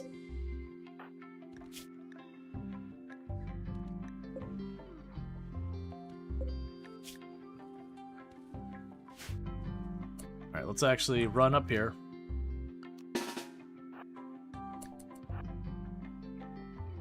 What I'm going to try and do is clear this group out.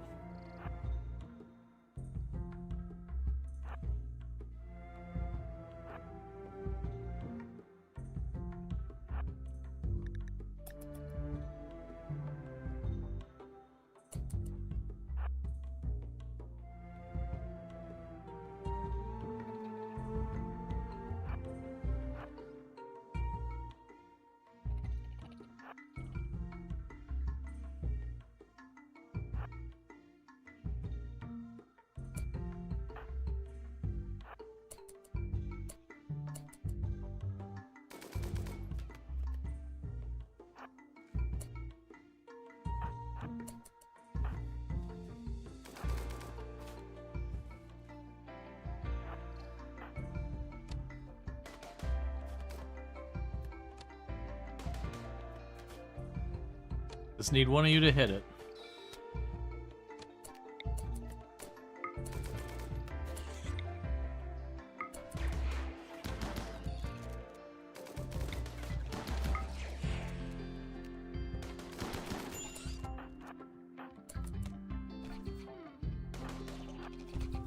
Stop running into the middle of my people so I can't defend myself.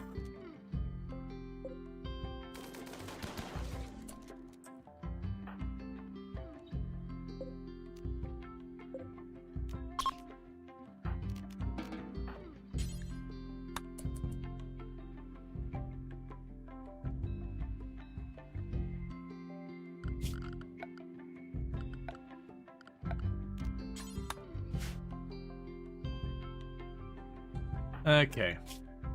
So Leafy Pew genuinely got cut up real bad. And so did Hypno. We're really not in a great place for fighting insects. I've got no melee to tie things up, and people just have to tank it with themselves. Leafy Pew. You're bleeding absolutely everywhere. I appreciate the baby needs to be fed, but also you need to be not spilling blood all over the floor constantly.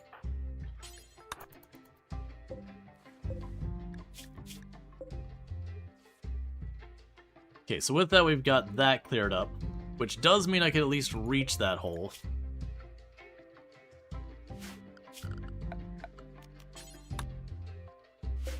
Please do not bleed on the baby. Yup, it's just not sanitary. Oh, let's make sure for our stove. Details. You may use insect meat. And you may use insect meat. Because we already changed our ideology to be on board with the insect meat.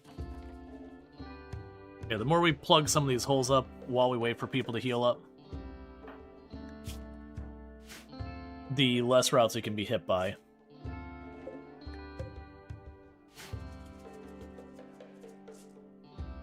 And of course, both the people who just got injured are the ones who could actually cut the trees and grow things. It's fine.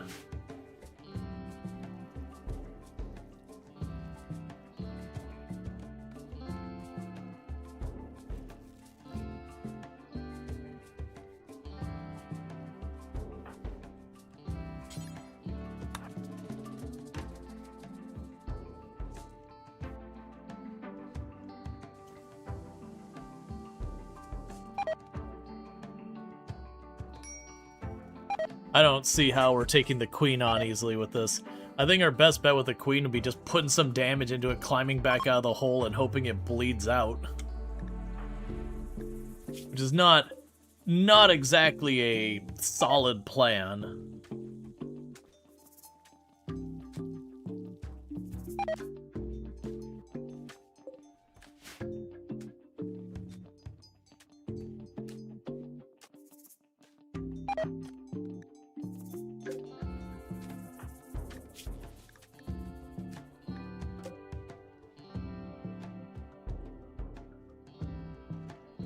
Oh yeah, but I can also make it into food. I'm gonna be cutting down all the wood anyways. Plus I've got 500 chem fuel laying around, so genuinely I don't care about that. We can eat insect meat. Our characters love insect meat, so...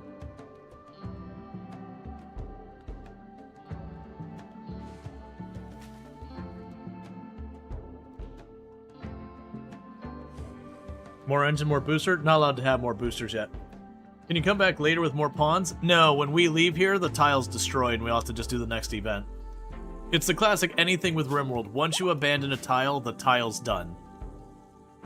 Like, it is no longer in play ever. Not without mods, at least.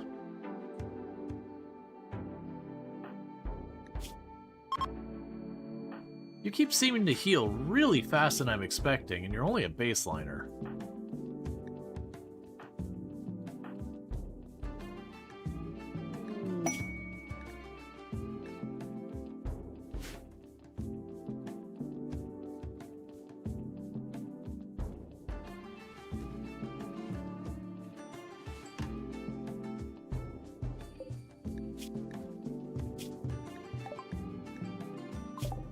Okay, we got another one done.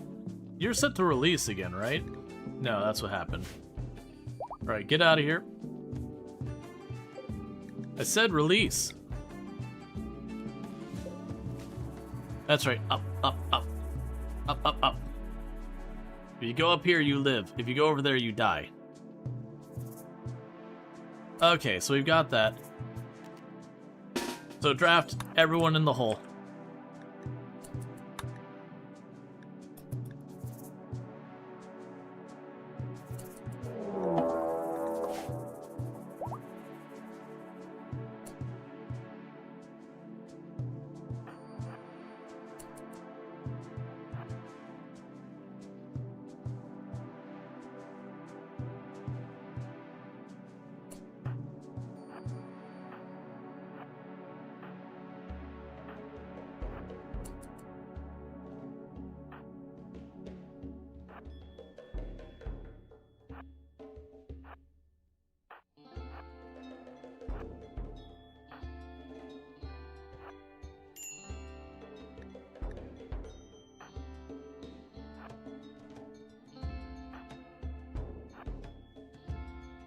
We're seeing if we hear the chittering right from the get-go. If we're lucky...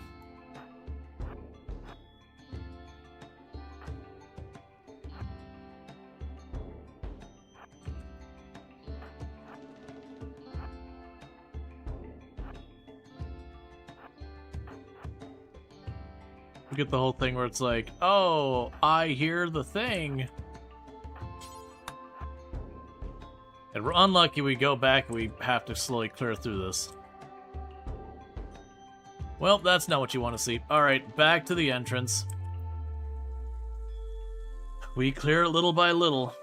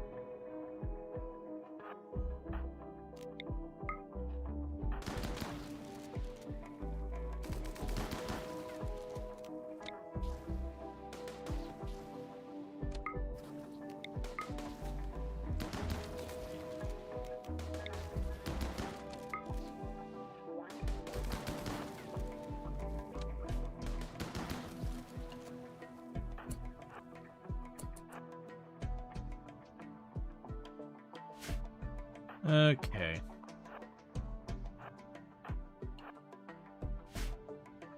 So little by little, we're going to try and clear this. I'm going to have to go down here for a while, back off. Then we'll have to leave them upstairs to work on stuff for a little while.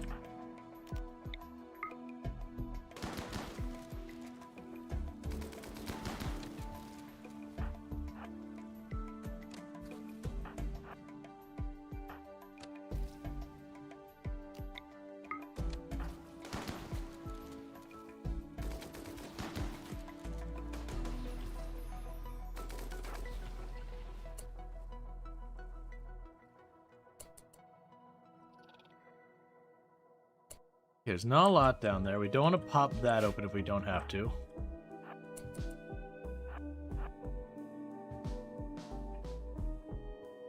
What hole do? Down here will be a queen, and somewhere down here with the queen will be grav cores and grav plates. That's the reason I have people kind of like walking up to the walls and kind of giving them a little peek. What I'm trying to do...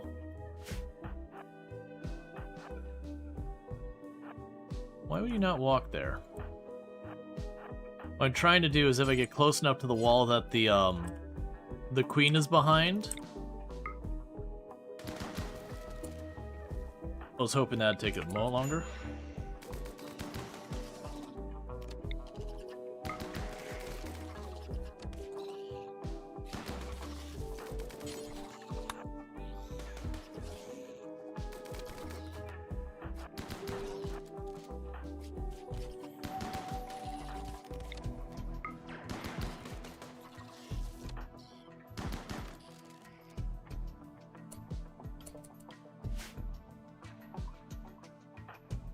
Okay, and so checking this,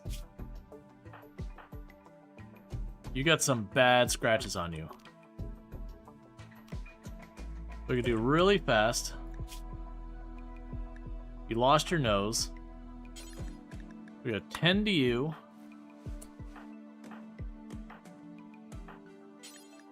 And tend to you.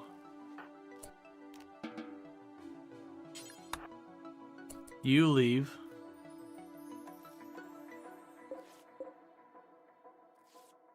Yeah, this is gonna be straight up awful. We have no armor or anything.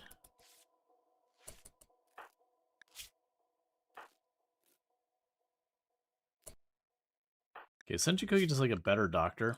Not really. So you two.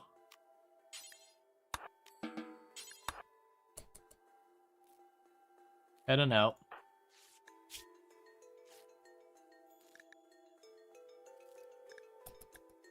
They're trying to patch up Leafy Pew before Leafy Pew goes down.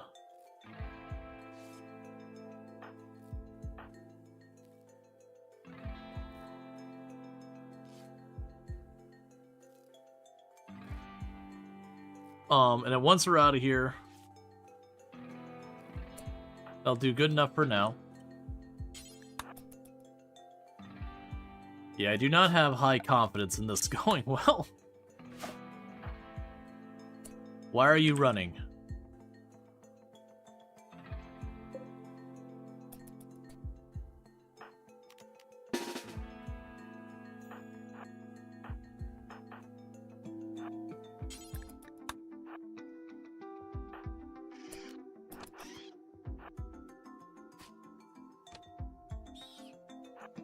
Nice stun.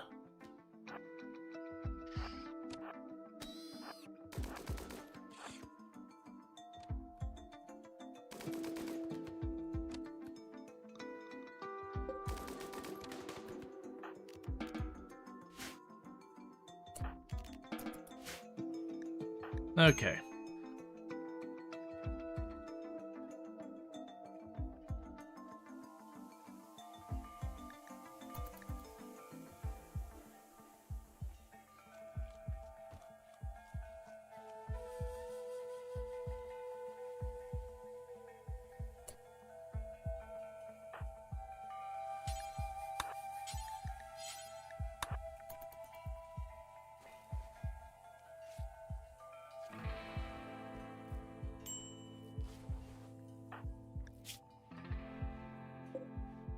Alright, so everyone's going to be working on that.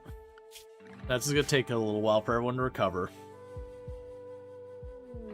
Disease infection on Megalo. So we're just going to go ahead and go right for the glitter. And how's your manipulation is in the toilet. So you're going to be our best bet for that.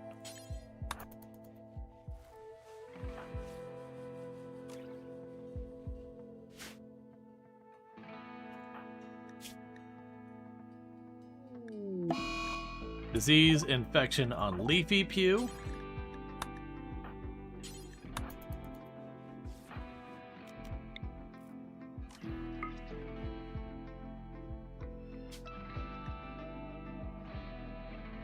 The gross hole.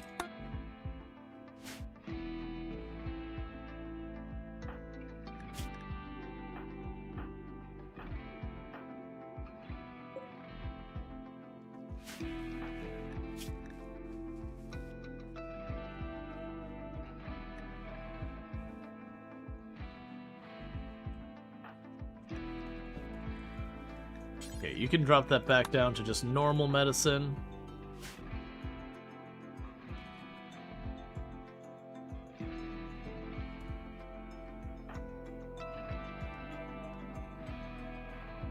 All right.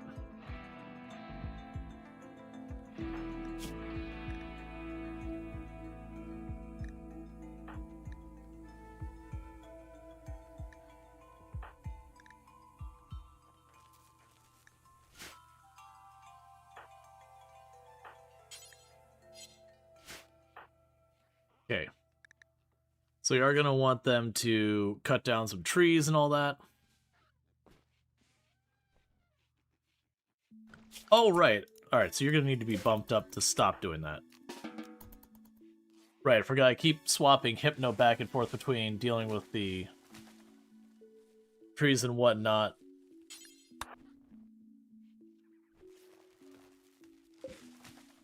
To wherever I could put them of any use.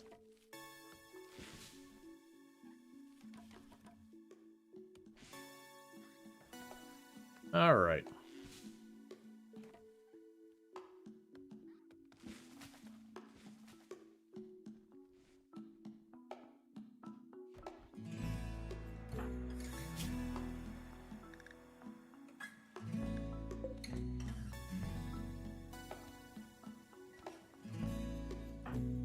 Now, one downside is there is a chance that Leafy Pew and Magala will break up because Leafy Pew is now considered as disfigured.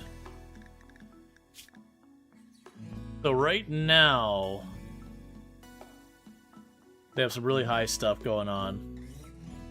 I mean, okay, the disfigured's only minus 15, so you actually might hold up.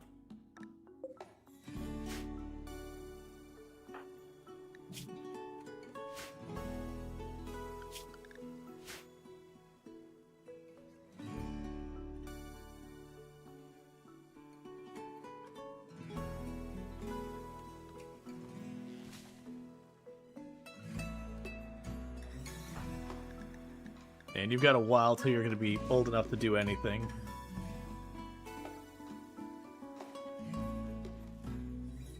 Alright.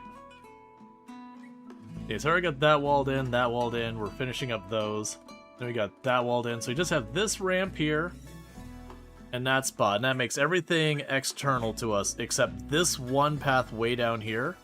So that means when a raid comes in, they'll walk through all the insects and get themselves killed and all that. So that effectively, the insects themselves become a defense against raiders.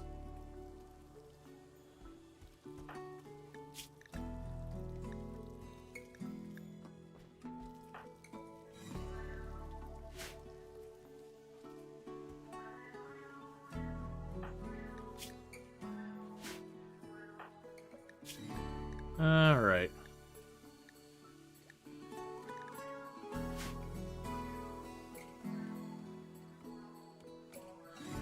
Only a little ugly and sin due to still getting mauled, but still passable.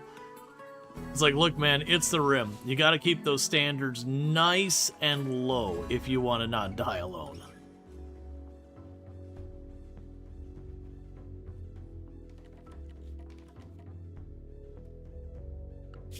Nice and real low standards.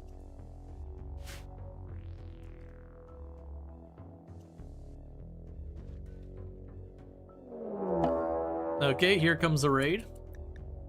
So they're going to prepare. There's a bunch of dudes with guns. And they're going to run up here, get in a fight with that thing. They got all those insects back there. We've already walled off this whole area. So they either got to break through my wall or go the whole way around. And as you can see, they're just going to immediately engage on the insects. Maybe. Where are you going? That's a bold strategy, just run right in there.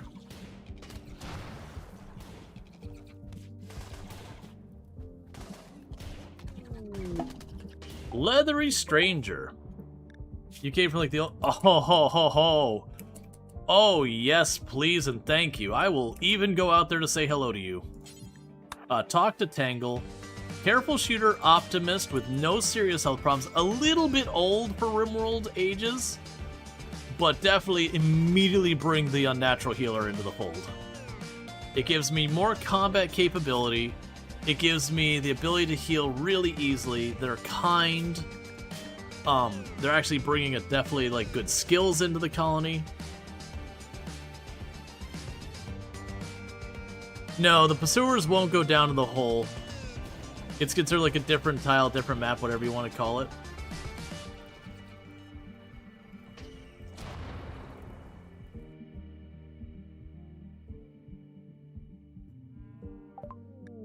Allow Tangle to join.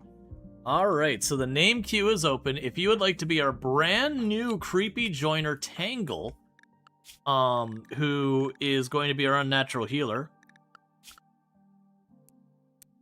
Right now I'm going to take...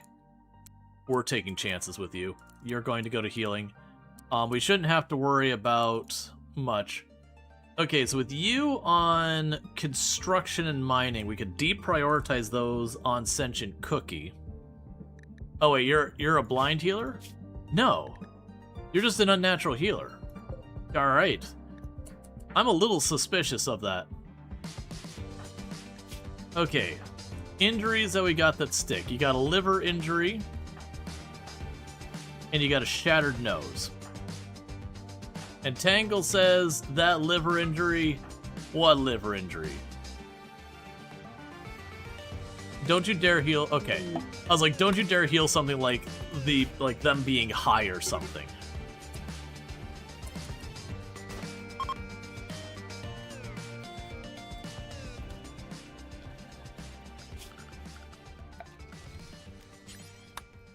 Been happy with their dog of the on TV? Nice, well thank you.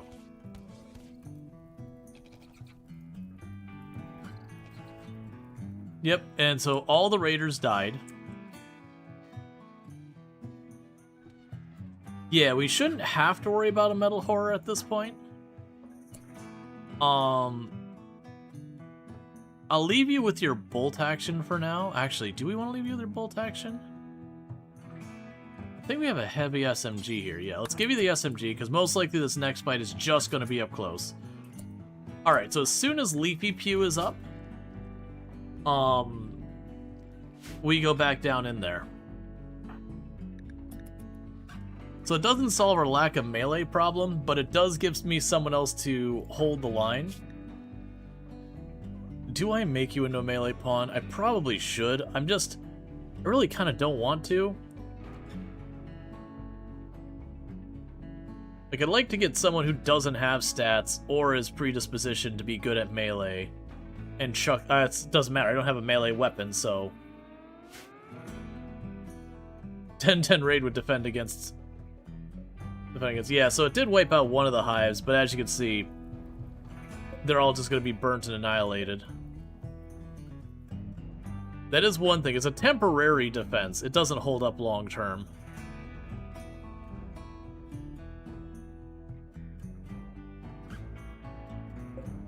Did a migraine? Oh, I'm sorry to hear that. I hope the migraine, chills the heck out and lets you not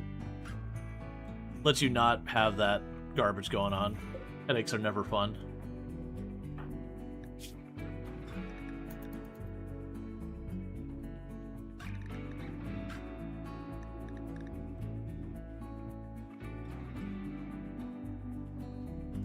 Okay, so I don't think Leafy Pew is going to be in good shape to contribute to this next one anyway, due to the meditation dropping off.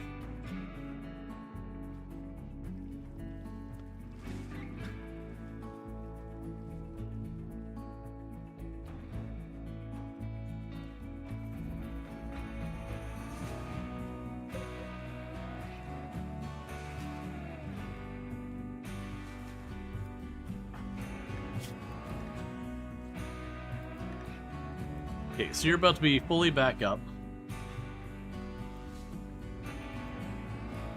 Alright, and Tangle gets to be Rual.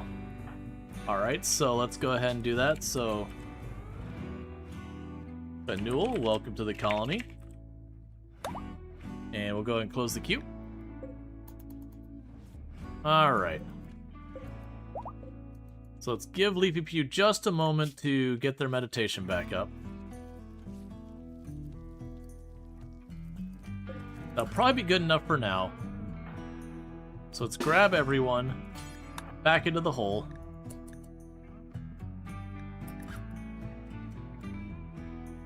You're a creepy guy. Wait a second. Hang on, I didn't think that through.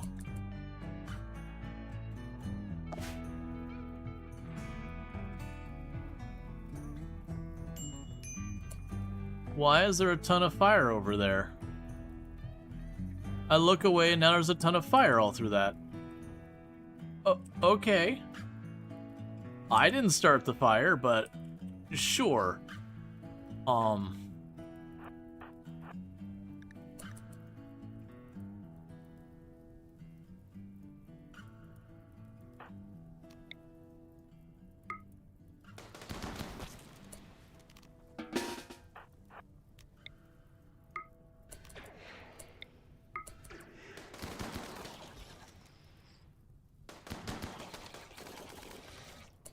Nice. No injuries.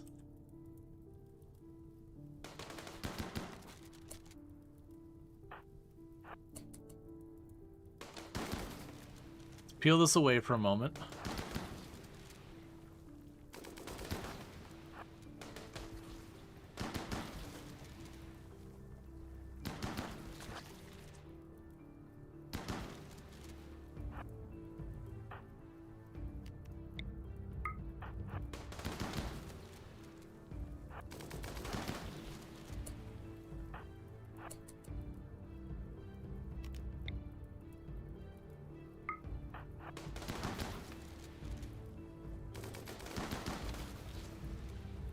They'll pop in, there'll be stuff there.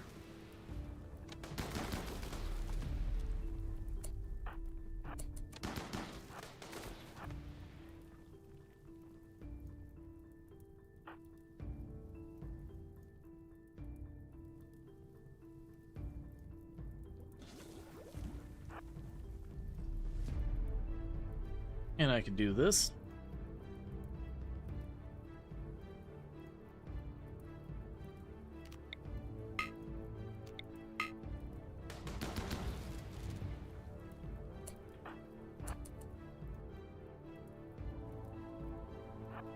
Alright, so I cleared that direction.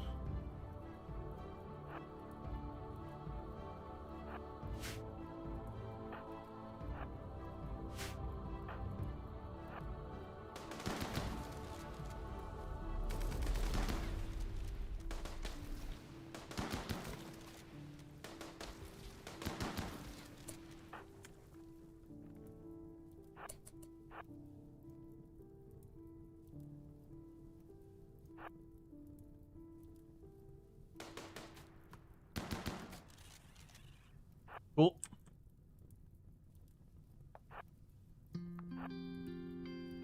And actually go right here.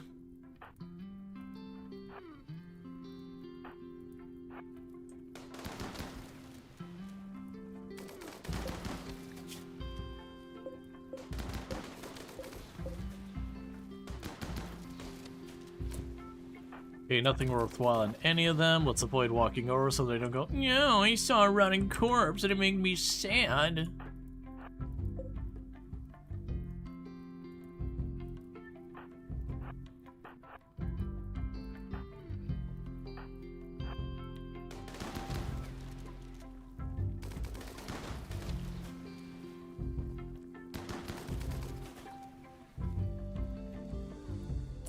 Okay, so we got another set of those.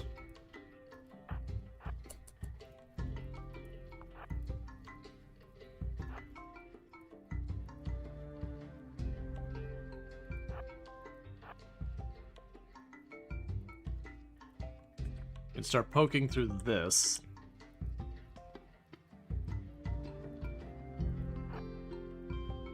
Okay, so there's one mega spider and a couple of smaller ones. What we probably do is set you up way over here, have Leafy Pew stand there, and then pop those open and check to see what's back here.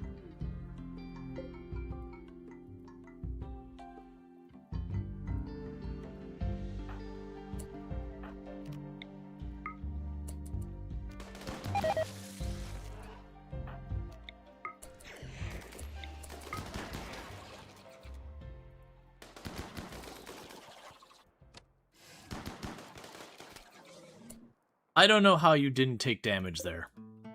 I genuinely don't know how you didn't take damage there. I'm not unhappy with it. It's just not a thing I particularly understand how that didn't go worse.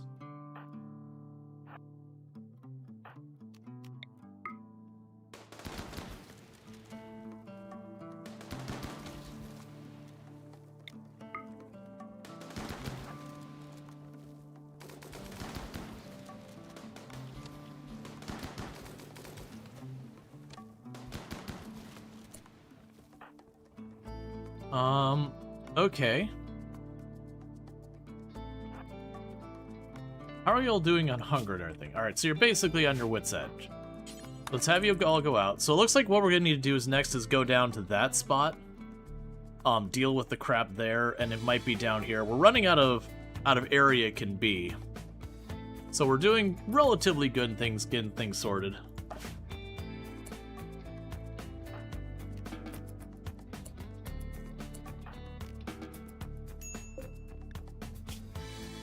Quest expires. You want me to destroy the camp? I'm not going to bother with that.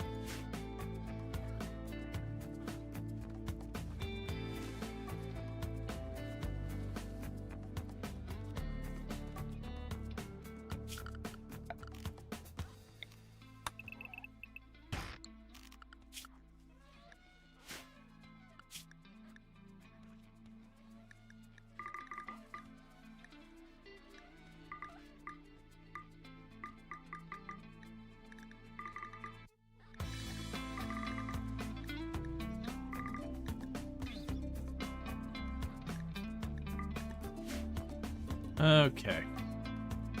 So we need to get everyone a minute to recover, get their hunger up, get their sleep sorted, all that garbage.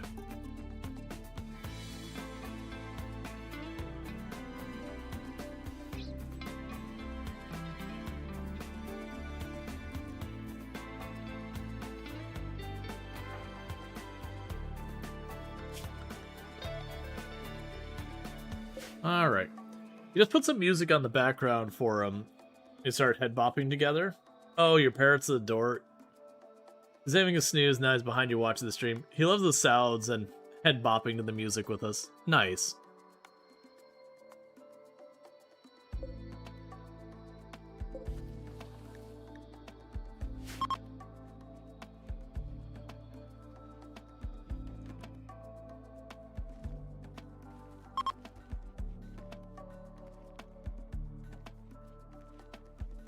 Oh, right, we have someone to convert.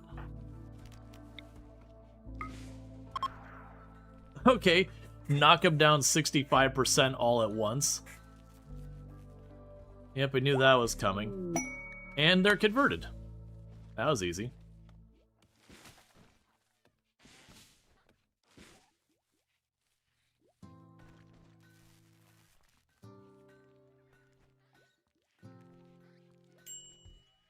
Okay, as soon as they're done feeding the baby, we're going to go ahead and pop back down into the below times.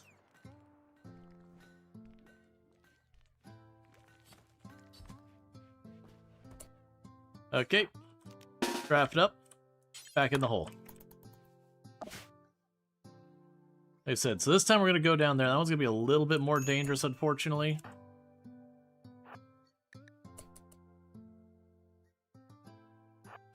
Not much we could do about it. But we're going to pop those because we're running to the point where I'm going to be so close to that anyways. It's probably down here somewhere that the queen's at. Normally with this kind of stuff you want to try and fight him at a bottleneck, but that's because normally you'd tie him up with melee.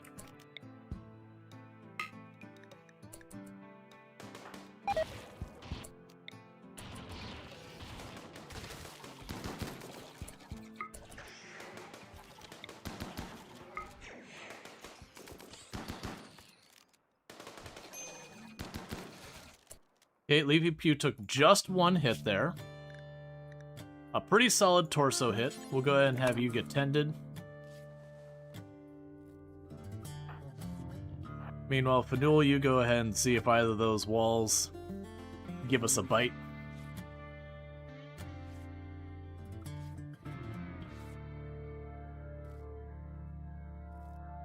Nope. Okay, so grab everyone back down here. Gotcha, Treacle. Well, you have a good meeting and all that. They were like turning in and, you know, hanging out and lurking and all that good stuff.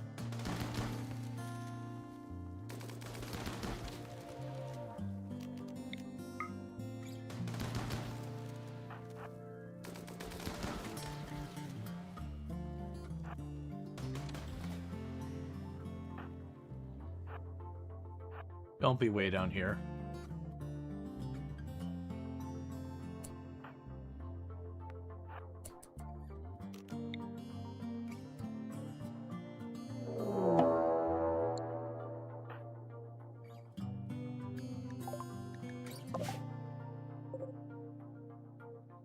Okay, they're bringing a lot of heat. Ooh, we need to pop out. We didn't finish building that defense.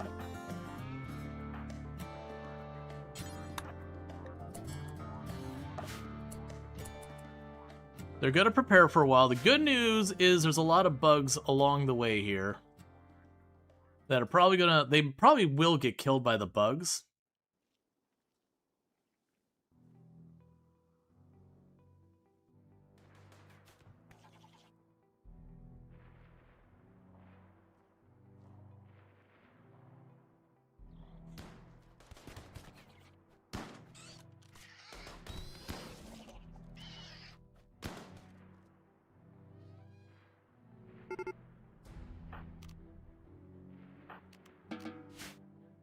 So go get them sorted.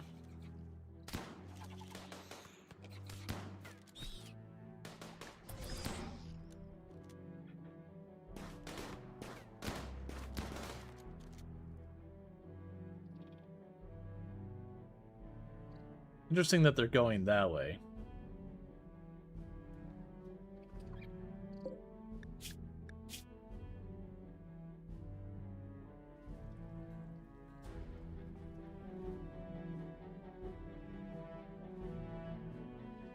If I would have put a door there, I would have gone and grabbed that person to catch and release.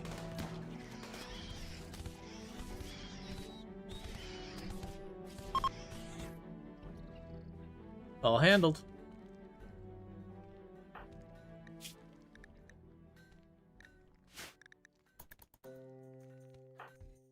Alright, so as soon as we get the psychic energy back up...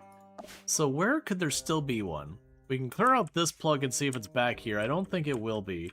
We cleared down here, maybe? None of that looks like it goes anywhere. There's none up there. There's that spot and that spot, which neither looks very encouraging. It's not back there. Maybe back here?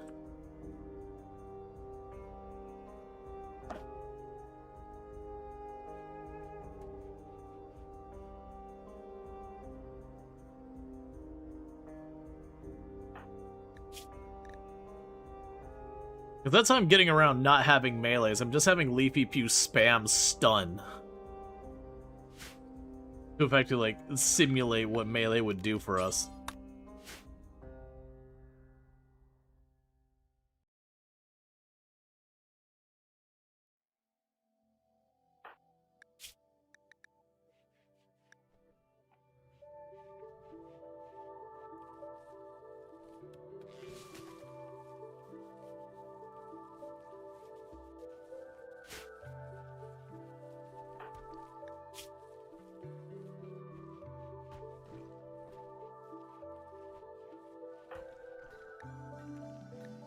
Okay, you've only got 3 more health missing from those.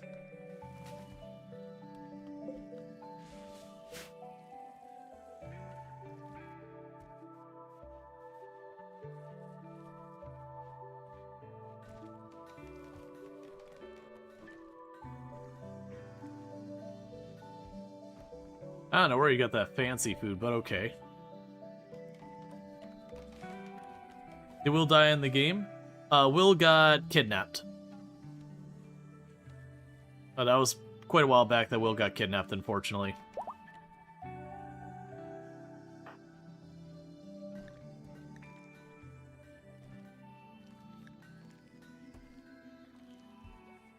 So we get at least like 15% or so, that'll be good. Okay, no one's feeding the baby, so draft back down in the murder hole.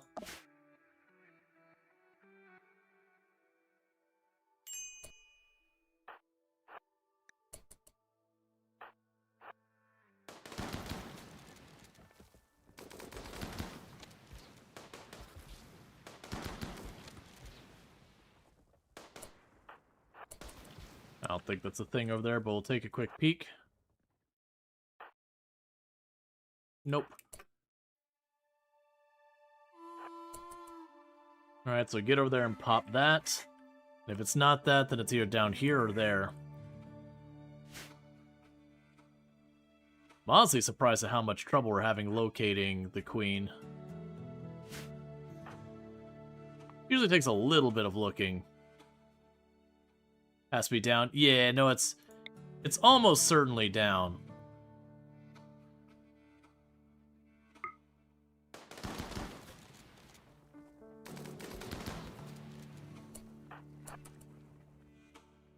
Yeah, there's no way it's up there. Alright. We'll try this spot next.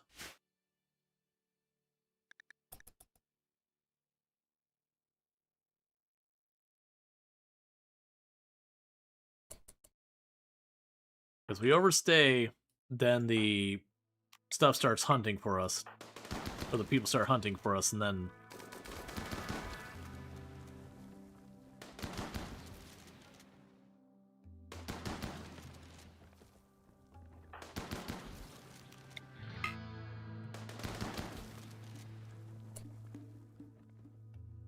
I think it's next to the ore. I mean, we ran up there, and I didn't see it. We can check that.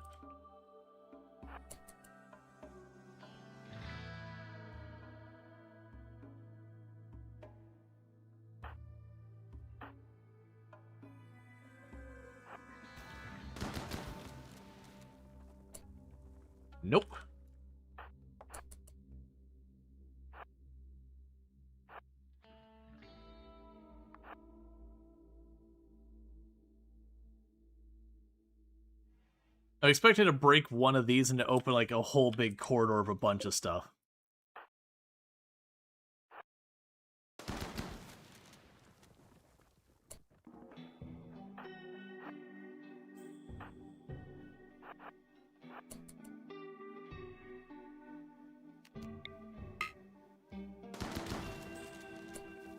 Alright, no to that one.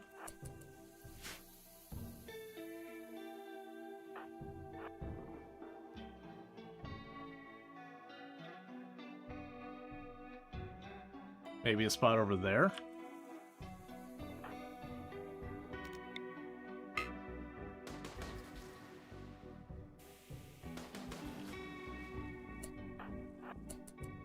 Let me guess. That is a dangerous spot. So let's open this up.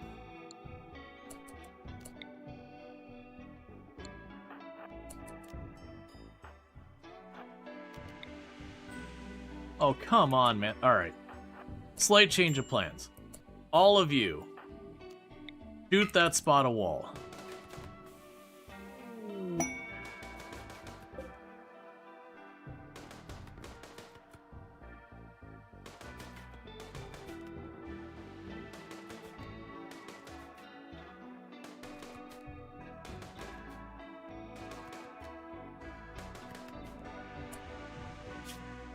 Okay. So mash you all in here.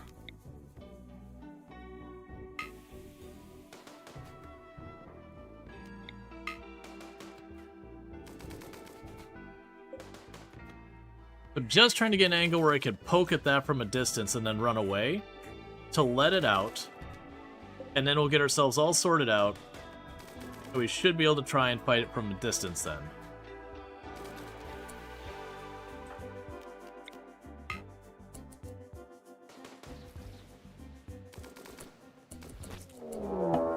Okay, everyone stop what you're doing. Go for the exit before you aggro any of them.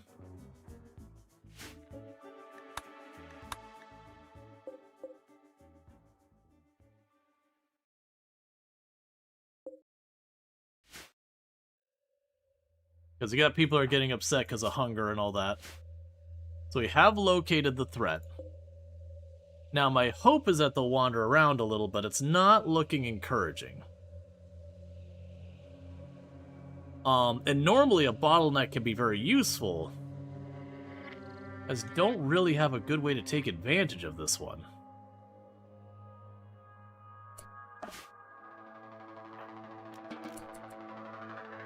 So get everyone back on their feet. So I think the best bet would be if I could manage to pop a shot to aggro any of it.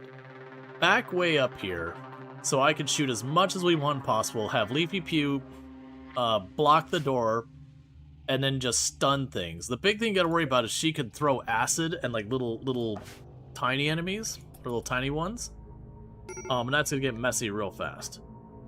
Alright, well you've eaten, you've got stuff, so do your things to try and get yourself sorted.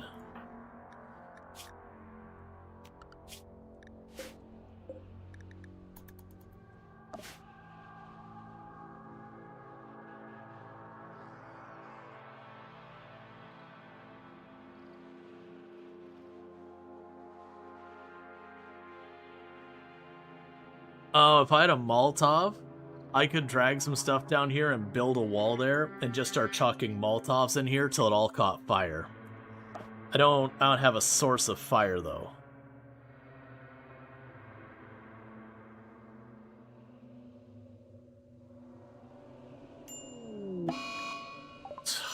Disease flew on half the colony.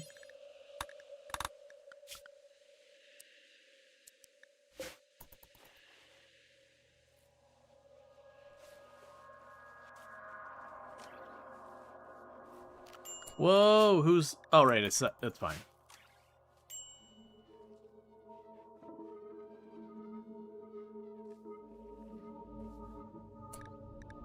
Is everyone treated?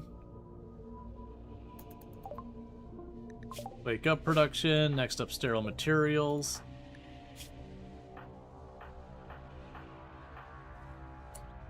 Please, for the love of everything, would you treat people and not leave them to die?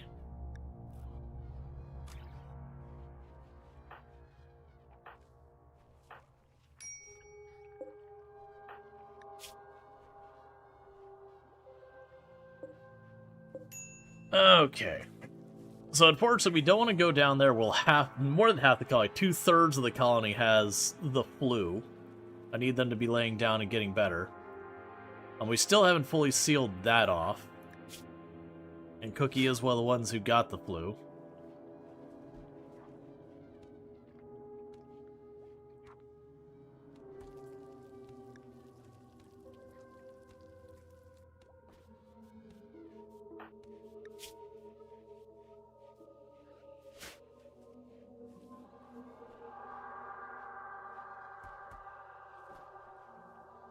It's still just playing, like, the danger music from popping down there.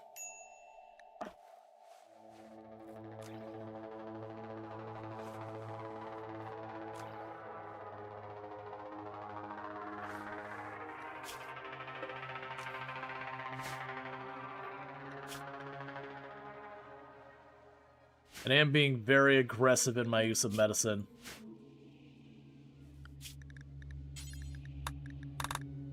Drop down to industrial.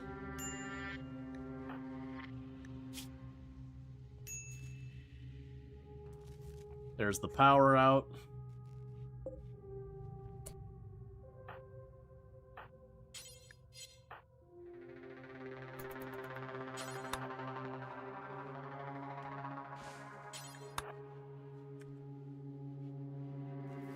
No lights will hurt our tending, so let's make sure we stay on top of that. And apparently you will not be treated, because you never will be treated. I always have to manually intervene, because this is RimWorld.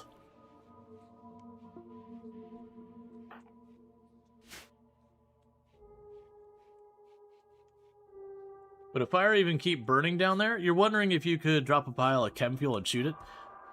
I don't know if it would keep burning down there. That is a fair call, though. Because I could potentially drop chem fuel in this area and light it up. But then it's a matter of if we can aggro them to run into the fire. The fire works well against them, but I think at that point, if I would miss the shots in the chem fuel, it'd be more of a problem than anything. Because I have to make it in closed space so it gets superheated.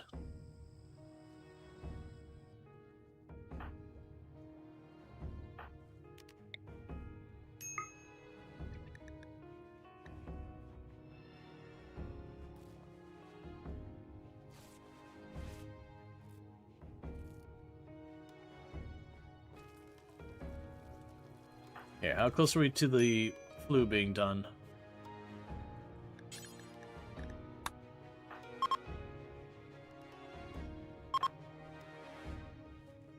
Coming along. Not as fast as I'd like.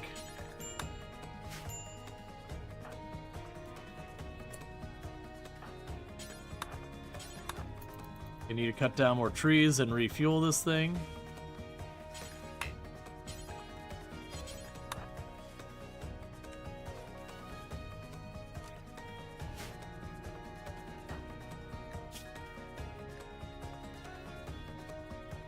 Alright.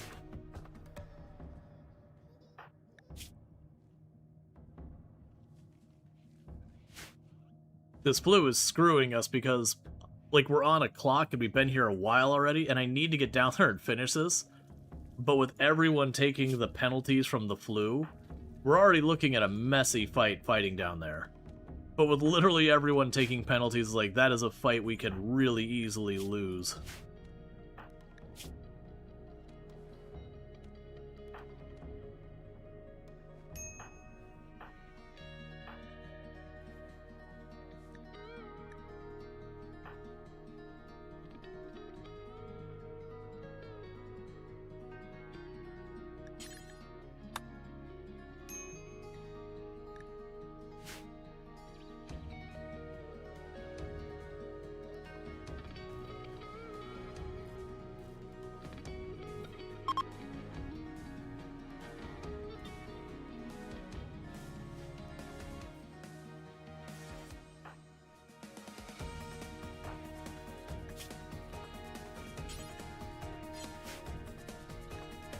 Yeah, no, the heat stroke is just a couple of them back here. And that's because we're using passive coolers.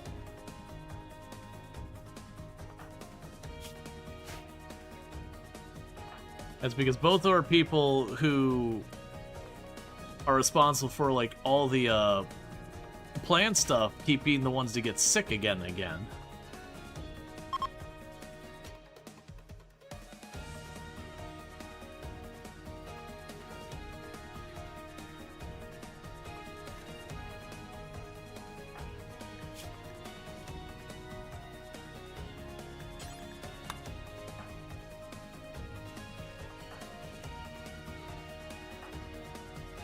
It's taking so long to get over this flu, it sucks. And meanwhile, the animals are just literally eating my entire farm because there's a whole herd of effluents that just been sitting on it. You know, we would be able to shoot other animals nearby to scatter the elephants, but 4 of my 6 adults are all sick. And the other 2 are just researching because there's not much for them to do.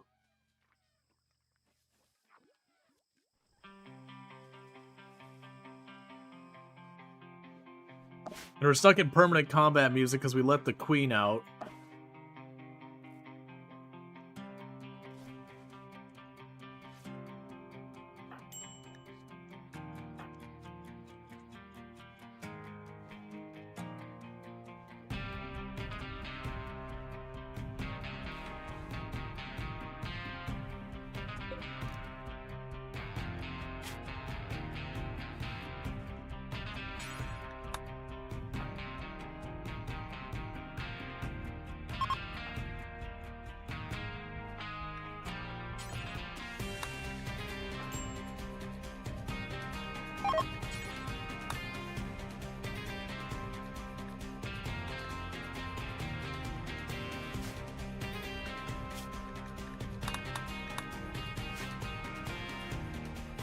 Yeah, unwavering heal if someone gets close to danger. It's just the fact that we're losing like 3 or 4 days to just flu.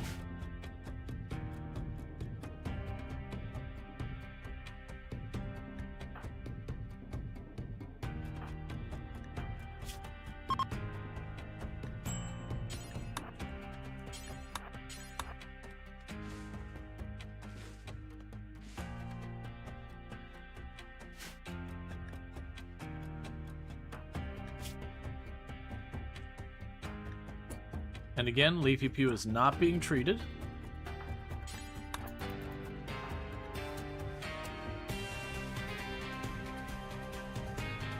Okay, we're almost at the point where people are all going to be immune soon.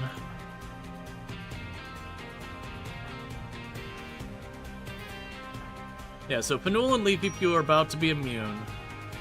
Sentient Cookie and Hypno Butler are not too far behind.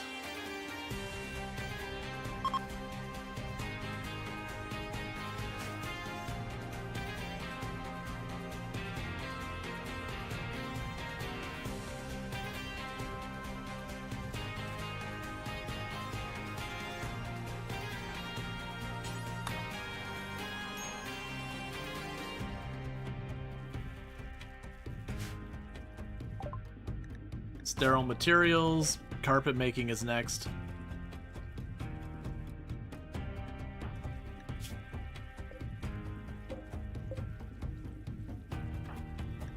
Okay, so you've got immunity. You're right about to have immunity, and you'll have immunity soon. I was waiting for it to be like just some other threat I gotta deal with. You think it's time to install 10 heaters and then fry the bugs instead?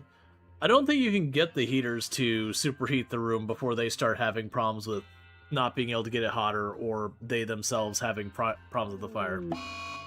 Sad Wander, Hypno Butler. They should be more than fine, but we'll have to wait till that stops.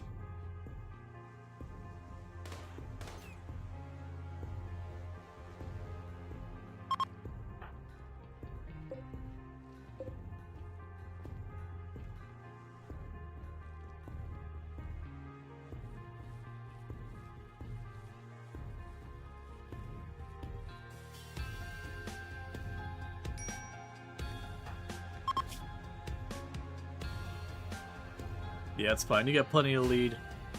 So everyone's gonna be alright. The big thing we gotta worry about is that he doesn't go to try and grab any of the insect jelly from the hives, and instead goes to get our actual meals. Which is a valid concern.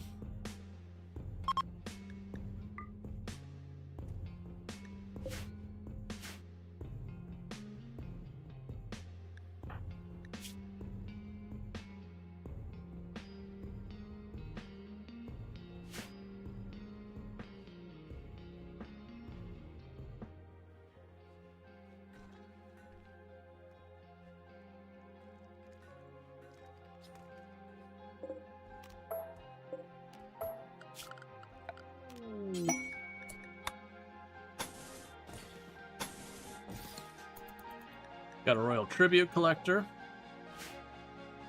Good chance he'll get into a fight with every insect on the map.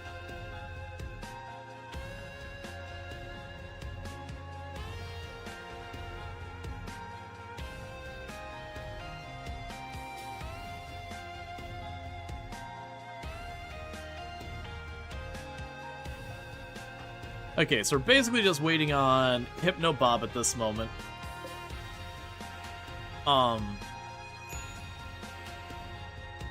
Or Hypno Bob, Hypno Butler. Okay. So, once they get their sleeping back up, we go down in there, and we're gonna just do our best against the Queen. She's tucked way back in a really bad spot.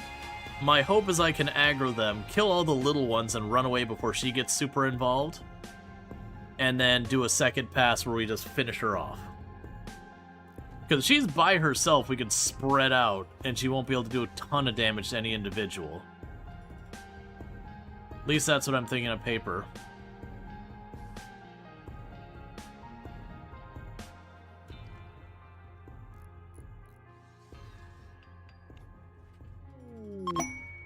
Drifters request alms. The chances they get off this map alive are very, very small. You got 45 herbal medicine. I could definitely spare that.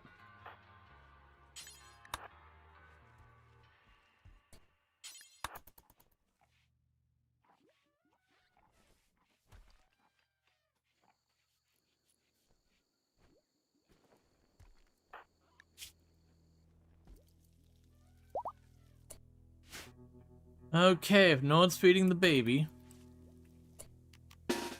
Alright. Back into the hole.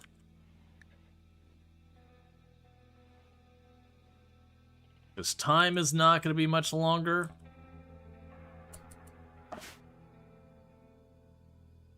Like I said, if we're lucky, we could snag a couple of them way up here.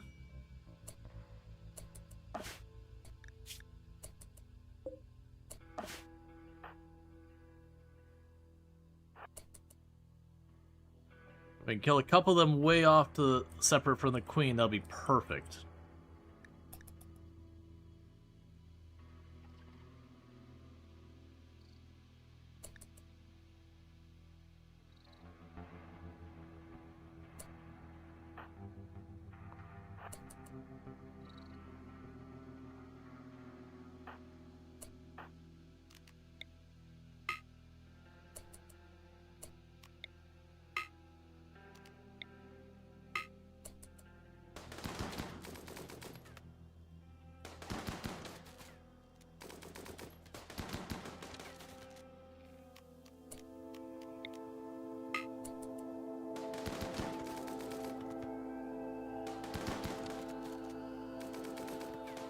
What about torches? Torches don't make much fire or anything like that. But peeling these away, when something walks into this hallway, okay, with that being the max range,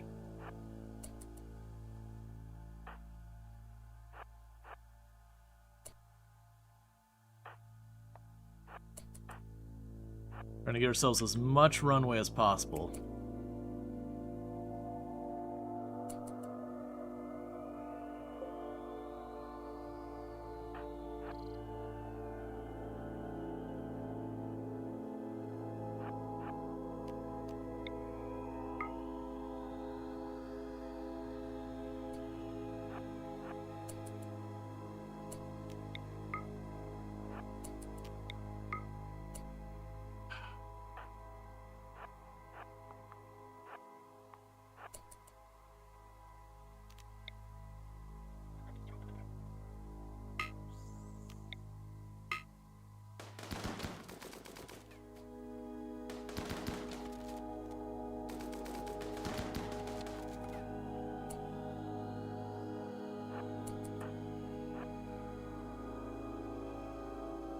It keeps coming like right there. One tile farther.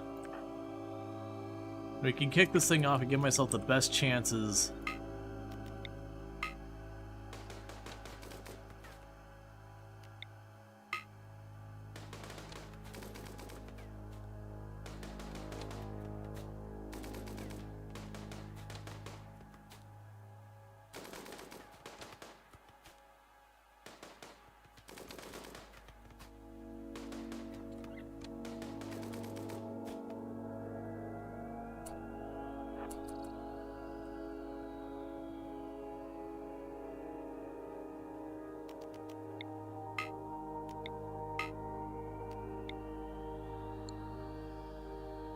Why can't you see that target?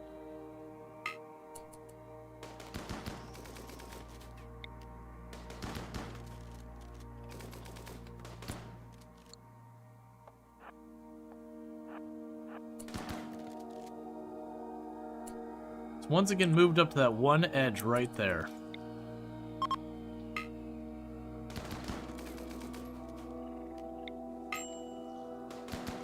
I know, everyone's getting more and more pissy as we're doing this. 16 days. So I know timer's gonna start getting real short.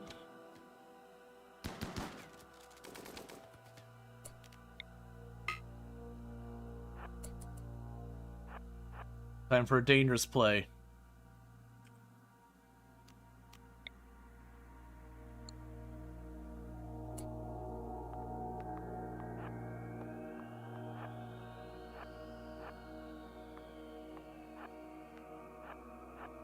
What are you getting stuck on? Why will you not go? Fine.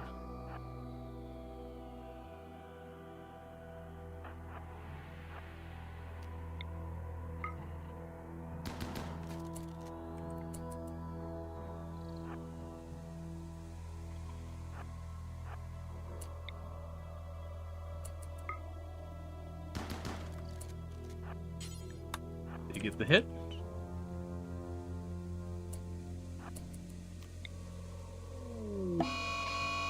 $20 days. Come on, hit it.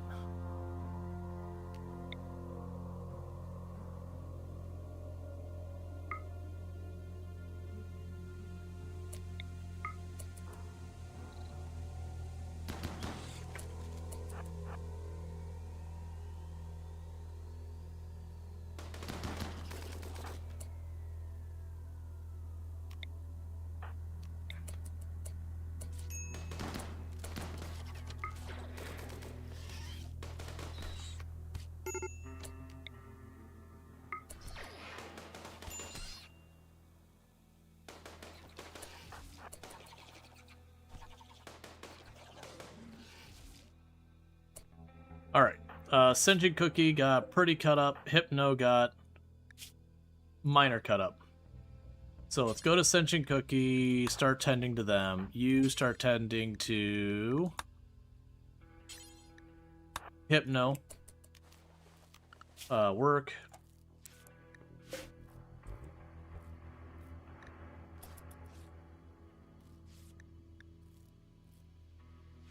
So surprisingly, the Queen didn't do that. No, I'm aware of the gun. We're patching people up right now.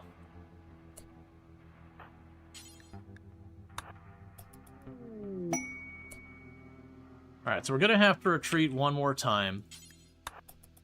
But we did get knocked down to just the Queen. Please, for love of everything, pick up Cookie.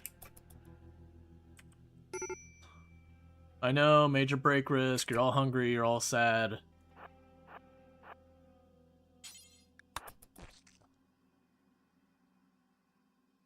Why did I hear the squelch sound? 12 days.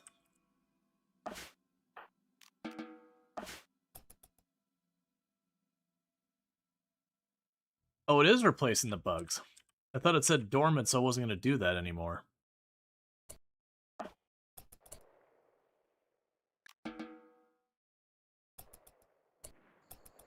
Okay, so Cookie got up on their own. 9 days. So as soon as everyone's patched up, we have to move now, or we don't move at all.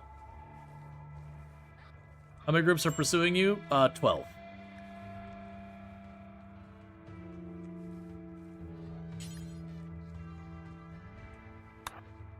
Alright, so grab your gun. Or a gun, I don't care if it's actually the one you've been using.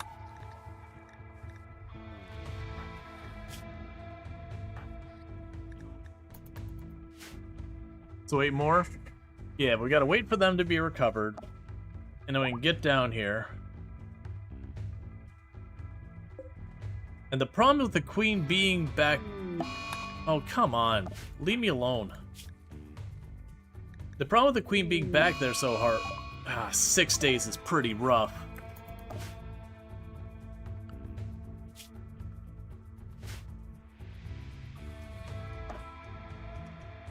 Because I have to kill it, and then I do have to get those panels out. And it doesn't help anything that we're constantly having the power go out because we don't have people able to get stuff done.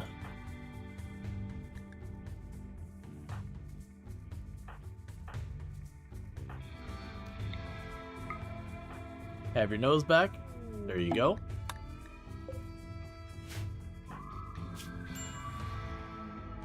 The low psychic drone is not helping us.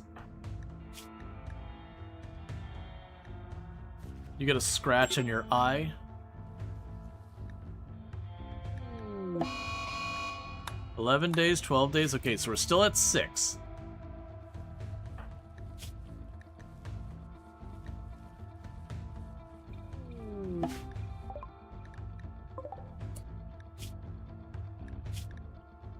Great memory, trigger happy. Well, trigger happy doesn't do anything. Another pacifist. Those stats, those skills are amazing. But that would be 2 pacifists in the colony. Which is pretty rough. I will rescue this person. I do not want this person. Whoa, whoa, whoa, whoa, whoa. Why are you way up here?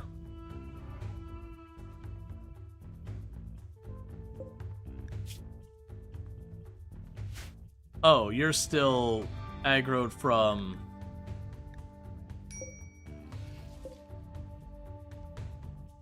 the Empire rolling through.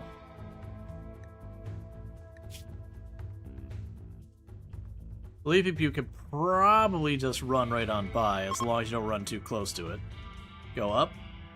For the love of God, go up. There, you're fine.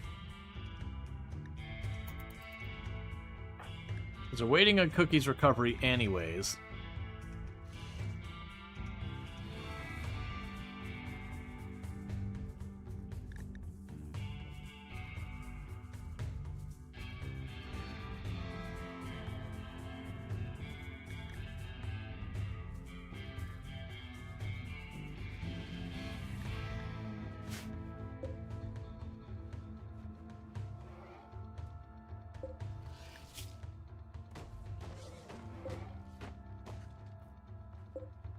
Okay, that's fine.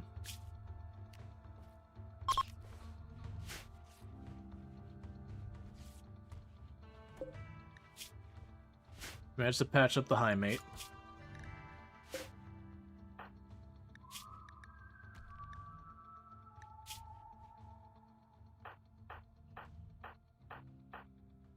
Okay, so as soon as they wake up and Fanul has a chance to eat, then we go back down. 13 days. We're still at 6 days as our do or die stage. Okay, we're going back in. This is it. We either get it or we leave.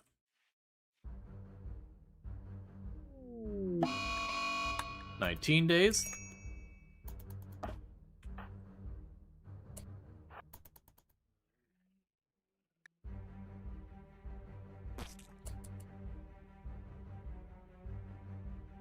Alright, so we got another Mega Scarab, which is not great.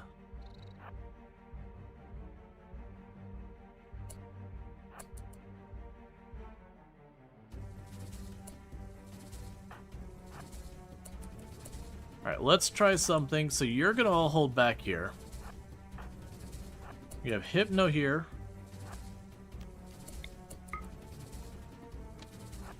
Got the stun.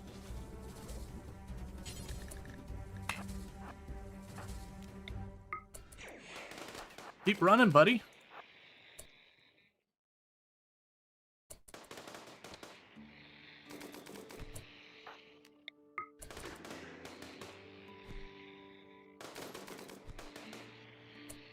Okay.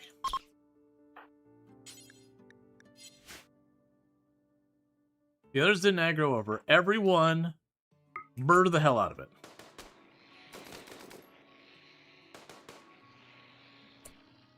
Cool. Now's when we feel like everything is safe and good to go, and then suddenly that Mega Scarab just decapitates someone. Go, go, go. We're on a time limit. Get in there.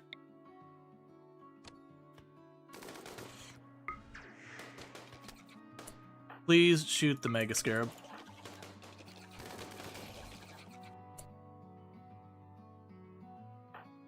Pop in here real fast.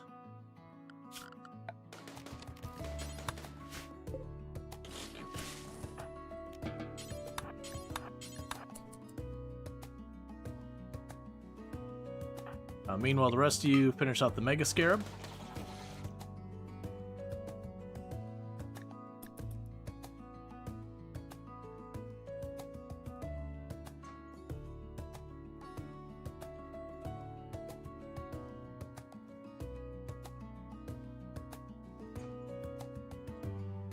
Come on.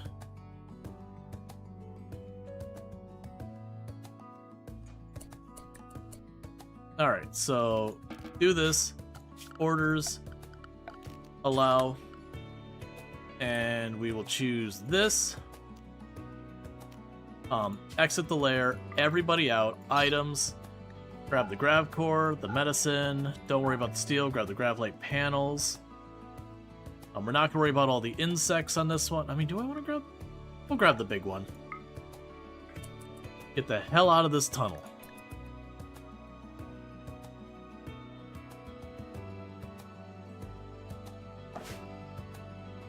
When you did this, you found steel in the cave and built heaps of steel traps when you heard them. Yeah, no, that's another thing you can do, is you can just trap the crap out of it. Like, the queen herself is not that bad. The worst thing she brings to the table is just the fact that,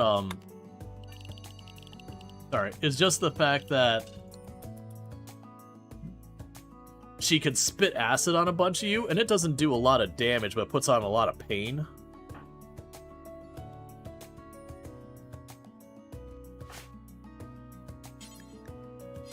You haul the grav core.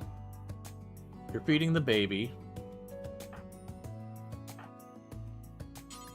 You haul the gravlite panels. So the good news is that means we get to grow our ship. We got the goodies.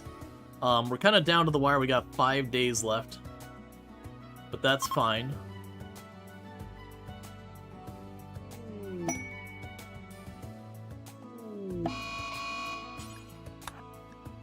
$18, 9 days. I'm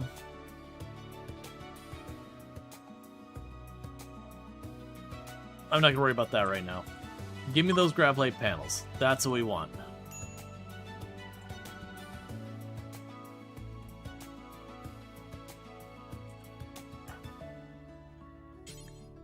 Okay. And with that, we got all the gravlite panels and the grav core, which is what we needed to make our ship bigger. We're not going to bother trying to build our ship bigger here. We've only got 5 days.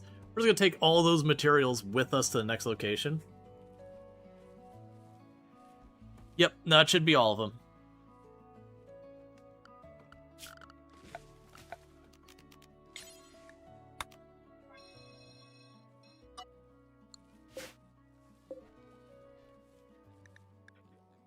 Don't bother planting anything. Cool, psychic drones ending. So it's going to be a sudden influx of wood.